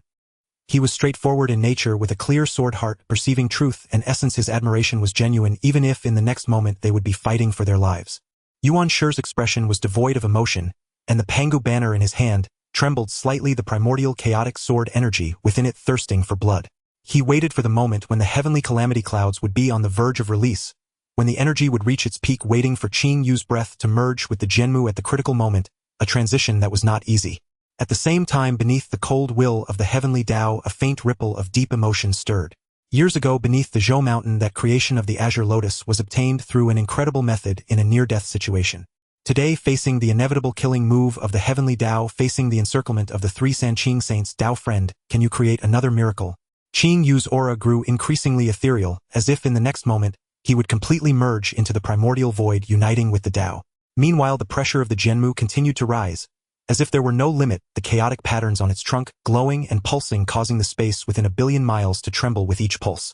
The falling chaotic currents grew denser, saturating the expansive plains of Duguang, and the surrounding boundless mountains and rivers with a grayish chaotic hue reminiscent of the primordial era before the differentiation. The treasures of the Tao held by the Sanqing, the combined might of 3 saints, and the terrifying energies of 3 ultimate treasures intertwined without reservation, resonating. The void beneath this pressure emitted a sound of unbearable collapse, thin black cracks spreading like a spider web. It seemed that in the next moment this attack, which gathered the power to open the heavens, suppress the world, and bring about an end, would reduce the Jianmu to nothingness. Just as the tension reached its peak, ready to erupt, a clear light, cool as water and warm as jade, quietly bloomed from behind the Jianmu, initially small like a bean but rapidly expanding. It took root in the chaotic currents, forming a lotus enveloped in misty chaotic energies, blooming with 24 petals, guided by the essence of the creation azure lotus. The treasures of the Tao held by the Sanqing were drawn, nearly slipping from their grasp, as the combined power of the 3 saints surged forth, forcibly suppressing the movements of their respective spiritual treasures. At that moment, as the Sanqing were distracted by suppressing their treasures, 2 overwhelming saintly presences descended from the 33 heavens upon Duguang. After the Earth Tao and the newly emerged human Tao joined forces to intercept the heavenly Tao, Nuhua and Zhen Yuanzi managed to escape and entered Duguang. The Earth Daos interception of the heavenly Tao was a favor to Qing Yu as well as a testament to Qing Yu's fatherly companionship in his growth. The human Tao represented the will of all beings. Qing Yu had once granted them a glimmer of life, and now the human Tao, called upon by all spirits, stood in defense of Qing Yu against the heavenly Tao. In the eastern sky, rays of dawn illuminated the horizon with auspicious clouds swirling. The Saint Nuhua arrived riding a resplendent golden phoenix, extraordinary in its bearing. The golden phoenix had evidently reached mid-stage croissant cultivation. When it gazed upon the Jianmu, it shared the same concern for Qing Yu as Nuhua. Almost simultaneously, the earth rumbled, and the ceaseless will of reincarnation rose from the 9 nether. Zhan Yuanzi, the saint, stepped upon the Xianhuang, holding a whisk appearing from the depths of the earth. Upon his appearance, the entire earth of Duguang seemed to be reinforced by an invisible force, with the essence of the Wu Tu Tao permeating, heavy and solid, as stable as Zhou mountain. The majesty of the Earth Tao saint was fully displayed. The 5 saints gathered at Duguang, their fortunes converging, immensely heavy, yet the towering Jianmu bore it all, its trunk still standing tall. Nuhua rode the golden phoenix forward, her gaze sweeping over the Sanqing, finally resting on Laozi, her stunning visage adorned with a calm smile concealing sharp wit. Senior brother, the chaos here is tumultuous. Why not retreat to the tranquility beyond chaos, where you and I can discuss the Tao? What say you? Indeed. Laozi slightly raised his eyelids, retracting his gaze from Qing Yu to look at Nuhua, his expression calm and unruffled, simply saying, very well. Junior sister Nuhua, please lead the way. As soon as the words left his mouth, both of their figures blurred, simultaneously disappearing from the primordial realm and appearing at the boundary of endless chaos. Once Nuhua entered the chaos, she harbored no further concerns, gracefully raising her hand. The red embroidered ball carrying the intertwining powers of creation and destruction struck directly at Laozi. Once Nuhua entered the chaos, she harbored no further concerns, gracefully raising her hand. The red embroidered ball carrying the intertwining powers of creation and destruction struck directly at Lao. This place is the foundation of the primordial. It's not suitable to unleash our full powers here. Why not you and I head to the 9 nether and validate the Tao? Tong Tian raised an eyebrow and laughed aloud. That suits me perfectly. Please Dao friend. He was also aware that the extermination sword formation was unparalleled in its lethality, and unleashing it in the primordial could harm the foundation. The Nine Nether being the land of reincarnation was supported by the Earth Daos essence, making it ideal for a full-out battle. The two figures vanished, and when they reappeared they found themselves deep within the Nine Nether. Tong Tian ceased to speak further, his thoughts stirring as the four extermination swords manifested, in an instant each taking control of the four directions. The extermination of immortals, the slaughter of immortals, the trapping of immortals, and the extermination of immortals erupted, unleashing terrifying sword intents that soared into the sky, tearing apart the dim skies of the Nine Nether. The extermination of immortals is sharp, the slaughter of immortals is deadly, while the trapping of immortals bursts forth with a red light, and the extermination of immortals transforms in countless wondrous ways, staining the robes of the great Luo immortals with blood. Zhen Yuan's expression grew serious, as he waved his whisk, unfolding the earth scroll behind him, connecting with the endless veins of the primordial earth, the essence of Wu Tu surging forth. Transforming into layers upon layers of incredibly thick earth barriers, the Wu Tu Dao state's great virtue bears all and nothing can break or harm it. The extermination sword light crisscrossed, severing all things in the void, yet before the seemingly unadorned but steadfast Wu Tu Huang barrier it was gradually worn down, its might dissipating. The Earth Dao excels in defense, using endless resilience to neutralize the sharpest of energies. Beyond the chaos, the yin and yang grinding will rotated, eradicating endless life forces, yet was continuously replenished by the even more majestic powers of creation that Nu Wa wielded. The Dao of creation is unceasing. It is precisely the nemesis of the destructive forces. Yet within the Nine Nether the extermination sword intent cuts down all, yet struggles to breach the Wu Tu earth that carries all and encompasses everything. Nu Wa excels in creation. Her attacks may not be the strongest, but her life force is boundless, capable of exhausting the most. Zhen Yuanzi excels in defense. The Wu Tu Dao's defense is unparalleled, best at entangling. Laozi excels in grinding. The rotation of yin and yang wears down all things, best at longevity. Tong Tian excels in breaking. The extermination sword formation is first in offense and thrives in swift battles. Now Laozi faces Nu Wa, who can exhaust the most and possesses the most abundant life force, while Tong Tian faces Zhen Yuanzi, who is the best at defense. Thus while Nu Wa attacks Ta Ching, regardless of how the yin and yang grinding wheel of Ta Ching erases life force, it cannot compare to Nu Wa's boundless creation. Only Tong Tian can directly sever the power that brings about the end of all. Zhen Yuanzi's Wu Tu Dao bearing great virtue cannot attack.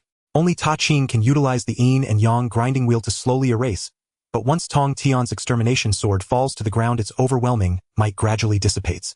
For Ta Ching and Tong Tian it would be best if they faced Zhen Yuanzi and Nu Wa separately, ensuring they had absolute confidence in trapping Nu Wa and Zhen Yuanzi rather than exposing a glimmer of life force as they currently do. When the creation becomes dense to its peak and the yin and yang grinding will temporarily halts, when the earth can bear enough and envelop the treasured swords, Nu Wa and Zhen Yuanzi will have a fleeting opportunity to strike at Yuan Shi. After Zhen Yuanzi and the others left, Qing Yu's aura had already unified and the Jianmu's aura also reached its peak. Qing Yu's closed eyes slowly opened, gazing at Yuan Shi beneath the Jianmu from a distance. Atop the great tree, Qing Yu slowly opened his eyes. In those eyes, the stars of the universe and the cycles of chaos were reflected. Below the great tree, a figure draped in auspicious clouds holding the Pangu banner emanated a formidable celestial might. The voice of the primordial heavenly sovereign rang out calm and unhurried. At this moment the primordial was the will of heaven, his divine resonance echoing across every corner of the primal chaos. This holy sound, akin to a boulder thrown into a tranquil lake, stirred up waves in the hearts of the powerful beings lurking in the shadows of the primal chaos. On the western Mount Meru, benefiting from Nu Wa's attainment of sainthood and the supremacy of creation, the two brothers had already awakened. At this moment the Buddhist monk Jain appeared sorrowful, while the monk Zunti's eyes were filled with shock. In just a few moments, how could 5 saints suddenly appear? The two brothers had fallen far behind the current developments. Sensing the aura of the saints, the two could only silently chant scriptures, providing Qing Yu with spiritual support. Many powerful beings gazed at the image of the great tree, their eyes betraying unmasked greed. The chaotic spiritual root. If it were to break, I would surely gain a share of the spoils. Moreover, those hidden in endless shadows deep within their caves could not suppress their mocking whispers. So what if the grand ancestor favors the Zixiao palace and is revered as the immortal ancestor? Without becoming a saint, one is but an ant. Even with the assistance of 2 saints Nu Wa and Zhen Yuanzi, what can be done? Can one defy the heavens? The great tree. Humph, it is merely a tree that has grown too tall and now obstructs the heavens. It deserves to be broken. How pitiful! After countless years of hard cultivation, today may very well be the time for the Tao to be extinguished. We should take this as a warning. The heavenly laws cannot be violated. These voices were sharp, dark, gloating, and mournful. To these gazes from various voids and the fissures of fate, Qin Yu seemed to hear nothing. He did not directly answer the primordial's question, but instead faced those sacred eyes and calmly retorted. His voice, though soft, resonated in the primordial's ears. "What brings you here, my friend?" The primordial's expression remained unchanged, the Pangu banner in his hand, shimmering with divine light reflecting his emotionless visage. "I have come for this great tree of yours. The reason, my friend, you already understand in your heart. The chaotic anomaly cannot be allowed in this world. Moreover, the body of this great tree has long intertwined with the primal chaos, entangled too deeply with its origin. The heavenly laws operate according to their principles. Do not make it difficult for me." "Difficult?" Qin Yu suddenly chuckled softly, his laughter devoid of fear or anger. "The heavenly laws are rigid, confined within a cage, unable to adapt. You, my friend, now embodying the heavenly laws and achieving the status of a saint, cannot see through this cage nor understand the meaning of unacceptable. How ridiculous!" He slightly raised his hand, pointing to the 33 heavens above, supported entirely by the branches and leaves of the great tree. He then pointed to the ground beneath, where the roots of the great tree penetrated deeply, nourishing and revitalizing the earth.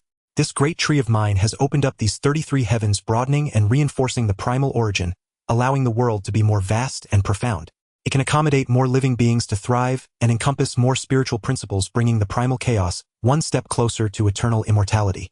Since I have supported the heavens, countless beings have been born, sustained, and broken through their realms due to the expansion of the heavens and the growth of the origin. Has the great will of the primal chaos ever remembered this monumental merit? Has the heavenly laws ever calculated it?" His gaze seemed to pierce through the void, seeing the mountains, rivers, and spiritual veins that were newly formed due to the growth of the origin.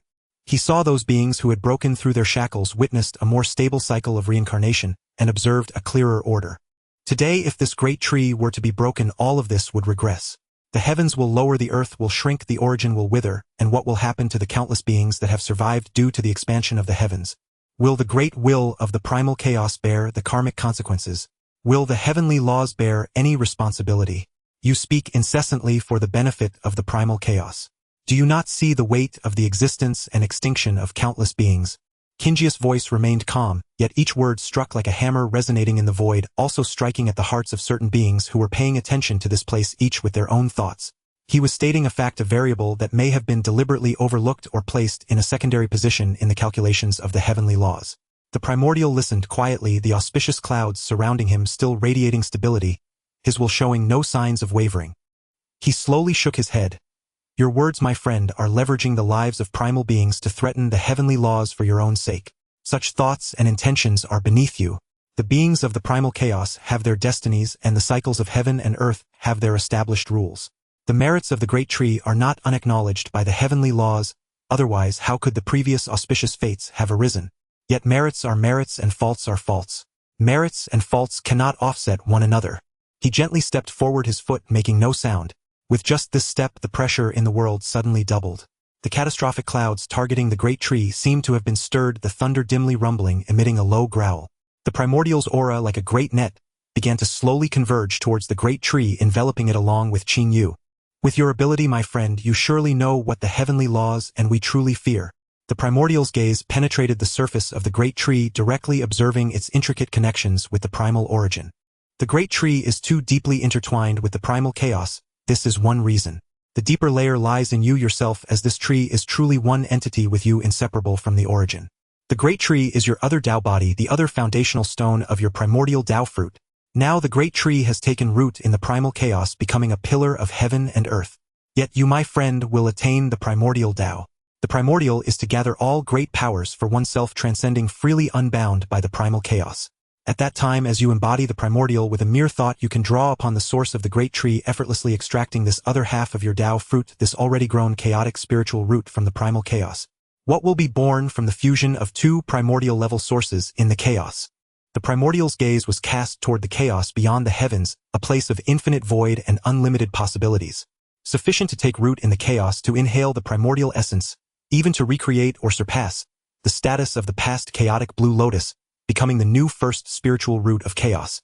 However, this ultimately depends on your own abilities, and has nothing to do with me. In fact, I would even... But if at that time you take the great tree and depart, the primal chaos will lose its support and the 33 heavens will immediately collapse. The surrounding mountains will not be able to bear the weight of 33 heavens. When the great god Pangu opened the heavens standing tall, he ultimately exhausted his strength and perished, transforming into all things. Opening the heavens is to create but also to obliterate chaos. What the great god ultimately sought was existence for the primal chaos to be stable and enduring the perfection of the Tao. The surrounding mountains carry the ultimate hope of existence, the strongest remnant of his Tao resonant stability. Therefore the surrounding mountains are complete, for they carry the great god Pangu's grand aspiration for existence, supporting the newly opened heavens and the primal chaos of the 28 heavens. But they are also incomplete, for they have not truly reached the ultimate 33 of Pangu's pursuit, the pinnacle of the Tao. Their capacity has its limits.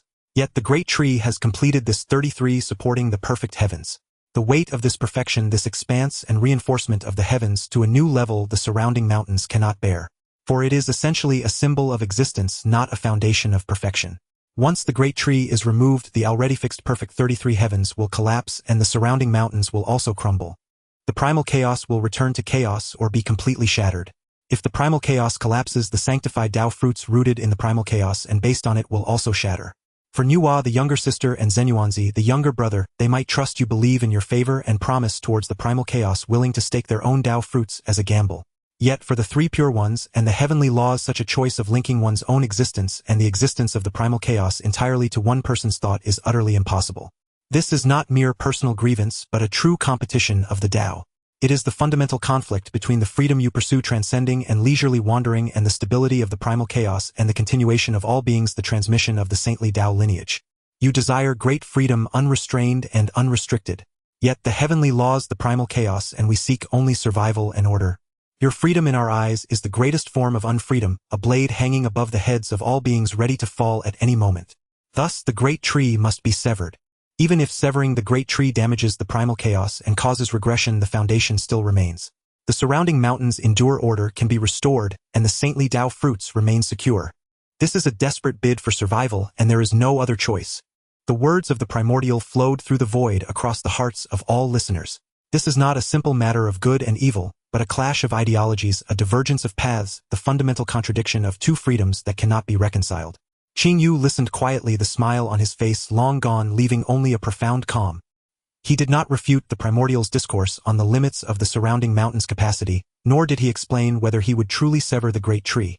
For at this level verbal promises are pale and powerless, only strength and results are the final answers. My friend says this is a struggle for freedom. This is no falsehood.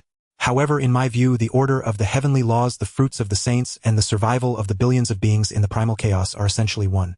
The heavenly laws act in the name of order, but impose confinement in reality. They wield survival as leverage to seek eternal power. This is not true freedom, but rather a larger, more exquisite cage. He sighed softly, then continued, Are the heavenly laws for the myriad beings, or for themselves, or for the 3,000 chaotic origins integrated into the heavenly laws? If I were to attain the primordial Tao with great power unified, I could also support the primal chaos and carry all living beings along with it. Yet now the heavenly laws would rather directly sacrifice countless beings, even retreating the origin just to sever the great tree and keep the primal chaos in their grasp. So let it be a grand affair. Even if the reasons of the heavenly laws are resplendent, they cannot conceal the essence of the countless beings that will be lost after severing the great tree.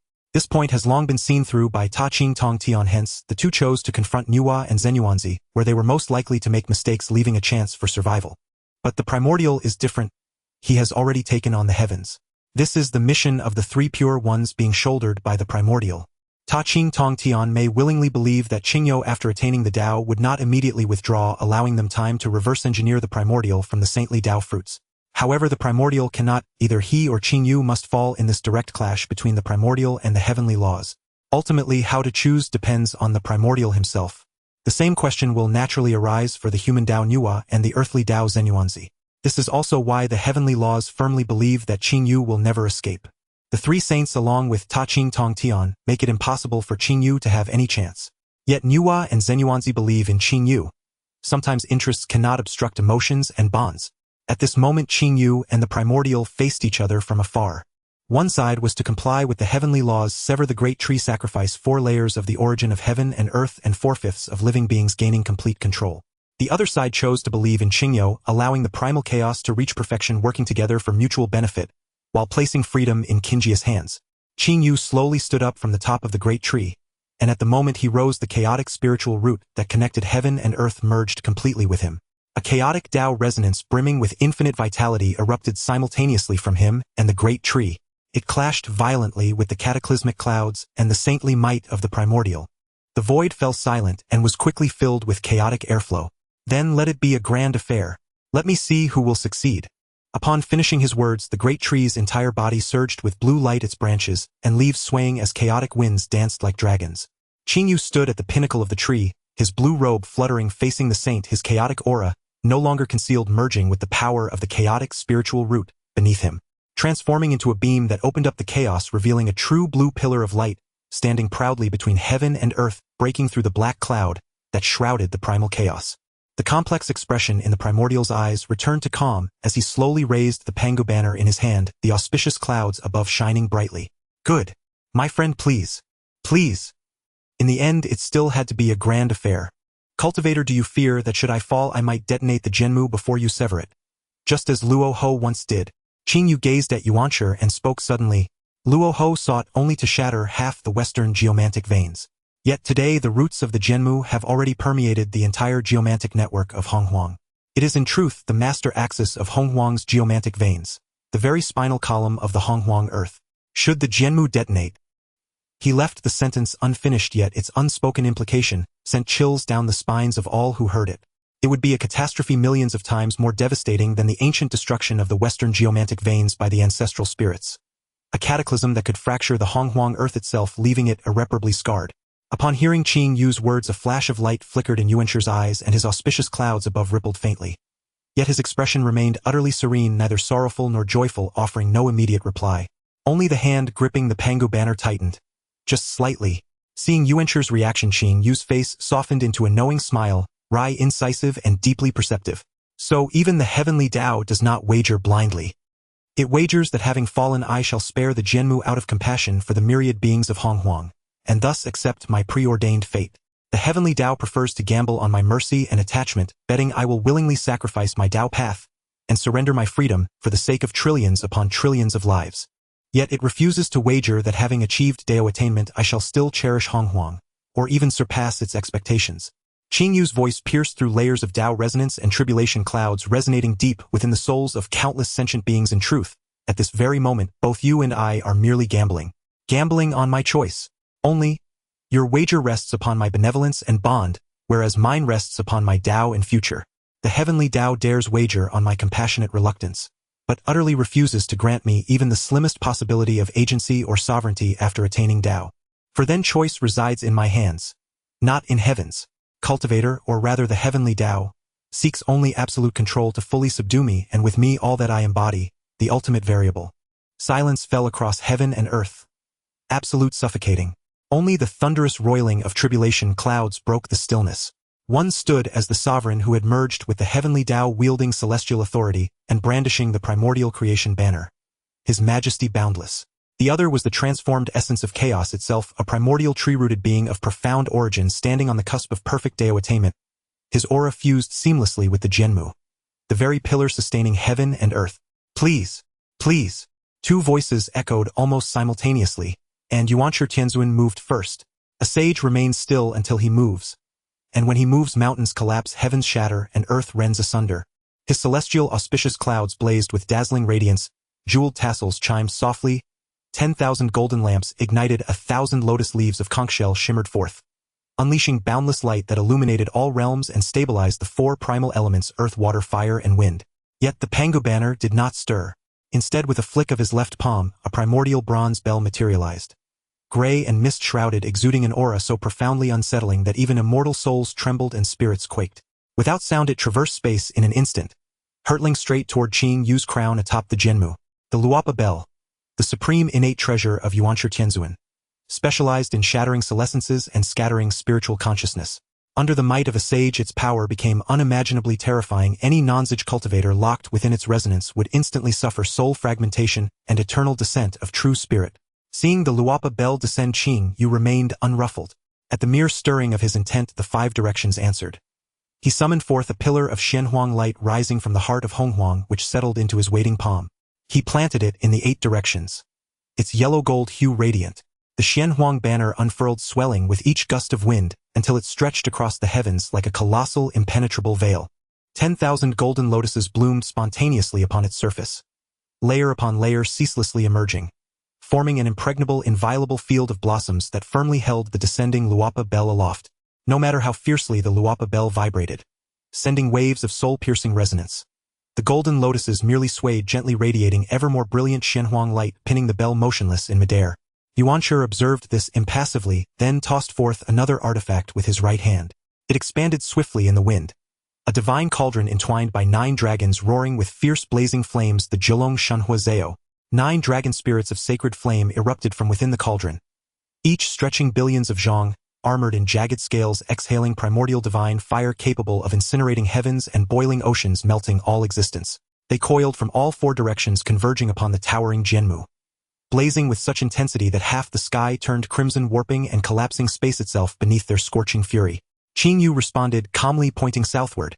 Instantly the southern horizon blazed with vermilion clouds and auspicious radiance, and there appeared a triangular banner aflame with scarlet light, the Lidi Yen Guangqi. With but a gentle sway, the banner unleashed 10 Sanshang waves of crimson light. The sovereign source of all fire, the emperor of all flame. The 9 ferocious world-consuming fire dragons froze midair, confronted by their natural overlord and sovereign. Their wild flames recoiled uncontrollably, turning inward, consuming themselves, shrieking in agony. Then, under the Lidi Yen Guangqi's dominion, they reversed course, heads pivoting, flames intensifying, and surged back toward Yuanshi Tianzuan. A faint, imperceptible furrow appeared between Yuanshi's brows. With a sweep of his sleeve, the threefold radiant waters surged forth like a celestial river. Sunlight blazing, moonlight cool, starlight glittering. Carrying the Dao resonance of ultimate corrosion and dissolution, they crashed against the returning dragon flames, extinguishing them instantly, reducing them to pure primordial fire elemental qi. Yet the threefold radiant waters pressed onward, scattering into a rain of luminous droplets that descended upon the Jianmu's colossal root system. His aim was clear: to erode the Jianmu's foundational essence from its very roots. From the northern horizon, a gentle breeze stirred fine rain falling, Xianming energy quietly spreading. A small black banner embroidered with rippling water patterns spun into view, the Shenyuan Kongshui Qi. As it unfurled, torrents of true water surged forth, meeting the cascade of threefold radiant waters Heaton. Under the Shenyuan Kongshui Qi's guidance and transformation, the corrosive waters were swiftly harmonized, reconstituted into their original life-nourishing form, the threefold radiant waters. Then, like sacred dew, they descended upon the Jianmu's roots, not inflicting harm but instead being absorbed, enriching its vitality and deepening its vigor. Yuanshi launched successive assaults, all deftly countered and neutralized by Qingyu using the corresponding 5-directional innate banners. Yet not a trace of frustration crossed his countenance. Calmly he remarked, "Cultivator, your treasures are abundant, each among the finest defensive artifacts of Honghuang. Truly your karmic fortune is profound." Before the final word faded a sliver of obsidian light, so fine it nearly vanished from perception, ripped through space. Bearing a curse that pierced straight to the heart-mind and a force of utter annihilation, it shot toward Qingyu's brow, the Zuanshin Ding. From the western horizon, martial slaughter energy surged, the phantom clamor of clashing weapons and galloping steeds filled the air. A pristine white banner wreathed in cloud patterns unfurled, the Susa Yunjieqi. Deployed by Shi Wangmu within the Wuyuan Chaos Formation, it too answered Qingyu's call. As the banner billowed, auspicious phenomena bloomed, illuminating heaven and earth, repelling all malevolence, rendering all laws powerless. The treacherous Zuanshin Ding struck the banner's swirling misty aura. A crisp ringing ding echoed, as if striking the most unyielding barrier in creation. Its momentum ceased instantly, its spiritual radiance dimmed, and it was flung backward, tumbling into the void. Immediately thereafter, a divine mirror manifested behind the Zuanshin Ding. Its dual faces, yin and yang, glowed brilliantly. Now its yang side blazed forth a silent lethal beam, the yin-yang divine light, capable of erasing all life and dissolving all existence. The yin-yang mirror, whose light could kill the spirit or revive the living, embodying the great Dao of life and death cycles and yin-yang flux, possessed unfathomable power. From the eastern horizon, azure light flooded the sky, teeming with vibrant life. A colossal blue lotus bloomed, and at its center a small azure banner emerged, the Qinglian Baos Qi. As it unfurled, limitless Yaiwud vitality poured forth. Pure Dao resonance spread like gentle ripples, coalescing into layered azure lotus light veils that enshrouded both Qingyu and the Jianmu. No matter how relentlessly the yin-yang mirror's beam irradiated and eroded the azure veil, and lotus petals only shimmered faintly, vitality flowing endlessly, inexhaustible, undimmed, unbroken. From the Luapa Bell to the Zhilong Shenhuazeo, the threefold radiant waters, the Zuanshin Ding, and the yin-yang mirror, Yuanshi Tianzuan deployed 5 distinct supreme innate treasures in rapid succession. His attacks were ruthless and unpredictable, targeting soul-body foundation and life and death itself. Yet everyone was met with calm mastery by Qingyu, neutralized effortlessly by the five-directional innate banners. The shock waves of clashing treasures reverberated through the void, annihilating swathes of space across hundreds of millions of li. Had this not been the Duguang Wilds, anchored by the Jianmu's primordial essence and sealed by the overlapping auras of multiple sages, it would long since have become a desolate wasteland beyond salvation. This scene left the powerful beings watching from all corners of the primordial world, speechless, overwhelmed by shock. Each side of the Five Directions flag is an unparalleled defensive treasure, suppressing the Five Directions with its boundless efficacy. What is even more astonishing is that he could calmly withstand 5 waves of attacks under the Saint's command without suffering a scratch despite not having achieved sainthood. To withstand 5 moves without defeat before a saint, while still unproven in the realm of chaos, such profound depth has never been seen throughout the ages. However, this is where it ends. The majesty of a saint cannot be countered by mere magical treasures. The primordial saint has yet to utilize the Pangu banner. As the observers had speculated, seeing the Five Directions flag materialize, Yuanshi Tianzuan ensured that Qingyu was firmly protected and no longer relied on ordinary magical treasures to test the waters. His expression grew serious as the power of the saint erupted explosively around him, and within the auspicious clouds above his head scenes of creation and destruction continuously unfolded. He slowly raised his hand and grasped the Pangu banner that had been poised for action at his side.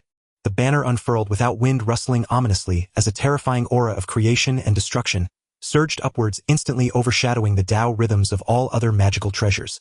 The chaotic sword energy on the banner surged, each strand immensely heavy, capable of collapsing ancient spacetime and tearing apart the chaos itself. Daoist friend, be careful. Yuanshi Tianzuan spoke indifferently, then gripping the Pangu banner, he gently shook his arm towards the towering Jianmu tree. Swish! A sound akin to fabric being torn apart echoed. A beam of condensed gray chaotic sword energy shot forth from the Pangu banner. Initially small, this sword energy grew in size, as it left the banner, instantly transforming into a colossal gray blade that tore through heaven and earth. Wherever the giant blade passed, chaos was opened up. The elements of earth, water, fire, and wind surged and instantly returned to annihilation. Space, time, and laws, everything tangible and intangible, was cleaved, shattered, and turned to nothingness. This is the true power of creation, annihilating all laws. Nothing escapes its blade. The target was the massive trunk of the Jianmu that supports heaven and earth. Yuanshi intended to cut it down completely with the might of this treasure of creation. Facing this strike of creation, Qing, you dared not show the slightest negligence. The scroll unfurled, the dual energies of yin and yang flowed, transforming into a golden bridge spanning heaven and earth. Upon the golden bridge, the Taiji generated 2 forms. The 2 forms birthed the 4 images, and the 4 images evolved into the 8 trigrams with endless Dao rhythms circulating, incorporating all attacks into the ceaseless cycle of yin and yang. The golden bridge stood unwaveringly between the chaotic sword energy unleashed by the Pangu banner and the trunk of Jianmu. The chaotic sword energy crashed violently against the golden bridge. There was no explosive clash, as one might expect from such a blade that could cut through anything, a creation that could tear apart the universe. As it struck the area formed by the Taiji map, the energies of yin and yang flowed, layering the force of creation and destruction, transforming it into the primordial chaotic energy. The Taiji map, unmatched in defense, could transform all things into chaos, and could stabilize the elements of earth, water, fire, and wind. No matter how fierce the attack, this one map could restrain it. Seizing the precious moment when the Taiji map blocked the Pangu banner's thunderous strike, Qing Yu wasted no time and pointed at the 4-colored treasure flag and the pure world white lotus hovering beside him. Go! The earthly flame flag and the pure color cloud boundary flag transformed into 2 streams of light, one red and one white, intertwining as they tore through the void, plunging into the depths of chaos, heading straight for the battlefield between Nuwa and Laozi. Simultaneously, a stream of chaotic colored light followed closely behind, shrouded beneath the Dao rhythms of the 2 flags, silent and stealthy. The Wujizi apricot yellow flag and the Xian Yuan water control flag rolled up the 12-petal pure world white lotus.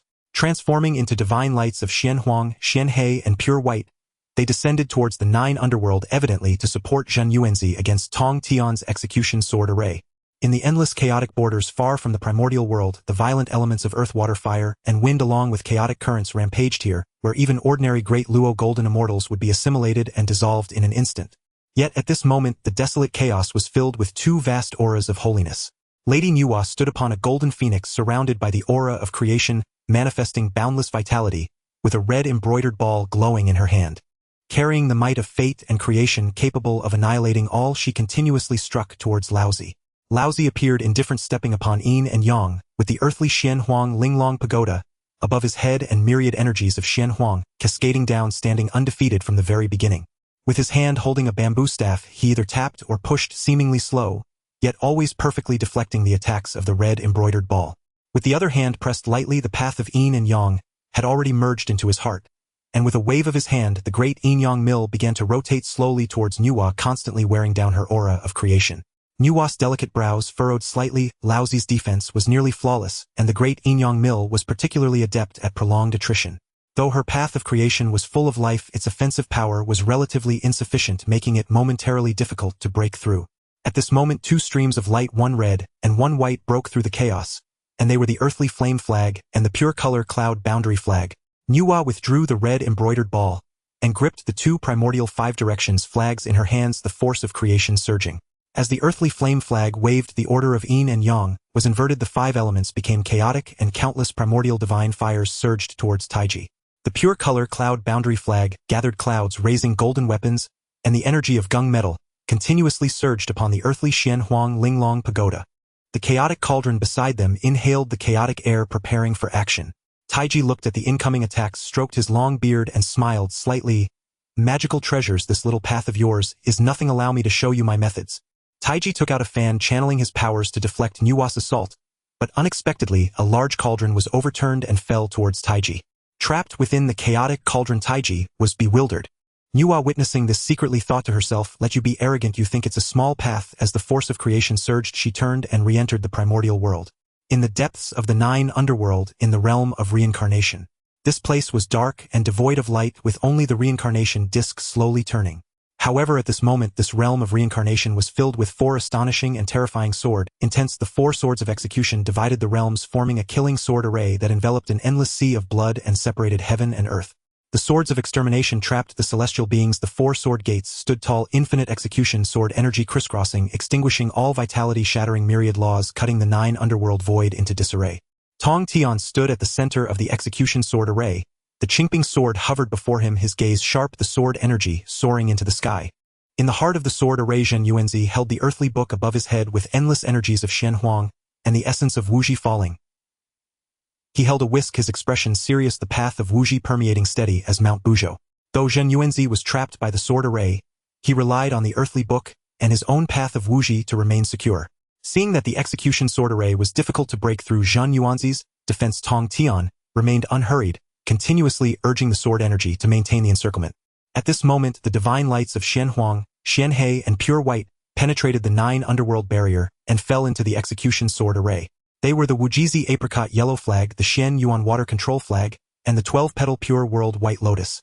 As the apricot yellow flag unfolded, countless golden lotuses surged into the Shenhuang barrier, instantly doubling its defense, as solid as a gold soup. The Shen Yuan water control flag waved the true water of Shenming, transformed into an endless ocean spreading within the sword array, disrupting the operation of the execution sword energy. Meanwhile, the 12-petal pure world white lotus hovered above Zhen Yuanzi's head, radiating strands of purifying holy light. The purifying Dao rhythm it emitted subtly eroded the killing and destructive aura of the execution sword array. With the 3 magical treasures in position, Zhen Yuanzi placed each in a different domain. The earthly book above his head held firm against the execution sword as he began to walk towards the array's edge. Countless sword energies fell around Zhen Yuanzi, but caused not a single scratch. Tong Tian watched in disbelief as Zhen Yuanzi was about to walk out, skeptically reaching his hand into the execution sword array, using yet another magical treasure. A drop of sacred blood fell directly, plummeting into the 9 underworld. This execution sword array shouldn't have any issues. I didn't hold back yet. Zhen Yuanzi walked right out. Didn't the master say that only the 4 saints could break it? And is the disparity in magical treasures really this great? Isn't this also a top-tier defensive magical treasure? To this, Zhen Yuanzi replied that it's not that it wasn't broken. The execution sword array remains intact beneath the 9 underworld, but with my exceptionally high defense stats, walking out is still feasible. Zhen Yuanzi flicked the earthly sovereign whip, tearing through space as he headed for the 9 underworld. Just as Tong Tian was about to pursue, a multitude of ginseng fruits engulfed him. Tong Tian picked one up and put it in his mouth. Instantly his eyes lit up. Oh, a new variety he had never tasted before. It was a 9-9 success. He thought to bring more back for his second brother. Under Jianmu, Yuanshi Tianzuan saw that the strike of the Pangu banner was blocked by the Taiji map and noted Qingjia's division of treasures to assist elsewhere. His expression remained calm.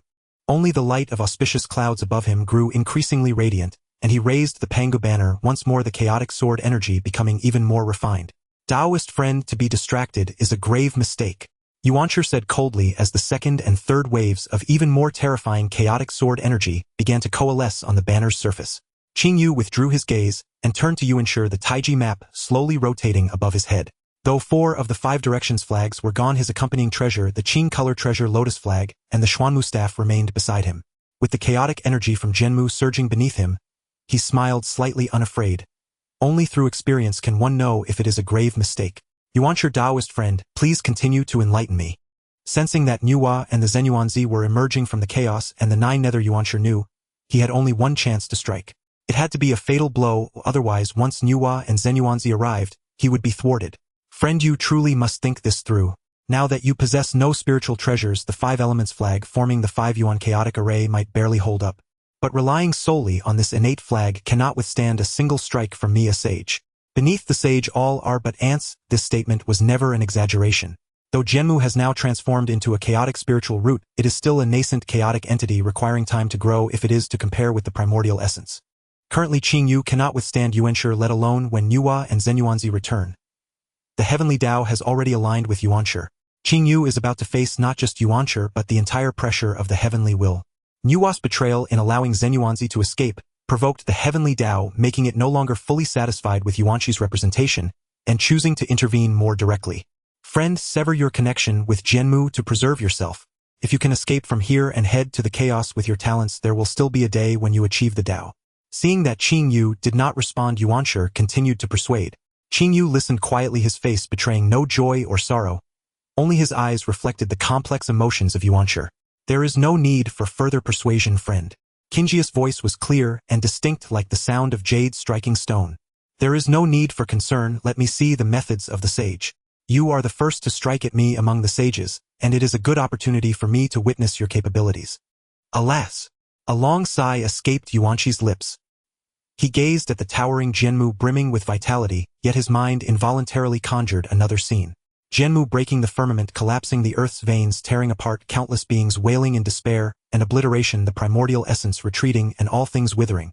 Even though the primordial realm has the Zhou mountain to recalibrate, the dead shall remain dead, completely obliterated. There would be no chance for rebirth due to the disintegration of the primordial essence. Not even the cycle of reincarnation could intervene. This scene was strikingly similar to the devastation wrought by the witch clan in his memories, when he furiously denounced their barbarism and ignorance, viewing all life as mere grass, oblivious to the celestial will, and neglecting moral teachings, resulting in boundless slaughter. But today, if he were to let the Pangu banner fall, and sever the Jianmu that supports the heavens, the resulting calamity and the obliteration of life would lead to the loss of primordial essence. How is this fundamentally different from the actions of the witch clan? One extinguishes for the sake of conflict, while the other extinguishes for the sake of order.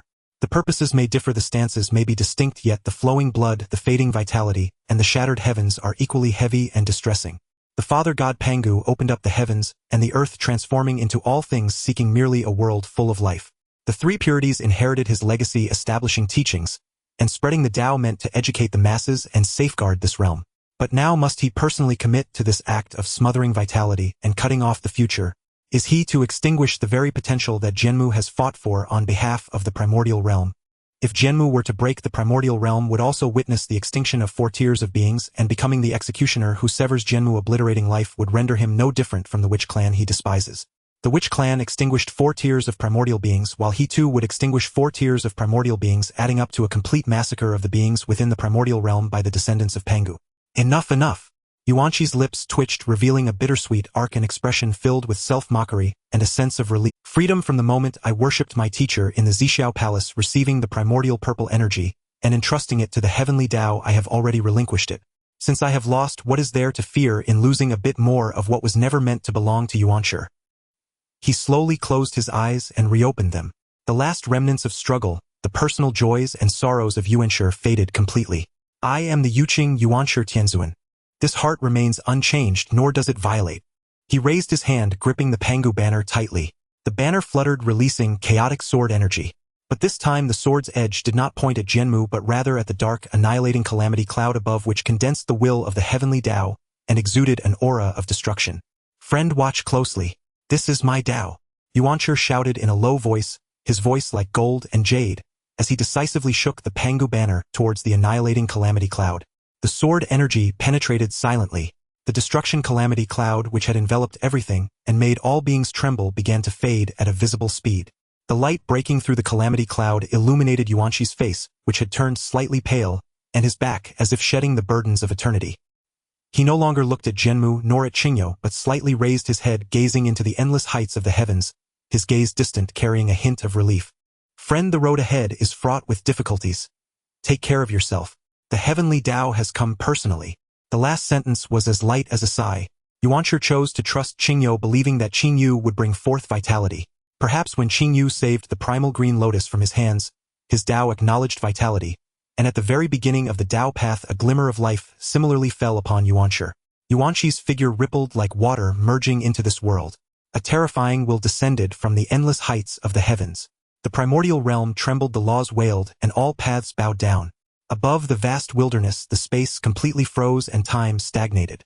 Endless heavenly Dao laws interwove, forming a massive shadow that was indescribably grand and majestic, slowly coalescing through Yuanshi. It bore a resemblance to Yuanshi, yet lacked any emotion, surrounded by the laws representing all rules and order of the primordial realm. Its eyes were hollow, embodying only the most pure and unceasing principles of the heavenly Dao. The heavenly Dao law form, the Yuanshi heavenly king form. As the words fell, Yuanqi's aura grew increasingly ethereal, with the Pangu primordial spirit connecting to the heavenly Dao, an unparalleled massive shadow appearing beside Jianmu, a giant standing 28 levels high. The world recognized him, Yuanshi Tianwang, the heavenly Dao law form. If it were not for Hongjun's heavenly Dao currently being unreachable, the Dao ancestor's law form would have arrived.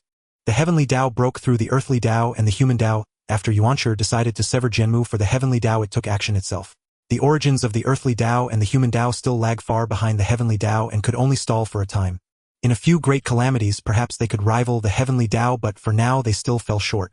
The indifferent gaze of the Yuanshi Tianwang looked towards Jianmu as he summoned with one hand the Pangu banner, continuously enlarged, resembling a giant axe.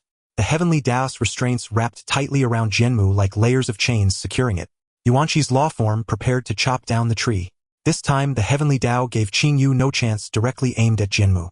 Facing the immense power of the heavenly Dao, Qingyu, situated within the primordial realm, had no means to resist, but Qingyu had Jianmu. The axe had not yet arrived, but the intent had already descended. Jianmu trembled violently, the blue light flashing fiercely, as if it were about to shatter at any moment. In this realm, facing the direct pressure of the heavenly Daos, Qingyu felt an unprecedented suppression, a rejection and confinement coming from the world itself. Yet the light in his eyes was colder than that of the heavenly Dao law form. You wish to gamble on my mercy, to wager that I will not allow the primordial realm to perish. Qingji's voice pierced through the laws. Then, as you wish, let us see who can bear the cost first. With these words he took action. Boom! A resounding bang echoed throughout the earth, the western lands began to tremble, and the roots of Jianmu, supporting the western lands, began to crumble bit by bit. Above the heavens, the sound of space shattering rang out. Countless Jianmu leaves fell into the primordial realm, each leaf representing the shattering of a minor world. With every step the heavenly Dao law form approached Jianmu, Jianmu damaged itself. Further, the heavens began to shake, and the earth trembled incessantly. All things trembled in fear, continuously bowing to Jianmu, pleading for the wood ancestor's mercy. Qingyu gazed at the heavenly Dao, yet his eyes were merciless. You wish to gamble on my compassion, then let us test it. The 33 heavens above began to sink, as if they were about to plunge directly into the primordial realm. The blade of the heavenly Dao advanced another inch, sensing the warnings from the earthly Dao. 1/5 of the earth's veins were gradually collapsing.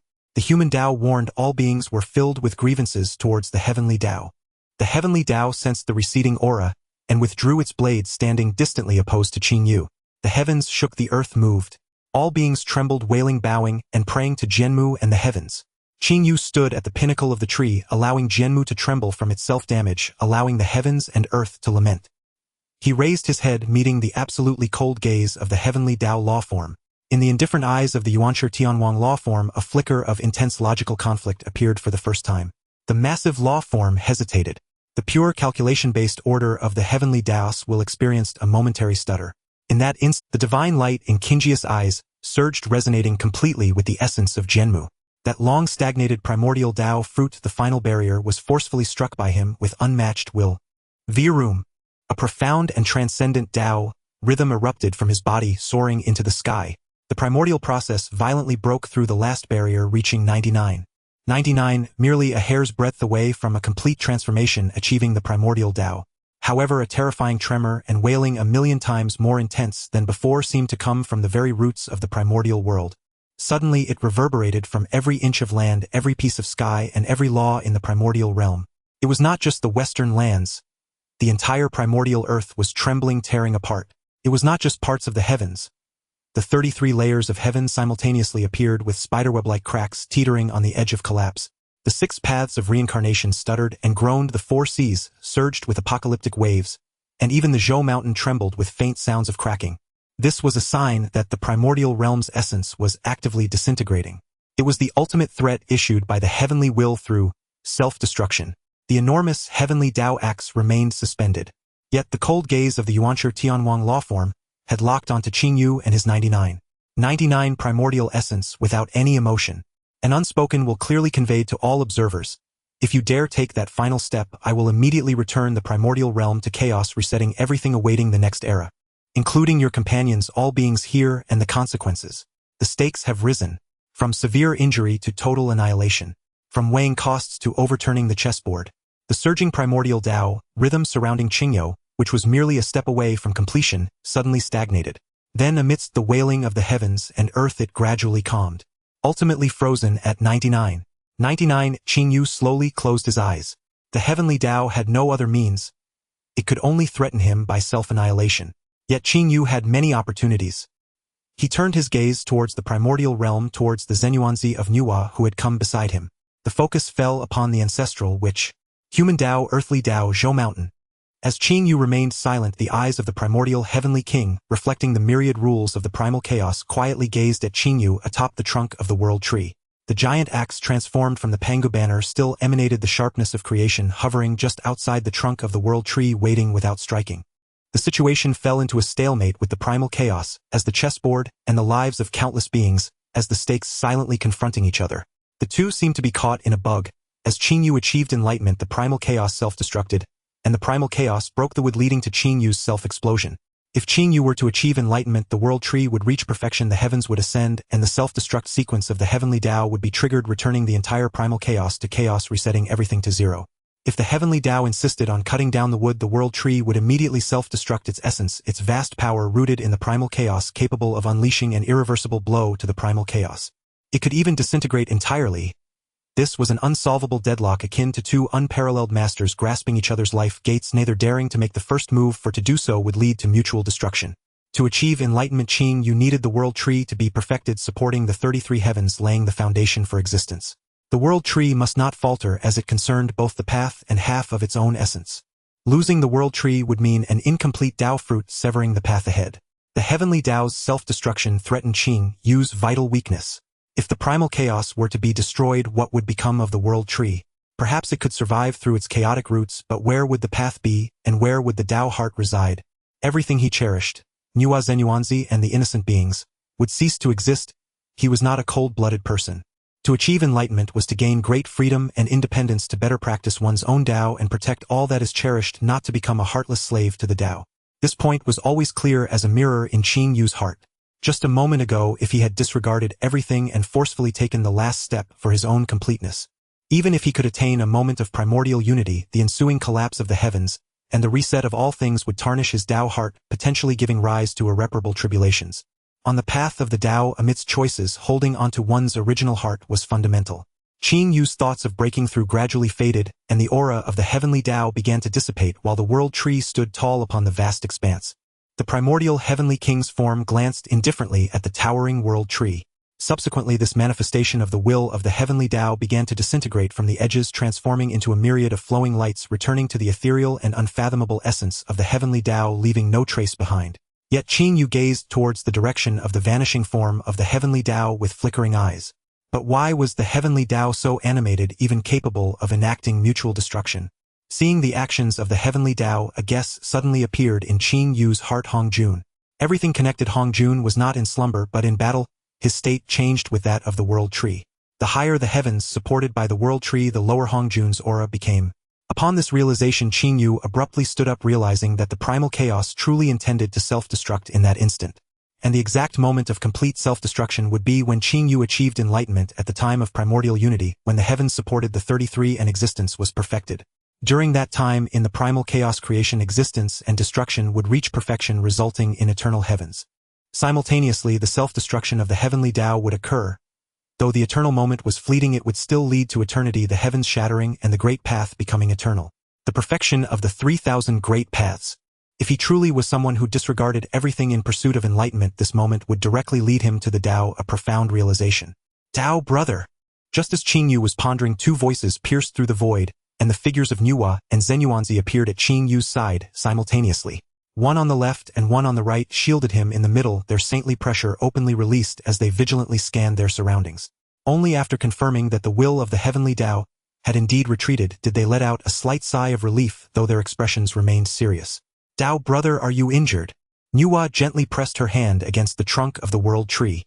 Her majestic saintly thoughts meticulously probed, immediately sensing the obvious damage to the essence of the world tree. Though it did not threaten the root, it would require a long period of nurturing to recover, causing her delicate brows to furrow unconsciously. It's nothing.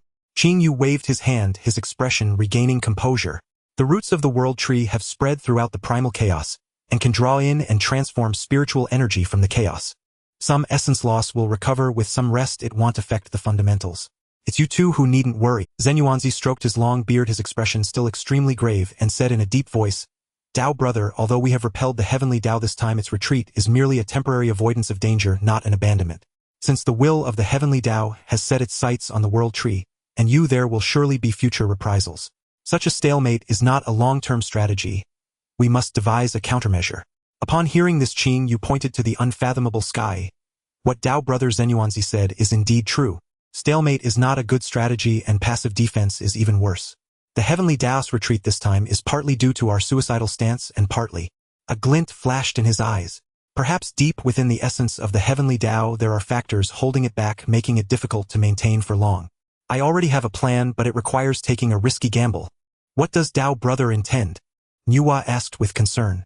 To mend the heavens. Qing Yu uttered two words. Mend the heavens. Nuwa and Zenyuanzi were both taken aback. The heavens had not broken. What need was there to mend the heavens? Not to mend the broken heavens. Qing Yu explained, his gaze directed at the third heaven, subtly supported by the branches and leaves of the world tree, yet still appearing unstable and insubstantial. Rather to complete the last layer of heaven, to perfect the membrane of the 33 heavens. With the retreat of the heavenly Tao, it certainly won't take the initiative to perfect this heaven, and may even obstruct it. For the world tree to achieve enlightenment, it requires all 33 heavens to be stable, and the heavenly membrane to be complete without leaks. This is a crucial link for the foundation of existence. I need to personally go and mend the leak of this last layer of heaven. By then, with the world tree perfected, the structure of the heavens will be thoroughly stabilized, and my operational leeway will greatly increase. I see. Nuwa understood, then said, repairing the heavenly membrane requires a tremendous amount of resources, and must correspond to the laws of the great path. It would be better for me and Tao, brother Zenyuanzi, to go together using our great abilities in earth, and would construction to repair the heavenly membrane more efficiently. No need. Qing Yu shook his head, his gaze becoming profound. This time, repairing the heavenly membrane is only one aspect. What I truly wish to do is to delve into the depths of the essence of the heavenly Tao. I wish to seek out Senior Hongjun. Master. Nuwa and Zenyuanzi simultaneously exclaimed, their faces showing confusion. What does this have to do with the Tao ancestor Hongjun? Qing Yu did not answer directly, but said, my previous doubts in my heart after this battle have gained a bit of confirmation. After merging with the Tao, Senior Hongjun's aura has grown increasingly silent along with the world tree supporting the heavens.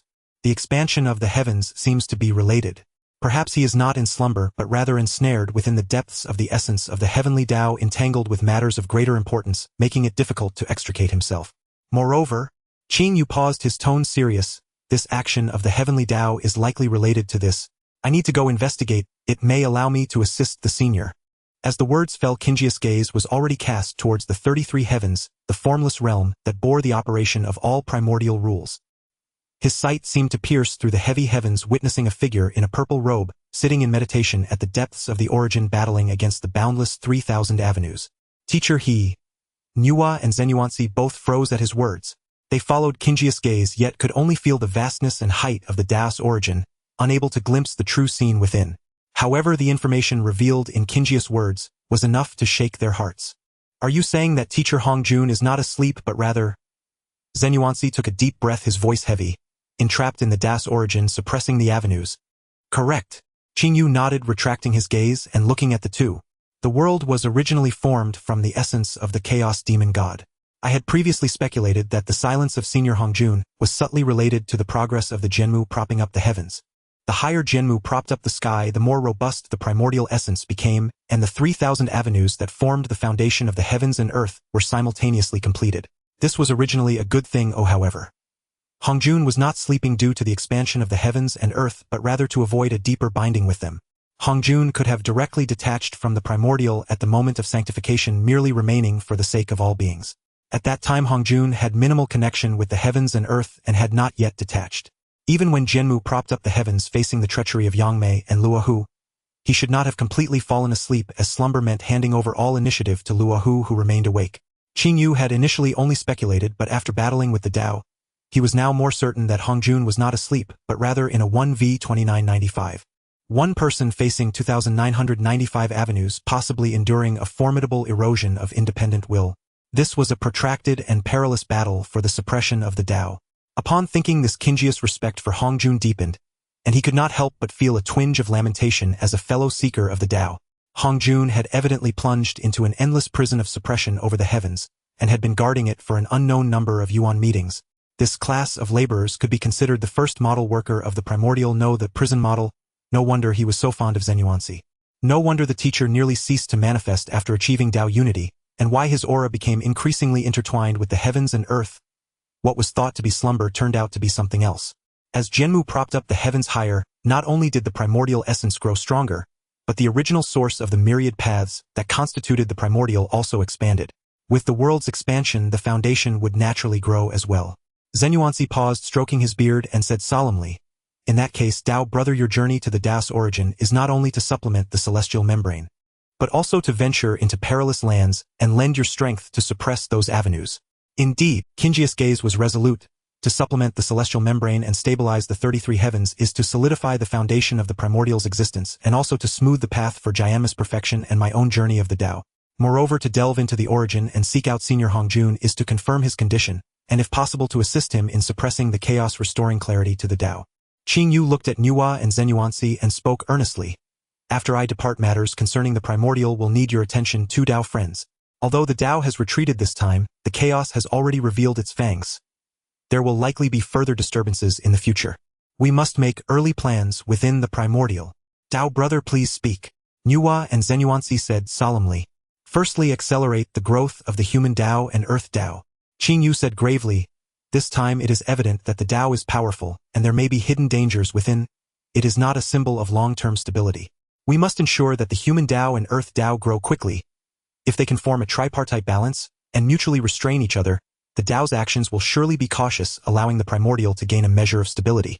Even if the Dao changes, the human Dao and earth Dao can still retain a sliver of hope, preserving a degree of variability for the future." He looked at Nuwa. "Dao friend, I entrust the creation of the Azure Lotus to you. It will take form soon, and I need your assistance to watch over it." He then looked at Zenuansi. "Dao friend, you oversee the earth book, organize the primordial earth veins, and connect with the original source of the earth, holding the authority of the earth Dao. You must nourish all living things with the earth veins, assisting their growth and rooting in the primordial, guiding the human Dao's direction, ensuring its prosperity without losing its foundation, and allowing civilization to thrive while not forgetting its roots. You must root the human Dao in the earth Dao. The two paths must complement each other and grow together. Dao brother, rest assured, we will spare no effort to assist the growth of the human Dao and earth Dao." Nuwa and Zenuansi nodded solemnly, committing this heavy responsibility to memory. "Jianmu shall be temporarily entrusted to you two Dao friends to oversee." Qingyu took one last look at Jianmu. "After I leave, if the Dao or chaotic laws strike again, the safety of Jianmu will rest with you too." "Understood. Dao brother, go ahead. With me and Zenuansi here, Jianmu's safety will not be compromised." Nuwa spoke firmly. "Dao brother, your journey into the origin is fraught with danger. Please take care. The matters of the primordial will be handled by Zenuansi and me. Should the Dao make a move, my earth veins can also be destroyed." Zenuansi likewise solemnly promised. "In that case, I shall take my leave." Qingyu nodded to the two, saying no more, and soared into the sky, directly entering beyond the 33 heavens. "Take care, Dao brother." Nuwa and Zenuansi bowed in farewell, towards the direction Qingyu departed, standing still for a long time. Once Qingjia's figure completely vanished from perception, Nuwa and Zenuansi exchanged a glance, both seeing the seriousness and determination in each other's eyes. Zenuansi, Dao brother, I need to return to the Holy Mother Heaven to make some arrangements, and begin to cultivate the Azure Lotus. The nurturing of the human Dao and Earth Dao will require your efforts. Nuwa spoke. Nuwa Dao friend, rest assured, organizing the earth veins and nourishing the human race is my path. Zenuansi replied. To be on the safe side, I will temporarily relocate the Wuzhuang Temple to the Duguang Plains, making it convenient to guard Jianmu against the Dao, and also to organize the earth veins in this area. Zenuansi stroked his beard. That would be excellent. With the plan set, the two did not delay any further. Zenuansi waved his large sleeve, and the ethereal image of the Earth Book flickered behind him, connecting with the primordial earth veins. Wanshou Mountain's Wuzhuang Temple, the entire cave paradise, slowly rose from the power of the earth veins, crossing boundless space, and firmly landed in Duguang. Within the temple, it was already unknown how many Yuan meetings had passed since the two disciples Qingfeng and Mingyue had seen their master. They were engaged in a game of strategy, when they suddenly felt the Dao field tremble and the world shift. Once it stabilized, sensing the familiar and gentle aura of their master within the temple, they were instantly moved to tears, repeatedly bowing towards Jianmu. Master Qingyu, you are benevolent. You have finally returned. Master, you have returned at last. If you didn't come back soon, the grass in our temple would have grown to the rooftop. Meanwhile, Nuwa stepped out, returning to the Holy Mother Palace outside the 33 heavens. She did not pause, and immediately contacted her brother Fuxi with the sage's divine consciousness. Before long, a decree was issued from the palace, officially infecting Fuxi as Shi Huang, in the name of the saint of the demon clan, granting him authority, commanding him to take charge of the heavenly court, jointly managing the heavenly court, organizing the zodiac stars, harmonizing the yin and yang of the heavens and earth, and overseeing the affairs of the primordial. Tai stored away the essence of Emperor Jun and placed it in Tonggu. He turned around and returned to the sun star, watching with murderous intent at the Taoist who opposed the essence. The sun birthed 3 deities, leaving only one. Tai summoned the Eastern Emperor Bel and directed it towards the Yin Taoist, while the sun star sealed layers upon layers, and the energy of the sun constantly scorched him to the essence. The Taoist emitted a sharp, piercing sound, transforming into 4 pieces of essence crystals under the slight refining of the sun's fire. 1 yin, 1 yang, 1 5 elements. The purple energy supplemented the yang against the yin. Seeing Tai's prolonged silence while looking at the essence, Ziguang stepped forward and patted Tai. Let's go, Tai. The heavenly court still needs you. Ziguang, do you think they all see me as a fool? Tai's lips curled into a smile. He had lost his brother, feeling so powerless that he could not protect anything, or it ultimately stemmed from his low strength. After all, he had not yet achieved sanctification forever an ant. Tai thought of the confrontation between Jianmu and the Dao that could destroy heaven and earth. All beings were merely ants. Tai released the confinement of his primordial spirit over the Hongmeng purple chi, letting go of his stubbornness. Perhaps if he achieved sanctification, he could see the difference in his brother, rather than being shrouded by various concealments. If he achieved sanctification, he could block the attacks for Emperor Jun, and his brother would not fall. With the integration of the Hongmeng purple chi, the source of heaven and earth, the foundation of all things, the sun star rose with countless fortunes, gathering luck, and Tai became the sole sun god. In accordance with the emperor's decree, he received all the fortunes of the 3 sun star beings. Tai became the heavenly emperor. With 9 chimes of the bell, the heavenly emperor took his position. I, Tai, today take the position of heavenly emperor, shall oversee the zodiac balance, yin and yang, and protect the primordial. Tai's voice resonated throughout the universe through the resonance of the sun star and the zodiac stars. Madame Ziguang accompanied him, the mother of stars, in the sky, starlight falling, illuminating her elegant and noble figure. She was indeed the heavenly queen. In the boundless chaos, silent and dark, only the occasional chaos currents swept by, stirring up storms. Yang Mei had long been lurking here, laying deadly traps, waiting for the prey to fall into the snare. The figure of Qingyu emerged from the primordial membrane, seemingly unaware of the danger ahead, stepping directly into the chaos. Countless deadly threads suddenly lit up, slicing through the space. They surged from all directions, instantly engulfing Qingyu's figure. Qingyu, along with the chaotic area surrounding him, was shattered into countless fragments, scattering in all directions. A light sneer echoed through the chaos as Yang Mei's figure flickered in and out among the numerous spatial folds, his tone laden with blatant mockery. What? The renowned Mu Zhu, revered by all spirits, has now become this timid creature after not meeting for several epochs. Hiding his head and revealing his tail, only daring to test the waters like a coward. As the figure of Qingyu slowly emerged from the primordial membrane, hearing Yang Mei's taunts, the corners of his mouth lifted slightly. Hiding my head and revealing my tail. This path is not my strength. Rather it is you, my friend Yang Mei, who is more proficient. Looking back at those years when the willow branch stealthily infiltrated the primordial realm, wasn't it you who feared the power of the primordial and broke it off? What? Now you dare to speak of me? Humph. Clever tongue. Yang Mei snorted coldly, causing the surrounding chaos currents to pause. Qing Yu, you dare to provoke me, yet you only shrink back within the primordial realm, not daring to step into the chaos. Are you perhaps afraid of me, the chaos demon god, afraid of my authentic Honghuang Dao fruit? He attempted to provoke Qing Yu with words, for in the chaos was his absolute domain as the spatial demon god. Qing Yu, hearing this, pointed at the vast primordial world beneath him and gestured politely. The chaos is vast and unpredictable, and my cultivation is shallow. I am indeed a bit intimidated. Wouldn't it be better for my friend Yang Mei to condescend and enter my primordial realm for a discussion? I will surely treat you with the utmost hospitality, presenting you with the 3 lights clear dew, and we can discuss the Dao together. Wouldn't that be delightful? You! Yang Mei paused, his eyes flashing with cold light, yet he ultimately did not take action. His divine sense swept across the river of the wood Dao, and he saw that at the source of the manifested sequence of that Dao, a more vibrant shadow of the Jianmu tree had appeared before the original Dao rhyme of the willow. Although it had not yet connected to the chaos or dominated the wood Dao, a portion of the source still descended from the Jianmu. Damn it! Yang Mei cursed inwardly, yet his face remained expressionless. Before he harbored any murderous intent, he only felt that this child was cunning and troublesome, and now that he truly regarded him as a necessary obstacle to be removed, he realized just how challenging he was. Once Luo Ho had laid out plans in the primordial for many years, only to be thwarted by this child, even influencing the final outcome, while he had secretly scoffed at Luo Ho's incompetence. Now experiencing it firsthand, he realized just how formidable this child was beyond imagination. Just a junior who had yet to attain the Honghuang Dao fruit could actually squeeze into the source of the wood Dao under the oppression of his Honghuang demon god. Seeing Yang Mei in silence, Qing Yu was not in a hurry. He was positioned at the edge of the primordial membrane, backed by the trunk of the Jianmu, nearly invincible. Even the will of heaven had no way to deal with him, let alone Yang Mei, this outsider.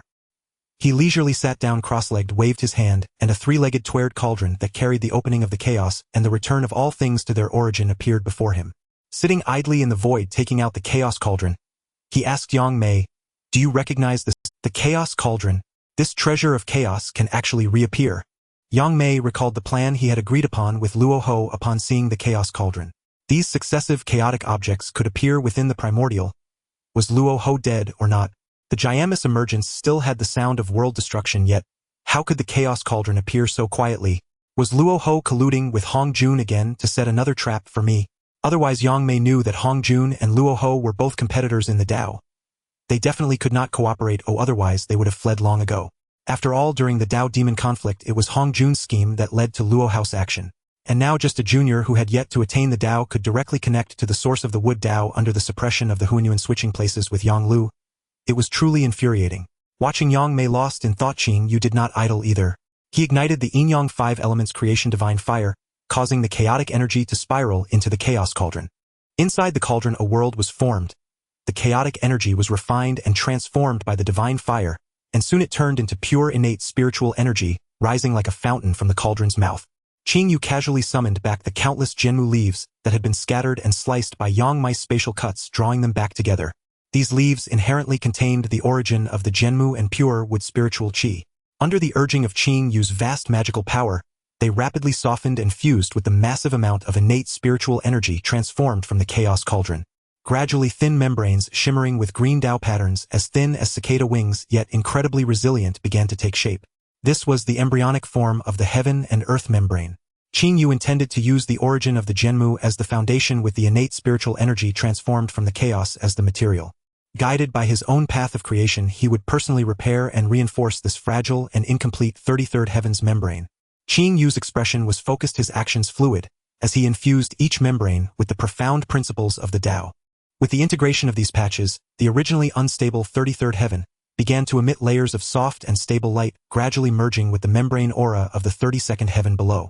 As for not attaining the saint level with limited magical power, for Qing Yu it had long been an absurdity. The Jianmu directly inhaled and exhaled chaos, and with the chaos spiritual energy freely poured by Qing Yu, how could there ever be a time of spiritual energy depletion? Just as Qing Yu was making significant progress in his repairs, Yang Mei, filled with doubts, felt that remaining here was meaningless. His avatar gradually dispersed, contemplating a longer strategy, and said, "Friend, please wait. These 5 words echoed continuously in the chaos, seemingly embodying some kind of Dao principle forcing Yang Mei to halt his retreat. A green figure stepped out, boldly appearing directly in front of Yang Mei's avatar, just 10,000 feet away. Seeing Qing Yu daring to step out of the chaos to confront him, Yang Mei shouted, "Good courage." In an instant, the chaotic space within a radius of 10,000 miles froze. Countless layers of spatial barriers formed instantaneously, sealing Qing Yu in layers with no escape.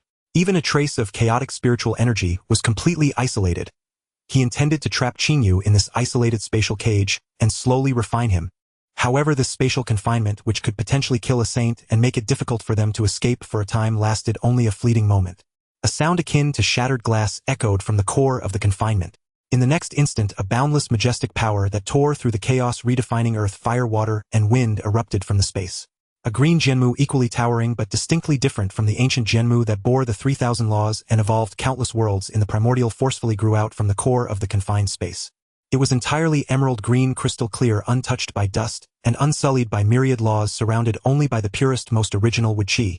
Deep within its essence surged a chaotic energy that seemed capable of assimilating all things, continuously evolving the mysteries of the Wood Dao. At the source of the Wood Dao there was only the Wood Dao, a pure source of life resembling a chaotic green lotus, completely untainted by any impurities. The moment this emerald Jianmu appeared, the entire chaos seemed to tremble slightly. Within the river of the Wood Dao, the shadow of the Jianmu solidified several times, and the suppression of the Yanglu shadow became increasingly evident. Long! With a clear shout, the emerald Jianmu surged forward with unstoppable momentum, violently breaking through Yang Mei's layers of spatial confinement. Under the pure force, overcoming cleverness with the supreme vitality of the Wood Dao clashing against the chaos essence, the spatial barriers crumbled like paper, collapsing with a thunderous crash. What? Yang Mei's avatar finally changed color, his form retreating 1,000 miles, as his gaze fixed on the emerald Jianmu, and the re-emerging figure of Qing Yu filled with uncertainty. Why are you so impatient, my friend? The emerald Jianmu's radiance retracted, transforming back into Qing Yu's appearance. He dusted off non-existent dust and smiled at Yang Mei, far more composed than the elder Hong Jun. Since I dare to show myself, I naturally have my own reliance. He paused and shifted his tone. However, I did not come here solely to trouble you, my friend. Though chaos is vast, it also requires companionship on the path. Here I have a matter that may be a considerable opportunity for you, my friend Yang Mei. Would you care to consider it? Qing Yu smiled warmly. Rest assured, I believe I am more trustworthy and ethical than that Luo Ho. Yang Mei seemed to ignore Qing Yu's words, his gaze fixed intently on Qing Yu's silver light flickering in his eyes, as if analyzing. He was not looking at Qing Yu's current state, but was instead intercepting every trace of Dao rhyme and aura that lingered in the chaos from the explosive emergence of the emerald Jianmu. After a long while, long enough for Qing Yu to complete a small section of the repair of the heavenly membrane, a flicker of realization crossed Yang Mei's eyes, and he slowly spoke. What a remarkable scheme, what a remarkable dual existence and extended body. Indeed, it is a splendid method. So this is your true body. No wonder that old fellow Hong Jun valued you so highly back then. Yang Mei cast his gaze toward the primal chaos, observing the towering Jianmu that supports the 33 heavens. That primal Jianmu is heavy, ancient, and nearly a vessel of the Dao. It supports not only the 33 heavens, but also the height of the entire primal world, extending the Dao itself. Closely connected to the fate of all beings in the primal realm, it possesses the formidable power of the primordial sage. This newly emerged azure Jianmu from the chaos, however, is pure, embodying the most primitive and original aspect of the Wood Dao. It represents a pure concept of wood, unburdened by external paths, not evolving myriad laws, but solely interpreting the essence of the Wood Dao. Everyone believes that the towering Jianmu of the primal chaos is the true form of the wood ancestor Qing Yu, transformed from the chaos spirit root. The Qing Yu Daoist walking through the primal chaos, appearing before others, is but a manifestation similar to Bodhi or Shi He emerging from the essence of Jianmu. But who would have thought the truth is quite the opposite? The Jianmu, which bears the primal world and holds the battle power of the primordial level, admired by countless beings, and even confronting the heavenly Dao, is merely an extension of Qing Yu. It is a chaos spirit root that has transformed from the foundation of his own essence, ultimately nourished by the primal heaven and earth along with the 3,000 laws. The Qing Yu standing before him in the primal chaos is in fact his most core and original true self. The initial form transformed from Jianmu. When the Jianmu transformed into a chaos spirit root and successfully bore part of the weight represented by the Dao fruits of the sages, it naturally possessed power comparable to the primordial level. The 33 heavens, supported by Jianmu, also contain the Dao fruits of the sages entrusted to the heavenly Dao. And with the characteristic of being one with Jianmu and sharing its essence Qing, you can naturally summon this power within the primal realm. Now, through the method of unity between two bodies and shared essence, he has actually grafted the primordial level essence power of the Jianmu onto his pure wood Dao essence body. This allows him to unleash primordial level power even within the chaos. So that's how it is. What a clever scheme, what determination. Yang Mei thought, instantly understanding several crucial points, and his evaluation of Qing Yu rose another level. At the same time he grew even more wary. This individual not only possesses astonishing talent and fortune, but also has far-reaching plans, daring to seize over 1/3 of the essence right from the moment of transformation. Truly bold. How can he be so sure that there are no powerful Dao lords overseeing the wood Dao? From the very beginning, Qing Yu has hidden his greatest trump card and true self beneath the blind spots of everyone's vision. That Jianmu, seemingly the essence of everything for him, was from the start intended to bear the cause and effect of the primal world, alleviate the pressure of the heavenly Dao, and ultimately witness the path to the primordial. Yang Mei, having transformed from the hollow willow of the chaos spirit root, is well aware of the intricate connections between the essence of the spirit root and the incarnations of the Dao body, as well as the difficulties in transferring power. Within the primal chaos, Qing Yu has never revealed his true form. Whether in battle suppression or inscribing the Dao, he always manifests as the shadow of the Jianmu towering in the primal chaos. Thinking of this, Yang Mei's killing intent towards Qing Yu intensified, yet his caution deepened. In the chaos, although he has the advantage of the home ground, the opponent can currently wield primordial power and has the primal realm as a retreat, making it difficult to take him down in haste. Moreover, the Jianmu within the primal chaos is even more troublesome. No wonder the heavenly Dao can do nothing against him and can only stalemate. However, you are but a child of the primal chaos. Even with such means, you are no match for me in the chaos. Since you dare to reveal yourself, it must not be just to flaunt this method, right? Yang Mei suppressed the tumultuous thoughts within and stared at Qing Yu. What did you mean by the opportunities you spoke of earlier? Do not think that a few empty words can deceive me. Qing Yu, seeing that Yang Mei did not immediately strike but instead inquired, knew that the other had calmed from his initial murderous intent and began weighing the pros and cons. He smiled slightly, not answering directly, but instead asked Yang Mei, fellow Daoist, as fellow Chaos Spirit Root cultivators, have you ever thought about where the ultimate path of our spirit roots lies? Of course it is to transcend the chaos, attain the Dao, live freely, and coexist with the Dao. This is common knowledge among cultivators. Why ask further? Indeed. Qing Yu nodded, then shifted the topic, but do you know, fellow Daoist, that there are divergences along the path of the Dao? Is it like the Pangu great god who opened the heavens and transformed into all things, achieving the Dao of the primal chaos? Or like that chaos demon god pursuing the primal chaos essence and returning to the void of non-Dao? Or perhaps forging a new path, creating a third option? What are you trying to say? Yang Mei narrowed his eyes slightly.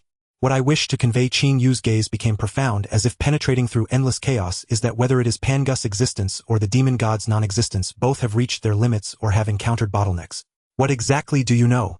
Yang Mei's voice deepened, losing some of its killing intent while gaining curiosity. Qing Yu did not answer. Instead, he extended his hand, and a flash of light shone from his palm, emanating an ancient and vast aura of chaos. This is... Yang Mei's pupils suddenly constricted as he stared intently at the stream of chaotic energy. He was all too familiar with this aura. It was the essence of the Dao wielded by the 3,000 chaos demon gods before the opening of the heavens. How could Qing Yu possess such a thing?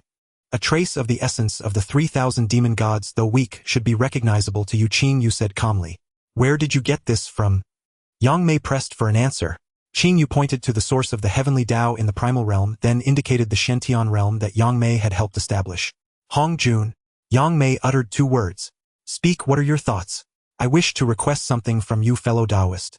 What is it? I kindly ask you, fellow Daoist. Qing Yu looked directly at Yang Mei, to grant me a branch of the willow tree that contains your essence and the Dao rhythm of your space. Absurd. Yang Mei's first reaction was to angrily rebuke. The branch of my true body contains the essence of my Dao. How could it be easily given to others? Moreover, to hand it over to you. Are you not hopelessly stubborn? Fellow Daoist, what Luo Ho promised you I can also do. With the same gains, why seek someone who won't keep his word? Tell me your plan, Junior.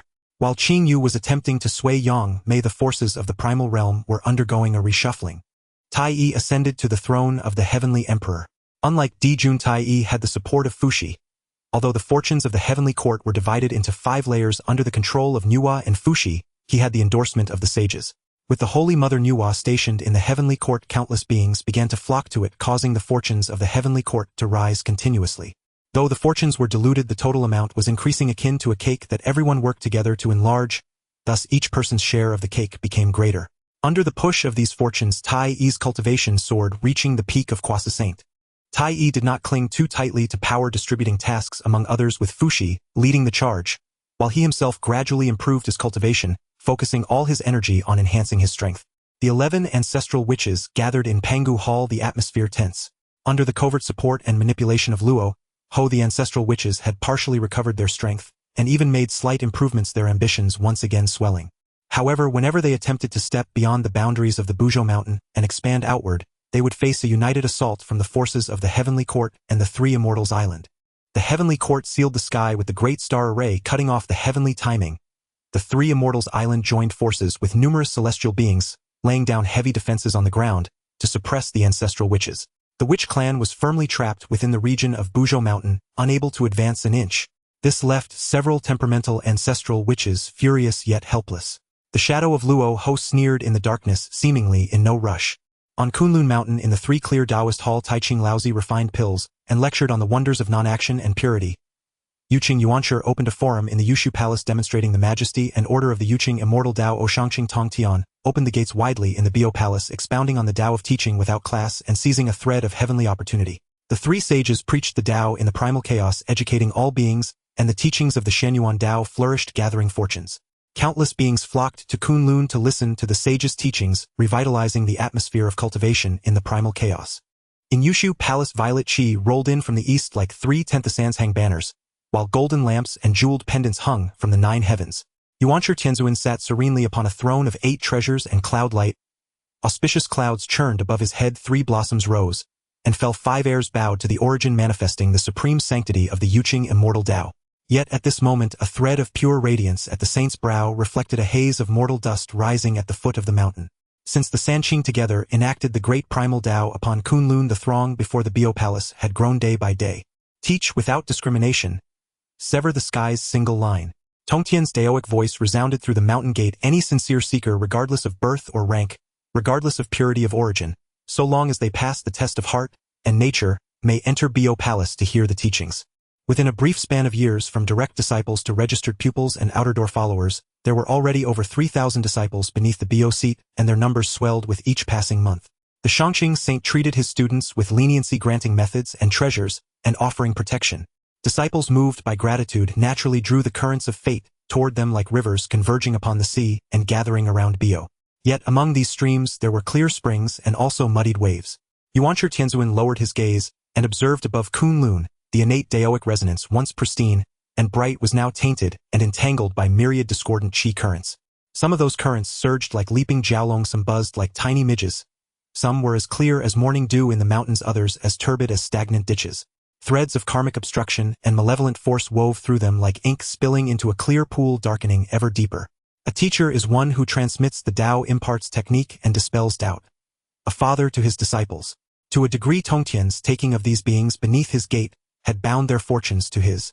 Blessed by the saint's favor and not merely by Tongtian's qi, the three of the Sanqing shared a common breath and entwined roots. Their foundational source converged, and fate's currents descended upon Kunlun Mountain in full. Anyone entering the order of the Sanqing thereby received the protection of all 3 saints, and now vast numbers of beings were swearing into their ranks.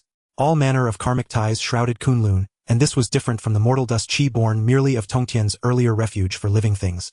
The mortal dust qi arises from sentient beings and lingers between heaven and earth. Tongtian allowed creatures to dwell upon Kunlun. Though it disturbed the mountain's serenity, he tolerated it for the sake of kin. Out of sight, out of mind. A restriction placed atop Kunlun could not impinge upon himself, so he turned a blind eye. But now their fortunes were bound together. As Tongtian took more disciples, his ties to them grew, and so did the entanglement with those linked to Taiching and Yuanshi. Saints are immune to infringement by myriad laws and unsoiled by ordinary causality that preserves the unshakable root of the great Dao. Yet that did not mean the saint welcomed being caught in a web.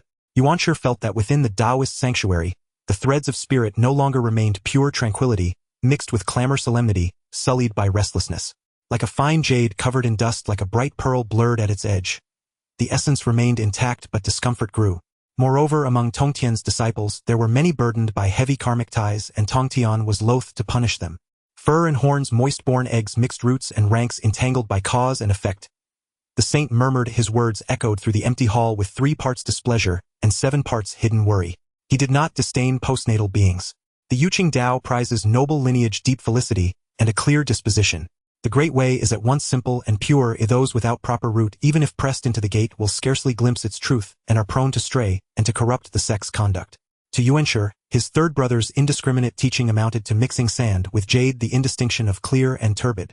In the short term it might gather much fate, but the foundation would be shallow and latent dangers would lurk. If it continued thus, not only might Tongtian's own Dao path be weighed down by this vast tangle of causality, but he and their eldest brother would likely become ensnared and sullied as well. Third brother. The Great Way demands impartiality and severity.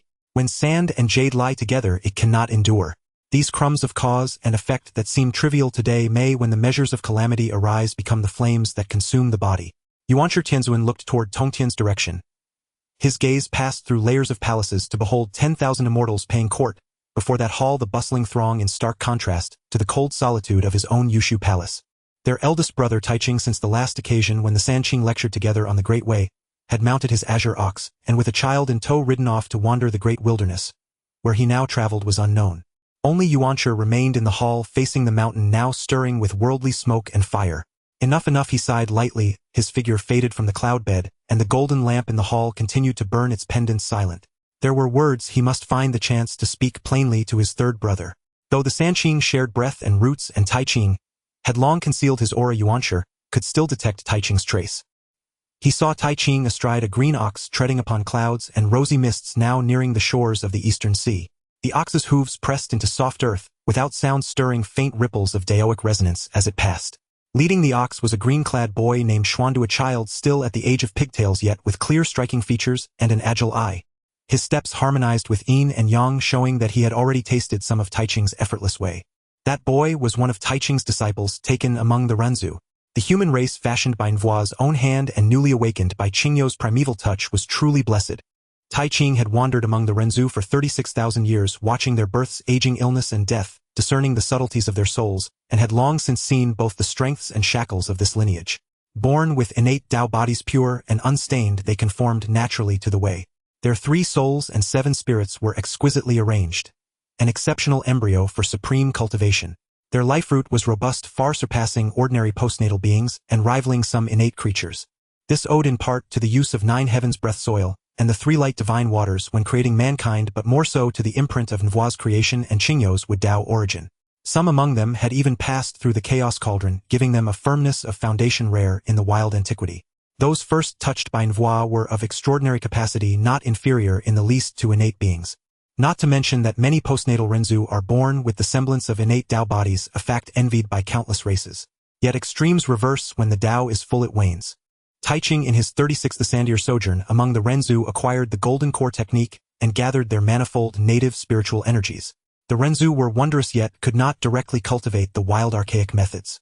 Their Dao bodies were pure, untainted by dust, but they could not truly touch the Great Way. They lacked the bedrock to bear it. Qingyu and Nvua's power was too pure. One the root of wood Dao and life source, the other a sovereign of creation, magnanimous and vast.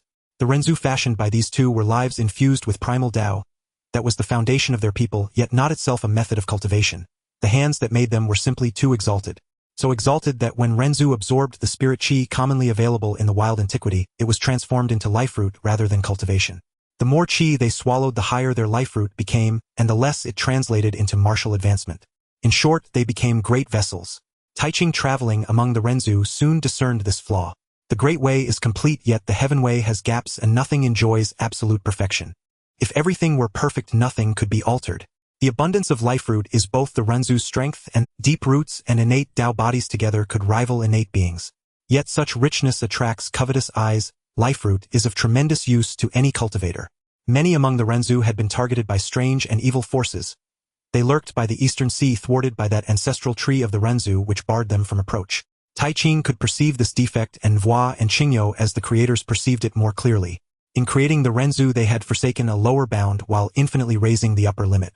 Still, with Nvua and Qingyu and the friendly Zenyuanzi guarding them, who would dare scheme against the Renzu, and now there was also Taiching to contend with. First search within oneself, then ask without. Scatter the radiant qi and condense the root source wonder. Swallow a single golden core and my fate shall be mine, not heaven's. This method sought nothing from outside, it demanded inward travail. Using the Renzu's vast pristine life root as the furnace fire and the 3 souls and 7 spirits as the crucible.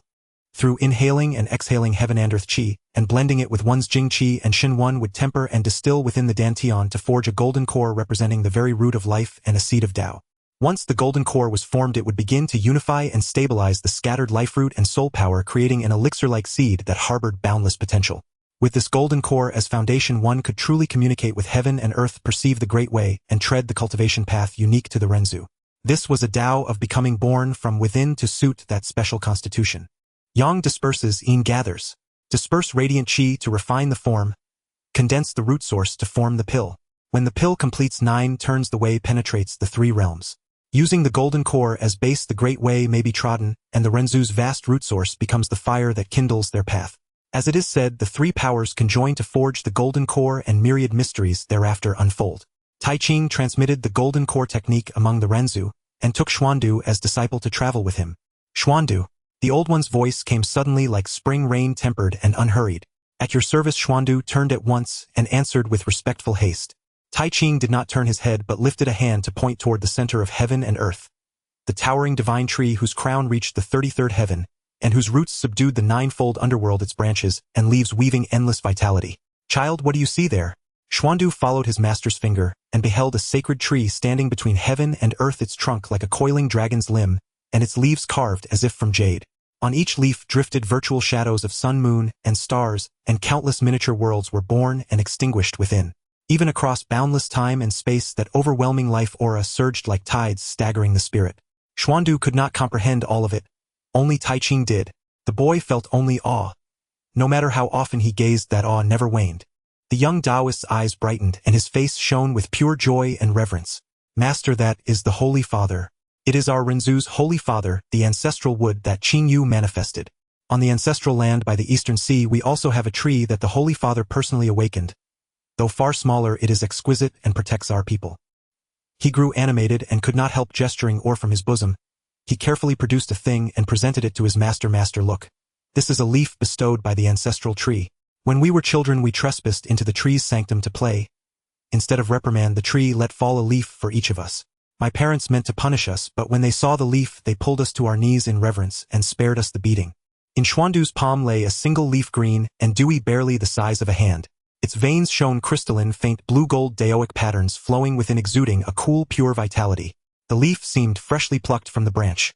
Tai Ching glanced at it and stroked his beard with a faint smile. Childhood life was indeed most delightful. Such simple, innocent purity carries more of the true taste of the mortal world than this old Taoist's withered solitary cultivation. Xuandu, upon hearing this, scratched his head sheepishly, then lifted his face and said earnestly, Master, when I travel with you, I sometimes miss my home, my father and mother, and my companions in the tribe. He paused, then his gaze grew firmer. But I know Master is a man of great ability and wisdom. I will follow Master and diligently learn skills. I will become exceedingly powerful, then return to protect my people and prevent demons from bullying us. Only so can I live up to the Holy Father's expectations and shelter. The chieftain said that only those chosen and approved by the Holy Father may receive the sacred leaf bestowed by the ancestral tree. Now that I have this leaf, I must become someone of use and not disappoint the Holy Father's trust. Xuandu carefully pressed the verdant sacred leaf back to his chest. It was not merely a leaf, but a weighty pledge and responsibility. Laozi listened quietly, his smile deepening, but he said little, merely patting Xuandu's small head. He raised his eyes and looked toward the towering Jianmu that upheld the heavens at the center of the world. To ordinary beings, and even the Luo golden immortals, the Jianmu was shrouded in mysterious black and golden meritorious qi. Between its branches flowed endless creative Daoic rhythms, auspicious light, and benevolent mists. Truly the foremost spiritual root and supreme sanctuary of Honghuang. But with the sight of the sage Tai Ching, one could perceive more. That seemingly resplendent black and golden creative qi was in fact a subtle concealment woven by Zenyuanzi through the earthbook linking Honghuang's mountains and ley lines combined with Nvua's creative sacred Tao. The aura that belonged to Qing Yu and the Jianmu had long since departed. Tai Ching clearly remembered the last time he sensed Qingjia's distinctive breath beyond the 33 heavens at the place where Honghuang's cosmic womb membrane had been torn. At that time, Qing Yu was using the Jianmu's primordial essence together with chaotic spiritual qi to repair the heaven's fetal membrane.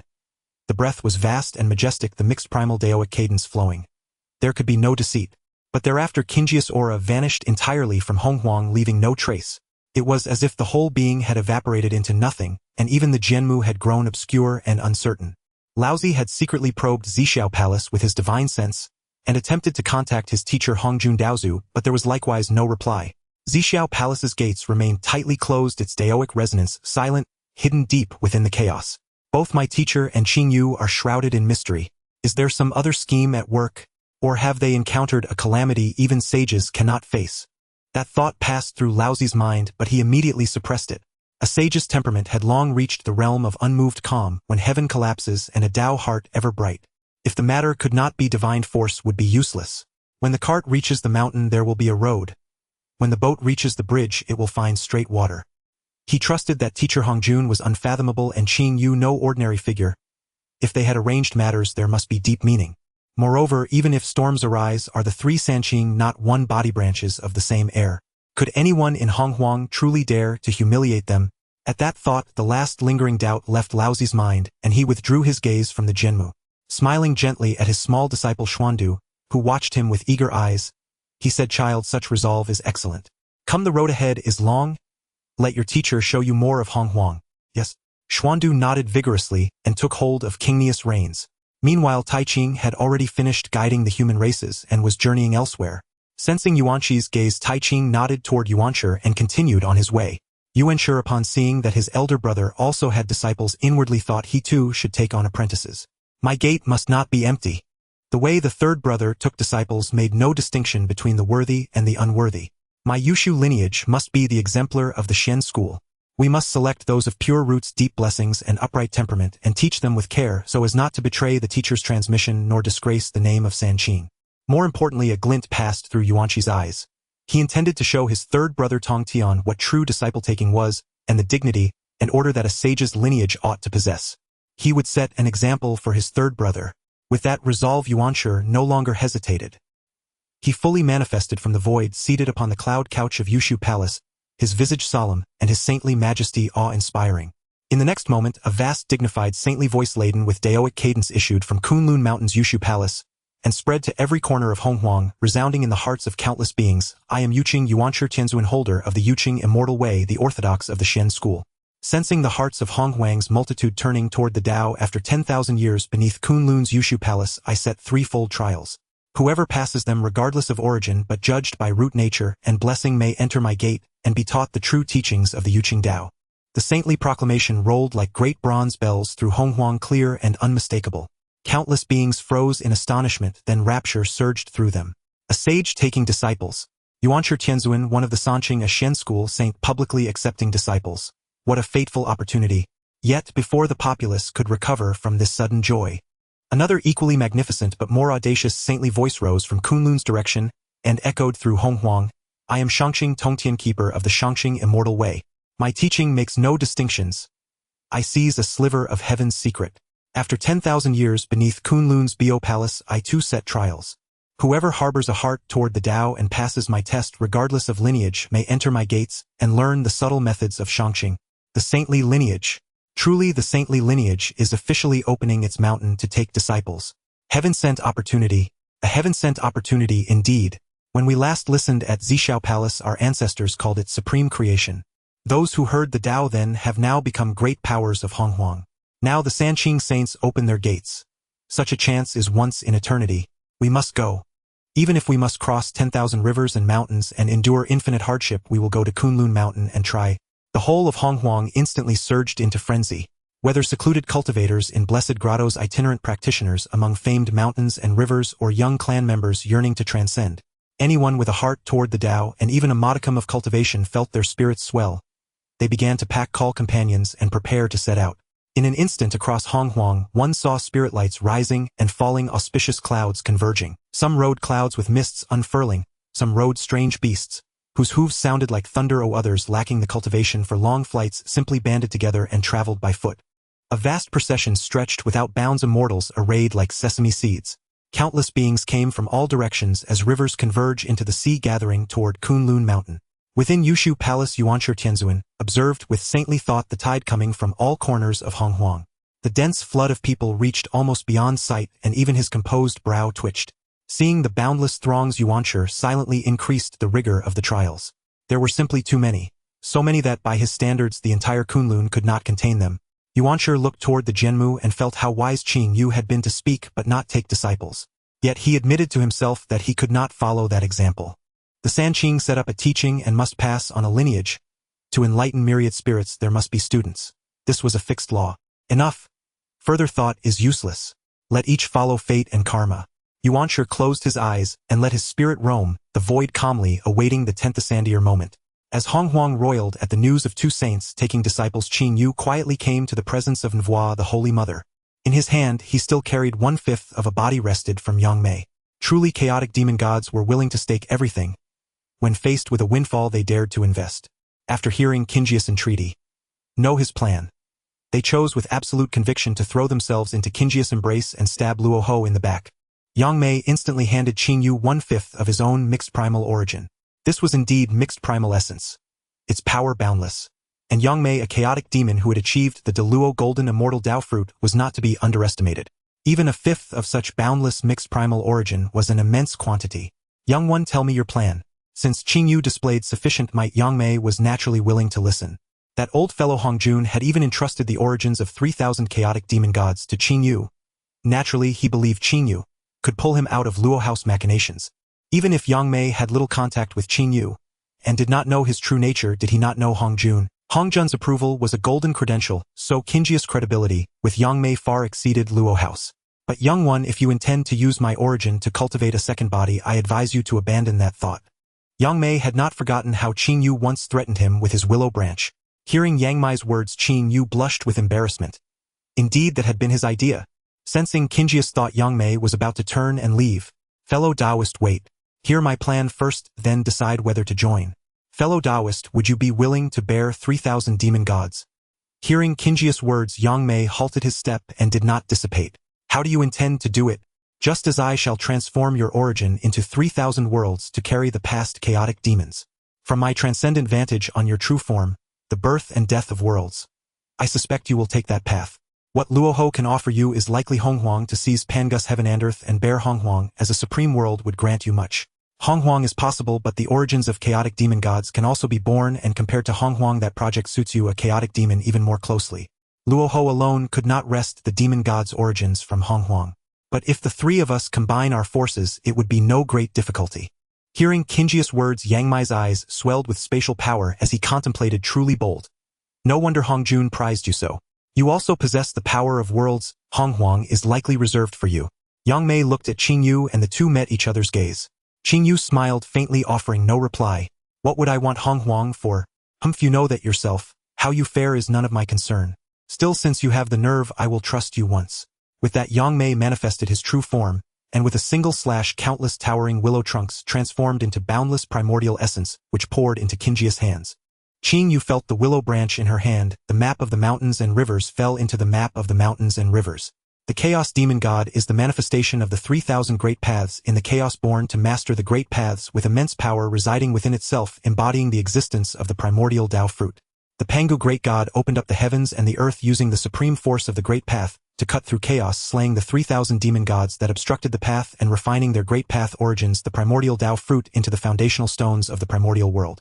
In other words, the material manifestation of the primordial world is derived from the body of the Pangu Great God, but the source energy that can support all things and evolve myriad beings largely comes from the remnants of the Dao fruits left behind by the 3,000 chaos demon gods after being refined. The vast primordial world is built upon the fallen bodies and shattered Dao fruits of the 3,000 chaos demon gods. The chaos demon gods are indestructible and the great path endures forever. Though they were slain by Pangu, their forms destroyed and consciousness erased, the essence of their great path origins commanding the primordial Dao fruit has not truly perished. They were merely scattered and repressed by Panga's supreme power, transformed into the fuel that supports the existence and evolution of the primordial world. The initial primordial world was not perfect, the rules of heaven and earth were crude, and the internal circulation had not yet been established, making it impossible to efficiently convert and absorb chaos energy to nourish and strengthen itself. The massive resources consumed to sustain the operation of the world were for a long time directly extracted from the repressed origins of those demon gods. One could say that during the long period when the paths of heaven, earth, and humanity had yet to manifest, the survival and development of the primordial world were continuously fueled by the residual power of the 3,000 demon gods. Until the Dao ancestor Hongjun began to expound the great Dao at the Purple Cloud Palace, ultimately merging with the heavenly path, organizing the primordial rules and establishing order. until the 6 paths of reincarnation completed the netherworld and perfected the earthly path, until the human race emerged leading to the rise of humanity, the paths of heaven, earth, and humanity gradually took shape and the internal circulation began to be established. The primordial world began to free itself from the pure consumption of the demon god's origins, and embarked on the path of relying on its own circulation. Now that the paths of heaven, earth, and humanity have been established and the saints have emerged, the internal circulation of the primordial world is already perfected, capable of sustaining the operation of the current world. Not only will it not continue to consume the origins of the demon gods repressed deep within the heavenly path, but it will also begin to return the favor to the heavenly origins due to its own growth. The primordial world must also establish the tree of creation to take root in the void, swallowing chaos and organizing spiritual mechanisms. This undoubtedly enhances the growth and advancement of the primordial world. However, crises lurk within this advancement. As the primordial world continuously develops and rises, the Dao fruits of those chaos demon gods that constitute its foundation also receive nourishment.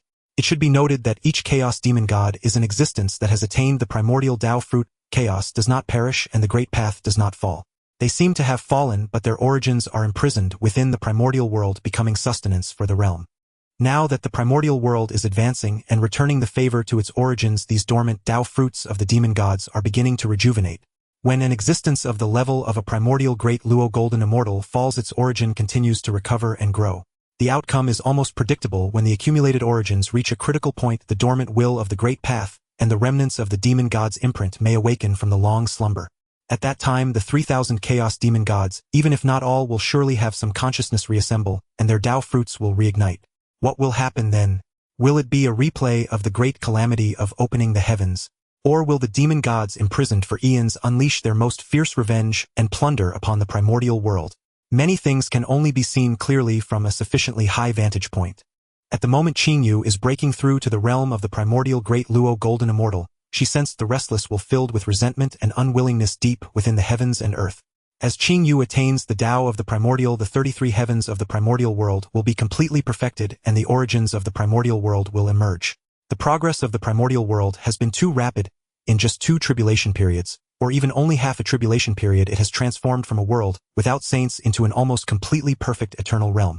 This speed is astonishing, so fast that the primordial world did not even react, and so fast that Hongjun could not. Originally intending to sleep in the origins of the heavenly path, waiting for a chance to escape, Hongjun was directly elbowed by the origins of the chaos demon gods. And as Qingyu's realm improves, the elbowing becomes increasingly fierce. As a component of the heavenly path, Hongjun cannot completely suppress them. Even though Hongjun is a saint now facing the onslaught of the chaos demon gods, which together form the origin of the primordial world, he can only barely defend. Qingyu must assist Hongjun, which is also to help herself. The towering tree of creation aligns more with the path of the world, and if the primordial world can bear the fruits of the saints' paths, Qingyu can surely do the same. If back then the heavenly path had self-destructed to threaten Qingyu with the Dao fruits of Nuwa, she would not have been afraid. The tree of creation could already bear the fruits of the saints. However, after the perfection of the primordial world, when the chaos demon gods emerge from their tribulation, the first thing they will see is Qingyu, a supreme treasure comparable to the creation green lotus. The fate awaiting Qingyu can be easily imagined. She believes that her newly attained realm cannot withstand the elbowing from the 3,000 chaos demon gods. Back then Pangu was nurtured by the chaos green lotus for countless epochs, and had 3 pieces of chaos supreme treasures for protection. Qingyu's rapid elevation caught Hongjun unprepared, or otherwise with Hongjun's cunning, he would have long been prepared to prevent the revival of the chaos demon gods. And it is not that Qingyu is enjoying peaceful times while Hongjun is being wildly elbowed in the heavenly path. Even if Hongjun sweeps away a large area, he cannot withstand the continuous return of the increasingly powerful demon gods. But this is also an opportunity. Qingyu looks at the 1/5 origin of the space in her hand with plans already forming in her heart. Since there is too much origin for the primordial world to absorb, she will take on some of it. As for the part that is being corroded by the demon gods, she feels it is Yu space demon god Yang Mei. The larger share is Qingyu's, while the smaller share belongs to Yang Mei. After all, as an investor there must be some dividends. Risks and rewards should naturally be shared. The benefits of the larger share belong to the tree of creation and to Qingyu, but as an important risk-bearer, the benefits of the smaller share should also rightfully go to the investor. After all, an investor must see a return. Qingyu has never been stingy with people. Having more friends leads to greater benefits. Everyone works together to grow the cake, sharing risks and benefits, which is far better than one person eating alone, eventually leading to being overstuffed or being targeted by ravenous wolves. With her mind made up, Qingyu's figure appeared in front of Nuwa Palace. Just as she was about to step forward, she heard a voice filled with surprise echo from her side. Elder Qingyu, Qingyu. Following the sound, Qingyu looked over to see a brilliant golden light descending from the sky, transforming into a young girl dressed in golden feathers, radiant and beautiful. None other than Jin Feng, who had almost single-handedly defeated Qingyu in the past, now Nuwa's mount and named disciple. It's little Jin Feng. Qingyu smiled warmly upon seeing an old acquaintance. How do you feel here? Very good. Jin Feng nodded vigorously, her smile bright. Sister Nuwa treats me very well. I am free here, much happier than being in Tian, and where I couldn't go anywhere. When Sister Nuwa attained sainthood, she brought me out, hee. That's wonderful, Qingyu nodded. Dao brother. Lady Nuwa, dressed in palace attire, stepped out gracefully with the rhythm of creation flowing around her and sacred radiance enveloping her. Her beautiful eyes swept over Qingyu, especially pausing on the space Dao rhythm that had not yet completely receded around Qingyu, revealing a hint of surprise. Dao brother, where did you obtain such a vast amount of spatial origin? Could it be from Yang Mei? I didn't expect such dense spatial origin to be unable to be concealed even by your map of the mountains and rivers. Sensing Qingyu's aura, Nuwa stepped out from her palace, astonished to see the spatial aroma clinging to Qing. I knew it. You must have urgent business with me. You wouldn't have stepped into my Nuwa palace otherwise. This is your first time, right? Saying this, she turned and walked back into the palace, ignoring Qingyu. Seeing this, Qingyu couldn't help but smile, knowing that this lady was not truly angry, so she also followed with a laugh. Lady Nuwa, please hold on. Qingyu followed Nuwa into the palace. As soon as they entered, they were enveloped by a dense aura of creation that permeated the surroundings, as refreshing as a spring breeze. Inside the grand palace, aside from the 5 floating cushions at the front, there was nothing else. Extremely simple, yet imbued with a natural Dao rhythm. The precious lotus lamp hung high from the ceiling, casting a gentle azure glow that softly illuminated the space. In the center of the hall, a hazy river of light appeared, flickering in and out of existence, flowing with the Dao rhythm of all things coming into being. In the river, a blue lotus took root, standing elegantly with its leaves unfurling, the essence of the Dao flowing around it, almost merging with the river. Qingyu gazed in admiration. To allow the creation blue lotus to take root directly in the very source of its own Dao river, constantly nourished by the source, is far superior to the method I used to carefully nurture it with the 3 lights divine water. Nuwa, upon hearing this, did not turn around but walked directly towards the river of creation. She sat gracefully by the riverbank, her gown swaying slightly, revealing her serpent tail, which naturally dipped into the river.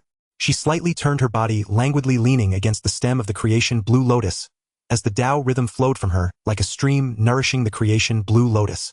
The creation blue lotus, nourished by Nuwa's essence, closed its petals, its spiritual light retracting, returning to a single point, sinking into deeper gestation.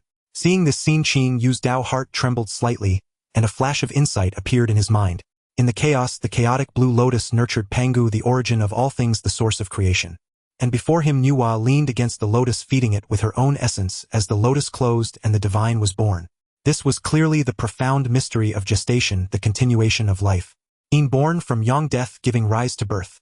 The path of life lies not only in the brilliant birth but also in the continuous gestation and inheritance. In an instant, a brilliant light shone in Qingyu's eyes, and the Dao rhythm around him flowed, uncontrollably resonating and intertwining with the rich aura of creation in the hall, leading him directly into a state of enlightenment.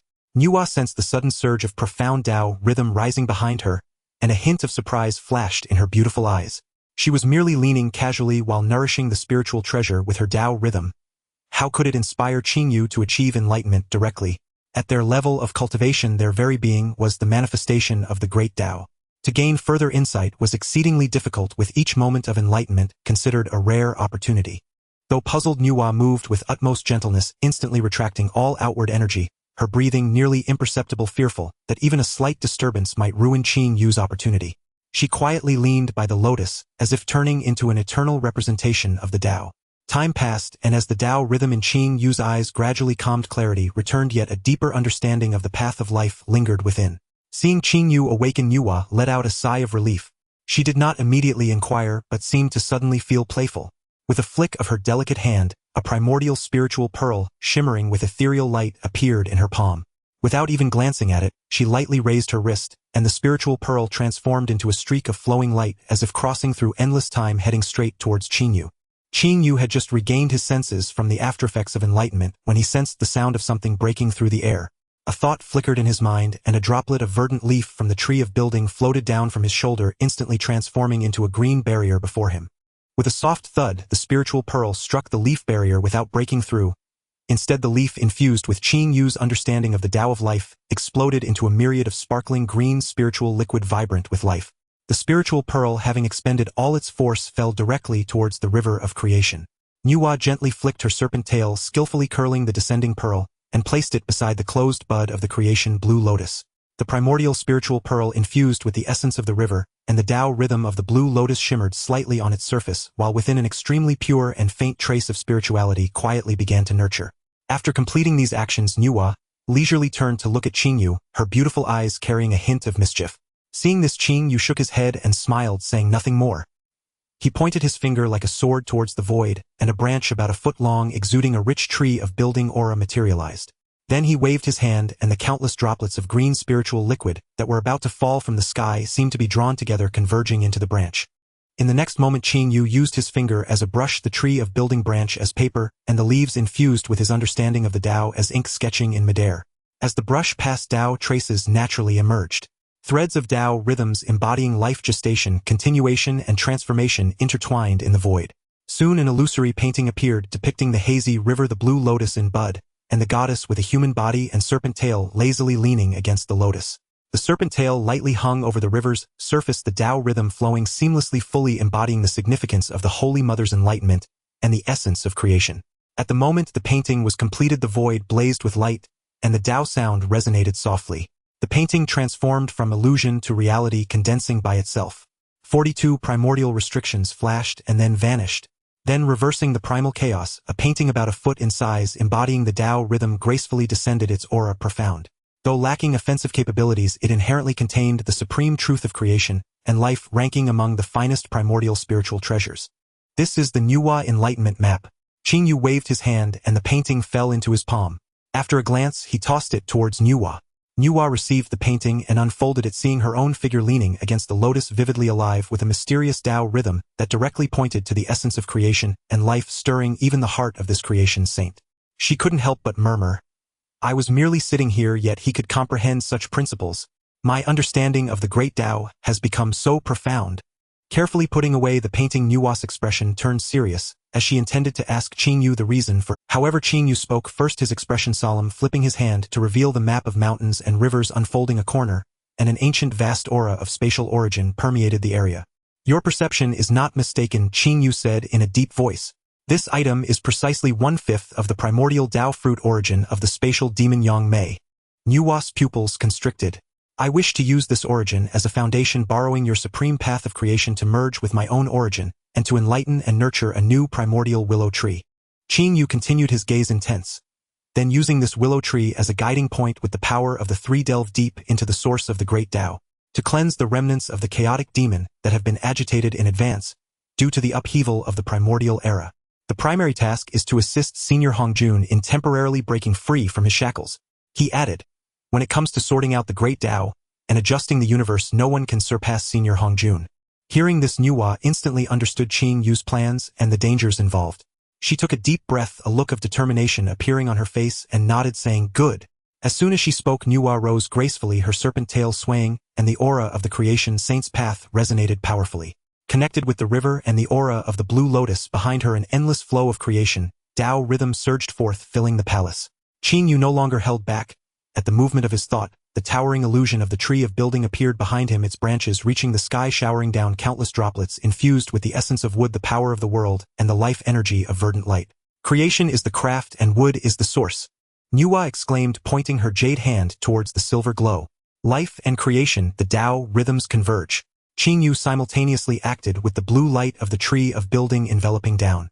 The two unparalleled powers of the great Tao intertwined, transforming into the most essential force of creation and life, infusing into the brilliant silver essence of spatial origin.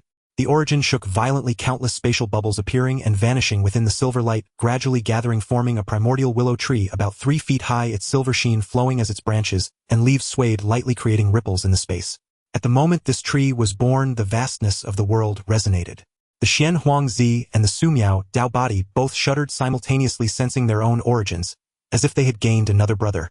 Deep within the endless chaos, Yang Mei's figure also suddenly froze. Even though he was already prepared, the feeling of being reborn was still bizarre. However, thinking of the rewards to be gained after the deed was done, he forced himself to suppress it. After everything was done, Qingyu carefully stored the newly born primordial willow tree, nourishing and concealing it with his own Tao rhythm simultaneously simulating a trace of Yang Mei's aura, blending it with his own energy. "My friend, I must take my leave," Qing Yu said to Nuwa with a solemn bow. Nuwa nodded, saying, "Be careful, Dao brother." Qing Yu said no more, and with a slight movement, he vanished from the Holy Mother's presence. Deep within the source of the great Dao, boundless dark currents thick, like ancient murky mud, surged and roiled, exuding chaos, revealing the remnants of the chaotic demon. They tore and clashed against each other, seeking to break free from their prison.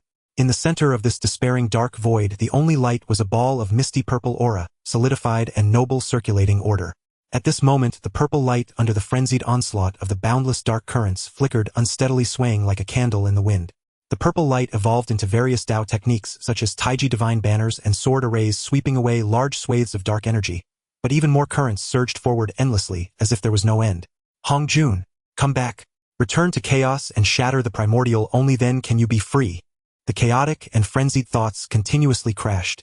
The purple light held firm, yet weariness seeped through an exhaustion that seemed to have no end. Stubborn and unyielding. Seeing Hongjun in such a state, the chaotic demon's assault grew fiercer, continuously launching attacks towards the exit. Just as the purple light of Hongjun flickered slightly, attempting to stabilize the defense, a streak of azure light pierced through the dark chaos. Two unfamiliar yet familiar ancient trees took root directly in the great Dao, radiating brilliant light. In the azure light, a towering tree of buildings stood tall. Beside it, a primordial willow tree shimmering with silver light gently swayed. "Qing Yu, my young friend." Yang Mei. Qing Yu and Yang Mei appeared together, much to Hongjun's surprise. Qingjia's arrival was still within his calculations, and the intertwining of the Jianmu and the primordial heavenly Dao was profound. This child had a sense of responsibility.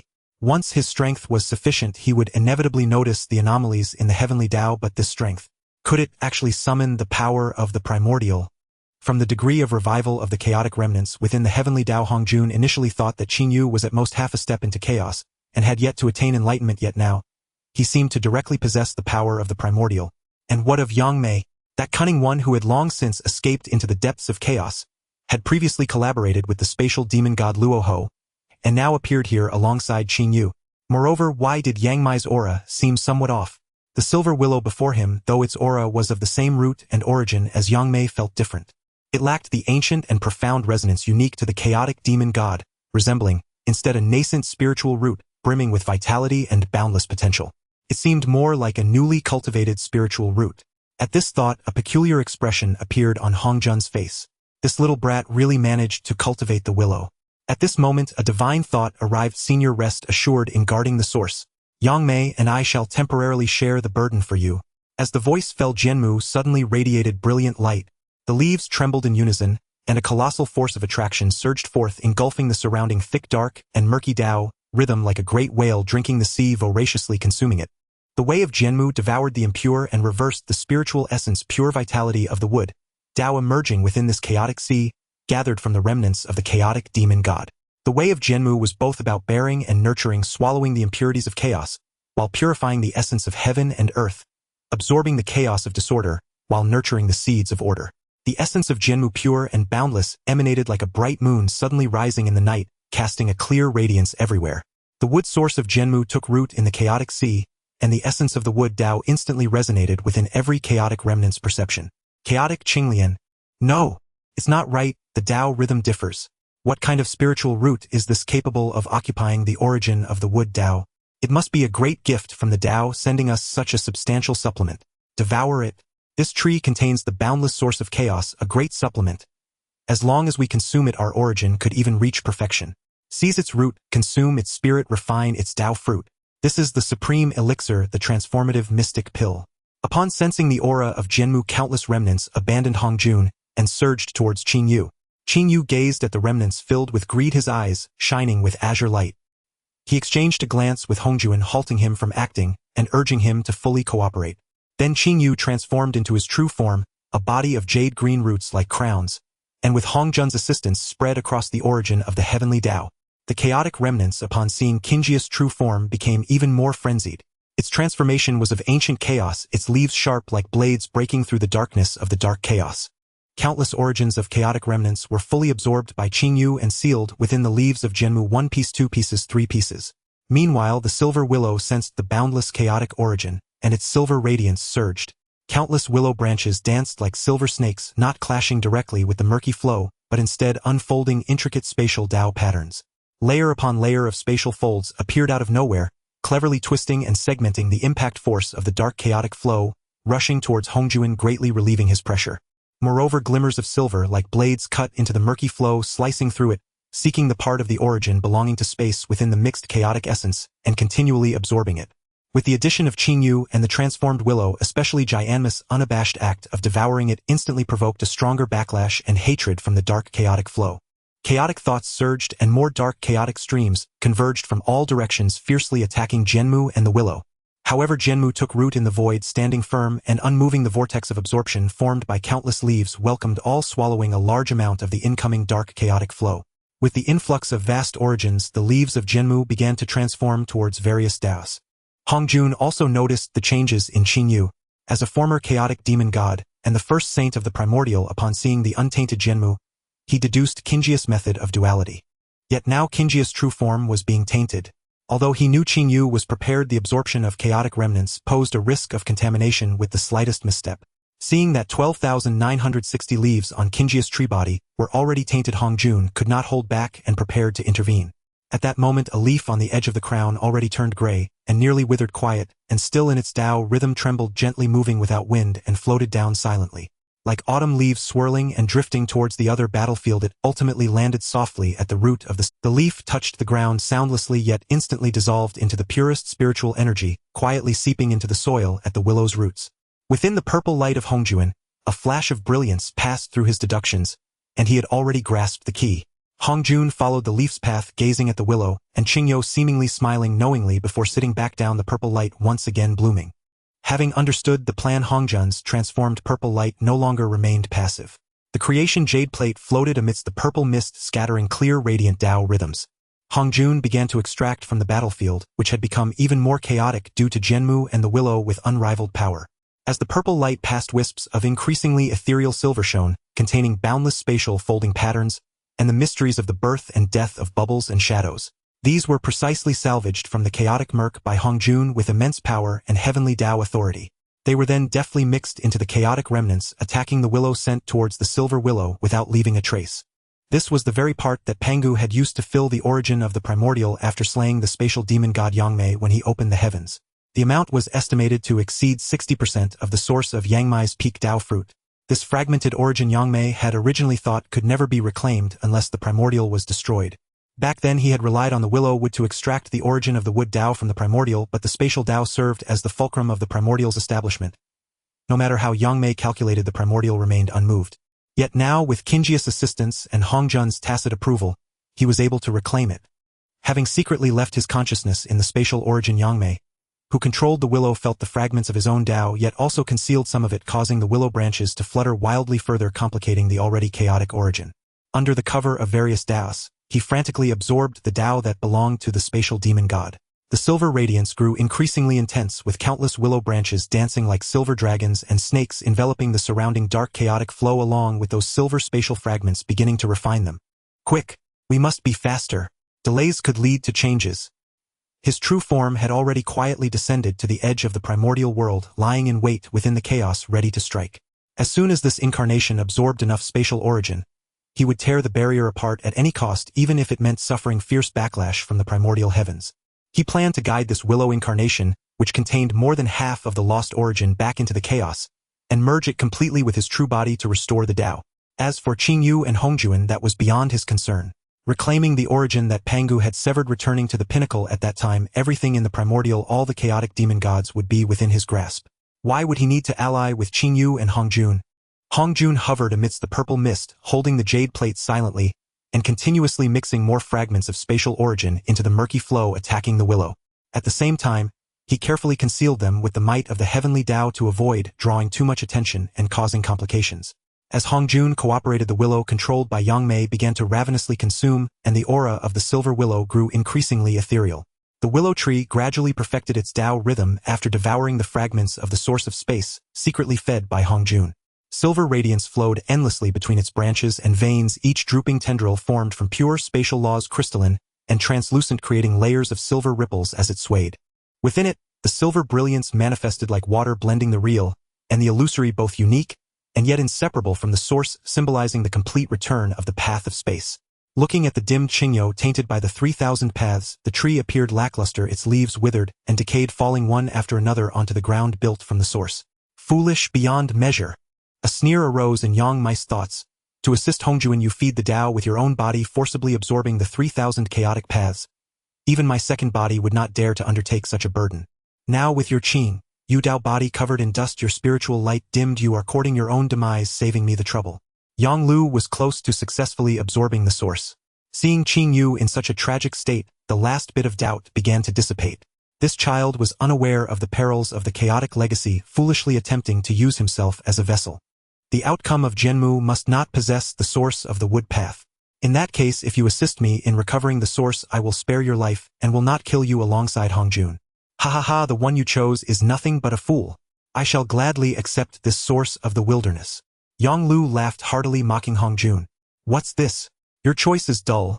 Not only have you conspired with the tiger, but also invited wolves into your home. Even you old Dao Hongjuan have become so slow-witted, have remnants of your past already eroded you in this dark and bleak source. Ha ha ha, truly without strategy. Even if you schemed against me once in the wilderness, what does it matter? Now it's better for me to reclaim the source, and once I refine it and return to my peak, I will completely eradicate you. Yang Mai's thoughts were elated, urging Yang Lu to devour the last of the source with even greater speed. As Yang Lu consumed the last source, Jianmu's leaves began to fall. Initially 129,600 leaves had withered almost entirely, and then more ethereal leaves emerged from its own Tao rhythm, drifting down in profusion, exceeding 300,000 in number. Each leaf carried a trace of Qingjia's wood path source, and the Jianmu leaves fell upon the spatial Tao rhythm of Yang Lu, making it even more solid. At last, the final 3 leaves of Jianmu, imbued with the core spatial source, gracefully floated down from the crown. In the instant the leaves fell, the entire Jianmu gathered its spiritual light to an extreme, resembling a withered tree, with only a faint yet resilient spiritual glow remaining deep within the heart of the tree. Before the 3 leaves could touch the ground, they were swept into the newly born realm of silver radiance by Yang Liu's silver roots, instantly decaying, releasing the last pure spatial source, which was absorbed by the willow roots. Yang Lu absorbed the spatial source released by the decaying Jianmu leaves, which returned to Yang Mei today. Yang Mai's true self, unable to contain its excitement, attempted once more to cleave open the wilderness heavens, directly heading towards the wilderness. However, everything was proceeding too smoothly. Yang Mei seemed to sense something, but feeling the source carried by his second body, continued towards the wilderness, seizing the opportunity that must not be missed. As long as I can merge myself with the second body, there would be no one beyond chaos in this wilderness who could threaten me. Once my true self merges, it will take but a moment for the source to return and the Tao fruit to be flawless. In this realm, who could contend with me? Yang Mei directly communicated with Luo Ho, who was hiding from the heavenly Tao. Friend, the time has come. Please stop the saints of the wilderness. Once I succeed, it will be the time for the wilderness to shatter, and for creation to be shared. Before the words fell, the power of space had already slashed towards the barrier. At that very moment, in the celestial realm, Nuwa opened her eyes, lightly raising her delicate hand, transforming the red embroidered ball into a crimson comet, striking towards the place where Yang Mei was breaking through. A dark and deep, 12-petal annihilation black lotus quietly emerged, perfectly blocking the path of the red embroidered ball. Luo Ho! Nuwa snorted, coldly sensing that distasteful demonic aura, realizing the opponent was prepared. She did not linger, beckoning her jade hand, sending the red embroidered ball flying back. Glancing at the silver light that had taken the chance to breach through the gap, the corner of her mouth curled slightly, allowing it to pass. In an instant, Yang Mai's true self had followed the perception, forcefully breaking through the world barrier, arriving deep within the source of the heavenly Tao. His divine sense swept across the entire scene. First he saw the dazzling silver light and the complete Tao rhythm of the Yang Lu avatar, feeling a sense of certainty in his heart. However, upon seeing the Jianmu, whose spiritual light was retracted like withered wood, and the swirling purple aura beside it, his heart raced. Jianmu stood shoulder to shoulder with that purple aura, an ominous premonition enveloping his entire being. Yet the arrow was already knocked. Yang Mei felt that the source-bearing avatar, the perfect Tao, was just a step away from returning to its peak. As long as they merged, what could Hongjun's schemes amount to? In the face of absolute strength, they were all but illusions. Return! Yang Mei shouted, the silver light, radiating the chaotic energy, completely erupting, enveloping Yang Lu with summoning power. Yet that Yang Lu quietly rooted itself in the realm of silver radiance, gently swaying, unresponsive to his call. Yang Mei's expression finally changed. Impossible! He roared, silver brilliance swelling. No longer summoning, he directly took action. A massive silver hand with Dao patterns emerged, bringing the might to tear apart the source, fiercely grasping towards Yonglu, attempting to forcibly uproot it. The violent power of chaos raged, the chaotic aura clashing with the order of the wilderness, erupting violently, stirring the already raging remnants. Chaos! Yang Mei has come. Stay here with us, why could you escape? Countless chaotic remnants were awakened, charging towards Yang Mei. Ignoring them, Yang Mei's eyes were solely fixed on that Yonglu, which was so close yet could not be reclaimed. The massive silver hand shook the void, causing the realm of silver radiance to tremble. The roots of Yonglu began to peel away, and its branches and leaves trembled as if about to be uprooted. Qingyu stepped forward to Yang Liu's side, 3 drops of crystalline and transparent, infused with boundless vitality, light blue essence blood, seeped out, hovering at his fingertips. With a flick of his finger, the 3 drops of life essence transformed into flowing light, merging into the trunk of the willow. As the essence entered its body, Yonglu trembled violently, a hint of strange pale golden light blooming within the silver radiance, the Dao rhythm growing complex and profound. With a wave of Qingjia's sleeve, the pile of 30,000 leaves containing his wood path source below stirred without wind, swirling up in profusion, covering and enveloping Yang Liu's root system. Fallen petals are not heartless things. They transform into spring mud to protect the flowers. Countless Jianmu leaves covering the roots of Yang Lu shook simultaneously, and then silently transformed into the most primal green spiritual light and fragments of Dao. Like spring mud melting snow, they seeped into Yang Liu's root system, merging into the silver radiance realm, nurturing every inch of the roots. With this vast and pure source of nourishment, the willow, which had been trembling under Yang Mei's massive hand, suddenly radiated with a brilliant silver and gold glow. Its root system visibly thickened and became sturdy, the silver roots glowing with faint golden patterns extending deeper into the source of the heavenly Dao. The realm of silver radiance quickly stabilized and subtly expanded. Yonglu was no longer a rootless tree about to be uprooted. It was firmly fixed by the soil transformed from Jianmu leaves. Yang Mei's massive hand found it momentarily difficult to shake. You? Yang Mei's true self turned ashen, his eyes filled with astonishment and rage. Realizing it was time to cut ties, he immediately sought to escape. I have yet to thank you, Dao friend, for sharing this achievement. Why are you leaving first? You, how cunning. He fixed his gaze on the willow tree rooted in the Dao, then turned sharply to Qingyu Hongjun. Hongjun, Qingyu, you dare to plot against me again. Yang Mei was furious, his primordial energy uncontrollably radiating. The surrounding chaotic currents surged violently, and countless chaotic remnants emitted excited screams. Seeing Yang Mei like this, Hongjun calmly replied, Friend Yang Mei, you are mistaken. This is not a plot but a return of things to their rightful owner. The primordial source of the great Dao in the wasteland was originally left by the Pangu deity to create the world and stabilize the universe. It is the foundation of the primordial world. How could it be taken back at will by a friend's past benefaction? You covet the source and have trapped yourself, oh, whom can you blame? A fine return of things to their rightful owner. Yang Mei laughed bitterly in his rage, his silver radiance surging violently as he attempted to communicate forcefully again, trying to summon back the source within the willow. He even risked using his own source as bait, employing forbidden secret arts to trigger the self-destruction of the mark belonging to him within the willow. Even if he had to destroy this part of his source, he would not allow Hongjun and Qingyu's scheme to succeed.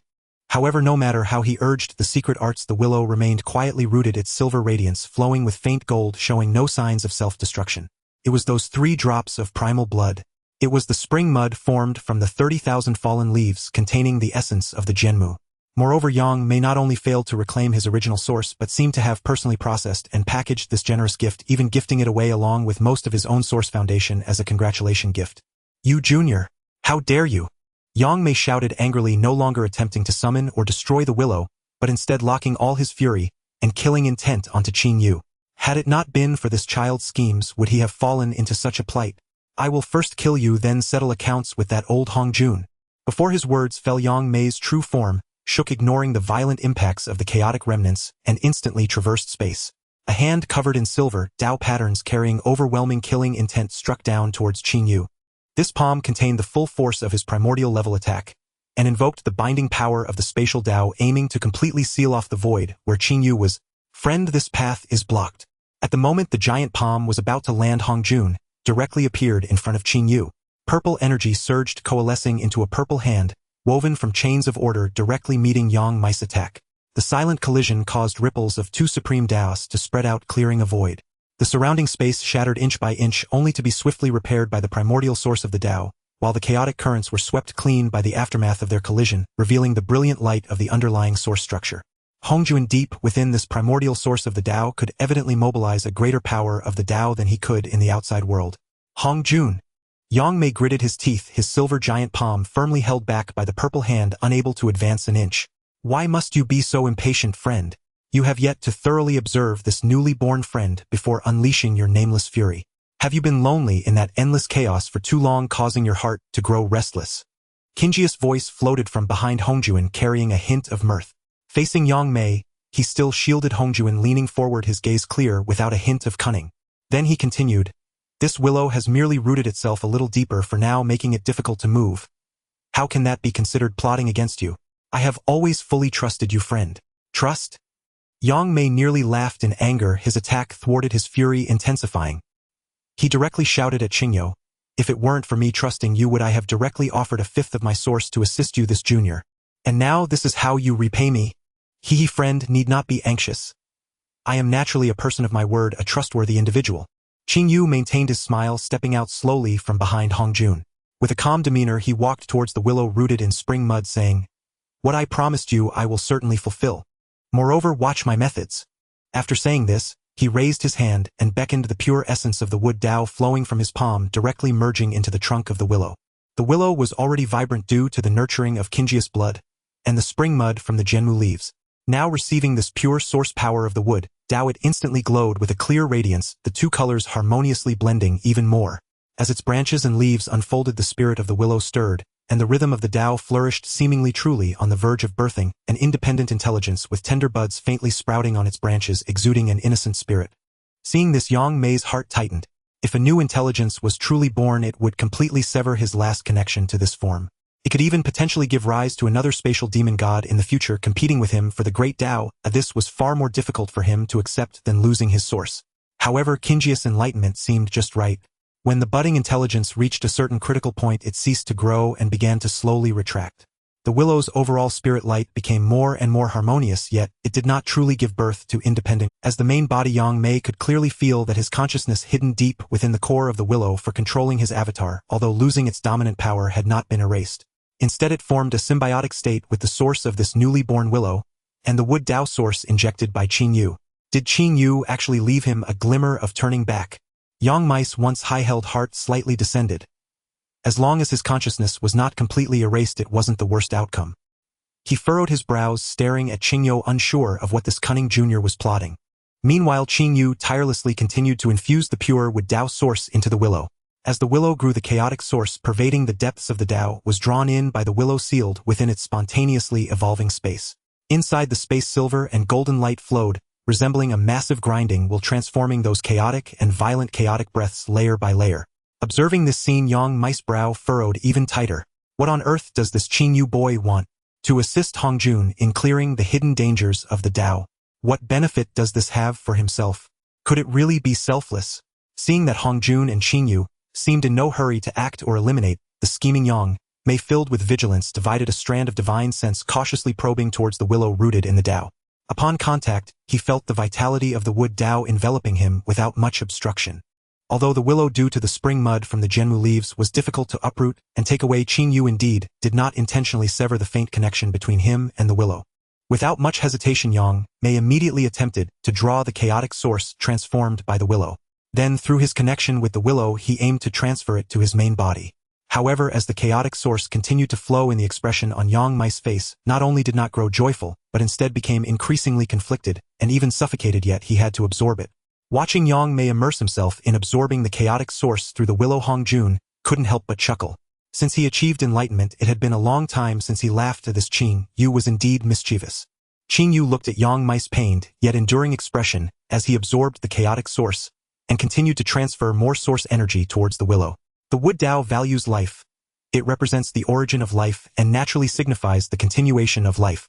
This was the insight Qingyu gained when he saw Nuwa enlightening and nurturing the creation of the green lotus.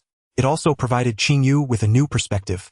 The newly born willow, nourished by Qingjia's blood, existed as the spring mud transformed from the Jianmu source. Could be said that this willow was cultivated by Qingyu through the Jianmu's enlightenment.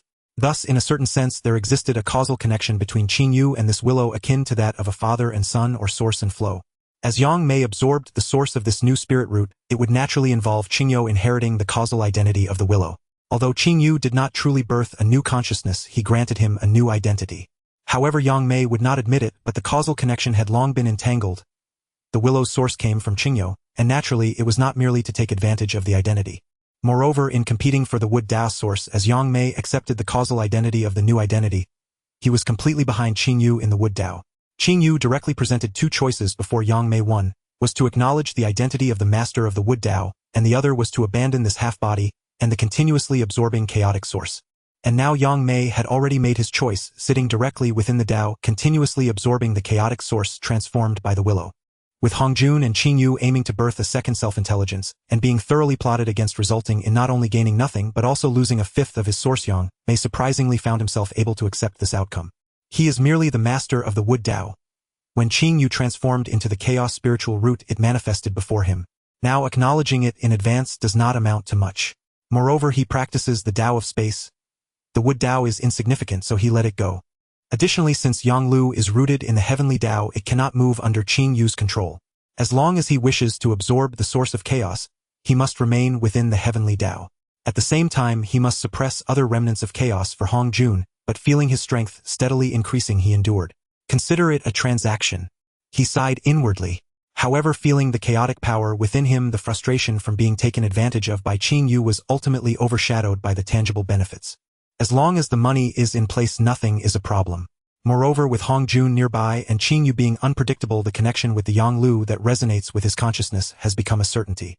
Now taking action forcefully seems unlikely to succeed. It is better to endure for now, seize this opportunity to restore and even enhance his strength, which is the best course of action. As for the future, there is plenty of time. After all, he has lived for endless ages and survived the great calamity of creation. His resolve is firm. Weighing the pros and cons, he quickly suppressed his anger and continued to absorb the source, striving for maximum benefit. However, this chaotic buffet is truly delightful. Although he was slightly schemed by Qing Yu, the purpose has been achieved. Qing Yu's credibility is indeed commendable. Compared to Hongjun and Luo Hao's schemes that seek to ensnare him, completely facing Qing Yu made Yang Mei find some solace. Qing Yu looked at Yang Mei, who was closing his eyes in deep concentration, fully absorbing the source, and couldn't help but smile. "How is it, Dao friend Yang Mei? Have I ever gone back on my word? The source enhancement you seek is now like a continuous stream flowing endlessly. How can there be talk of schemes? This is a mutually beneficial arrangement. My transformation of Yang Lu has cost me quite a bit, and now I am working hard.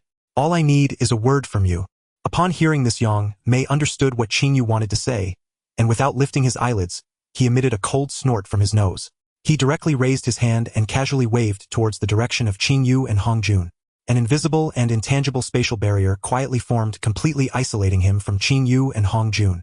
Within the barrier, silver light flowed, and the Dao rhythm emerged spontaneously. Everything from the outside world, including the fluctuations of divine sense, was blocked.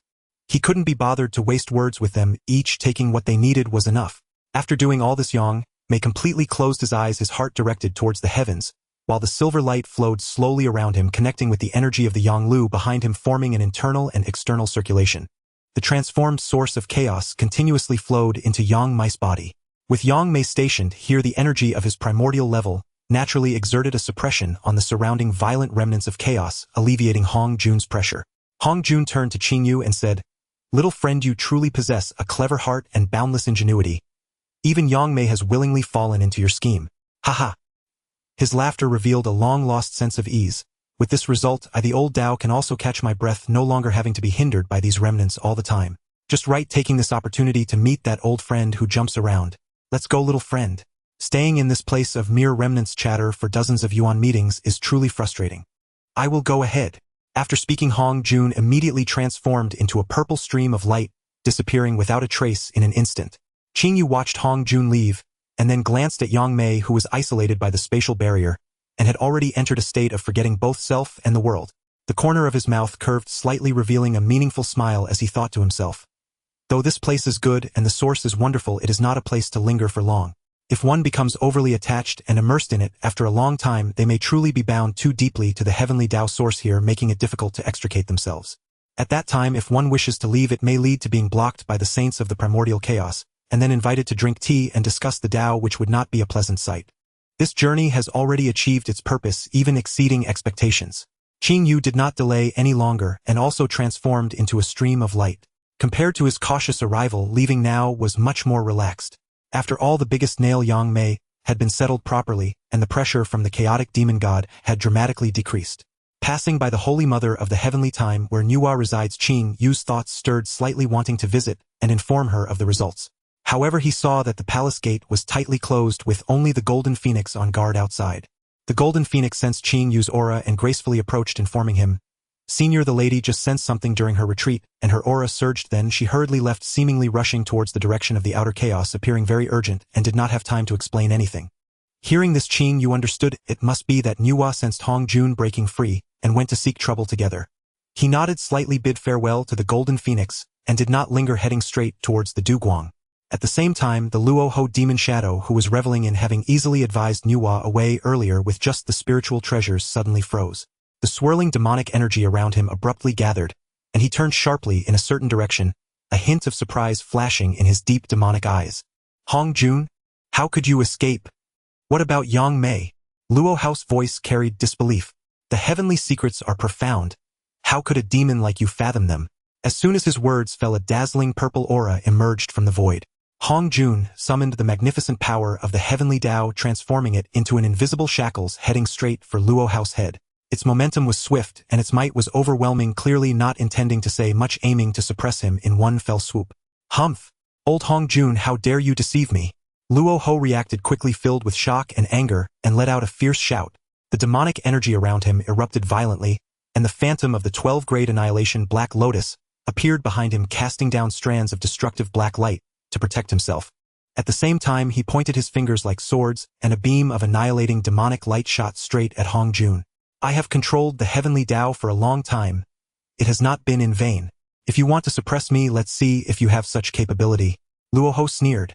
During the years Hong Jun was trapped, he seized quite a bit of the power of the heavenly Dao. Although he was not as strong as Hong Jun, he was no longer the same as before. The purple aura and the demonic light collided violently, and silent ripples swept across the surroundings, stirring the heavenly Dao into turmoil. Both were individuals of the heavenly Dao, and for a time they were evenly matched. "Do not worry, master, your disciple is coming." Just at this moment, a female voice came from the direction of the primordial chaos. A red light pierced through the chaos, arriving in an instant. With fierce eyes, she raised her fair hand, and that shimmering red embroidered ball carrying the red thread of fate and the karma of the mortal world transformed into a crimson rainbow, ignoring spatial distances, and smashed straight towards the back of Luo Hao's heart. At the same time, a creation whip appeared in her hand, transforming into a golden whip shadow, directly striking towards Luo Hao's demonic body. The red embroidered ball is related to destiny and contains great power of humanity, which is quite effective against demon paths. The creation whip is a treasure of virtue specifically used against evil beings. Nuwa struck, launching a fierce assault alongside Hong Jun, creating an astonishing force. Luo Hao's expression changed. Although he was not afraid of Nuwa, facing her full-on attack while fully resisting Hong Jun increased his pressure significantly. This younger generation of Nuwa actually has such strength. I easily repelled her before. Was she playing with me? Truly worthy of being a disciple of Hong Jun, the inheritance is evident. Damn! Hong Jun, Nuwa, you are bullying me with numbers. What kind of ability is that? Luo Ho roared in anger, his demonic energy surging, retreating, while fighting, clearly showing signs of wanting to withdraw. With Hong Jun freed, the plan has failed. Continuing to fight would likely be unfavorable for him. Hong Jun did not speak, only urging the power of the heavenly Dao to become even more vast. Nuwa's offensive was like a tide, each strike targeting Luo Hao's vital points. The master and disciple worked together, seamlessly forcing Luo Ho into a desperate situation with demonic energy, leaking, clearly suffering significant losses. After Qing Yu left Nuwa, he returned to Duguang, directly appearing in the Wuzhuang Temple, which had been relocated by Zhen Yuanzi. Inside, Zhen Yuanzi was expounding the Dao, while Xian Jinzi listened nearby. Sensing Qing Yu's aura, Zhen Yuanzi paused his lecture and looked at the appearing Qing Yu. "Dao brother, you have returned. Was your journey in the heavenly Dao smooth?" Zhen Yuanzi was not immediately aware that Hong Jun had returned, unlike Nuwa, as the Dao fruit landed in the earthly realm. Qing Yu tore through space, and the scene of Luo Ho being repeatedly repelled by Hong Jun and Nuwa appeared before the two. "I knew you would succeed. Now that you have returned, I can also relax a bit and travel around the vast lands of the primordial chaos. The primordial chaos has changed significantly, and I have yet to explore it." Qing Yu nodded in approval, while Xian Jinzi also stepped forward to greet him. "I pay my respects to my elders." Noticing that the usual inseparable duo of Huang Zhong and Li Hulua was now absent, he asked, "Xian Jinzi, where is Su Miao?" You two are usually inseparable, why is it only you now? Elder brother Su Miao was invited by the Queen Mother of the West to go to the West Kunlun, and she also planned to visit the Daoist temple of the Three Purities to see those three gourd children. So it is. Qing Yu nodded, neither affirming nor denying Xian Zhanzi's words. Beside him Zhan Yuanzi stroked his beard with a gentle smile as if recalling something and said to Qing Yu, Brother Daoist, now that the matters of Heaven's Dao have been resolved, this rare leisure is truly precious. I have heard that the three pure ones of Kunlun Mountain have set forth trials and opened their mountain gates wide seeking outstanding disciples. This marks the first formal recruitment of disciples by a sage's sect since the creation of heaven and earth. A spectacle of unparalleled grandeur drawing myriad immortals to pay homage. Shall we go together to witness it? A delightful diversion, and an opportunity to observe the temperament and potential of the new generation, rising across the Honghuang world. Zhen Yuanzi spoke with palpable enthusiasm. Having sat for long in his subterranean abode without encountering so much as a ripple of excitement, he now eagerly seized upon this monumental event, the sage's first disciple recruitment in eons. Qing Yu paused thoughtfully, then smiled and assented. How could I decline such an invitation from a fellow Daoist? With the Dao ancestor's return and the Luo Ho affair entrusted to him and Nuwa, we may indeed afford ourselves a moment's ease. Let the weighty affairs be borne by Elder Hongjun. And besides, we ought to see how those three young ones have grown in insight and cultivation beneath the sage's tutelage. Precisely, precisely. Zhan Yuanzi clapped his hands and laughed. Brother Daoist, after you. Their eyes met in quiet understanding. Then in unison their figures dissolved from Wuzhuang Guan, leaving only faint traces of Dao resonance behind. At that very moment Qing Feng and Ming Yu entered the pavilion bearing immortal fruits and celestial wine, only to find the cloudbed empty, its surface still holding the lingering Dao resonance of Zhen Yuanzi's recent discourse. Hey Qing Feng, look, the master has vanished again. Ming Yu blinked, lowering his voice, as he whispered to Qing Feng, whose demeanor was somewhat more composed. Ever since the master used great divine arts to relocate our Wuzhuang Guan to the Duguang wilderness, and placed us under the protection of great Lord Qing Yu and numerous other mighty cultivators, we no longer need to guard the gate day and night. Clearly the master has been spirited away by great Lord Qing Yu to wander mountains and rivers, discuss Dao and visit fellow cultivators. No telling when he'll return. So, shall we slip out quietly and journey across the Honghuang world ourselves? I hear it's quite lively out there. Qing Feng's eyes lit up at once. Tempted, but then flickered with hesitation and concern. This doesn't seem quite proper. Though the master is absent, we are his attendants. How dare we abandon our post?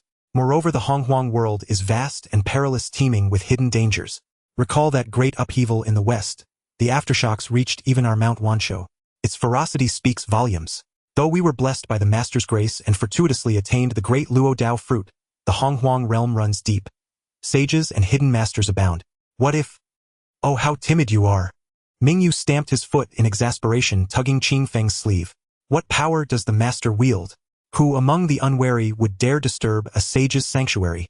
And this is Duguang, the domain of great Lord Qing Yu. Look at brothers Hua Hua and Chao Chao, sisters and brothers alike. Everyone surpasses us in cultivation.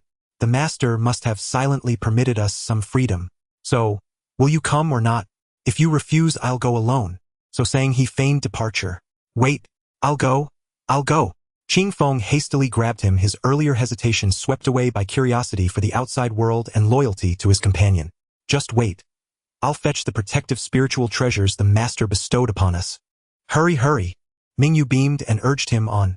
As Qing Feng and Ming Yu bustled about packing their satchels, preparing to slip secretly from the Daoist compound and embark upon their maiden self-guided tour of the Honghuang world, Zhan Yuanzi, already having crossed into Kunlun's domain alongside Qing Yu, suddenly sensed something, shook his head and smiled wryly. Those two mischievous youths truly dared to flee while I was gone. They deserve punishment. Deserve it indeed. Though speaking of discipline, his tone held not a trace of anger, only indulgent warmth. With a subtle shift of will, he flicked his sleeve lightly. 2 streams of mysterious yellow-gold light shot forth from his fingertips, traversing countless layers of void without impediment. They descended unseen upon Qing Feng and Ming Yu, just beyond the borders of Duguang, where the two youths stood exhilarated yet nervous before the boundless expanse of heaven and earth. The light merged seamlessly into their bodies, forming imperceptible seals. The Honghuang world is treacherous and unpredictable.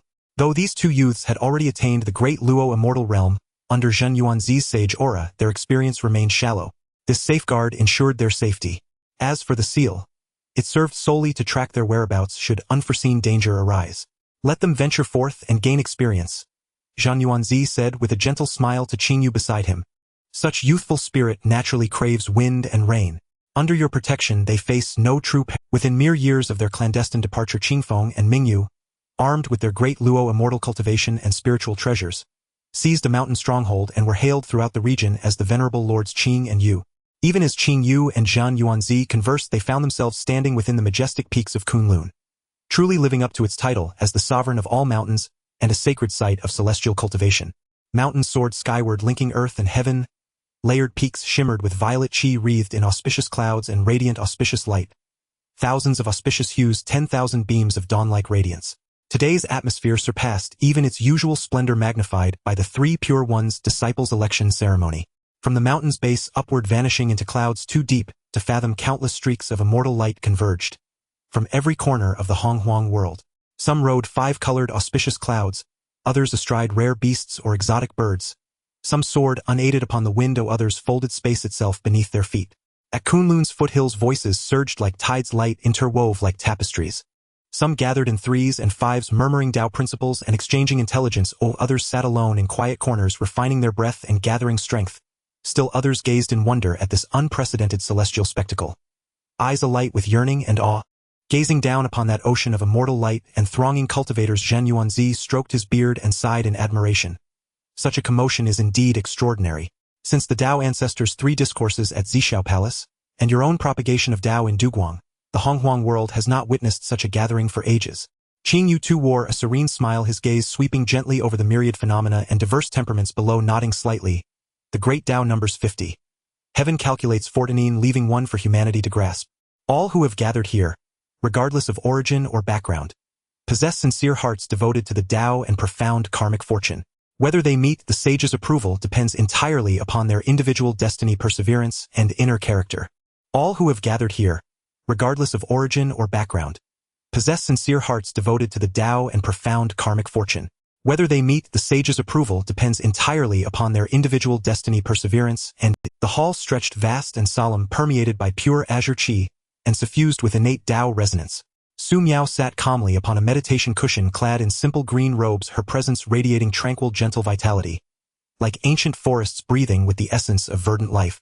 Beside her sat the 3 infant forms born from the primordial calabashes of the gourd vine, clinging affectionately to her sleeves, chattering brightly about their adventures cultivating on Kunlun Mountain, their faces brimming with filial devotion.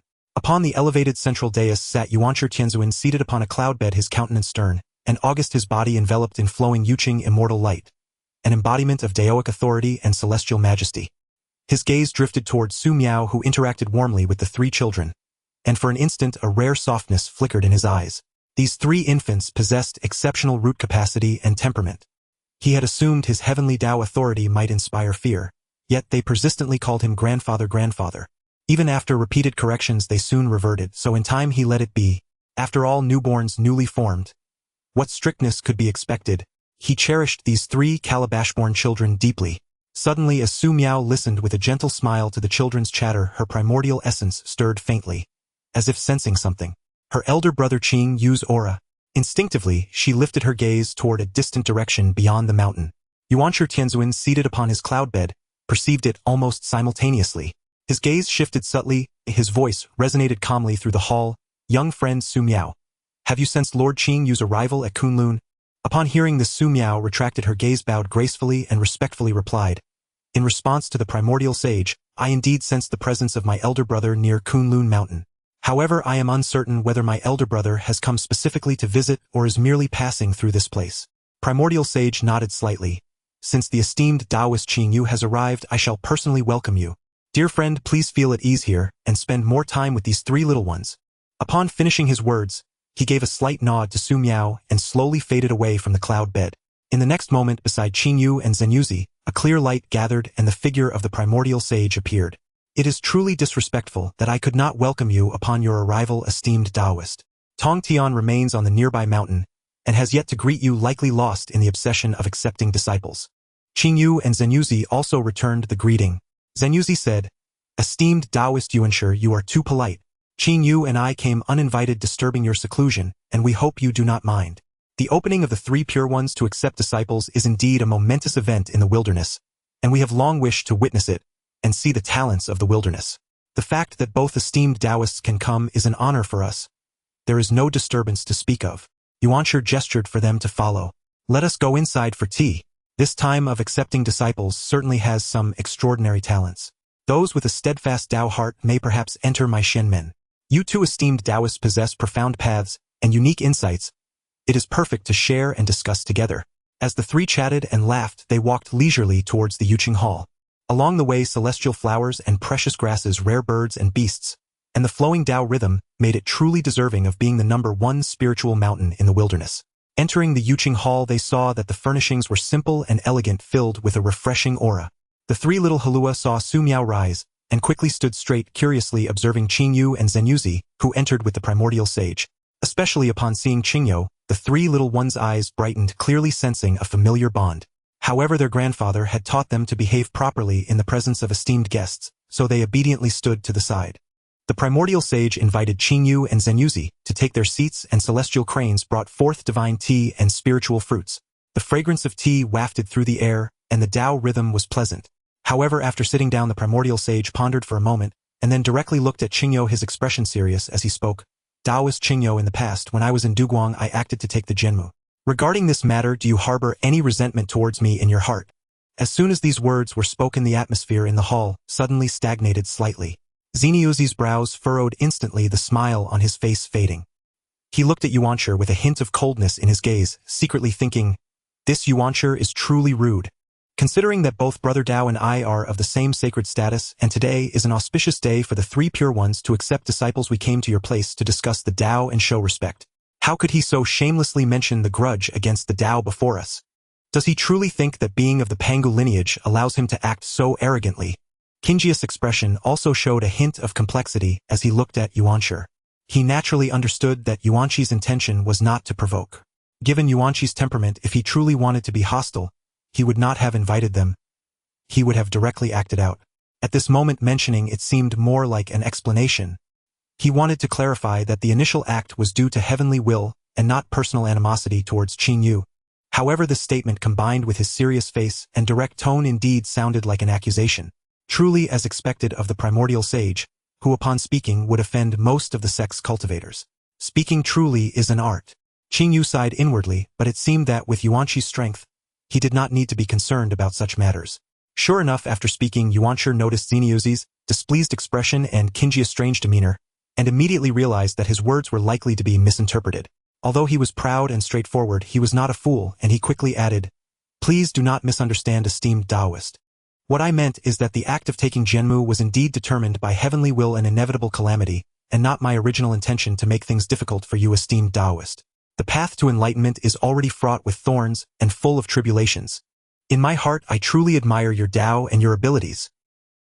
He tried to explain, but the more he did so under that serious tone and somewhat rigid expression, it only emphasized a sense of, I did it, but it was heavenly will who don't blame me, it is how fate is. Zenyuzi's expression remained unsightly, but seeing that Qingyu did not get angry, he could only suppress his displeasure. Qingyu looked at Yuanshi, who was trying to express goodwill but ended up seeming more self-righteous. He could not help but chuckle, shook his head, lifted his teacup and took a sip, then slowly said, I understand your intention, esteemed Taoist, otherwise I would not have accepted the invitation to come here. Upon hearing Qingji's calm tone with little animosity, the tense expression on Yuanshi's face softened slightly, and he nodded, esteemed Taoist, you are magnanimous. Seemingly feeling that this topic should not be discussed further, he turned and said, by the way, I must also thank you, esteemed Taoist. Since Jianmu transformed, the Tao rhythm of Duguang has surged, and the pressure has spread, causing many beings to temporarily leave. As he spoke, Yuanshi's voice gradually faded.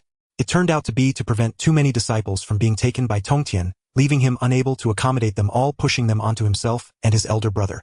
After Jianmu transformed into a chaotic spiritual root, the pressure spread throughout Duguang, preventing the original beings in Duguang from approaching for a time, and he took in quite a few spiritual essences of plants and trees, settling them with himself and Ta Qing.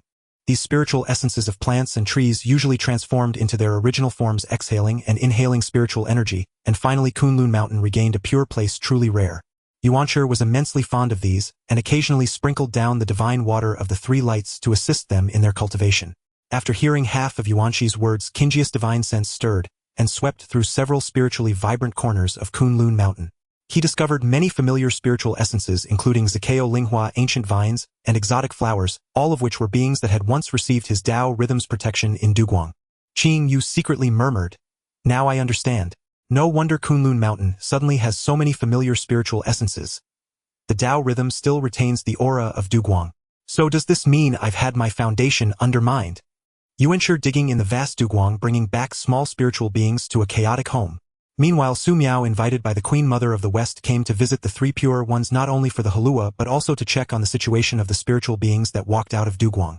Understanding the situation Qing Yu and Zenyuzi quietly watched Yuanshi. It seemed they felt that what they had done was somewhat unethical, but now they could only brace themselves. These spiritual beings from Duguang provided Yuanshi with a new Dao field, allowing him to avoid suffering. Kunlun Mountain was their Dao field, where they would reside for countless years. Having Yuanshi remain in a murky environment was truly unbearable.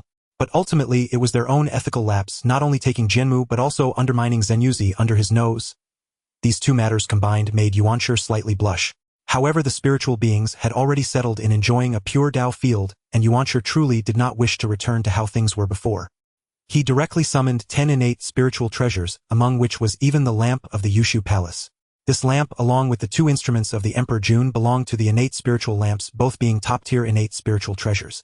What lay before Qing Yu was the Wind Thunder Immortal Apricot. Qing Yu looked at the dazzling spiritual treasure before him, and couldn't help but smile, saying, "Esteemed Taoist, are you not trying to buy us off? Esteemed Taoist, you are mistaken. How can we speak of buying each other in our matters?" Yuanshi replied with a serious expression.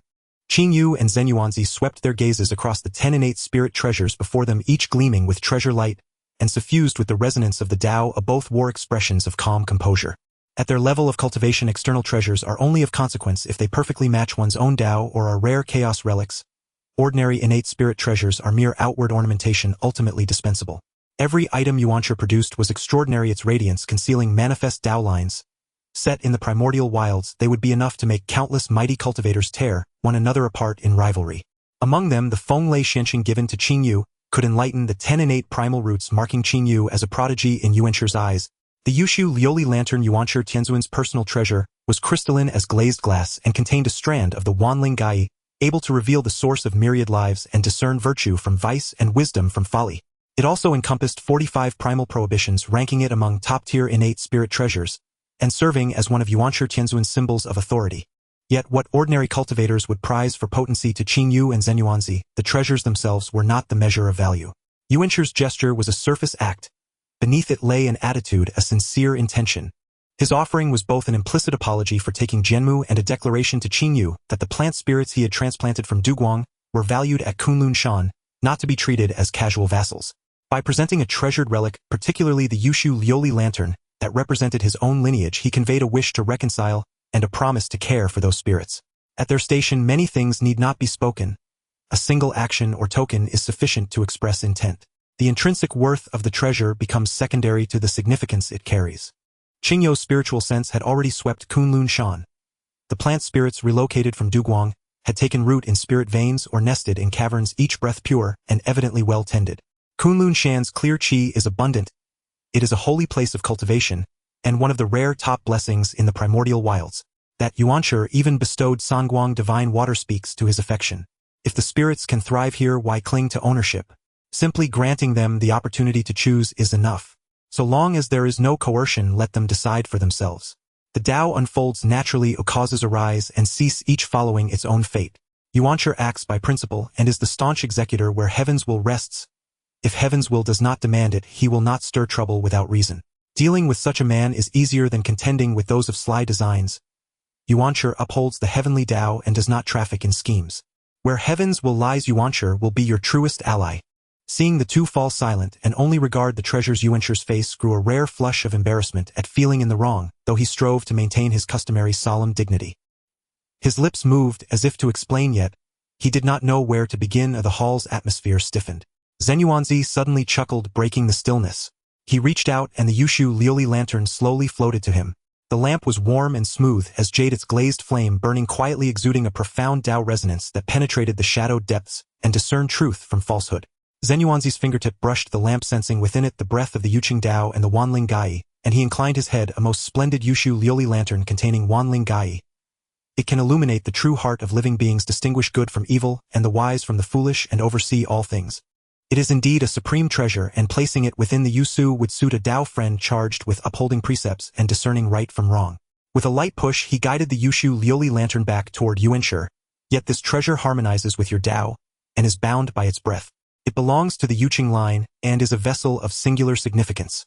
Though I appreciate its profundity, it would be wrong to take what another cherishes, and it is unsuitable to install a lamp imbued with the Yuqing Dao's resonance in my Wanshou-shan Wuzhuangguan. He is the progenitor of Earth, immortal steward of the Earth Dao with ample means. He has no need to covet another's emblematic treasure.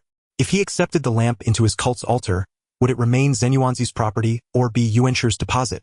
If disciples used the Yuqing treasure, whose favor would they be inheriting? Such entanglements would be unbecoming. The other 9 innate spirit treasures, though precious, lack that special symbolic weight. Taking them would suffice to fulfill Yuanshi's sentiment. Moreover, there was already an innate spirit lamp in existence. More would be redundant. My elder brother has used the Hundun Ding to refine Jutian Shirong and remade a lamp. They divided the Cuiguang Liangyi lamp into 2, each completed again, according to its own Dao, forming 2 wholly new spirit lamps that were placed within their respective altars. One lamp belongs to wood and carries yang energy, the other to earth and carries yin energy. Seeing the reason in Zenyuanzi's words, Yuanshi ceased insisting, retrieved the Yushu Liuli lantern, and bowed. It was my lack of foresight. In that case, please accept the remaining trifles from me as... Yuanshi paused, choosing his words. Consider them housewarming gifts for those plant spirits settling here. Though awkwardly phrased, the intent was clear. Zenyuanzi smiled slightly, swept his sleeve, and drew the light from the remaining 9 treasures. The disparate innate spirit treasures were stowed away, and thus he accepted the gift. Qingyu nodded with a smile as well. At that moment, Zenyuanzi's gaze turned to the courtyard outside. From the trial field, Yuanshi had set mists churned, and a slightly stumbling yet resolute figure emerged first. He was a young Daoist clad in an apricot robe, his brow bearing a streak of stubbornness. Though his bearing was ragged and his robe dust-stained, his eyes were bright and his aura steady. His nature and cultivation plainly uncommon, he had passed the test Yuanshi had set. Zenyuanzi seized the moment, gestured toward the courtyard, and smiled at Yuanshi. Dao friend, since your Yushu Liuli lantern can discern good from evil and illuminate the heart, is this not the moment to put it to use? Those who have passed the illusion array have already proven initial resolve and endurance, yet their roots and the depths of their hearts, whether virtuous or wicked, loyal or treacherous, whether their future path will be righteous or corrupt, require this treasure's light to settle the matter of discipleship and the weight of inheritance. Yuanshi's eyes showed a hint of approval, and he inclined his head. Well said. He did not speak further, merely touched the hovering Yushu Liuli lantern with a fingertip. The lamp shivered, and the pale gold Wanling Gai flared suddenly brighter. Its radiance rippled like water, and in an instant enveloped the entire plaza before the Yuqing Hall, bathing Guangchengzi, who had only just exited the illusion and was still gathering himself. Guangchengzi felt a warmth suffuse his body, as if several gazes had looked him through and through. Every thought, memory, and even hidden bent of character was laid bare beneath that light, yet strangely it did not offend or terrify. Instead there came a sense of clarified purity, as if washed. Knowing this to be a sage's means, he dared not resist. He steadied his mind, purified his intent, and calmly accepted the lamp's illumination. The glazed flame flickered, and the halo flowed, revealing Guangchengzi's pure qi and resolute will. He bore pride without arrogance, tenacity yet flexibility. His roots were upright, and his Dao heart clear, precisely meeting the Yuqing line's standard for disciples. Yuanshi inclined his head in evident satisfaction. Soon others walked from the phantom array, elders with immortal-bearing vigorous youths and reserved middle-aged Daoists. Each had endured trials within the illusion and displayed exceptional character and perseverance. As they emerged, the Yushu Liuli lantern's light enveloped them, subjecting them to the Wanling Gai's scrutiny. Yuanshi's expression grew focused as his gaze swept over those whose true heirs the lamp revealed. He silently assessed their roots, natures, and Dao affinities. He already perceived the tenor of heavens, while 12 disciples were to be taken to correspond with the earthly branches and inherit the Yuqing lineage. At that moment his silent count passed 10, all of whom had met the lamp standard and could enter Yusu's tutelage. As Yuanshi concentrated on selecting disciples and pondering how best to instruct them, so they would fulfill their potentials and glorify the Yuqing name, Qingyu unexpectedly spoke. Yuanshi, Dao friend, I have a question, if I may ask. Yuanshi returned from thought and looked at Qingyu. Ask freely. Qingyu continued, if I were to break through to Honghuang at this moment, would you still seek to prevent me? Yuanshi was taken aback for an instant, then smiled, and replied, you have already undergone a root transformation.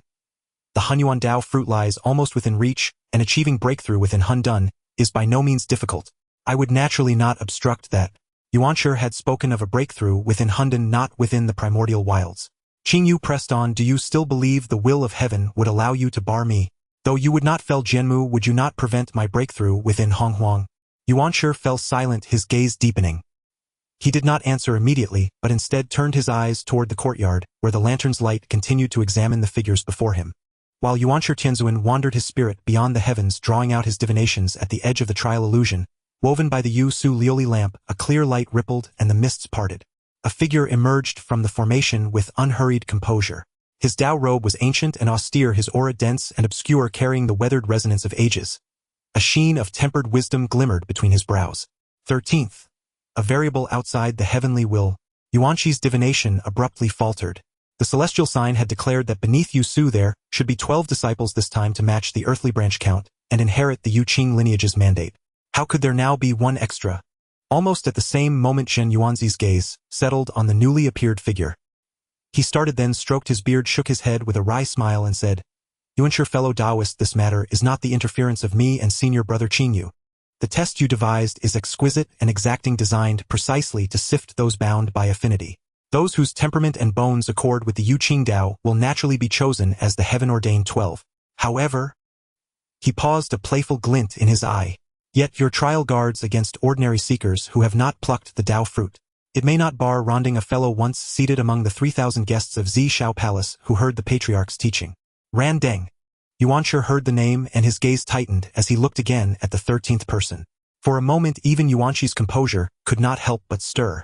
Randang Doran, a guest of Zishao Palace, once sat under the same teacher's hall. Though they had no close friendship, they were of the same generation. Now he has laid down his face, concealed his cultivation, and come to partake in the trial you set to recruit disciples. Is this genuine reverence for the Tao, a thirst for the sage's instruction so great that he humbles himself and behaves as a disciple? If so, such willingness to abase oneself in pursuit of the Tao is unexpectedly admirable. But if he comes with other designs, playing tricks before the sage, then he is courting his own death. Qing Yu, who had been sitting silently, finally spoke. "Yuanshi, fellow Taoist, as you see, the heavenly will is manifest and fate is set. Yet fate may be decreed by heaven while affairs are wrought by men. Thus at this moment, by following the heavenly will and setting layered trials, you may indeed select the heaven-ordained 12 exemplary disciples.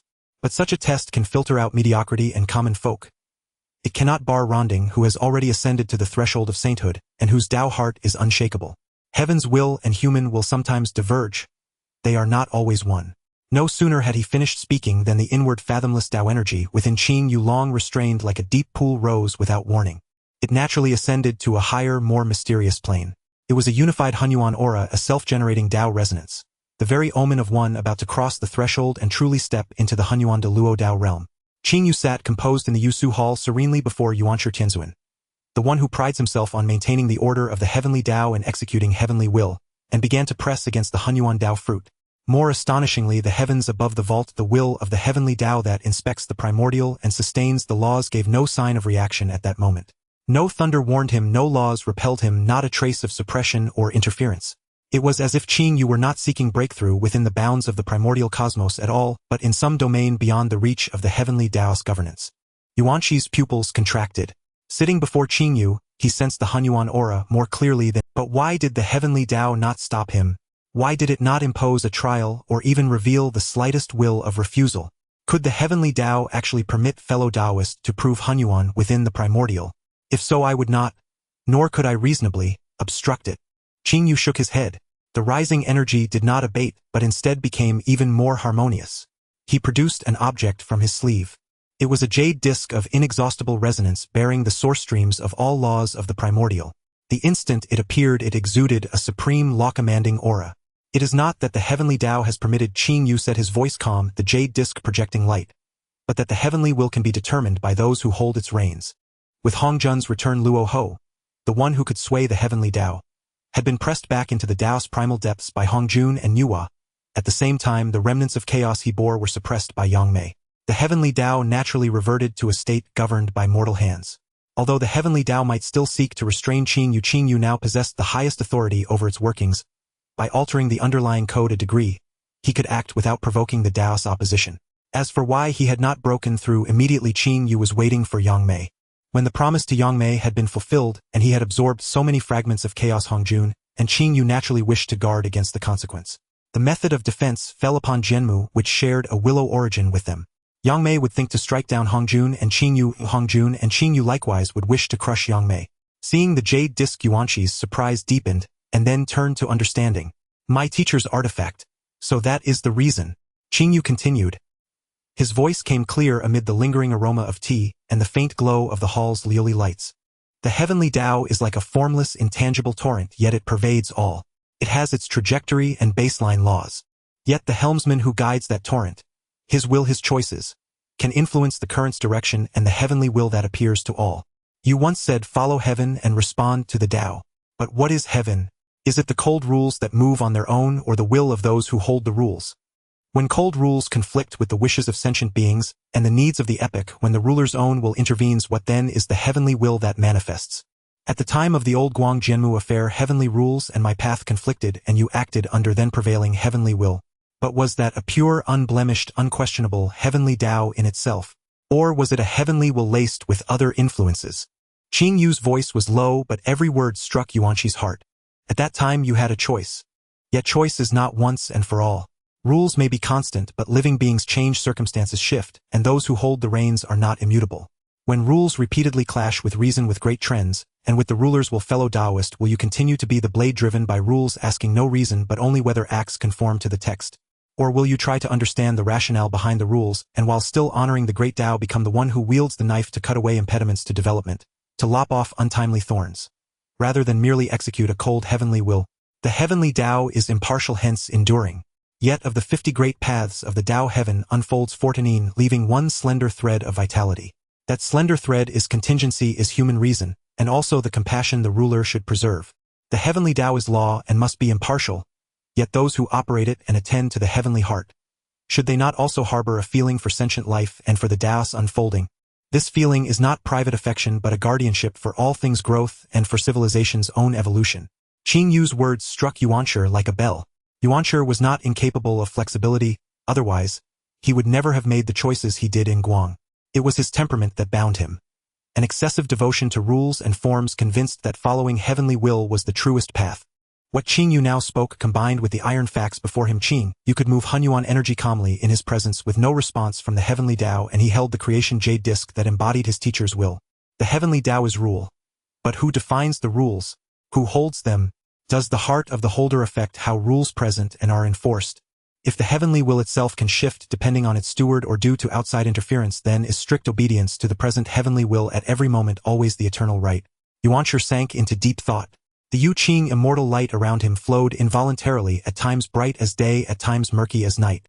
They mirrored the fierce debate within him. His dignified face furrowed at moments, enlightened at moments, perplexed at moments, resolute at moments, hesitant. The hall's Tao resonance swelled and ebbed with Yuanqi's ruminations. The lioli lamp's flame trembled gently, casting a wavering light across his uncertain features. Some truths must be touched lightly. Whether one can truly fathom them depends on personal affinity and fate. Qing Yu drew in the Honghuang resonance about him, sheathed the projection of the creation jade disc back into his sleeve, sipped his tea and fell silent. Just as Yuanqi sank into deeper comprehension, and his qi fluctuated, a flash of clear light outside the Yusu Hall announced the arrival of Tong Tian Jiaozhu. He had been attending to his own disciple recruitment matters when he sensed his second brother's qi surging as if to break through with a hint of foreign energy. Unwilling to leave it, he instantaneously transferred himself here. Arriving at the hall's threshold, he saw his second brother seated on his cloud bed, Tao resonance surging, clearly in a pivotal awakening, while Qing Yu and Zhen Yuanzi sat composed at his side. A gleam of comprehension passed through Tongshan's eyes and he relaxed. His gaze then fell on Qing Yu and Zhen Yuanzi with a brightened countenance. Another spirit fruit to taste. He sorely missed the flavors of the yellow plum and the ginseng fruit. Although at the level of sages, mundane spirit fruit offers little cultivation benefit, the pleasure of taste and the delight of palate are themselves a kind of leisure. Tong Tian inclined his hands in respectful salute from a distance toward Qing Yu and Zhen Yuanzi as a greeting, and kept silent, so as not to disturb Yuanqi's enlightenment. With a faint motion, he had already slipped noiselessly to the other side of the hall, found a straw mat to sit upon, and watched with keen interest, curious to see what sort of disciples his brother had nurtured. For a time the Yusu Hall fell into silence. Only the Tao resonance about Yuanqi flowed without cease. Not long after, Guang Chengzi, clad in an apricot yellow robe, was the first to emerge from the trial and face the lioli lamp's scrutiny. The lamp's radiance enveloped him, revealing a clear Tao heart, extraordinary bones, and enduring fortune. A perfect accord with the Yu Qing Tao. The lioli light shone brightly, showing no fault. Following him came Qi Jingzi Huanglong Jinren Juliu Sun Tai Jinren Ling, Bao Dafa Shi Wenshu Pushin Jinren Sihong Doran Yuding Jinren Daoxing Tianzuan and Qingshu Dao Jinjuan. 11 more. They too passed one after another beneath the Liuli lamp, each revealing exceptional roots, temperament, and affinity. They followed Guang Chengzi and knelt in the direction of the Yusu Hall. These 12 were precisely those the celestial sign had shown. The 12 golden immortals fated to inherit the Yuqing lineage. Yet after them came the 13th. Randang Daoran also slowly stepped beneath the Liuli light. Randang stood composed beneath the lamp and bowed toward the Yusu Hall. I am Randang. I have long admired the profundity of the Yuqing Dao. I wish to take the posture of a disciple, to bow before the sage, to hear instruction, to comprehend the supreme Dao. I beg the sage's mercy to accept me. Yet when he finished the bow and raised his eyes to sense the sage's reaction, his spirit suddenly stiffened, and an unmistakable look of terror passed through the depths of his gaze. 1, 2, 3, 4. For presences immense as star seas and august as the firmament pressed down upon him, making this quasi-saint feel as small as dust before a vast, overwhelming saintly might. Though all kept some restraint, that supreme Dao resonance's oppression was no lie. Yuanshi Tianzuan and Tongtian Jiaozhu, these two of the 3 pure sages, were expected presences to him. But the other 2, Jin Yuanzi, the progenitor of terrestrial immortals, who holds the Earth Daos authority, and that ancestor Qing Yu, their auras, though not fully unleashed, transcended the peaks of ordinary quasi-saints, and even resonated with the sage's Dao charm. When had they attained such cultivation? And why were they here? For sage-level presences gathered together in the Yusu Hall, even Randang, whose Dao heart had weathered countless storms, could not help but feel a surge of dread. A cold sweat beaded at his brow. Though he had come with sincere intent to seek the Dao and to clarify his path through the sage's lecture, he had also entertained some probing and a wish to ride the tide. He had never imagined he would stand directly before 4 sages. For Randang, this moment felt like a mistaken intrusion into the celestial household. Randang felt 4 presences upon the cloud bed, their auras like mist. Imperceptible, uninterpretable, impossible to gaze upon, and he dared not slacken his vigilance for a single breath. The Taoist Randang bent forward and kowtowed, his demeanor the very picture of reverence. It stood in stark contrast to the eager, expectant bows earlier offered by Guang Chengzi and the other 12. This was the fear that springs from the depths of the Dao heart when confronting an absolute being. Forehead to the ground, hands overlapped before him, he performed the most solemn of rites. Guang Chengzi and the other 12, though they revered the sage in theory, had limited cultivation and a narrow horizon. Their conception of a sage remained at the level of one who teaches and enlightens the masses. What they truly perceived was the vastness, the boundless compassion, the towering grandeur that inspired longing. They felt reverence, yet could not fathom the abyss behind that stature and absolute disparity of power, capable with a single thought of remaking earth, water, fire, and wind, rendering an aspiring saint as insignificant as an ant.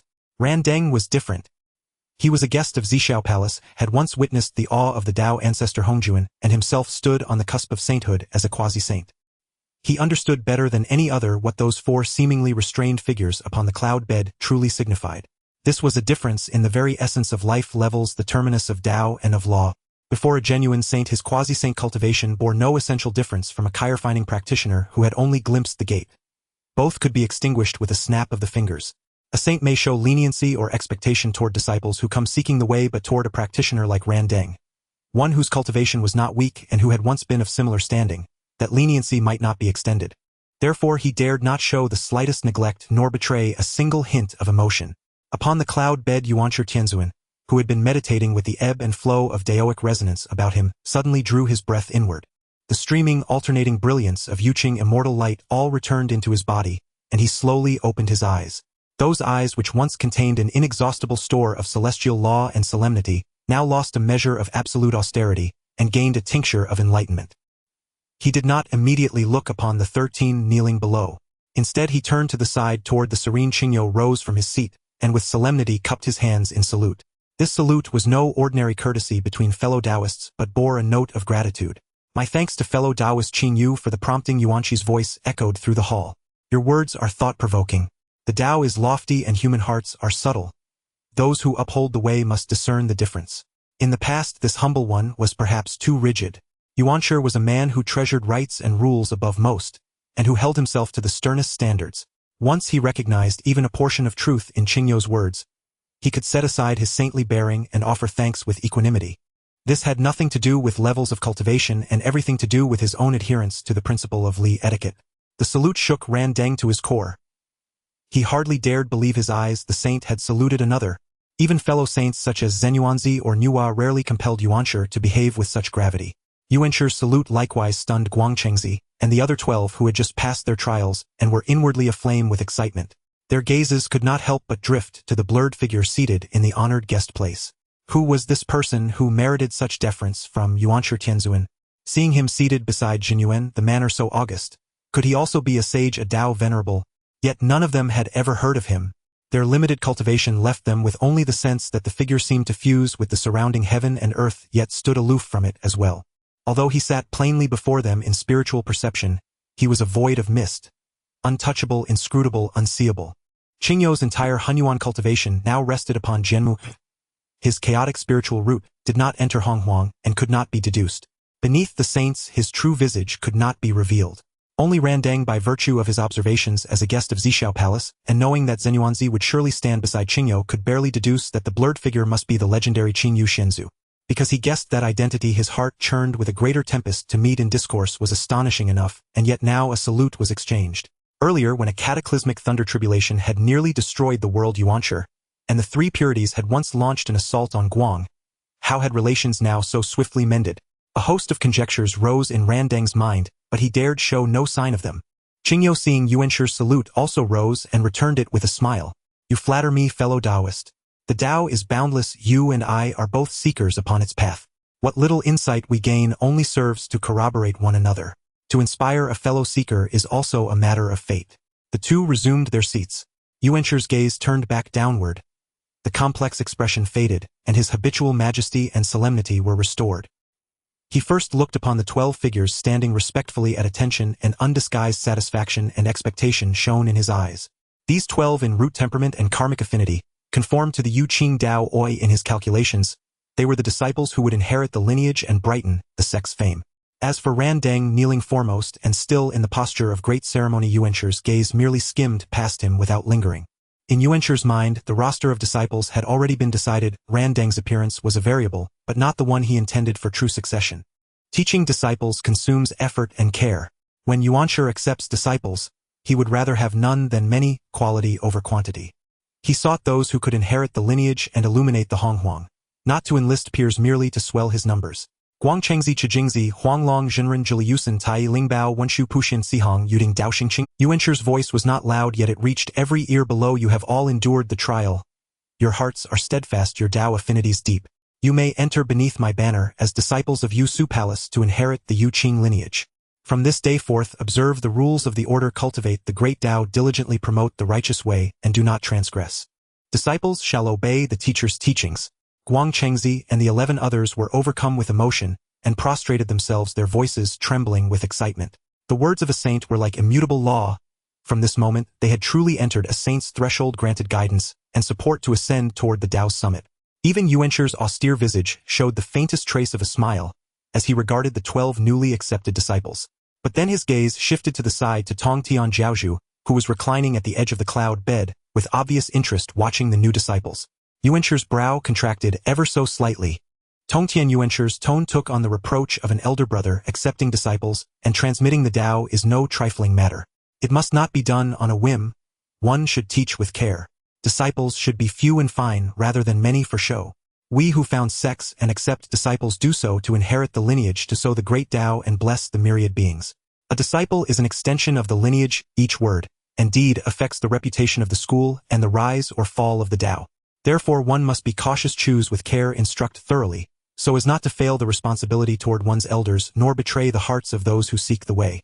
If one values quantity over quality, allowing the good and bad to mix and discipline to slacken, then, when those disciples emerge into the world, their hearts may falter and go astray, or their skills be poor and sully the sect.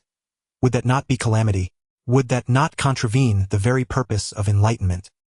His words were plainly directed at Tongtian's indiscriminate open-door approach to recruiting disciples, a rebuke cloaked within fraternal admonition. Facing Qingyu and Zenyuanzi, and thus rebuked by his elder, Tongtian's face showed embarrassment. He was free-spirited and disdainful of constraints. He disliked rigid rules and believed the Dao was impartial. Those with destiny should be allowed to learn. Why erect so many barriers? What you say, second brother, has its logic, Tongtian replied with a stiffened tone, unwilling to directly contradict in the presence of guests, though his scowl betrayed his disagreement. He glanced at Ran Dang still kneeling below, and with a flicker of mischief said, if you insist on selecting carefully to preserve the lineage, is there not already a ready candidate before you? This Ran Dang is an old acquaintance of Zhixiao Palace, well versed in the Tao and his temperament. Well under your discerning light, second brother, he cannot be far short of the mark. Since he sincerely offers himself as disciple, why not accept him? You could pass on the lineage at once. Would that not save trouble? Having said this, he did not wait for Yuanshir's reply. In a flash his figure became a swordlight and he vanished from Yuqing Hall. Take your time choosing, elder brother. I shall go check on my pupils. Yuanshir was left momentarily speechless by Tong Tian's departing words. Watching the direction in which Tong Tian disappeared, he could only sigh at last. Forgive me, fellow Taoists, for the embarrassment. Below, Ran Dang, whose heart had tightened at Tong Tian's remark and had inwardly feared the worst, suddenly felt as if fortune had smiled upon him. Without pausing to ponder whether there had been an edge of mockery in Tong Tian's suggestion, he seized the fleeting chance, and with even greater reverence than before bowed deeply again. Master above, I, disciple Ran Dang, sincerely seek the way. Long have I yearned for the subtle mysteries of the Yu Qing Dao. I humbly offer myself as disciple to serve at your side, and to hear your teachings. I entreat the Master's compassion, please admit me among your ranks. I shall observe the Order's rules, cultivate diligently without cease, and never fail the Master's expectations. His words were earnest, his posture humbled to the dust, portraying with vivid clarity the image of a cultivator thirsty for the way. Qingyou Zenyuanzi Yuanshir. For a moment the three were at a loss for words. Ran Dang's manner and phrasing sounded so disturbingly familiar. Was he not the very one who once led the entreaties for Hongjuan's pity on behalf of Zhixiao Palace? As the hall's atmosphere turned subtly taut from Ran Dang's seemingly déjà vu plea, something else occurred. Clang! The bell of Zhixiao Palace. Hongjun Daozu struck the Zhixiao bell, once more summoning the saints of Honghuang to assemble at Zhixiao Palace. In Yusu Hall everyone heard the bell. Yuanshir, who had just finished taking disciples, and Qingyu and Zenyuanzi, who had been inwardly reproving Tong Tian. The Daozu summons. Yuanshir's expression turned grave, and he set aside for the moment any further consideration about Ran Dang's fate. He swept his gaze across those below and said to Guangchengzi and the other 12, since you have entered my fold for the time being, find a place in Kunlun Mountain to open your grotto dwellings and cultivate in peace to stabilize your realms. Later you shall receive teachings of Tao and method. Yes, master. The 12 replied at once. As for Ran Dang, Yuanshir cast him a look deep and inscrutable and said simply, fellow Taoist Ran Dang, you may rise. Since you sincerely seek to study, you shall enter the Yu Qing lineage. But as we are both guests of Zhixiao Palace, it would be improper to scatter our ranks. You will serve as a vice-instructor, assisting me in enlightening the living. Now the Zhixiao bell has sounded and the Daozu calls. I must go. Thank you, Saint. Having achieved his aim, Ran Dang threw himself prostrate in a five-fold kowtow. Since the teacher is summoned, I shall not neglect it. Yuanshir smoothed his sleeves and said to Qingyu and Zenyuanzi, fellow Taoists, please. Please, fellow Taoist.